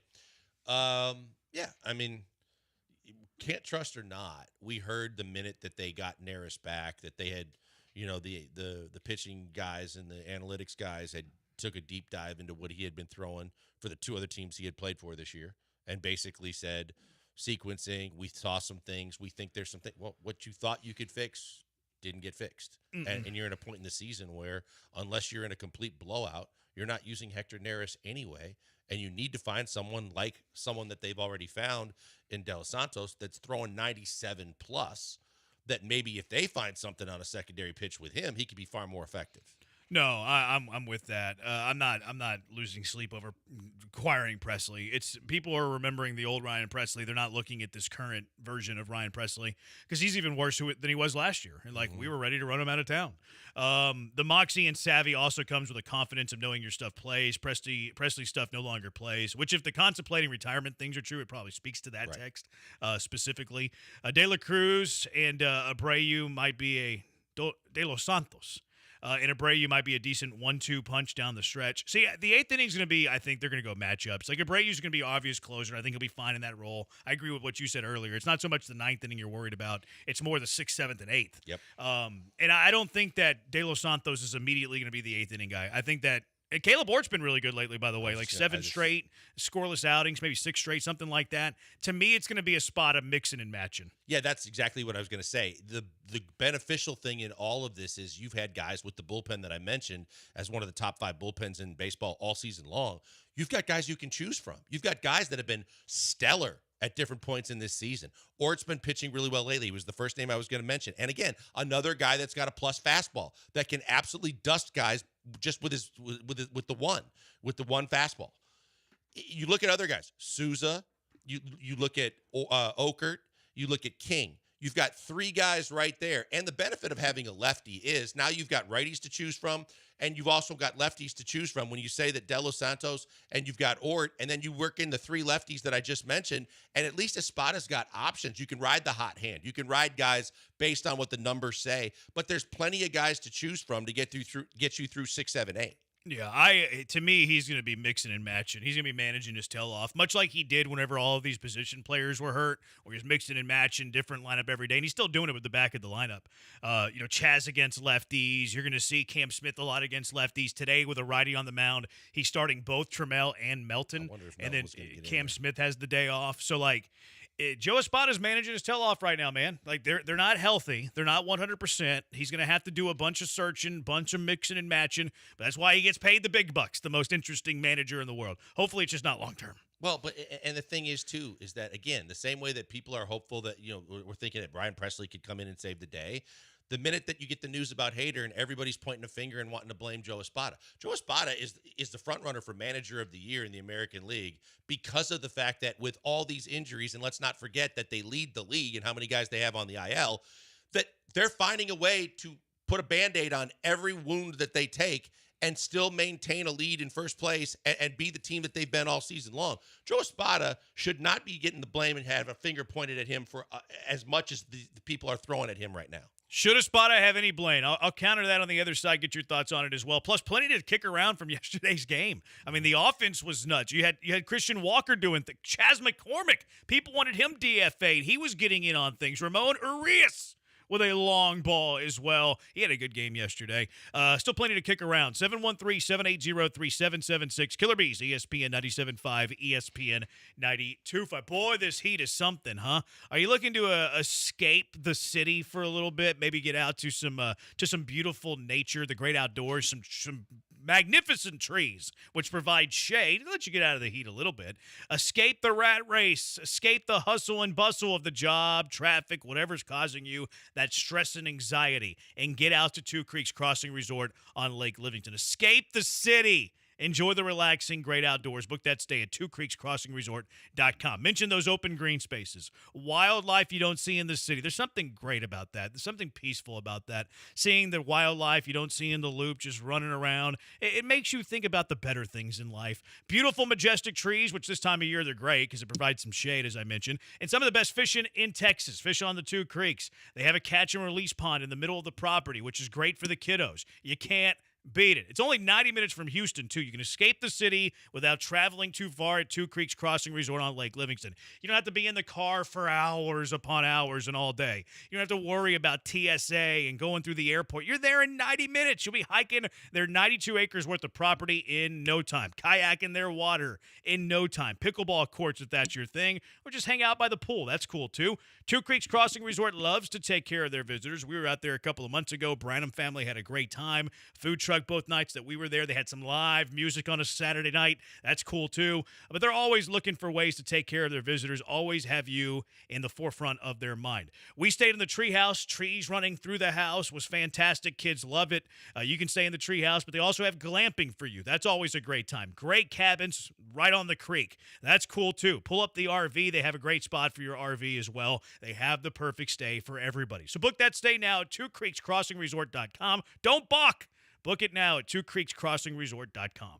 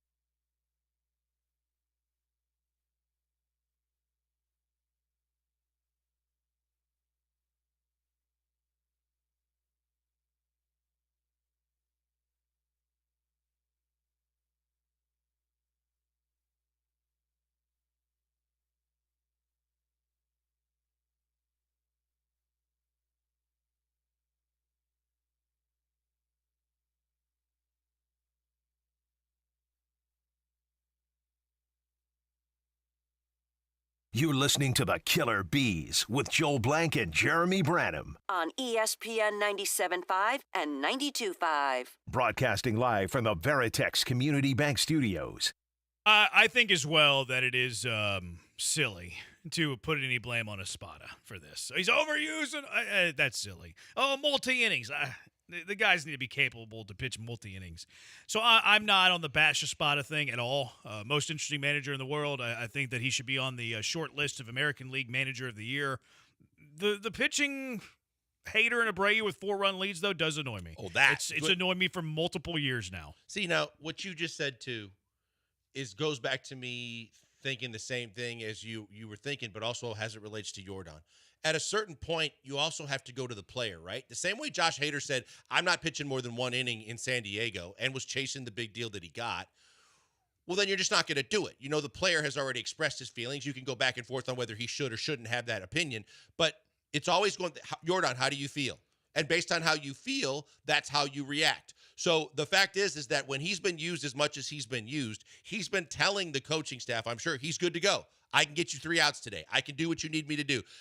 I don't think that Josh Hader's going to go out there if he doesn't feel good and say, yeah, I can give you an extra inning. Now, it was not ideal Friday night that he had a very low pitch count after the first inning, went back out there, and then had some traffic and some deep counts, and suddenly he was in the 30s. But I don't think that you're going to put this on Espada because Espada's not going to put this on Hader if Hader doesn't feel like he wants to do this. No, there's zero to do with Hader. I remember when Espada. Remember when Hader wouldn't pitch 2 innings, took days off with San Diego because he was scared of injury. Now he pitched 2 innings last season, a little this season, and now injured. Makes me wonder if they were signed for a while. I don't think they were correlated at all. Hader was ticked off that he got screwed over in arbitration because he was like the multi-inning guy, wasn't getting saves, and then the team was bickering about a couple of $1 million, and they went to the arbiter, and the arbiter said, well, you're not getting saves. And Josh Hader said, that ticks me off. I'm going to go kill some turkeys, and I'm only going to pitch 1 inning now. It has nothing. And then Hader, famously, as soon as he signed the big money deal with the Astros, said, I'm willing to do whatever I need to do for the team. So to me, it wasn't about like a ticking time bomb. And hopefully it's just soreness and he's good to go in 3 weeks. Garrick, the question is not for this year, but just out of curiosity, do you think Verlander would consider making a Smoltz move to the bullpen next year for a team? Saw that he can still hit 98. I know his brother's been blowing his horn on all of his numbers lately. Yeah, his brother's been on the big time train of have you seen Justin Verlander lately hitting 98? Have you seen that in his last 3 outings he's only given up 1 earned run? He got lucky on some of those on the earned runs side of it too, and there were some runs that weren't earned. At the same time, do I think Justin Verlander can do what John Smoltz did at this point in his career? No. Yeah. Is that the kind of reclamation? Again, another one of these reunion tours that everybody's clamoring for. You forget why you wanted to turn the page in the first place and move on from Ryan Presley, from Justin Verlander, why they moved on from Hector Neris when he had one of his best seasons when he was here. Because they know more than we do. They see more than we see. And they understand where they are at their career. It's not going to happen, people. Verlander got touched up against the Nats 2 nights ago, apparently. 5 runs, 11 hits in 5 innings. Well, there you go. His brother needs to tweet that, too, because it looks like the celebration tour is hit a speed bump. The caveat here, too, I think Verlander's still chasing wins. And it's much harder to win games in the bullpen, obviously. So I don't think that he would convert to a reliever. Texture says King blows. King has not been good lately. That is true. Can Blue Ball be the closer? I think that's very lofty. Like, there's a guy who's pitched twice in the big leagues this year, and we're ready to proclaim him the closer. Like, I am a little surprised that it was Gordon coming up and not Blue Ball, but maybe they want length, although Blue Ball can provide some length. Maybe Gordon's just available and Blue Ball's not.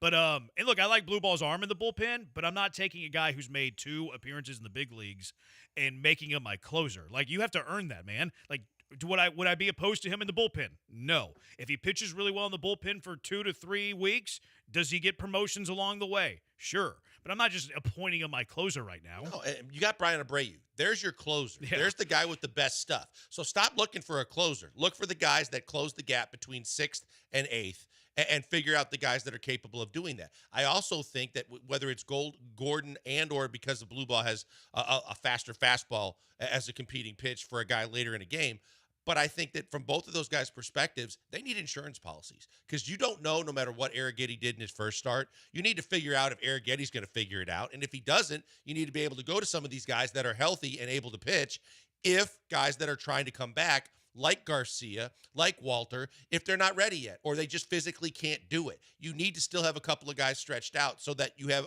every base covered, literally, if those guys can't come back. Yeah, it's probably Gordon over Blue Ball. I think it's very clear now. Like, Blue Ball pitched on Sunday.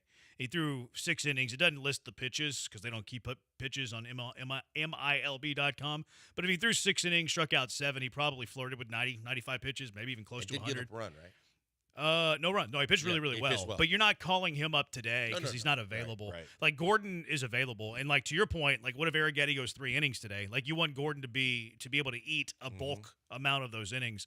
So that was why Gordon over Blue Ball. But maybe that changes whenever Blue Ball is available to pitch. Yeah, and I'm also talking about as it relates to, like, finding another back of the bullpen type guy. I think it's impossible. Yeah, you're right. It's a tough situation anyway. But of those two guys, the guy that would fit the bill more so with his stuff would be a Blue Ball. But at the same time, I think they want both of those guys to stay stretched out because they don't know what they don't know about guys coming back. I think you can get away with converting one to the bullpen. Because you, like, Javier looked solid yesterday. Like, Arrighetti got hit around, but he also gave up soft contact. Like, he's a guy who can at least eat up some innings. Alexander's looked fine. Walter, who knows? Alexander's the kind of the silver lining here is that he's looked really good his last couple of starts. So he gives you an extra guy to choose from if you want to go that route and convert one guy. Because I don't think we want to see Lance, but you just don't know when he's coming back. Like Garcia and France, too. Right. Like, they're also down the pike. So, like, I think that you can afford to make Blue Ball a reliever if you so desire. Ulola may be an option. I think Blue Ball is more of an option than Ulola, though, because Blue Ball's actually pitched twice in the bigs, whereas Ulola has not. And I've waffled on that. I've wavered. I went back and forth. I remember telling you, no, it's Ulola, not Blue Ball. I was wrong about that. So I think that Blue Ball is higher on the pecking order than Ulola right now, and I think that moving Blue Ball to the bullpen is on the table. You just weren't doing it today. And Ulola's not on the 40-man, right? No, you'd have to make a move. Yeah. So, and I think and I don't know how hard Ulola throws, but I just think that of the kind of pretty hard. Does he really? Yeah. Because I think that Blue Ball for sure, from a guy that throws about 90, throws 97, that you bring him at the back end with the other stuff that he brings to the table. And like you said, he's got a major league experience. I think he can handle it. Yeah, I wouldn't have him higher on my pecking order than Caleb Ort. Yeah, the guys you know. Yeah. I mean, he would have to earn promotions, but I have no problem moving to the pen. 713-780-ESPN. Let's talk about the other stuff that happened yesterday. Correa's return to Houston. The Astros hitting Crochet. Some bats that are getting hot, maybe. 713-780-ESPN. Killer Bees on ESPN 97.5 and ESPN 92.5.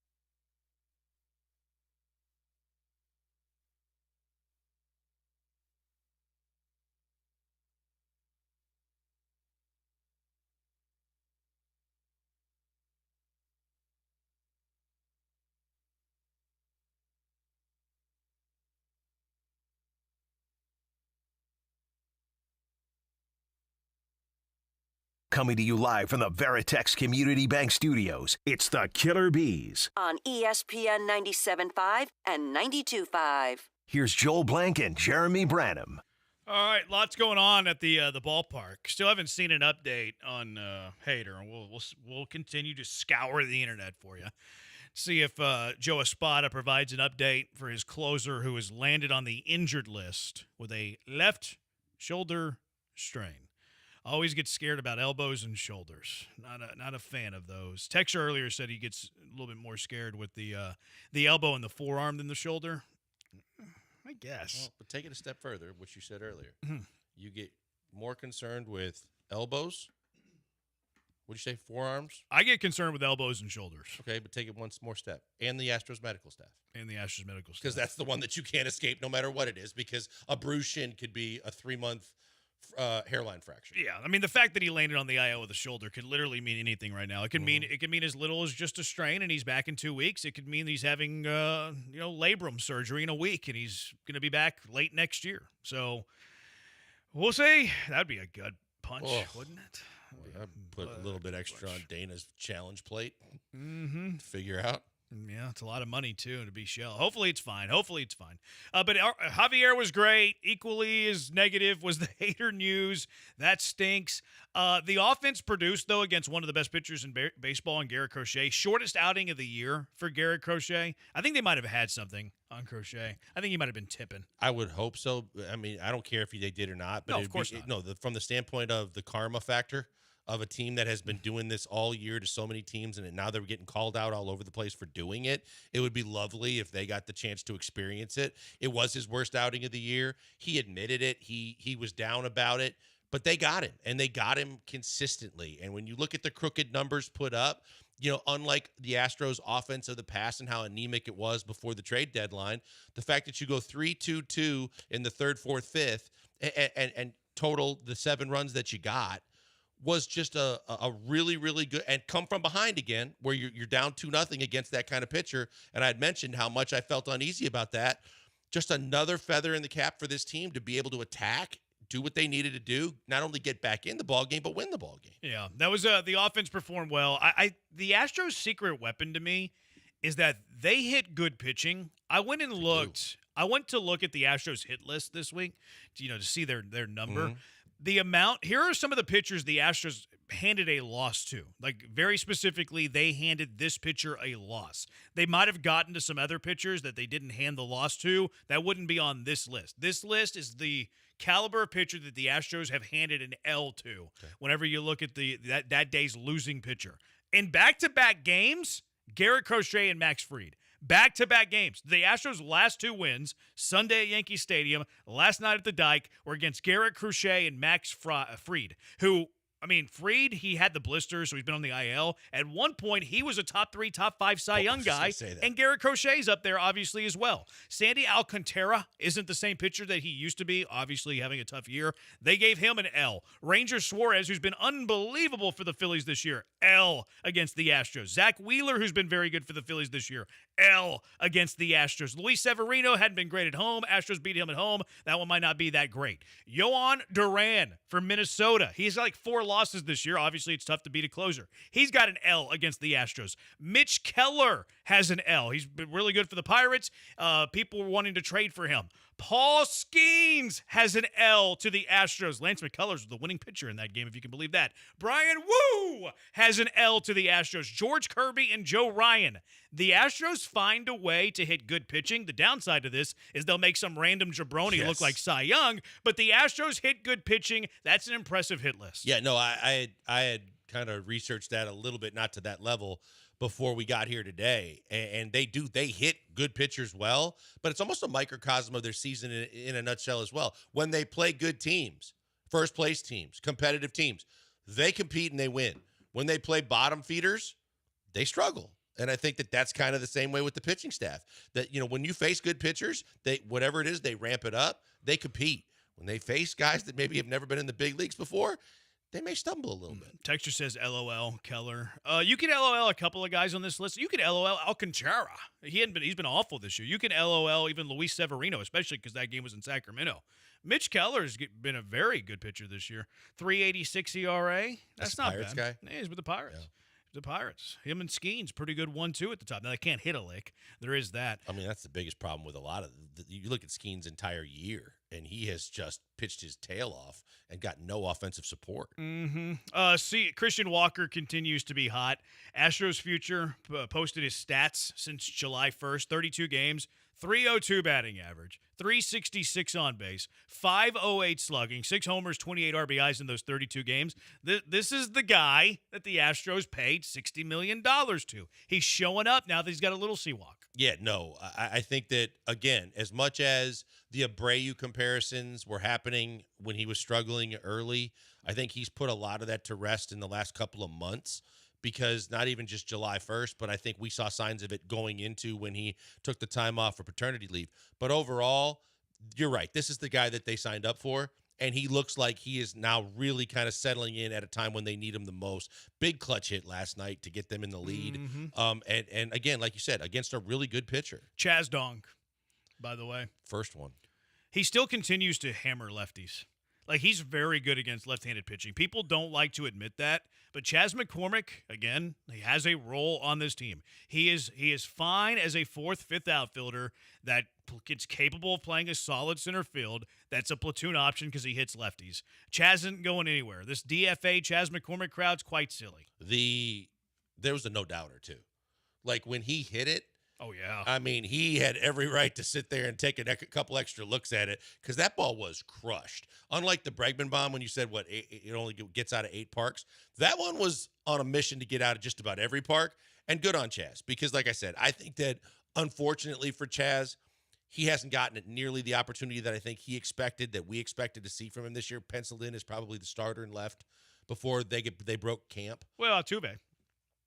I mean, a starter in right or somewhere in the outfield, because remember we were talking about he and Jake were going to cover the other 2 outfield positions until they promoted Smith when they broke camp. But I think that everybody was looking at Chaz getting ample opportunities to show that he was more like 2 years ago. But he's persevered as well too. That was a big bomb last night. As it turns out, they needed it. But, yeah, I think quietly when he's gotten opportunities, he's done something with him. I think that the frustration is that Chaz hasn't been able to just, grab one of those outfield positions and run away with it. So, he has failed to meet that expectation. So, I think fans get sour with him because he failed to meet, everyday outfielder expectation. But whenever you readjust and recollaborate your expectations for Chas McCormick, you understand that he has a place on this team. Mm-hmm. He's not an everyday outfielder. We've learned that. Dusty was right. He's not an everyday outfielder. People were mad that Dusty didn't make him an everyday outfielder. Dusty was right there. But Chas McCormick, you can do far worse when your fourth or fifth outfielder is a left-handed hitting machine like the Chaz Chomp. So you're saying the proof was in the pudding? Banana pudding. Yep. I see what you did there. Yeah. I mean, look, you're right. Is he better than Cooper Hummel? Yeah. Is he better than Taylor Trammell? I believe so, yeah. You might disagree with me. It depends on who you're facing. It does, and you're right. I want Chaz against lefties. I want Trammell against righties. Yep, and I get that. But at the same time, that in itself proves that he's a good defensive outfielder. Was it last night that he made the diving catch running in? But he's capable of covering some ground, making some plays for you. Now, his arm sucks. You've documented that. But overall, he's a Major League Baseball player that helps your team. Yeah, he belongs on this roster. Yeah, he's a big league player. The DFA Chaz thing is silly. And he's cheap. He's cheap. Cam Smith yesterday, he reached all 3 times that he hit. He sparked the 3rd inning rally. That one out double down the left field line the other one was an infield single, and he walked once. A little surprised not to see him in the lineup after reaching base all 3 times, but facing a righty. They want, obviously, Jacob Melton's going to play. We mentioned this. They're not calling up Jacob Melton so he can ride the pine. Jacob Melton's going to play most times against righties. But I did think we would see Cam Smith after reaching base all 3 times yesterday. Not in the lineup today, but had a good game yesterday. Hopefully he gets going. Good for him, right? Because he needed that. As much as the team needed that key hit that he got and the fact that he got 2 knocks, the bigger thing, too, is Cam can kind of exhale, too, and feel good about the fact that he was a strong contributor to that win yesterday because he has been through a lot of games, and he has been criticized a lot because of the fact that there were such high expectations on the kid. But the 2 knocks last night, as you mentioned, and you throw in the walk, did everything that he was supposed to do and more. Mm-hmm. That was nice to see from Cam. Hopefully he gets going. Although it looks like his playing time might be limited if he's not going to play against a whole lot of righties. And then Ramon Arias, his he kind of gets lost in the shuffle because he was the third best player that the Astros acquired. But dude's a player, man. He's solid. That's what I think gets lost the most. I think that everybody kind of just thinks that this guy is just Dubon 2.0, and they don't know if he can. They don't know what they don't know about him. And you bring him in. And the move that you make, a left-handed bat, a guy that can contribute, that was getting top of the lineup, top half of the lineup at bats for Baltimore. Granted, Baltimore's not a very good team, but he gets 3 hits for you last night, 2 runs batted in. And quietly, he's been a really nice pickup and a help for this baseball team. Yeah, he's a solid player. Israel says Cam's hitting 255. Kill Cam. Texter, random future sunshine. Next couple of years, our depth is ridiculous. We can rest a starter every day and not lose a step with Arias and Sanchez. You can argue we have 6 infielder starters, 4 outfield starters. It is true. Now, I wonder if they trade off of that and maybe try to acquire a top-of-the-rotation starter with that surplus. We'll see. It's going to be an eventful offseason, that's for sure. Because of the fact that, as you mentioned, Fromber's going to be the biggest thing in flux. What they do with Fromber and if Fromber's back or not is going to play a key role in if you're trying to make a move. We know that the farm system is less than in a lot of people's minds. But if you have the major league talent on your roster that people are seeing on a daily basis and know can play, then you got to go to whatever assets you have to get what you need. Yeah, it's going to be it'll be interesting to see what how he handles it. Eighth inning, 2 outs. Pena didn't look the ball into his glove. Haven't seen that much before. It would have been his 3rd play in the inning. He made the first 2 plays of the inning. Yeah, but I mean, he's talking that little chopper up the to short. He charged. He would have gotten the out if he gloved it cleanly. Did not. I think they rolled it an infield single. You can correct me if I'm wrong there. I thought it was a play Pena should make. Oh, he should make the play. I agree with that. I mean, the one that was tougher was the one the backhand. Was it backhand or just deep in the hole that he ended up getting a glove on but not making a play on. These things are going to happen. Yeah, was it in an opportune time? Did it feel like everything was going wrong and they were going to find a way to blow the game even with 2 outs? Yes, they survived it. But, yeah, I mean, I just think you chalk that up to these things happen. Do you think he's struggling with the presence of Carlos Correa next to him? I don't think so. I mean, he was your bad. He didn't hit well at the Bronx, remember? What? Remember he was on your bad list. I mean, look, from a hitting perspective, yeah, he got a hit last night. But, I mean, that means he's had 2 hits in the last 4 games.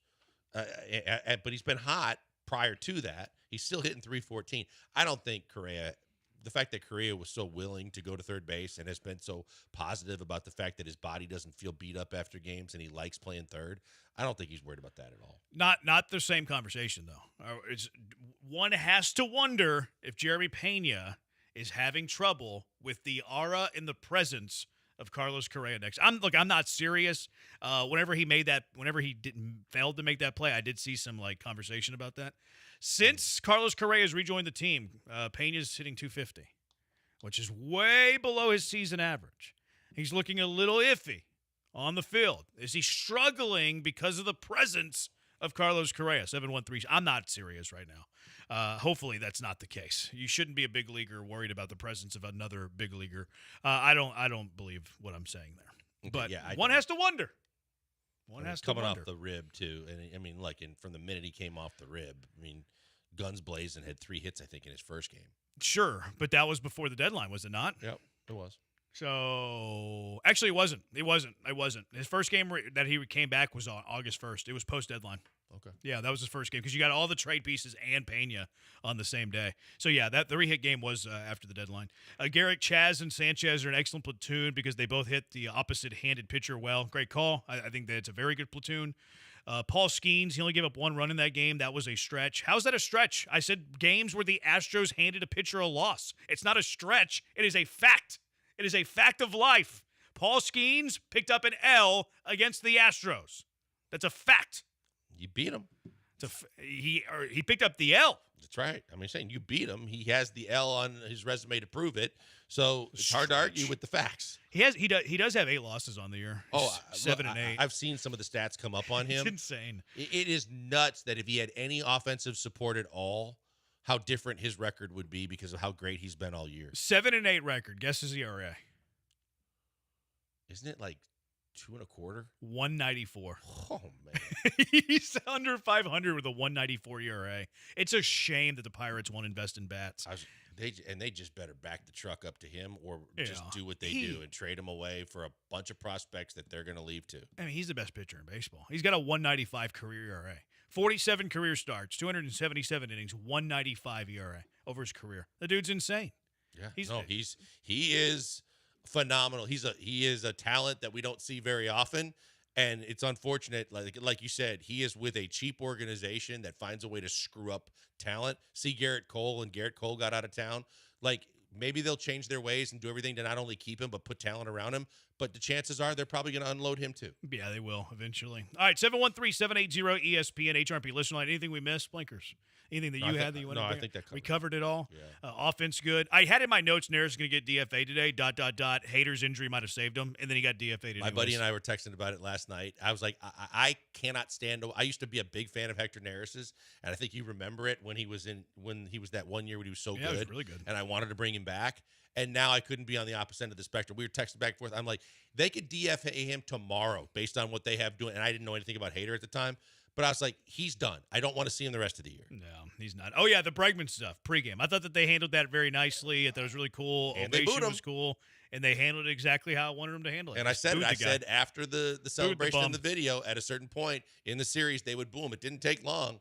But especially after he hit the bomb, I thought the Astros handled the video was really well done. Yeah, I thought he handled himself really good. If you caught, I went back and listened to the pregame 5-minute kind of scrum with him, and he could not have been more complimentary of the organization, which is where I was a little bit curious about what he was going to say. And then from the Alex Bregman side of it, the story couldn't be written any better. First at bat back in Dyken Park, and he goes yard. He told Leah Van that the first thing that he went, or he told the media, but Leah Van wrote about it, tweeted about it. Said the first thing that he did when he got to Texas was he went to Whataburger and got a number 3. No tomato. No tomato on it. Dr. Pepper. And apparently no cheese on it either. But I didn't realize this, that apparently Bregman can't do that. He can't have cheese on his beef, apparently. Apparently that's a kosher thing. I'm ignorant to kosher. I don't really know it. But yeah, he can't. I thought you were going to say medically allergic. Because I called him a psycho. Like Leah Van said that Bregman gets a number 3 from Whataburger, which I went to see what the number 3 was. It is a triple patty burger. Attaboy. So like triple patty, like you need cheese on that sucker. That's a dry burger if you don't get any cheese on it. Like and plus, who orders hamburgers and not cheeseburgers? Exactly. It's a really weird thing to do. Agree. So whenever I saw that, I was like, that's odd that he didn't get cheese. And I typed psycho. I responded psycho because I'm an online bully, a keyboard warrior. And then people in the comments were like, well, it's kosher. Like he has to eat kosher. I thought you were going to say like lactose intolerant. No, so apparently I didn't realize that. I'm ignorant to kosher. I don't know. I don't. That's not my faith. What is that? There's eating kosher. There's certain rules of it. Like I don't think you can eat. What are the rules of kosher? Like you can't eat pig, right? No, for sure. Pork is out. So I think one of the rules of kosher as well is that you can't have cheese on beef. Huh. Yeah. Not mixing meat and dairy. Okay. You can't mix meat and dairy. I did not know that. So that's a little sad for me. Like it's sad that Alex Bregman can never enjoy a cheeseburger. Poor guy, man.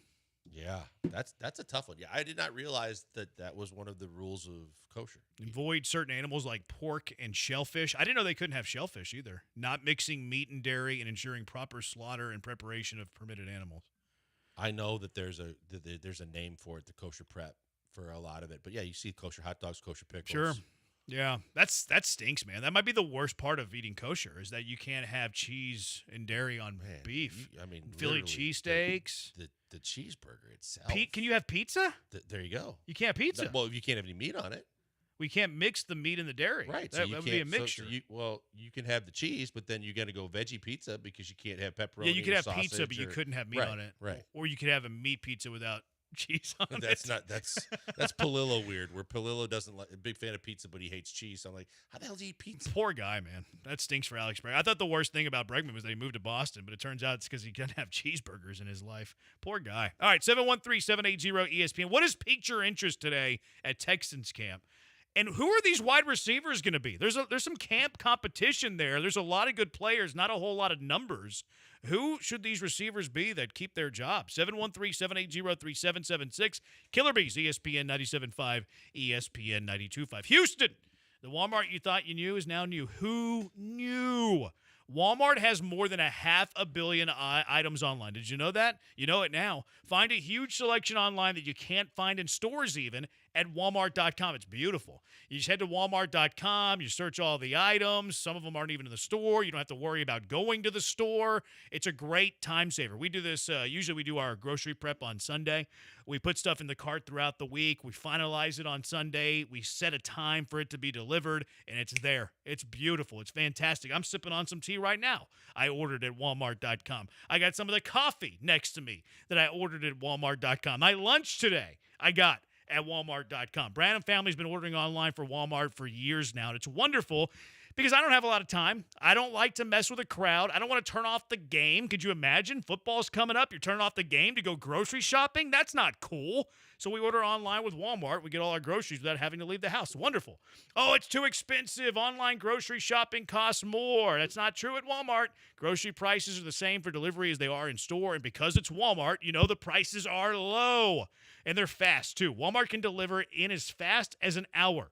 Going online at Walmart.com, ordering the groceries I need is faster than me going to the physical grocery store and getting the groceries I need. They're going to save you time. Use Express Delivery to get all of the eligible things you need from Walmart, from groceries to home goods to prescriptions. Walmart is simply changing the game. So when it comes to feeding your family, hosting a tailgate, throwing a party, think Walmart for all your grocery needs. Start an order right now at Walmart.com.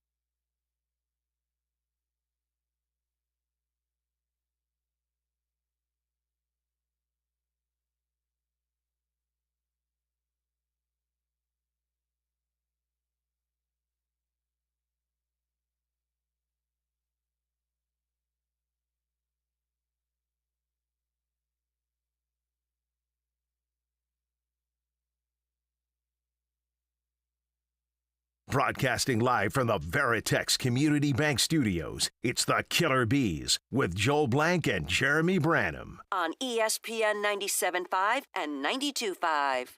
All right, a little bit of hater update before we talk about the Texans. Brian McTaggart tweeting a few minutes ago, no word on the severity of Hader's injury. So that's not great. So that's still, like, we're still in limbo there. You mentioned Luis Garcia will start in Sugar Land tomorrow. Lance will start in Sugar Land on Friday. So both rehab starts there. Jordan took live at-bats in Florida today, is a step closer to games. Okay, that's good. Live at-bats. Yeah, that makes me think he saw pitchers. That's what I was going to say. That's not BP. He's either alive in the batter's box, or he's seeing pitchers instead of a machine. I think he saw I certainly hope minor league pitchers. That's how I read that too. Because live ABs is different than live BP. And then says Meyer's getting close to getting into games and is working out in Florida. So that's good news too. That the is only all good news except for the Hader stuff, where because they said they was getting tests tomorrow, they know more today. Place them on the IL today. Chandler Rome, which his tweets are always very different than McTaggart's. McTaggart's are usually more jolly, even friendly, positive. yeah. Chandler's are always like, can the Astros survive without Josh Hader? Did the Astros screw up because they didn't trade for a third starter? Is Jim Crane ever going to spend money?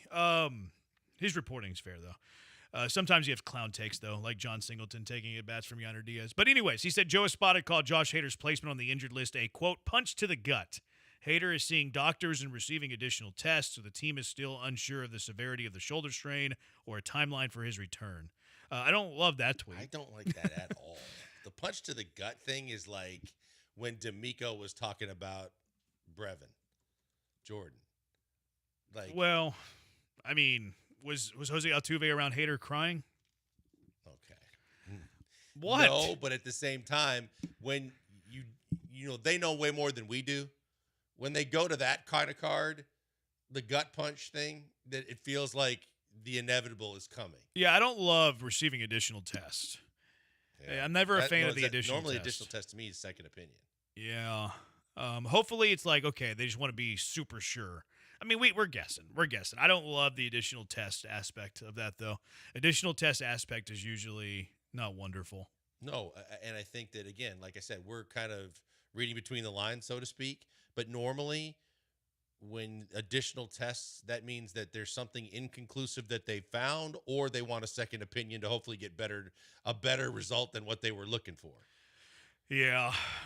Chandler Rum says Jordan could face live pitching this weekend in West Palm Beach. So a little bit of confusion there. So maybe it was live BP and not live ABs. Maybe he got a little confused on that one. But if he could face live pitching this weekend, probably means he hasn't faced live pitching yet. Kawahara, Josh Hader is getting further testing to determine severity of his shoulder. Espada called Hader's injury a punch in the gut. I don't love the further testing aspect, and also don't love the, quote, punch in the gut, like you said. No, yeah.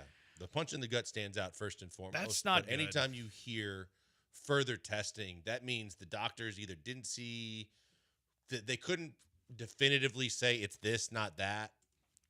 And they're looking for a little bit more clarity with further testing, and or they're looking for a second opinion. Yeah. But I agree with you. Either way, it ain't great. Yeah, that doesn't feel wonderful on that front. Hopefully, we're just fear-mongering here, and he's going to be perfectly fine. Maybe they looked at the MRI, and they're like, I don't know what's going on here. Let's go get some more testing to see if we can find something. I don't know.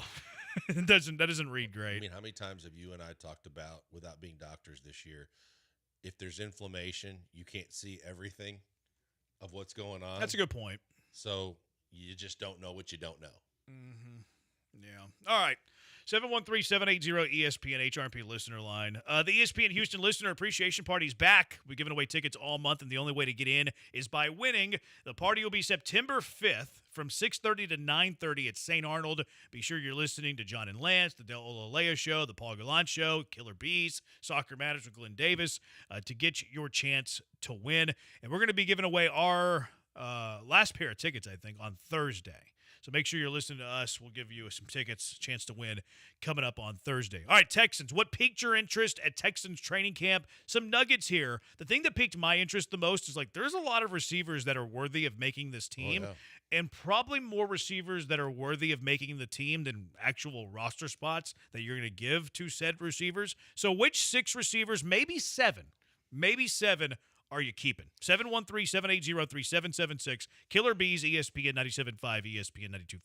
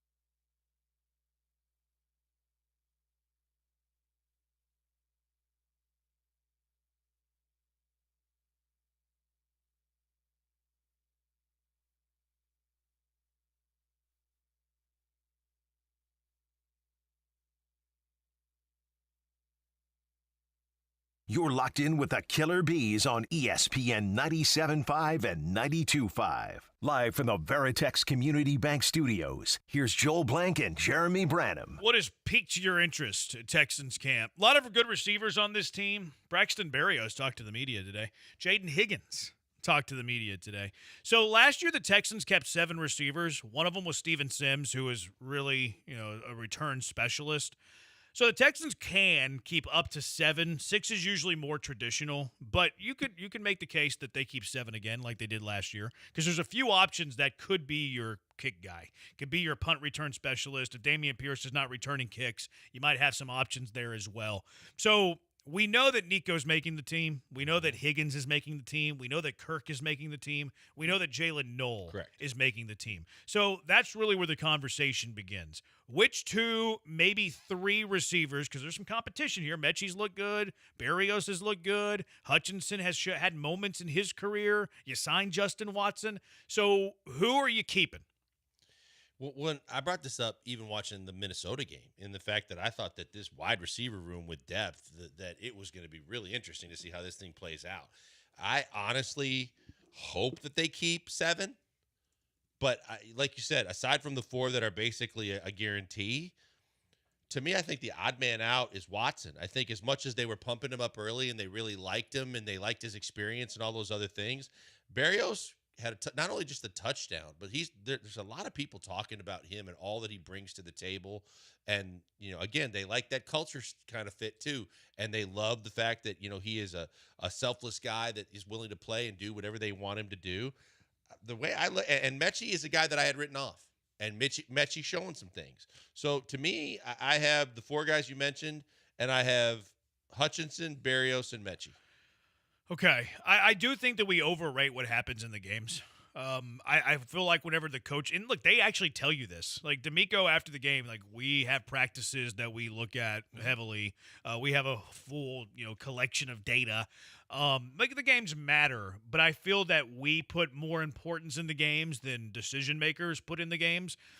Like, Nick Caserio, whenever he's trying to trim the roster down, do you think he's going to look at 10 plays and 3 preseason games, or is he going to look at the 100 of reps during training camp? Which one of the 2 is he going to value more? No, to me, it's training camp. Yeah, it's training camp. And I think that, again, the reason why I said that wasn't because I mentioned that he did have a touchdown in the game, but I think that everybody you talk to and when you hear some of the reports coming from camp on a daily basis, that Berrios has stood out. Berrios is doing a lot of positive things. I think that Watson's a guy that initially they were talking a whole hell of a lot about being in the building every day, work ethic, the fact that he could play special teams and do some things too. I just haven't heard as much about him. And so you're right. I think that the new norm in terms of what the teams are looking at, not just what they're forcing the fans to look at, is the fact that the practices against other teams are where they're truly doing a ton of evaluation, competition against another team, another unit, but it's not on TV where everybody's, hoping for an NFL type game, and it's really not. I think Berrios, and because he's versatile, and Hutchinson's to me the guy I think has fallen off a little bit, but I still believe that they like the 2 guys that they have brought along the way in Mechie and Hutch. Yeah, I wasn't going at you. I was more setting up my stance that, like, what I see in preseason games, because I predict that Nick Caserio and D'Amico Ryans put way more stock in training camp than they do in meaningless preseason games. I don't because a guy caught a touchdown. I know Berrios is in the mix here, but because a guy caught 1 pass for 7 yards and a touchdown, to me that doesn't cement his spot on the team. And it's a general point, not a point about Berrios, because I agree. I think Berrios is going to make the team. And I think he's going to be your punt returner. I agree. So I agree with you that Berrios is going to be on the squad. I'm just kind of setting up my stance that just because somebody had 5 tackles in a preseason game, they're not a lock to make the team. They put more emphasis and value on camp than they do the actual games. I have Berrios making it as well. I haven't really heard much from Hutchinson, but he was kind of getting some reps with the ones during a preseason game. So Hutchinson, I'm really confused about. I'm having a tough time on Hutchinson. I agree with you on Watson. I don't think Watson's going to make this team. hey, he's looking great, and then you're not hearing much about him. Like, I know he's a special teams guy and all that. I think they can only keep one special teams guy though, and I think it's gonna be Berrios because he's gonna be the punt returner. I know that Noel can do it, but I think Berrios is better at it. And Berrios, I think, fits what Caley wants to do, where he has quick receivers that can get open quickly, give them the ball with room to run, and then let them run. So Berrios for sure.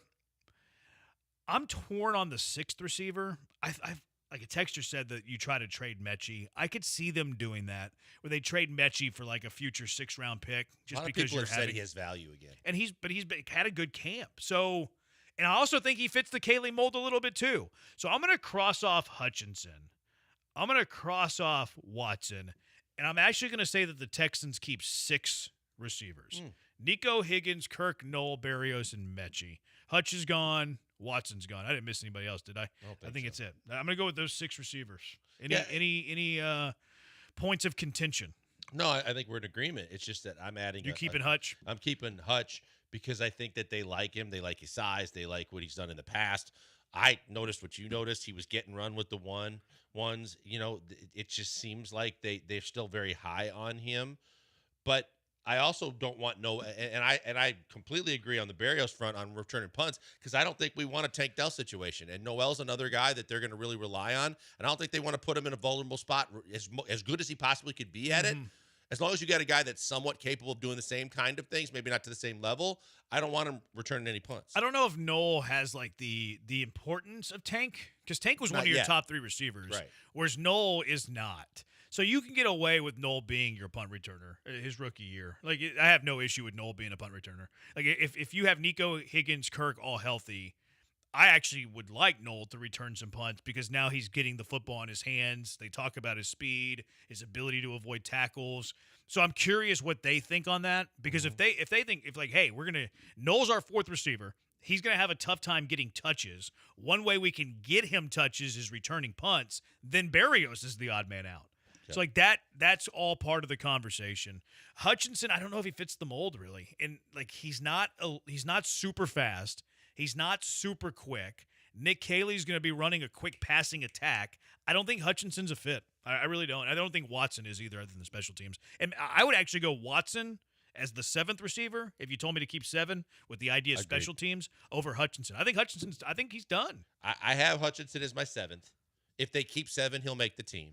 If they cut him, I wouldn't be surprised because of the depth that, again, and going back to what I said, even after the Minnesota game, like it's going to be a super interesting cut because of how deep that room has become.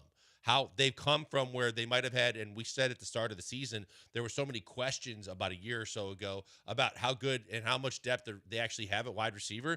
Now to where it's a really tough cut for that room. For sure. Yeah, it's now I could see them trading Mechie and then like keeping Hutchinson if Mechie has some trade value, but they have a lot of options there for roster spot 5 and 6 and potentially 7. What else piqued your interest in Texans camp today? When they make it official, I mean, I think it's interesting for on 2 fronts. Things that when they made Brevin Jordan official, and they kind of basically told us what this time we all knew was the case, that he was going to be out for the year with the ACL. That I think they need a tight end. And I think that the depth at wide receiver maybe even tries to help them if they're looking at other camps and other teams to see if they can find another tight end, and maybe one of the extra receivers they got gets you a backup tight end that you need. So I think that's going to be interesting. And then the fact that as much as we saw some continuity and we're constantly watching the offensive line, they not only brought in an experienced offensive tackle in Connor McDermott, but the fact that McDermott overlapped with Caley with the Rams, and his experience prior to that was with the Patriots. And basically, because of the fact that you've seen some success bringing in an expatriate like Andrews as it relates to Popovich, I think it's interesting that maybe they found a guy that might be not only that can give you depth, but that they feel good about in Connor McDermott. That one concerns me a bit because I'm hoping that he's just a camp body, because if he's more than a camp body, that doesn't bode well for Cam Robinson and or Trent Brown. Yep. You're right. And or Blake Fisher. So I'm hoping it's more camp body than having like a significant role on this 53-man roster. But I do think it's in play, which would Fisher be bad news today? on Robinson. Like a pinky finger or something? Yeah, I think he was fine, though. I saw that Titus didn't get a ton of reps in, and like he had like a minor knock, but was fine. I saw Blesson trying to think that he was that Fisher was falling out of favor and he was yanked off the twos, and then he came back and said, no, I deleted that tweet because he actually hurt his finger. Oh, really? Yeah, he was. I mean, I saw that he was off the field and back on the field, so maybe he came off for a little bit. That's the thing, though. Like, hey, this guy's running with the ones, this guy's running with the twos. Is like, okay, that stuff can be a good hint about what the depth chart's looking like, but it could also be that, okay, Cole Popovich wants to get a look with one unit. You know, like, hey, let's see what this guy looks like with this unit. So it can be misleading. That's the thing with training camp is there is a lot of valuable information there. It's just really hard to sort what is valuable and what is not. Yeah, because there's so much information on a daily basis. Because, like, one of the things I notated was everybody was talking from Texans radio and the podcasts and things like that to DJ and Aaron Wilson about Jamal Hill. Jamal Hill is a linebacker that makes plays. But is he making them with the twos and the threes? Or is he making them when he's playing with the ones? And how does that translate to anything to where does he have a chance to make the team? So you just don't know what you don't know. But I already think that they're deeper at linebacker. And now Christian Harris is actually practicing and had another full practice today to where you believe that Christian Harris might actually be a factor this year for you. Yeah, he was with the ones immediately. So it's like, yeah, I wonder what they think there. But again, it could be we just want to see what it looks like. Chubb was my only other note, back in full contact. And he and Damian Pierce, they were sharing some reps with the ones.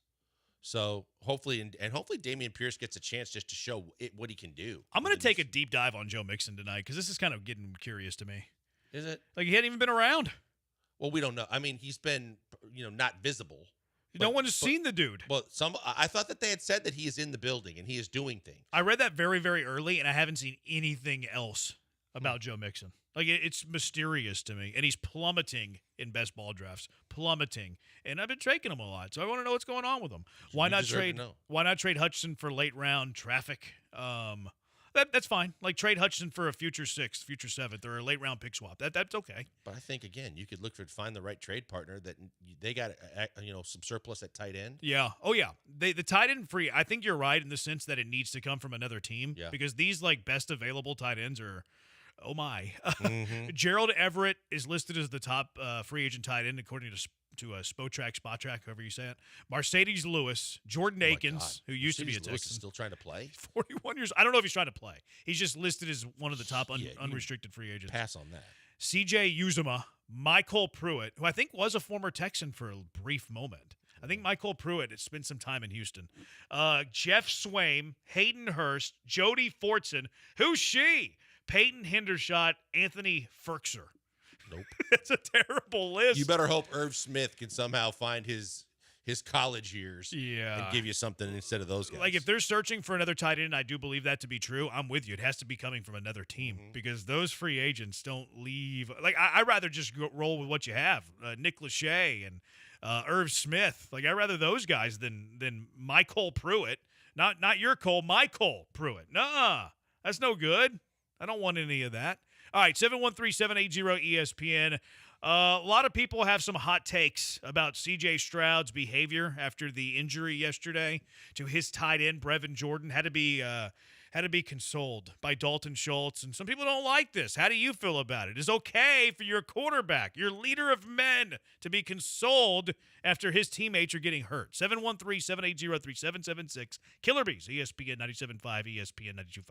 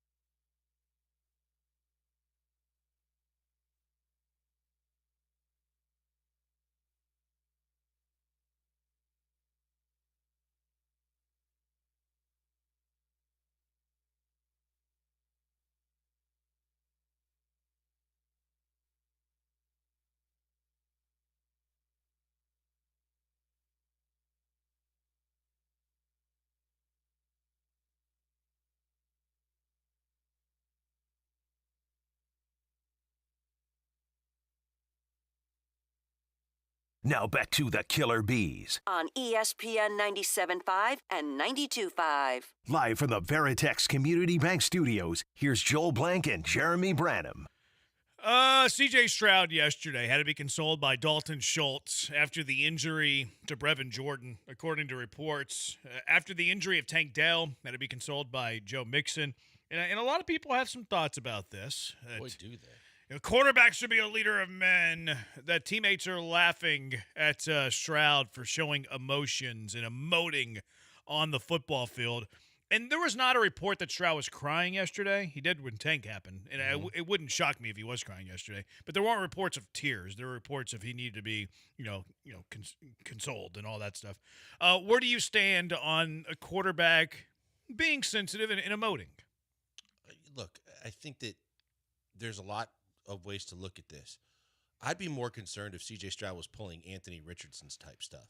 If Anthony Richardson is calling out and tapping out during the middle of a game, then I'd have concerns about a quarterback being soft or worried about his emotions. I got no problem with a guy that shows emotion and is a guy that's in touch with his feelings enough to do the kind of things that he's doing without worrying about how it's going to be viewed by others, as long as he's still a leader of men in the huddle, a leader of men the way he plays the game, the fact that he makes the plays that he's being asked to make. He's taken on more, as we've talked about, in terms of wanting to be even more as a quarterback, to be the best quarterback he can be. People can read into this a million different ways, but to me, if I saw signs of him checking out or not being both ability and emotions-wise, like if he just couldn't take it, like an Anthony Richardson type situation, I'd feel totally different about CJ. I got no problems with CJ Stroud. Yeah, I don't really emote. That is a characteristic of mine. I have resting JB face. That's absolutely a thing. I understand that. The only thing I really get sensitive about, my family, quite frankly. Anything else, it doesn't bother me. So I'm a little bit more of old school in this sense, more throwback in this sense. It was the way I raised. In a lot of ways, I don't like it. I wish I had more emotion. I wish I had more feelings and sensitivity to me. But I couldn't care less than my quarterback's upset about a teammate getting hurt. How is that an issue? And if I were in the locker room and I saw Stroud do, and again, I'm not very sensitive. I don't show a lot of emotion. I would probably be like, okay, cart him off. Let's get back to playing the game. Like that's my deficiencies, with my personality. But if I had a guy caring about somebody else in my locker room that way, that would tell me, man, that guy loves me. That guy really cares about me. I might not have that behavior, but I know that guy would have my back. So I'm probably the guy that's the furthest away from C.J. Stroud in his emotions, but I have zero issue with C.J. Stroud showing emotion whenever his teammates get hurt. He cares. You talk about in the stories and the things that we hear along the way in our careers and our lives, but in dealing with as much as I've dealt with the Packers, you had quarterbacks that were basically that people tolerated because of how great they were on the field, that alienated a bunch of guys in the locker room. You had guys that did that on that I won't say on a regular basis, but there were guys you could point to and say, hey, he's a hell of a football player, but other than that, we really don't know the guy. If you got a guy in your locker room that cares about his players enough to have those kind of emotions for him, you want to play for that guy. You want to play and be on the same team with that guy because you appreciate, to what you said and more, you appreciate the fact that he cares. He not only cares about the X's and O's, he cares about the guys that are executing it with him and on his squad. That's all you can ask for from a teammate. Yeah, he's got passion. He cares about his teammates. I like that attribute about C.J. Stroud. Now, if it affected his play, stuff like that, then it would be problematic. But I don't think that's the case. I don't remember how he performed after the Tank Dell injury, but I don't. The first series or so, people were quick to point out he's still emotionally shaken by this. But but after that, he came back and played fairly well. Yeah, I have no issue. The people that do have the issue with it, I'm trying to go there. Like, I'm trying to understand their rationale because I understand football is a physical sport. And, like, hey, a guy gets hurt. You got to be able to execute and you have to be able to perform and you can't let it impact your play. Right. But I don't think that because a guy is showing emotion that it impacts your leadership. In fact, I think that's false bravado. Like, if you feel, and again, look, I'm not the most emotional person, but if you feel like a leader, a captain of a team should never emote, I think that's kind of speaking to your own, like, self-consciousness. I don't disagree. I think that's a macho thing. I think that's, you trying to combine the macho-ness and the bravado of a guy that's so super tough he doesn't show emotion, and that shows the true characteristics of a leader. And I would disagree with that because we know about his toughness. We know about the fact from Ohio State to games with the Texans when he was getting his head ripped off, he kept coming back for more. He didn't want to let his team down, whether he played with a concussion or not. We knew that no matter what the injury was, Probably did. It wasn't enough. I know, but there wasn't enough to basically, in his mind, to say, I'm not leaving my teammates out there alone. They need me. I want to be out there. I'm going to be out there. I'm not questioning his leadership. I'm not questioning his toughness. So at the end of the day, if he's a guy that emotes whenever something happens, I don't care. 713-780-ESPN. Is it a bad thing that your quarterback is emoting? Is it a bad thing that Dalton Schultz needs to hug him and bring him close and bring him in? Come on, this shoulder's for you. 713-780-3776. Killer Bees, ESPN 97.5 and ESPN 92.5. Sometimes whenever I don't get emotional a lot, it's with my family. Other times I get emotional. It's about how great Monument Chevrolet is because they've been helping out generations of families for 50 years. And thinking about that brings a tear to my eye because there's not many dealerships that are like Monument Chevrolet. They're the dealer that you can trust. They're transparent. They're not going to hassle you with pricing. That's the fear that most people have with buying a new car or a pre-owned vehicle. Is that dealership taking advantage of me? Are they upcharging me? Are they putting 3 extra years on that warranty that I don't want? And again, it brings a tear to my eye that we can trust Monument Chevrolet. Family feel, friendly atmosphere. They hire great people. The culture is fantastic. And Labor Day is just around the corner, but it's not too early to get Labor Day savings at Monument Chevrolet. How does that not make you emotional? We're talking monumental savings, employee pricing plus deep discounts on popular models such as the Chevy Silverado 1500, EV Blazer, and more. More specifically about that Silverado 1500, 0% financing for 36 months on the tried and true Chevy Silverado. That's on top of pre-Labor Day employee pricing. Again, how are you not sensitive about this? This is your excuse to finally upgrade to the truck you deserve. Seize the day. And if you're like me, you know that new truck's going to bring a tear to your eye. So get a fair deal, a fast deal, an easy deal without wasting your time and aggravating, stressful negotiations. No tricks, no time wasting, no hidden charges. Now is the time to upgrade that ride. Check out their full inventory at monumentchevrolet.com, monumentchevrolet.com, or just go visit them in person, 225 and Beltway 8, Monument Chevrolet. Chevrolet, together, let's drive.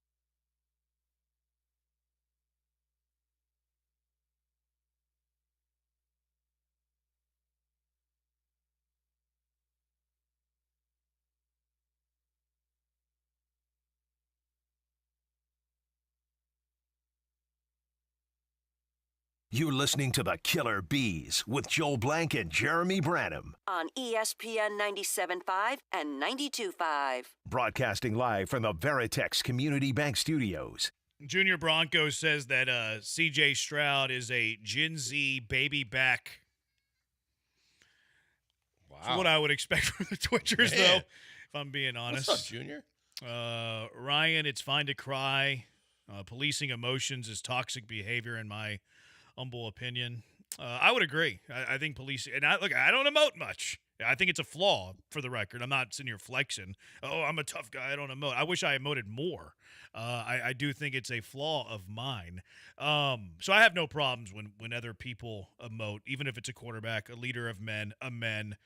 I never knew caring was a bad thing. Being passionate and caring while leading your team on the field could be a positive vibe. How could it be bad?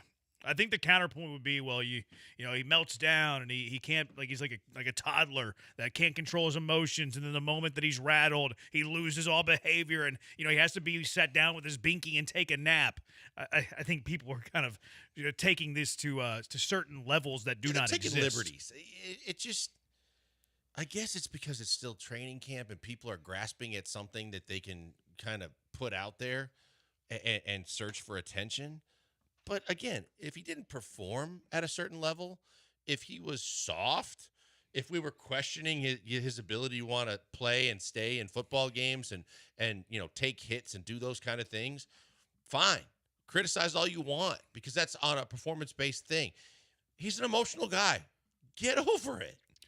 Key from LA, CJ's a man of God, so he's a little sensitive. That kind of works both ways, though. I've seen men of God who are not sensitive at all. Very, just this is the super tough, don't have a care in the world. Playing a church league basketball league. Yeah, I have a few times. It's been a while, though. There's a few guys that some triple throw doubles. that man of God out the window when it starts when competition starts and all kinds of things start happening. Yeah, I think that's a little different than being sensitive, though. No, I get it. Yeah, I don't think, again, he also stopped cussing this year. Does that make him less tough and less of a quarterback? He said he did that. I don't know if he actually did. Okay, but regardless, why should it matter? As long as he's playing football at a high level for your team, and some people are going to, nitpick that now and say, well, he didn't play as good as he did in year one. He still played really well, and he's still better than most quarterbacks in this league. So you should be happy you got him and stop trying to rip it. Texter, did you say in your humble opinion? I did, because we're going to be out at the Brick House in Humble on Friday as the summer circuit at ESPN 97.5 continues. Each week you can register to win our grand prize of the summer, a pair of brand new e-bikes from Power on Electric Bicycle Company, $4,000 value. For registration, stop by the promo table of the broadcast. This week we'll be hanging out at Brick House Tavern and Tap in Humble. Come out and join us this Friday from noon to 6, Brick House Tavern and Tap in Humble. 713-780-ESPN. I think the stereotype that all football players are tough men and there are no Jerry Smiths or sensitive people is just ignorance. There's nothing wrong with Stroud showing emotions after Brevin Jordan's injury. Athletes are human, not robotic. I'd prefer if my quarterback actually showed concerns for his teammates. Josh from Seabrook. Could you see any player in the locker room laughing at Stroud or rolling their eyes at Stroud because he was, needed to be consoled after injuries? As currently constructed, no. Because even a guy like Aziz has talked about, passion and playing for his family and things that really matter to him. And he hasn't cried, but he shows emotion. I don't think D'Amico has a problem with it. I don't think that they have those kind of ultra Rambo tough guys that want to talk about chewing the heads off of bats and going out there and drinking the blood and ripping someone's. I don't think that they have those kind of guys. Yeah. They may have a couple, but even then, I don't think they'd be rolling their eyes at Stroud. If you had a Bill Romanowski on your team back in the day, or some he'd of the spit on him, Stroud. Yeah. He'd have and kick him in the grapes probably. But yeah, AJ just gave us the disgusting look. You don't remember that Bill Romanowski story? We're dating ourselves a little bit here. A little bit. He spit on JJ Stokes. Really? Yeah, he stood over him and spit on him.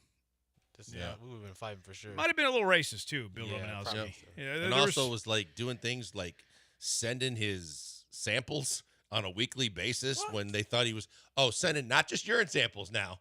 He was FedExing everything, trying to get advantages with all the supplements he was taking and everything. He was a different dude. Shortstop Cannon, that is really weak, and the guy's an emotional wreck. Do you think Stroud is an emotional wreck? I think that's a bit of a reach there. A texter, people killed Caleb Williams crying after a game. He was crying because they lost. Stroud's crying because his brothers and his brethren are hurt. Yeah, I mean, look, and everybody's His different. brethren. And I don't want to answer for you or say how you would react to this. And AJ, I mean, you can tell me exactly how you You feel. can answer for me. I don't care. No, but I'm saying if you had a good friend, we all develop within a team environment. If you've made stronger friendships than just teammates. Mm-hmm. And one of those guys goes down or suffers, what could be a devastating injury, it's fine for you to be emotional because you've used emotions to be connected to and make a friendship. I just don't see the problem with it. Yeah. I see. That's where I differ here. Like, again, I don't care if somebody does that, but if, like, I've had friends for life. If we were playing NFL football and they tore their ACL, I'd be like, roll them off. We got a game to play. Like, I would be like that. So, like, I would care about my friend. I mean, that's not caring. It's just, okay. I'm not saying I'm crying let's go. either. I'll talk to you after the game. We got a game to play. I need to orchestrate a game-winning drive. You're not going to die. I'll be able to call you and text you immediately after the game. But you can do something in the middle. You don't have to cry, but you also don't have to be like harsh and just like, get your carcass off the field so we can finish this thing. I'm just telling you how my personality operates. I'm not saying it's the right thing to do. I would be deeply concerned about my friend with the same intention of going out to win the football game. I'd be like, hey, man, I'll talk to you after the game. Hope everything goes good. Pat him on the back. See ya. Like, I really would do that. I'm not saying it's the right thing to do. I'm just saying that's what I would do. But it's also the point I'm trying to make. Like, I might differ personality-wise from Stroud, but even though I differ personality-wise from Stroud, I have no issue with Stroud having that personality. I don't think it impacts his football whatsoever, and I don't think it compromises his leadership whatsoever. In fact, I think it magnifies his leadership because it tells me that he really cares and is passionate about his teammates. Yeah, this is different. This is why I brought up the Anthony Richardson situation. If you had a C.J. Stroud that was checking out of a football game that was, didn't like a hit he got or something like that and basically let his teammates down and walked off the field for a play or two because he can't do this anymore. Now I think there's something to really question about a quarterback. I don't think that CJ showing emotions about losing a teammate for the season and seeing them suffer an injury, especially after what he's already been through once with the same knee, same injury, I don't think that docks him in any way, shape, or form. Yeah, I'm with you. We're on the same page here. Texter throwing this out there. I don't see it this way, but what if some of the teammates see Stroud as not genuine and could be tired of him putting on an act? I don't see it, though. Like, I don't see that being a not genuine thing. Like, some narcissists will, like, pretend to cry but don't have any real tears coming out. That's not CJ. No, it's funny because I just had a conversation with my sister today about a relative of ours that was so thirsty for attention that might do something to draw attention like this. But I don't see that. Like, you talk about guys that want to play with him. You talk about Diggs coming here a year ago because he wanted to play with him because it was more than just as he was as a football player. But it seems to be more that you hear about C.J. Stroud. More people are connecting with him, like him, believe in him, and think that his talent is like on a certain strong level. I don't see that. Yeah, I've never heard of a teammate having a negative opinion about Stroud. And look, I'm sure it's existed, but I haven't heard of them. And like I said, there are plenty of guys in this league that were all about themselves, didn't care about who their teammates were. Give them the football, get out of the way kind of guys. Oh, yeah. But I don't hear that about CJ. Did you guys cry when Gallant went down with an illness recently? Hypocrisy. No, I didn't cry about that one. I remember when some of Tebow's teammates didn't want their quarterback to be a virgin. LOL. That's weird teammates, though. Why do you care if your quarterback is doing what? That's his private life. As long as they're doing it on the football, literally, not literally, but as long as they're getting it done on the football field, why do you worry about if they're doing it or not? Yeah, that's weird. Tyler and Connor, which is worse, CJ being a crier or Tom Brady kissing his father in the mouth? Brady kissing his father in the mouth is weirder for sure. Mm-hmm. Definitely weirder. I don't know if it's worse. Like, whatever. Like, it's 2025. But definitely weirder to I know me. there's a lot of parent relationships with their children where that was the norm in their household. At a certain age, yeah, it's pretty awkward to see a grown man kissing his dad on the mouth. Honey Glazed Branham, what do you think the Baytown baddie would do? He'd probably tweet madly about it, I think. And maybe post a few videos. And pretend he's tough. Tyler, yeah, you mentioned that one. I don't think passion is bad. What I don't like is when players use it as a crutch for bad play. Not saying that's the case here. I agree with that text. Like, if you can emote however you want whenever there's a teammate that has gone down. And look, different strokes for different folks. I think we would all emote differently. The thing that would be inexcusable for me is the performance afterwards, because I don't agree with a lot of these texts. Like, oh, he's an emotional baby, and as soon as he gets rattled, he's toast. I don't think that's the case. I think that he has a moment of emotion, turns it off, and then can perform. If it does affect his play, then there is an issue. Look at the Tampa Bay game. Look at the games when the game's been on the line, they've been down. He's not a guy that gets overcome by emotions and can't handle himself. But his teammates didn't get hurt in those games severely. Okay, but there's a lot of different things that people get emotional about. Normally, if they get emotional about things like that, they can be basically labeled more of an emotional person. It doesn't have to be just about injury to a friend. But I just think that if you're questioning how there's a relationship between how he emotes when a friend of his or a teammate goes down, and try to correlate that to how he plays on the football field, I think there's been plenty of situations, including that Kansas City game. Now, they didn't win the game, but yeah, the first series or so, there were people questioning whether he was a little off. He still came back, took a whole lot of hits, and had them in a position to compete. I don't think that that's relative to a player getting hurt, though, and his teammate and like that rattling him. I think it's more about like he gets into a spot emotionally where he's very sad, and he can't recover. I don't think it's about playing the game. It's more about specifically when he has teammates that get hurt severely, not being able to recover from those feelings because he's sad about it. Right, but didn't I say that when he got? But there's only really been 2 instances. But when Tank got hurt, he still performed. Yeah, I don't really remember that game. Like, I don't remember the rest of that game. I vaguely believe that coming off that long delay, they did not do anything that first drive after Tank got hurt. But then after that, I believe that he played at a level to keep them in that football game. Yeah, I have to go back and look. That was week 16 last year, right? That was the playoffs. That was the... I mean, I don't remember him, like, melting down. I will say that. Like, I don't remember there being some sort of meltdown and he wasn't able to recover. No, it wasn't the playoffs. That's right. You're right. It was week 16 or 17. The game before Christmas. It was at Kansas City. They lost by 8, 27-19. Let's see. When did Tank Dell get hurt in that game? Wasn't it early in the third quarter? Is it going to tell me here? He was still in the game in the second. He was still in the game in the third. Oh, he caught the touchdown. He held on to it. He caught it. Oh, he did catch that ball? Yeah, he caught it. That was with the 11:48 mark of the third quarter. That brought him within a point. Oh. So they brought him within a point. He started crying. It was 17-16. They only mustered a field goal the rest of the game. Okay. And I have to go look at like the play-by-play to figure out like his numbers on that. But they scored 3 points after that Tank Dell catch. They didn't score another touchdown. But I don't remember there being like a meltdown where he was incapable of playing. No, I think you're nitpicking if you're looking at trying to say that he's when a player gets hurt that he's not going to be able to perform. What's worse, CJ being emotional or Cooper Hummel getting a signed bat from Nick Kurtz? Cooper Hummel for sure. That's way worse.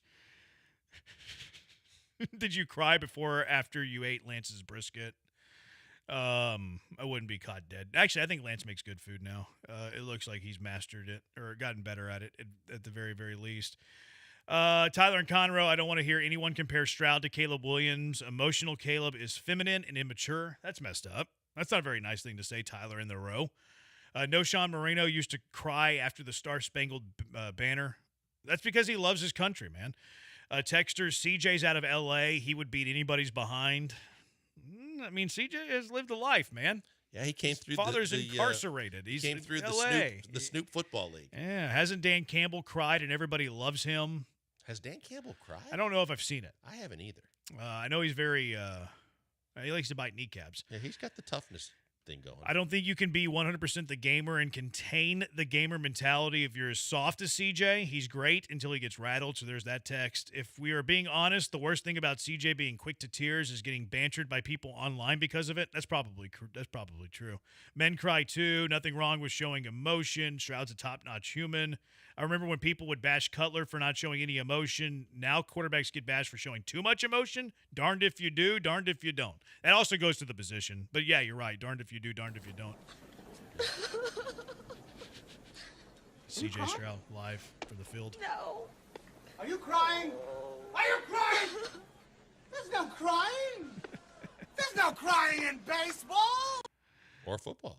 Coming Or from maybe where there is. CJ come from, he from LA. He's tougher than most. He's seen a lot. I think that's a great point. I mean, he's come through. He's come up from a lot of tough situations. Yeah, a lot of tough situations. I mean, his mother tells the story where she worked in the storage units and they lived in like the apartment connected to the storage units. Mm-hmm. His father incarcerated. That's going to do something to a kid, you know? Oh, without a question. So, yeah. I wonder how much CJ would cry if he would win the MVP. Probably a lot. He'd probably cry a lot. It's okay. The C for CJ stands for cry. We do know that, right?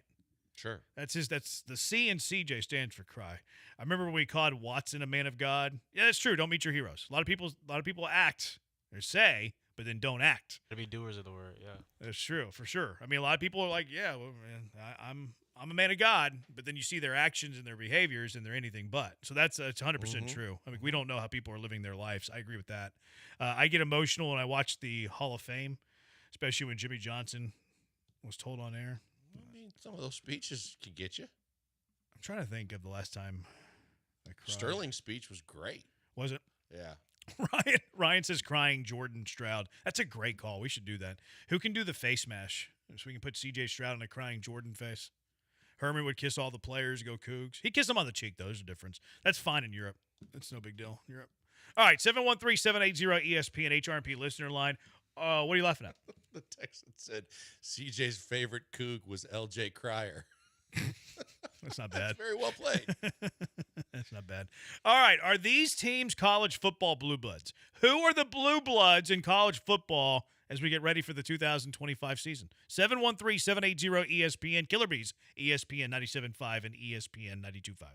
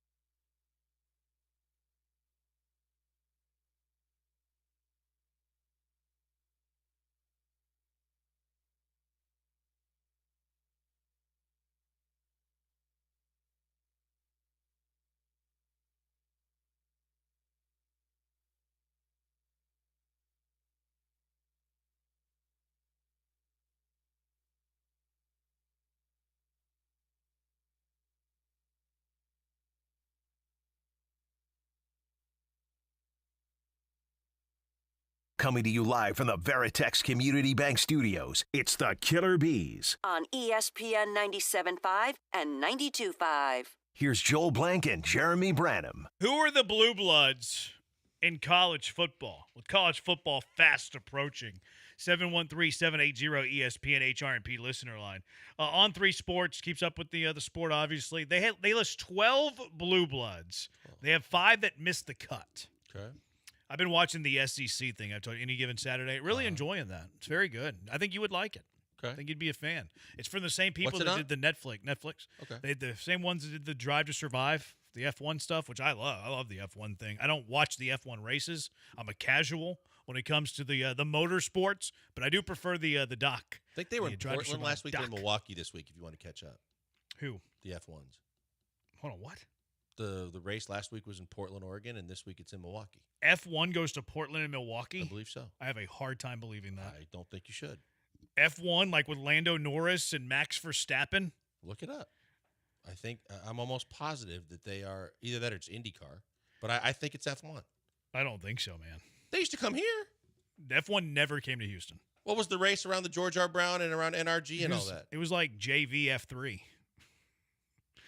You said they were there last week? I thought in Portland last week, Milwaukee this week. I saw it on the TV. They were in Hungary last week. Their next one's in the Netherlands. They're upcoming in Italy. They don't go to Portland and Milwaukee. Okay, then let me see who does. It's probably some indie stuff. Okay. Yeah, which that's not nearly as cool as F1. I think Indy's trying to do some stuff on Netflix too, but I haven't even bothered with that. Haven't even watched it. All right, college football Blue Bloods. Are we agreeing with this? Alabama. Are they a Blue Blood? Yes. All right, I lost him because he's going to be looking up this F1 schedule. Florida State. Are they a Blue Blood? I don't think so anymore. I don't think so. I know that they went undefeated 2 years ago, but they went undefeated and missed the playoffs. Is there a Blue Blood in the world that would go undefeated and miss the playoffs even if they lost their starting quarterback? I don't think so. I don't think Alabama could go undefeated, lose their QB, and miss the playoff. And then they were awful last year. Yeah. They were terrible. I don't see it. They used to be with Bobby Bowden and even with Jimbo for a while. I don't think they are now. Won a natty with Jimbo. I think Jimbo kind of ran him into the ground, though, a little bit on his way out there. The highest ranking, I mean, they have some decent rankings. They got up to they finished number 5 the year that they missed the playoff. They actually lost their bowl game. They finished 13th the year prior to that, and then had 5 years where they were unranked in the final AP poll. They're not a Blue Blood. Florida State's not a Blue Blood. Not anymore. Georgia. Yes. I agree. Georgia's a Blue Blood. LSU. Yes. Yes. They're a Blue Blood. I saw the clip you were talking about last night with Brian Kelly and Nuss. yeah. We was talking to the media. Yeah. Did you see that? That was kind of a weird little deal. Yeah. Yeah, he's like, it's fine. It's like arthritis. Everybody's got it. That was weird. Michigan a Blue Blood. Yes. Yeah, I would agree. Oklahoma. I would say used to be, but not anymore. See, I think that they're still in, but I think they're teetering. I think one more bad year away from being off of the Blue Blood category. Because I think, and look, and by the way, it was IndyCar, so I was wrong. It wasn't F1. It was F1 goes to like exotic countries. Okay. They don't go to Portland and Milwaukee. Schumacher and all those guys? Not anymore. Oh. Just see the movie? I have not, but I want to. Pretty good? Rate it, 1 to 10. I'd probably give it an 8, 8.5. I think I'm waiting for it to come on streaming devices. I think it's coming to Apple eventually. Lewis Hamilton? Lewis Hamilton currently drives me. Switch teams. Oh. Yeah. Schumacher used to. He used to be one of the best ever. Currently, Verstappen can't be beat. I don't keep up with it in season, so I'm always a year behind because I only watch the documentary. But Verstappen and Lando Norris last year were the best two. Yeah. I always thought it was Verstappen and that's true 5 years ago. And Lewis Hamilton. Lewis Hamilton was great. Okay. But he's a little bit older now, and he's not as fast as he once was. All right, Michigan, Oklahoma. We disagree with Oklahoma. Okay. You think they're out? I think that they're currently in, but They they're a just got a season top away from 5. being out. This big time announced it today. Top 5 defensive end recruit. I mean, if their quarterback stops sending Venmo saying that he bets on Gambles, college sports, yeah. he'll be all right. I am interested to see what kind of year he has because they brought over Washington State's OC. They brought him over. So, do they have a high-powered offense this year? But I think they're a year away from losing blue blood status. Miami. Ooh, boy. I think there's a lot of luster that's worn off, and Cristobal he's been okay. But I don't think he's been great. teetering, but I'll say in. I'm a hard no on them. Even last year, they finished 13th in the country. They finished 18th in 2020. They finished 10th in 2017. And the last time that they finished like ranked in the AP, the final one in the top 10, you have to go all the way back to 2003 when they were in the Big 10th. East.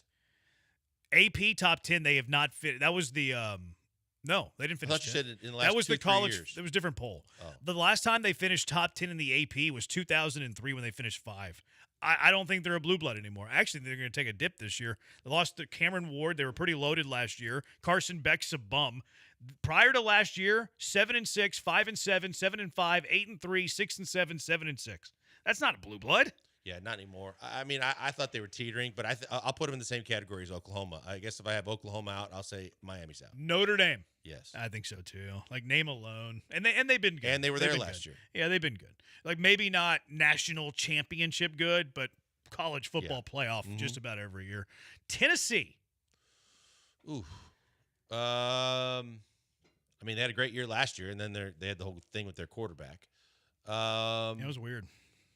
I'll say because in their own conference they're not a blue blood. I'll say no. Yeah, they're a weird one where like their results have been good lately. They have some history, but like you wouldn't put them in the conversation with a lot of these teams. Last year they finished 4th in the country. They finished 9th the year prior. They finished 2nd, and then they had a run there where they weren't like wonderful. I'm gonna go no as well. Now I think they're like a natty away from joining blue blood conversation. Yeah, yeah. I mean, he's done a good job. He has done a good job. He has done a good job because they were not in a good spot when he took over. I think they need a couple more years of the same kind of sustained success, but I don't think they are right now. I have them out teetering in, and if they like go to a national championship game, I would put them in. Ohio State. Yes, for sure. Yeah, no doubt. Texas. Yes. As much as it pains me to say, I have to admit Yes. they're a college football blue blood. USC. Not anymore. They're weird because you would think that they should be. Yeah, I mean, look, you want to talk about Lincoln and his success with quarterbacks and his Heisman winners and all those other things. Lincoln came to USC to basically put the prominence back at USC, and I don't think he's done that. You know the last time that they were unranked, though, to end the year, because I don't care whether you're at the middle of the year. I care about where you finish. The last time they had a season where they were unranked was 2001. That's pretty strong. They finished ranked every year since 2001. Last few years, 11th, 5th, 4th, 14th, 13th. Their seasons now. Last year they went 7-6. No, they didn't. They were unranked. I'm looking at their AP high. That's my bad. They were unranked last year at the end of the year. They went 7-6, 8-5 the year prior, 11-3. I don't think they're a blue blood anymore. They struggled in the Big Ten. They were 4-5. Big Ten play. First year in the Big Ten. They got up to number 11, but they finished unranked. Yeah, I don't see it anymore. Yeah, I'm with you on that one. Auburn. No, not anymore. Yeah, they're a little helter-skelter. They have some really good years, and they have some really bad years. Last year, they were not great. They keep trying to find that home run coach, and in the process, they kind of change coaches too often. Clemson. Not anymore. Dabo did a whole hell of a lot of good for a whole lot of years, and then kind of just hit a wall. And then with the conference realignment and with all the true bloods getting a lot more of the recruits, I think they've fallen way off. And I don't think they are anymore. They haven't had an unranked final ranking since 2010. I read it right this time. But they haven't been in a college football playoff since. Well, they were in the playoff last year, but they lost in the first round. Okay. With the expanded playoff. Yeah. What would it take for them this year to be back into the blue blood mix? Because I mean, the last time they made the national championship game, they lost it in 2019. Which isn't too far removed. Not too far. I think that if they get in the playoff again, back-to-back years, Klubnik is, they got a quarterback. They've got some skilled players. Did I say it wrong? A little bit. What's his name? It's AJ, you corrected me. Yeah, yesterday. he corrected. Klubnik? I don't think there's an ER at the end. I said Klubnik. I think you added an ER to the end. I said Klubnik. We'll have to check the tape. Please check the tape on that one because I know I said Klubnik at worst. I think you added an ER to the end. Check it. Yeah, check the tape. I'm pretty sure. I'm pretty sure I did. I'm willing to bet on that. Really? Yep. You're willing to bet on that. We'll have Yeah, to check the tape, AJ. Yep. We'll hit it on the other side. Clemson. I think that they are. I'm going to put them in my blue blood conversation. I still think they're in the mix now. How many more you got? How many more teams? Yeah. A few. Okay, because I was going to say, otherwise I think you're shorting a few teams. Florida. I think they've fallen way off. I think they used to be. I don't look at them like they are. And again, in their own conference, I don't think that they are. Although they're closer than Tennessee for the consistency thing. I'll say no. Yeah, I think Tennessee's been more consistent than Florida recently. I'm no on Florida as a blue blood. They have to earn their way back. Nebraska. No way. Yeah, they just haven't been good lately. No, and look, they got Raiola. They've got, I like Rule as a coach. I think that you got to get more than a quarterback, and you've got to do it for a couple of years. And again, you're in the Big Ten, and you're kind of floundering around. I don't think so. Dana's their OC. Big year for the Big Red. Around. I don't think they're a blue blood. Penn State. For sure. For sure? Yep. This guy has them missing the cut.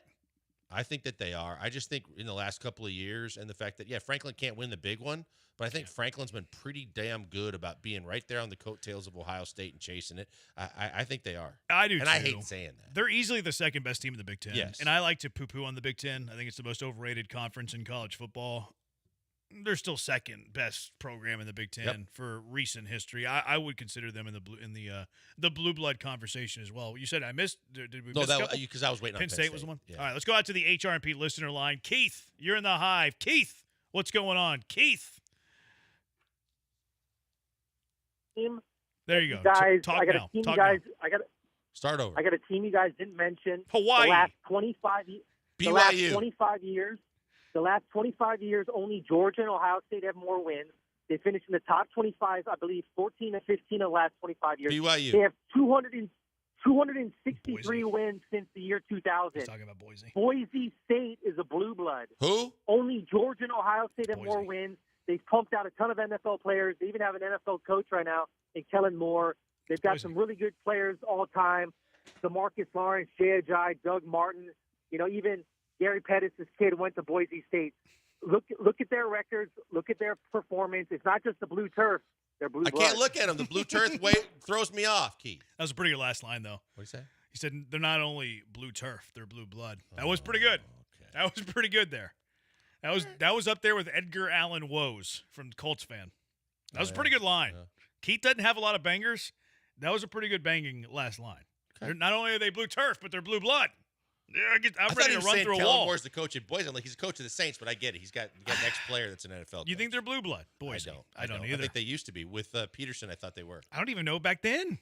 Oh, they were constantly that underdog that showed up and showed out. I thought that under Peterson they were. I mean, they've won one New Year's Six game. Was that the in their Statue of history? Liberty? Will you marry me game? That was with Kyle Stringer was their punter. They won 2 Fiesta Bowls. They won one in 2014. They won one in 2006. They have 2 New Year's Six wins in the program's history. That's not blue blood, man. Like, they dominate the group of 5. Awesome. Like, that's great.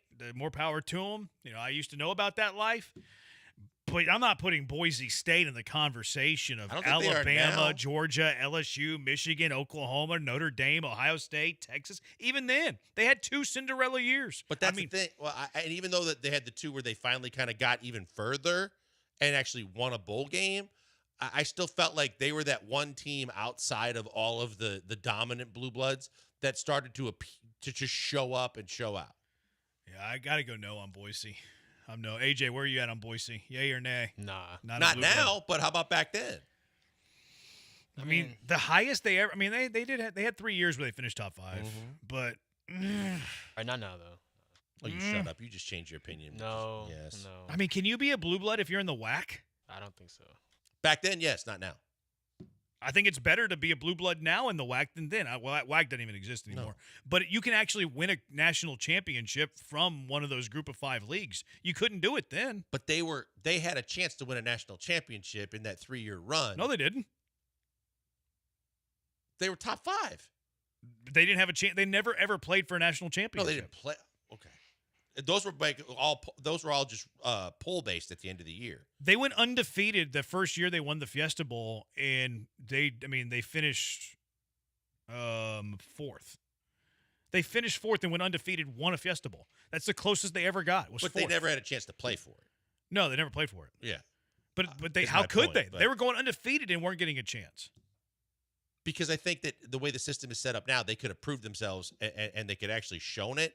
This one was just the eye test, and everybody believed that if you were playing in the Big Ten or the SEC, that that you were a superior team.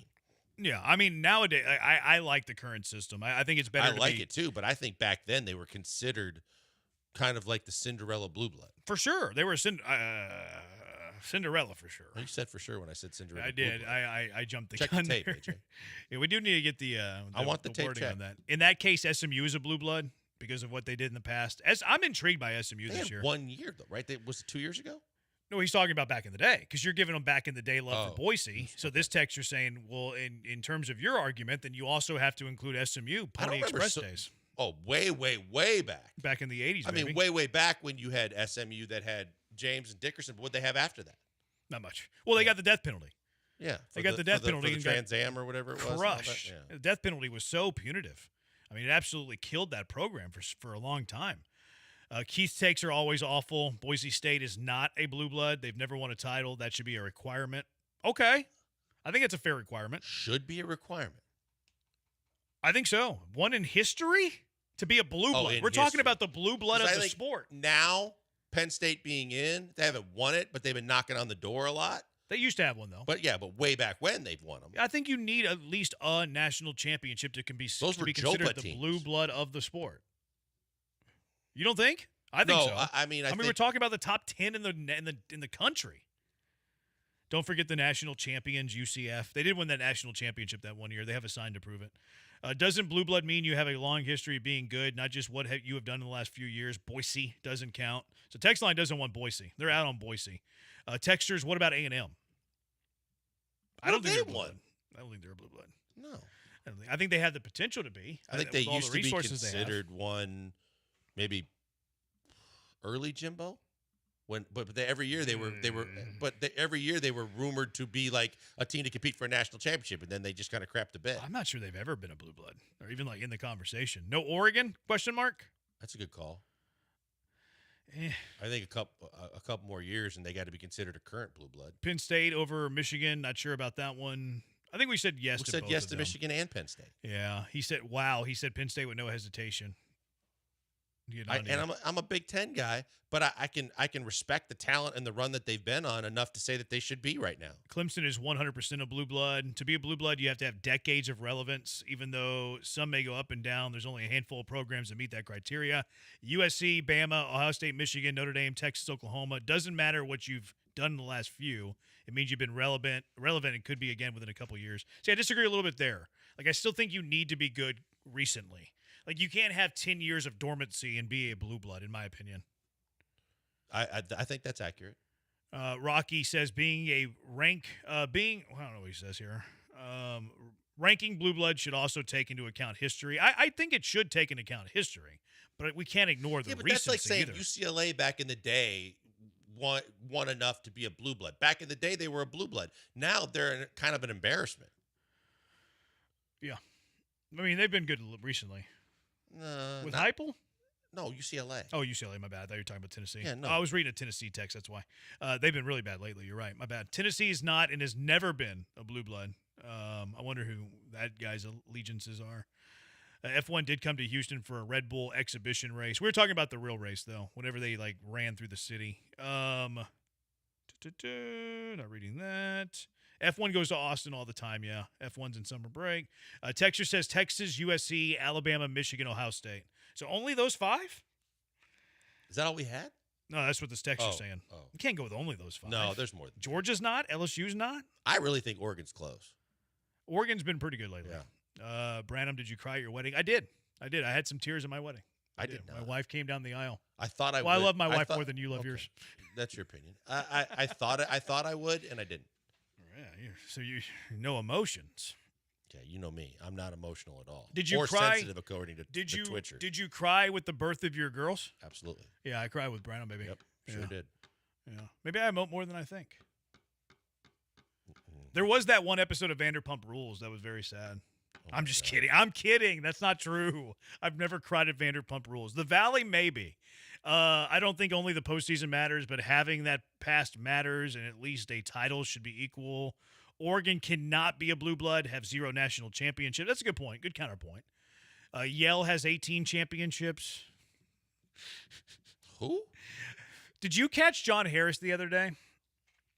He was, I think he was talking about, Was he talking about Cole Popovich? Where did Cole Popovich go to school? Did he go to an Ivy League? I don't know where he went. I know he coached because he coached Andrews, right? He was talking about somebody who went to Harvard. It wasn't Popovich. 'Cause he went to Fresno State. That's no Harvard. But he was talking about somebody who went to an Ivy League school, and then John Harris goes, "We've had our beefs because I'm a brown man, university, of course." It was so funny. Oh, wow. I meant to clip it and I forgot. He goes, "I'm a brown man," and then he had to be. Well, I'm talking about college. I'm gonna go back and clip it because it's pretty funny. Who said the initial comment? No, because he's doing the commentary for the Texas. Yeah, I know. He and ND. Yeah, no. And Kevin Kugler? He was talking about a coach and how he went to an Ivy League, and John Harris like, I like him even though he's like a Harvard man, and that's coming from a brown man, Brown University, of course. I'll clip it for tomorrow and then put it in. That's funny. In car wreck. Yeah, Yell 18. Why would you throw? I don't know.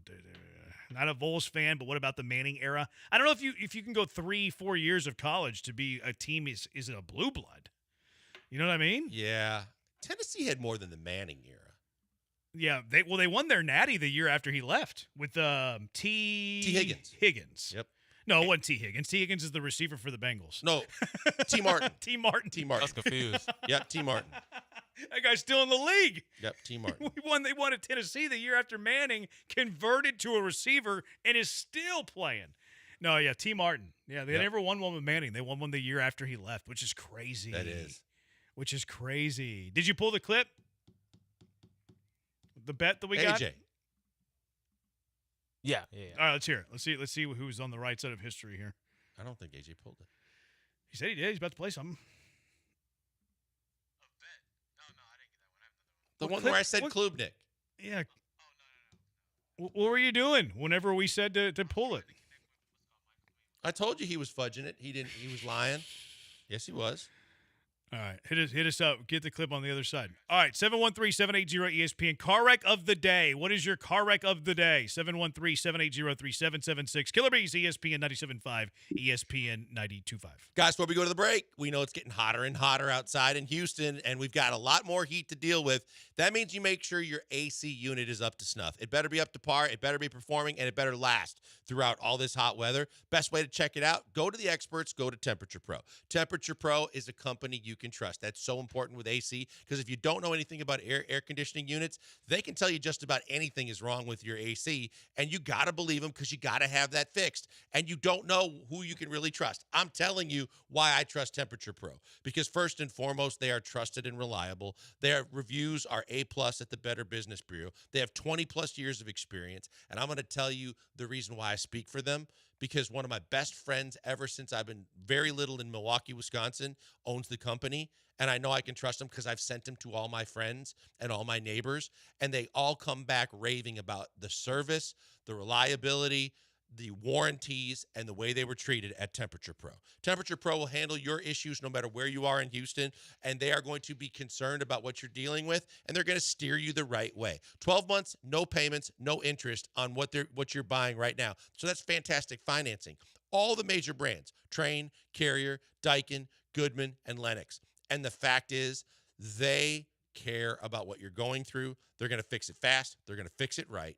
And they're going to fix it because I know the owner personally, and I know that he is here to back up their words and take care of you every step of the way. Check them out today. Go to Blitz, B-L-I-T-Z, proservices.com, or call them at the easy remember phone number, 281-247-5925. 281-247-5925. Call the experts. Call someone you can trust. Call with reliability and all the experience and all the ratings, but call them because they're going to take care of you every step of the way. Call Temperature Pro.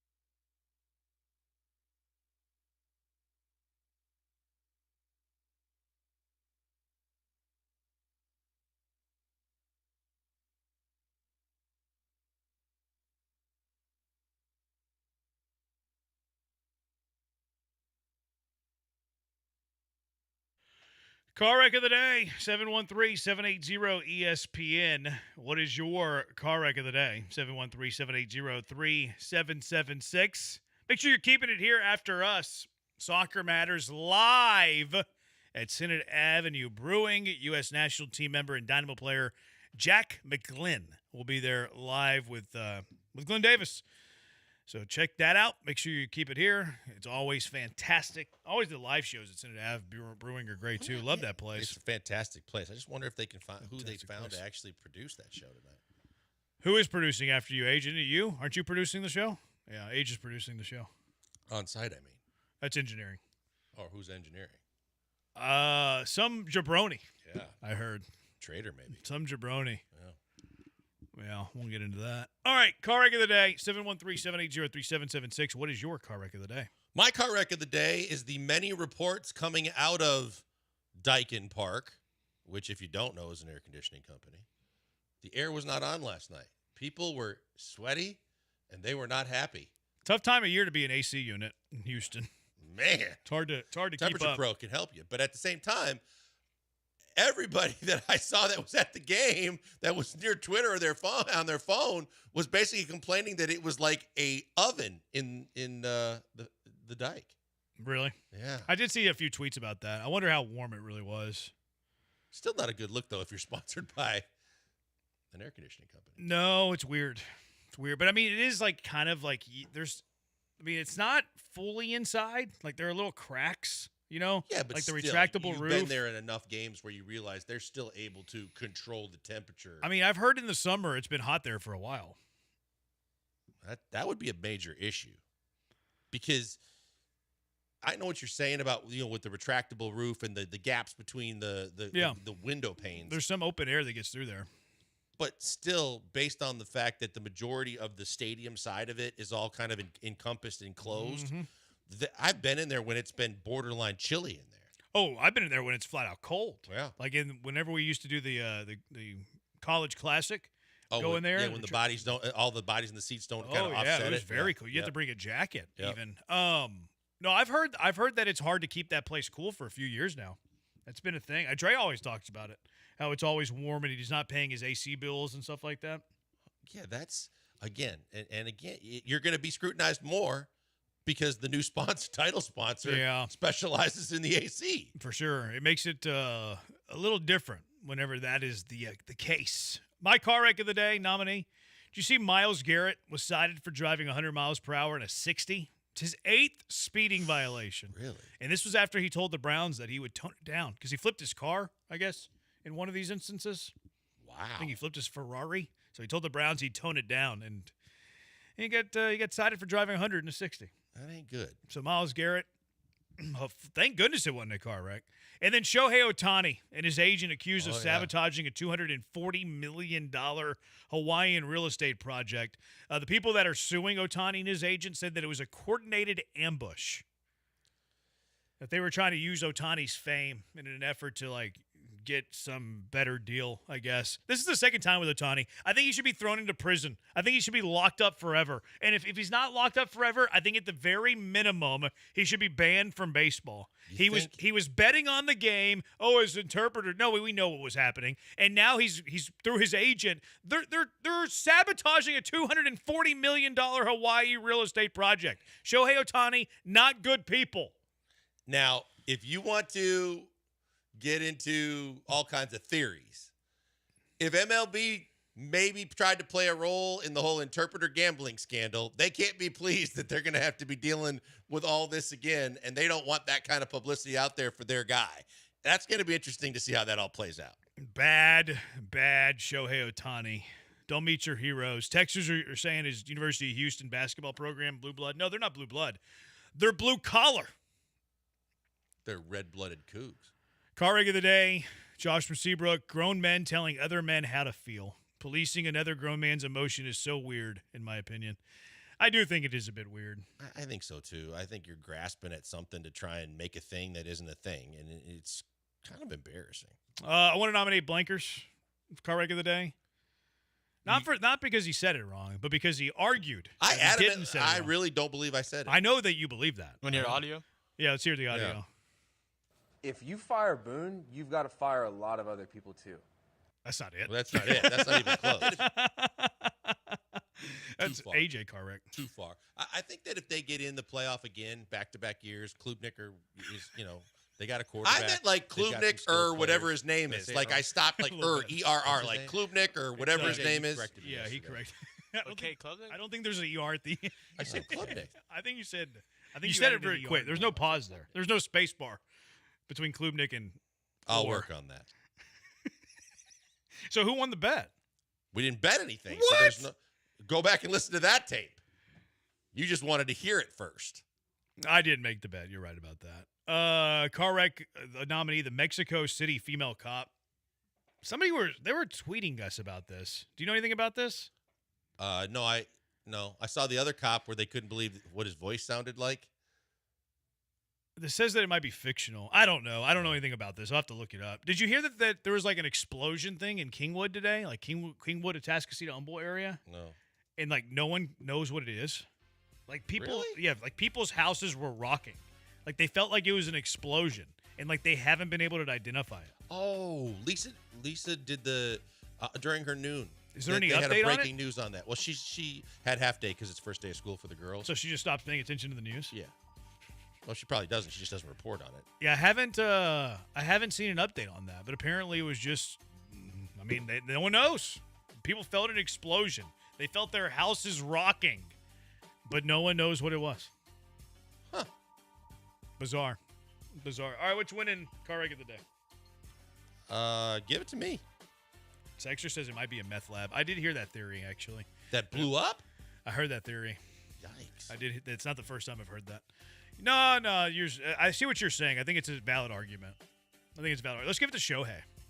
$240 million. All right, Shohei, being a bad person, car wreck of the day. Does it for us. Thanks to Age for doing the lion's share of the work. He's Blank. I'm Branham. Coming up next, Soccer Matters. Glenn Davis live at Synod Avenue Brewing. U.S. national team member, Dynamo player Jack McGlynn will be there. Keep it here. Goodbye, Houston. Talk to you tomorrow.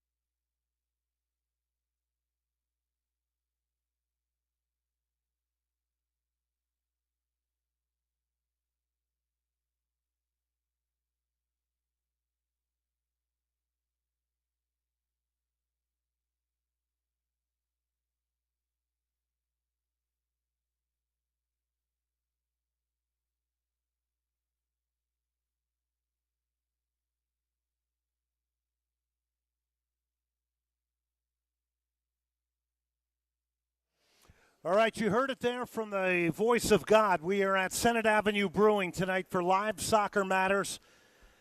I'll tell you what, if you're out and about on the town, it was pouring down here. It's beautiful now.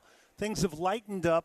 Don't let that deter you. Jack McGlynn will be here in the next segment to talk soccer for you. You'll get a chance to meet the Dynamo U.S. men's national team player as well. If you're out here tonight, we got a nice crowd, some regulars starting to flow in here tonight, some nice faces I've seen here a number of times. So we appreciate everything from the mayor and Senate Avenue Brewing. And by the way, it is the best in craft beer, so get out here.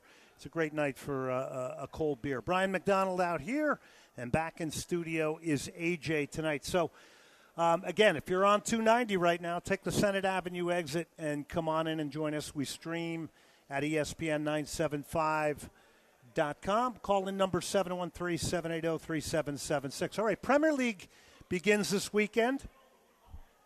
We'll go through some of the matches there. We're going to do a Premier League preview in the second hour. We're going to have some of the supporters group top men coming in here tonight from Liverpool, Aston Villa, and we'll start talking a little bit about what is happening with the Premier League. I think everybody's excited. We've already had the Community Shield, which was won by Crystal Palace over Liverpool.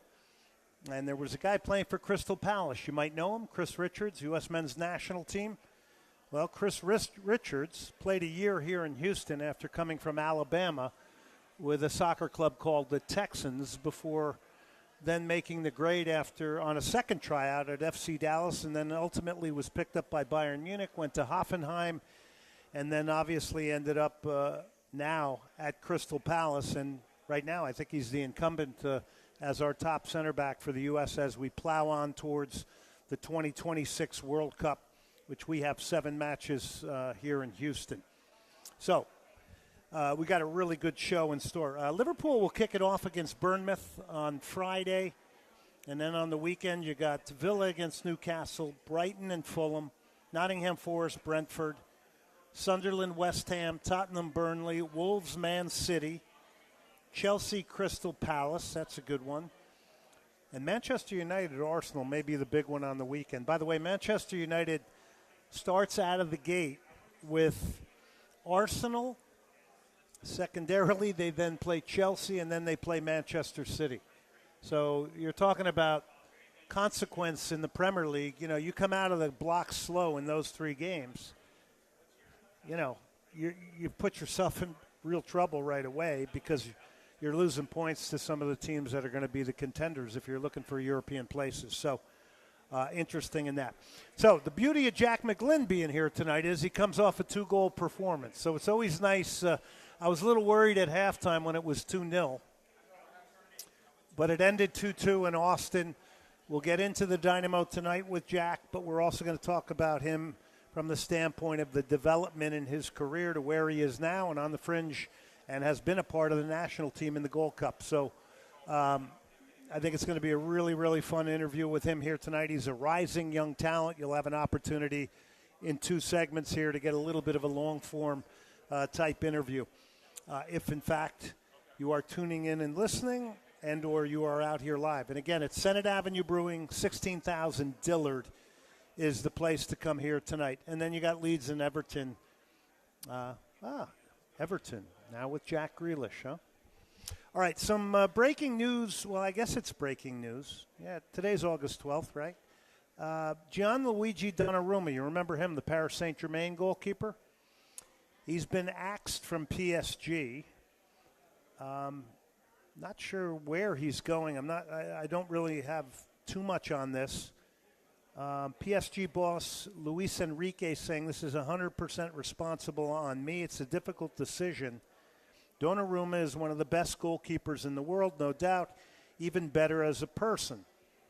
Then why are you axing him? That's what I wonder, because I'll tell you what, those are pretty 2 good boxes to check.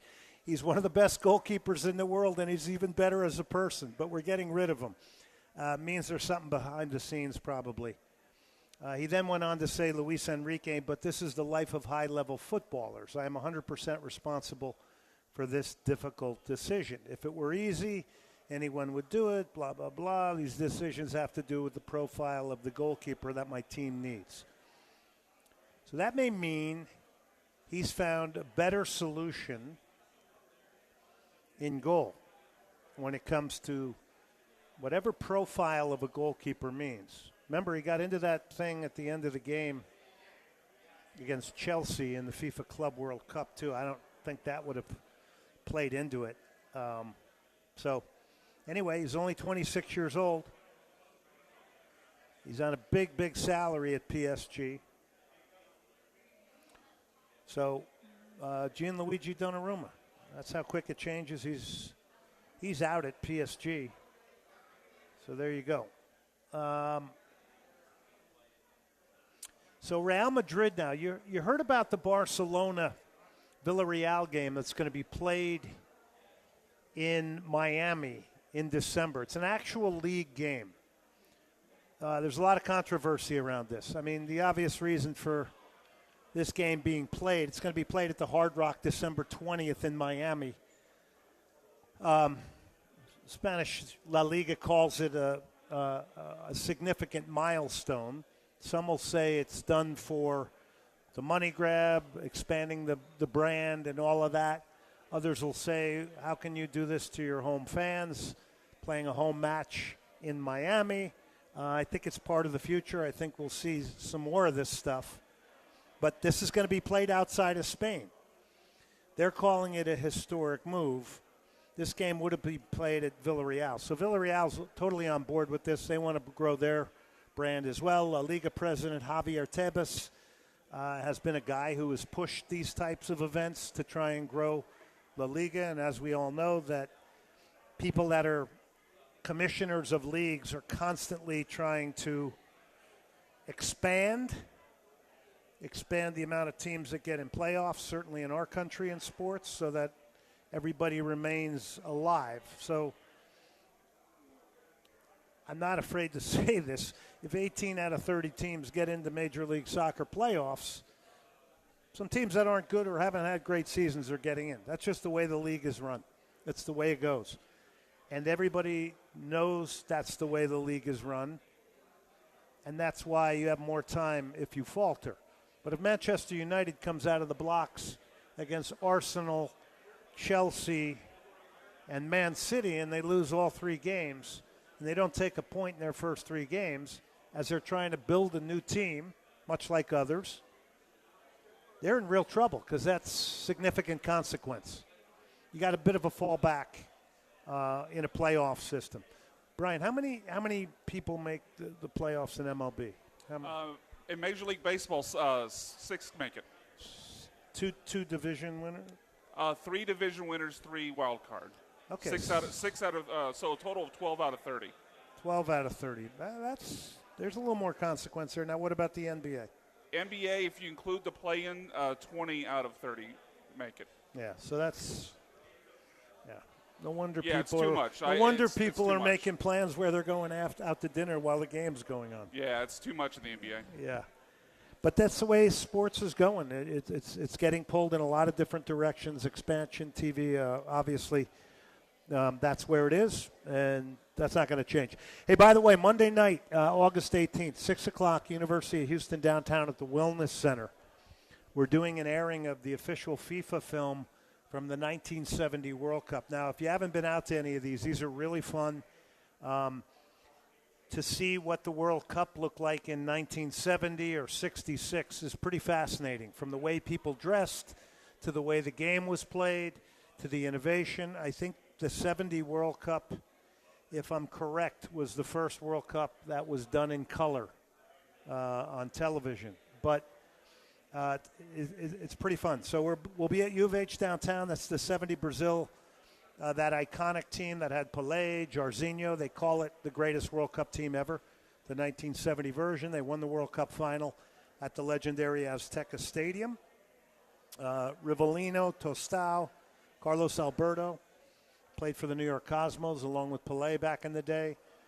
So a lot of fun at these events. I think we're going to get a really, really big crowd down at that one. Again, if you're out on the town and you're driving around on 290, stop in Senate Avenue Brewing. We're about a few minutes away from having very, very talented player Jack McGlynn, Houston Dynamo, U.S. men's national team, is going to graciously join us for 2 segments here tonight. He's already gotten here along with the legendary Jack Holmes. I think he knows he's in the presence of a legend, right, Jack? Jack's saying no. We got 2 Jacks here. One is McGlynn, the goal scorer and the player. The other one is PR extraordinaire, Jack Holmes. So we do appreciate Jack Holmes because he helps guide the players out here, and he's a big part of getting this done for us. So, Jack, thank you. Will be a bottle of tequila in your future, sir. I shouldn't have said that on the radio. I'm not pushing alcohol. 713-780-3776. Like I said, the second hour, we're going to be knocking off a lot of talk around the Premier League. I think a lot of people are excited about that. In the future, we're going to start repping La Liga as well, so we'll try to get up on the European leagues as they're going to begin to kick off. Got to take a break here. Senate Avenue Brewing, 16,000 Dillard. People are eating food. People are drinking some of the best craft beer going. And by the way, it's award-winning craft beer out here. As we go to break, big thank you to our presenting sponsor, John Daspit, the Daspit Law Firm. It's daspitlaw.com, 713 Call now, 713-CALL-NOW, daspitlaw.com. Sometimes you need a personal injury attorney. You get into some problems. You need the best. It is a Daspit Law Firm. They've been bringing soccer to the airwaves for many, many years. John Daspit, the Daspit Law Firm. All right, we'll take a break. We'll come back. Up next, he is Jack McGlynn, Houston Dynamo midfielder, coming up next.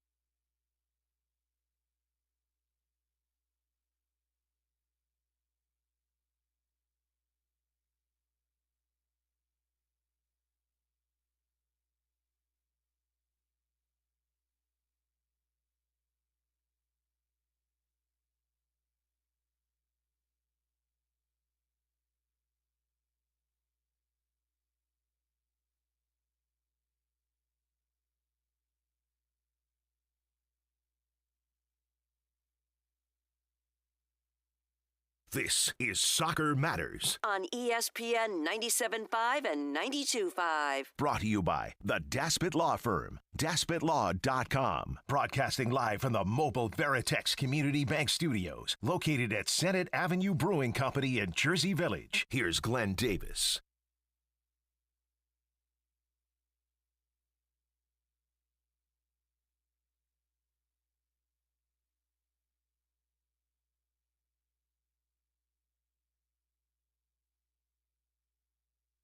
Equalizer against Austin FC, 2-2 draw up in Austin.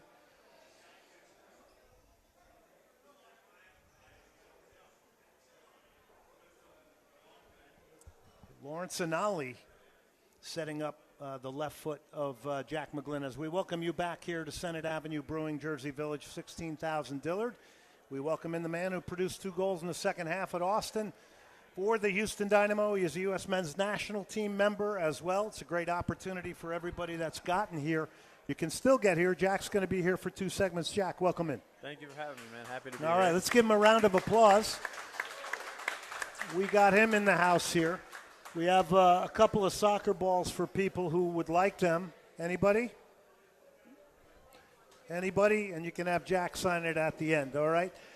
Well, Jack, let's first I do want people, I want to star build you a little bit. I want people to know where you came from, how you got here. So just take us a little bit through your initiation into the game, when it became important to you, your youth club, and then how you got to the Philadelphia Union. Let's start there.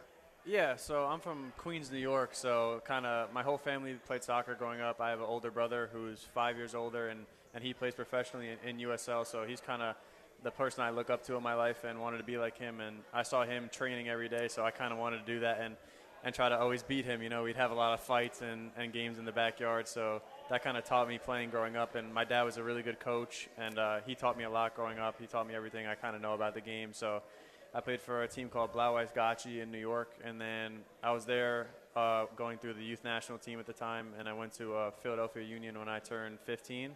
And I played 6 months in the academy there and signed to the first team from there. It's pretty quick rise there. Now, one thing I want people to know, the area you grew up in and the education I got in soccer was around cities, and there was a lot of ethnic groups that were playing the game. There were the Greeks there. There were the Italians, right? I mean, you got a flavor of that, right? Yeah, you got everything. I mean, I lived across the street from a park, so always going there and playing pickup games at any time of the day, just playing against whether they're 30-year-olds or younger guys, kind of learning that way.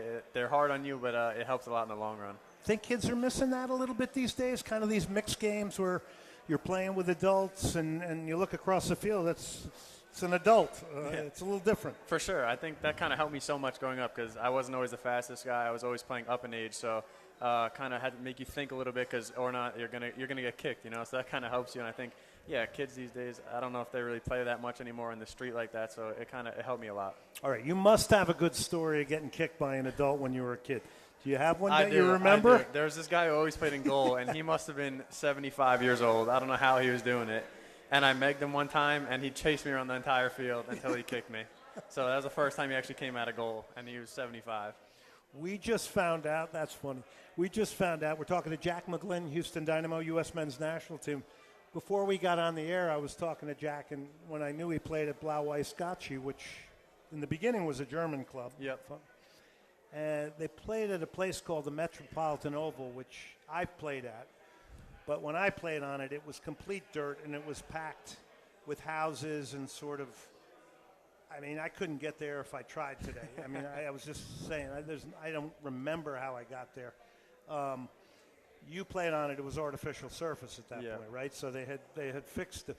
But I was in a game once there with New York Greek Americans, and a guy pulled a gun and came on the field. So it was a little different. I also got hit over the head with a stick by a guy who came out of the crowd.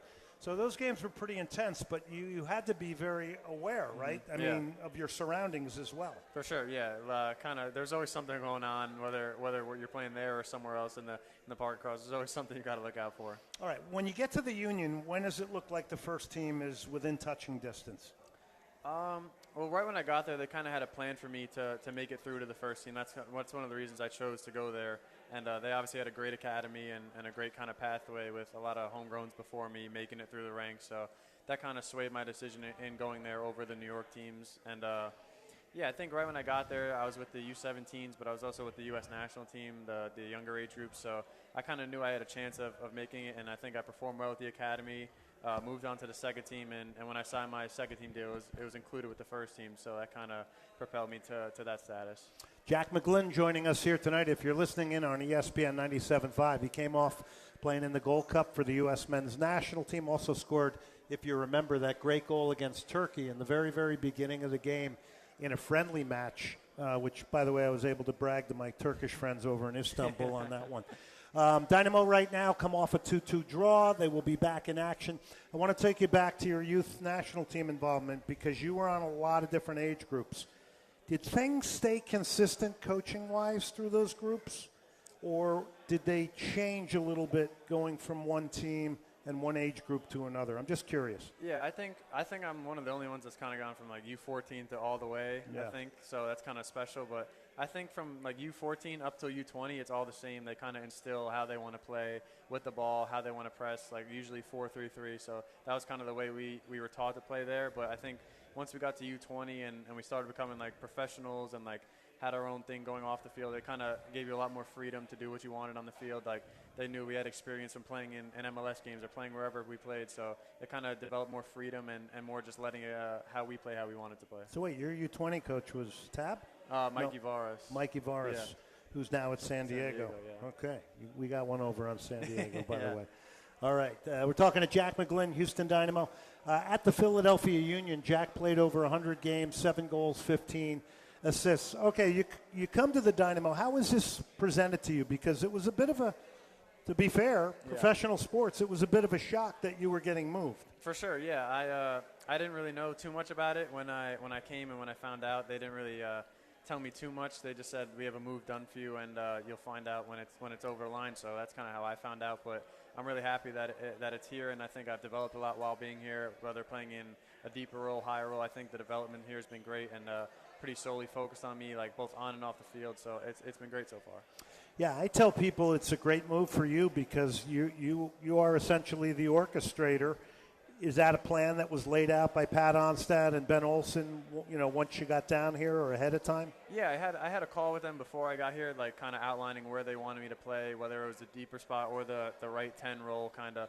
So I kind of knew what I was stepping into, and I know how, like, what I can do with the ball. I know how good I can be. So they knew that too, and they trusted me to be kind of the playmaker for the team, and I'm really happy with it. So people watch you. You're looking for the ball in different areas of the field. Sometimes you come deeper, you pull out wide. That's what a lot of these great technical and creative players like you do.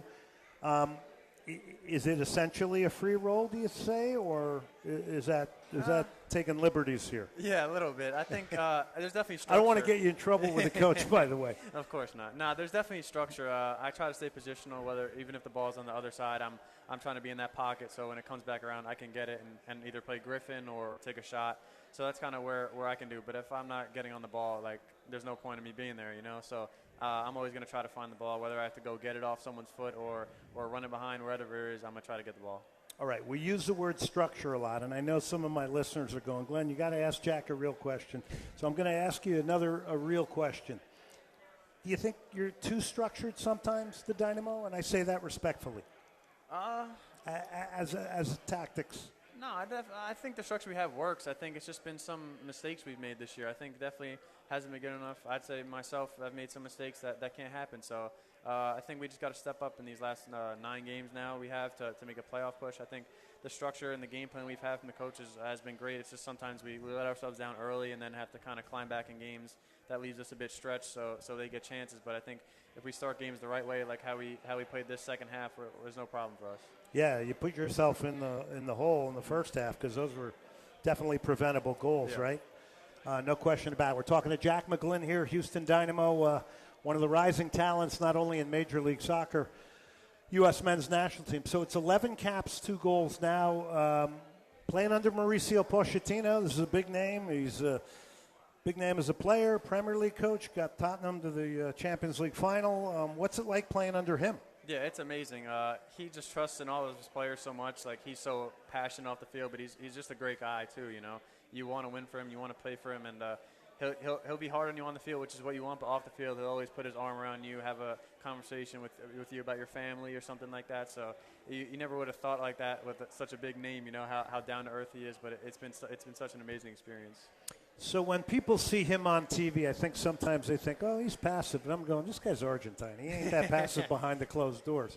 So am I right when I say he's pretty intense in training? For sure. And in locker rooms and things like that without going in too deep? Yeah. Like I said before, like off the field, he's the most chill guy. You know, he kind of lets you do your thing. He'll always talk to you, even things that aren't soccer related. So he's like that. But on the field, it's all business. You see his kind of track record. You don't get that without being like that. So you don't get to coach in Champions League finals without being that intense on the field. Jack McGlynn joining us here, Senate Avenue Brewing Live. If you're out and around on 290 right now, get off at the Senate Avenue exit. You're looking at a guy that could potentially be in the World Cup. He's talented. He's been with the U.S. men's national team in the Gold Cup. We got some great jerseys in here tonight because if you do come out wearing a jersey, you get a free beer. I see Atlas from Guadalajara. I got Liverpool. We got Dynamo. We got Jack McGlynn. So it's all good out here tonight. All right, so the Premier League is starting on Friday. Do you have a favorite Premier League team, or could I get you in? Liverpool. Is it Liverpool? Yeah. All right, there you go. Liverpool on Friday. So how much do you watch? Do you watch a lot of games? Yeah, all the time. That's all I really do. I'm either probably playing video games, sleeping, or watching soccer. So that's kind of all I do. You know, I love the game so much, I might as well watch it, try to learn. I watch Liverpool a lot. Those are some of the best players in the world, and I watch guys in my position, see what they do, and I'm just always trying to get better, you know. Do you watch – okay, so you watch guys that play your position. So you might focus on one guy, and then there are the games that you just watch kind of from a different viewpoint, right? For sure, yeah. Kind of like – for a little enjoyment and relaxation. Yeah. You kind of take your mind off like, oh, I got to do film here. You know, it's just watching it to enjoy it because ultimately growing up you just enjoy the game, and you still got to enjoy it even though it's your job, you know. You know, it's pretty incredible what Jack just said a minute ago because I just came to the realization that you don't often see – people go through a national team system anywhere from 14 all the way to the full national team. A lot of guys fade away, which that's pretty amazing. Yeah. So I thank you for reminding me of that.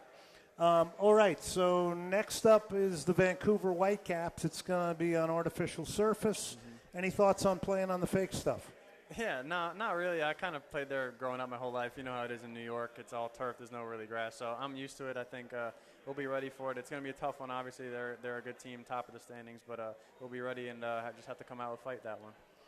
Thomas Muller's supposed to debut against the Houston Dynamo in this game, the great German legend, one of the great legends of the game. I think he had 10 goals and 18 World Cup appearances. That's a pretty good haul right there for a guy that is not a dribbler. He's not explosive. There's something to be taken away from him as a player, isn't there? Yeah, you see him. He's not the most athletic, but he's always in the right spot, whether he's scoring or assisting. He just always seems to be in the right spot to do that. They call him the interpreter of space. So what's the mood this week been like in Dynamo training and Yeah, I think it's been good. I think today was a good day of training. I think it was really intense, pushing ourselves because we don't play till Sunday, so we're able to have a good week of training now leading up to that. But I think we all saw that second half. We all watched the film on it, so I think we know that's what we're capable of. We can do that to a lot of teams in this league if we just start with fight and eliminate the mistakes we make. What do you think the way you start a game, the way you start halves, it's very, very important psychologically. It's very, very important for the energy of a team. What do you think sometimes the problem is when you don't get off to a good start? You're told in the locker room by the coach, we're starting strong tonight, guys, let's go, right? And then just doesn't happen. Yeah, I don't know how to really explain it. We just got to switch on from the opening whistle. I think we did that in the second half. We kind of came out flying there. So I think if we just have that mindset and mentality going into these last 9 games from minute 1, not minute 45, we'll be good. So just back to the Premier League. Name me a couple players that you like, you model yourself after. I know I've asked this question before, but I'll be redundant tonight. Well, De Bruyne's not there anymore, but he was probably number 1 who I would watch. I like Florian Wirtz. I watched him last game for Liverpool. He was excellent, so I've been watching him a lot, and I'm really excited to watch him this season. And also Alexis McAllister. I think he's world class. Bit of a two-way, right? Yeah. A little bit more two-way player. Your overall just perspective on where the team sits now, playoff-wise, what you got to do to get into the playoffs. Is the pressure building a little bit on you guys? Do you feel a sense of urgency now here? Yeah, there's definitely a sense of urgency. I mean, you look at the table, we're nowhere near where we want to be, and I think we have the talent in the locker room to be way higher up the table. I think it's just, like I said before, if we eliminate those mistakes and kind of come out with a fighting attitude, some games just hasn't been there for us. So I think that's kind of the baseline we have to have going into these 9 games, and we have the talent to take over games like we did in the second half. All right, I saw you and Lawrence and Ali celebrating, right? And I'm going, youth is king. And I'm looking at these two guys, and I'm like, okay, I'm looking at the future here. And you're the kind of guys with youth and energy that can lift others. It's not only the veterans. So just a little bit on him starting to get into the team a little bit more. Dwayne Holmes. What sort of effect has that had on you? And obviously these two guys add a little pace. Yeah, it's huge. I think I'm a player that when I have time, I think I could pick out a lot of passes. So having two guys that can run and stretch the field like that, it opens up everything, whether it's them in behind or someone underneath them, because the defense is going to drop because they're so fast they kind of have to anticipate that. So it's opened up a lot. I think we've been creating a lot more chances since those two have joined, and I think, we haven't really been putting them away as much, but I'm glad we got 2 last game, and hopefully that can continue. Keep that going. We've seen it in Major League Soccer. You've seen it. Team turns it on the last 8-9 games, last couple of games, and go into the playoffs rip-roaring with their teeth baring. I mean, it's not out of the realm of possibility in Major League Soccer. Do you look at the numbers, and do you look at points and how many you need to get in? And, I guess conservatively we would say it would take maybe 42 out of the to get there, and then you've got 9 games left, 27 points. So probably need, a good 15 to 20, right? Yeah, I haven't really done that. I'm just kind of taking it game by game, just putting all focus on getting 3 every week. I think that's the mindset we have to have. We can't look too deep into the future. When you start counting points, that's when you get the pressure and the nerves of each game. But I like to enjoy the way I play. I like to enjoy each game. So I'm putting all of my focus on Vancouver, and then we'll take the next one from there. So when I watch you, I like that word you use. I do look at you, and I don't look at all players like this, and I don't know what you guys think that are out here at Senate Ave Brewing. But I look at players sometimes, and I'll go, no, this guy really loves the game, and he enjoys playing it, right? And then you'll look at some guys and you'll go, maybe not as much. It's a job. But when I look at you, I see somebody who just loves hitting a delicate ball, dropping it on somebody's foot, slipping a ball through somebody's legs, producing a good imaginative moment. I see that in you, and that has to have a lot to do with your upbringing in the sport. Yeah. Like I said, I think earlier, like playing in those pickup games, playing in the streets, I think that's definitely helped me. And I always before games just think back to when I was a kid and what I would do to be in this position I am now. Always wanted to be a pro soccer player, and to have the opportunity to play not for just the Dynamo but the national team. Like, you have to think of how crazy that kind of is. And I think back to that, and I'm like, why would I feel pressure? I'm just going to enjoy it. Great way to look at it. By the way, we're talking to Jack McGlynn out here at Senate Avenue Brewing, Houston Dynamo and U.S. men's national team. Jack, we're going to take a break. We're going to come back. We're going to do more with you. We're going to continue this tough grilling of you on this show here tonight. And we appreciate you coming out here tonight. So thanks for that. Let's take a break here. Before we go to break, Soccer Matters T-shirts and hats, LamontBrands.com. Also, don't forget to get over to Cactus Music and get your vinyl over there. I do know all the Black Sabbath and Ozzy Osbourne stuff is gone, so if you're looking for that, don't go over there. But other than that, we will be talking Premier League in the second hour tonight. But we're coming back, another segment with Jack McGlynn, U.S. men's national team, Houston Dynamo. Round of applause for Jack McGlynn for coming out here tonight. We'll take a break. More here. Soccer Matters, ESPN 97.5 live from Senate Avenue Brewing in Jersey Village.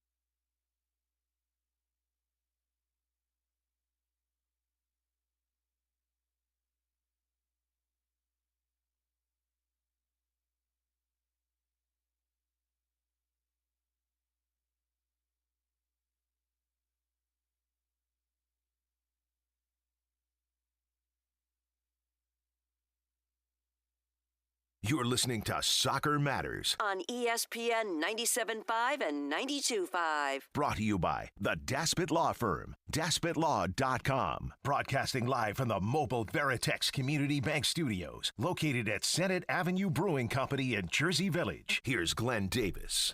All right, welcome back to Soccer Matters on ESPN 97.5, Senate Avenue Brewing. By the way, if you haven't had the craft beer here, it's something special. Jack McGlynn will not be having craft beer, but you can have craft beer. And the food is excellent here as well. I see my buddy Fidel. It's pretty amazing when you come in here and Frank comes up to you and goes, hey, I put an AC unit in your house once, and I remember Frank now. So, Frank, nice to see you, and thanks for coming up and reminding us. All right, welcome back, everybody. You don't want to hear me talk. You want to hear Jack McGlynn talk. So Frank reminded me of something.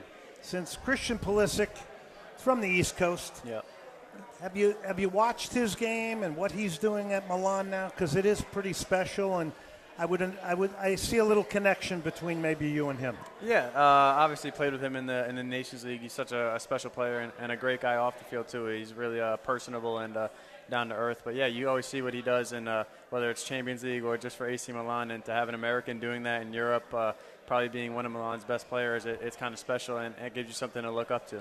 Yeah, he had 16 goals last year. I don't think people realize an American player and the amount of pressure an American player is going to get playing for a legendary team like AC Milan. And the guy scored 16 goals. Tell us a little bit more about him when he's on the field. I know he's intense. Yeah, very intense. I think he's always looking for the ball. He's always looking for a final pass, a goal. So it's kind of, you want to give him the ball no matter where he is, because he has the talent to make a play like that, you know. And he's a leader both on and off the field. You kind of look up to him and just kind of want to help him out, you know. How do you find space, Jack? You know, when you're analyzing a game, you're looking for places to get the ball. You're floating around different areas where you can hurt people. Obviously, you hit a great long ball and a great diagonal ball. Maybe take us into the mind of a midfielder that's constantly scanning, looking around, trying to play make and trying to orchestrate. Yeah, I think it starts with film before, kind of knowing how they're going to press and how they're going to play, whether they're going to man mark or press with a front three. It's kind of knowing that, and whether I can be behind their winger and then open up wide, or there's going to be space for me inside under our 9. So it's kind of like that. I kind of use the first 5-10 minutes of the game to see how they're going to press me and whether I'm going to be man marked or whether they're going to send one of their center backs, full backs out to me. So it's kind of you kind of use that to get a gauge of where they're going to press, and then I go against that to find my space. Jack McGlynn joining us here, Senate Avenue Brewing. Okay, so if I'm an opposing coach, I immediately go to a couple of things. Number one, I know Jack McGlynn is the playmaker, and he's the guy that can hurt us by playing a ball. I also know that Griffin Dorsey's going to be plowing up the right side. I'm going to be concerned with Lawrence Anali and his ability to turn and make vertical runs maybe in behind a defense. But you just mentioned man marking. What percentage of the games are you literally man marked, would you say? I'd say not too many, but there's been a few where it's like that. It's more they're kind of keeping an eye on me, whether their wing back will set to me if they're in the back 5, their winger will drop and leave Griffin more deeper so he has space. But it's kind of they're keeping more of an eye to me, and I notice that, and I kind of got to work against that, whether I'm dropping low, overloading the left side, or finding a pocket on the right. The system you're in, is it tough to play into the center forward, Ezequiel Ponce?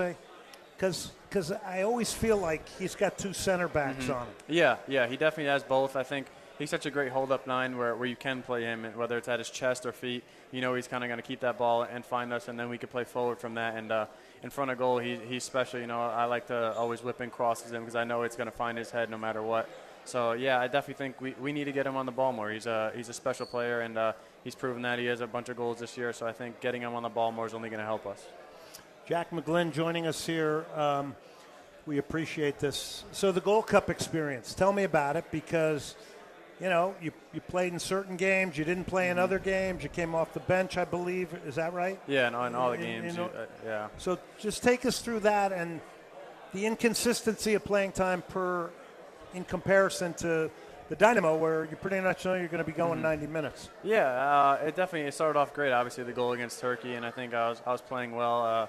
Obviously, didn't play as much as I would have liked in the important games where I was coming off the bench. But I think in that you're playing for your nation, you're playing for something bigger than you. That you kind of you got to suck it up, you could say, and come on and try to help the team. You know, I came on in the final down a goal. I'm trying to do everything I can to get us a goal. So you got to kind of have that mentality where you're just helping out the team and it's not about yourself.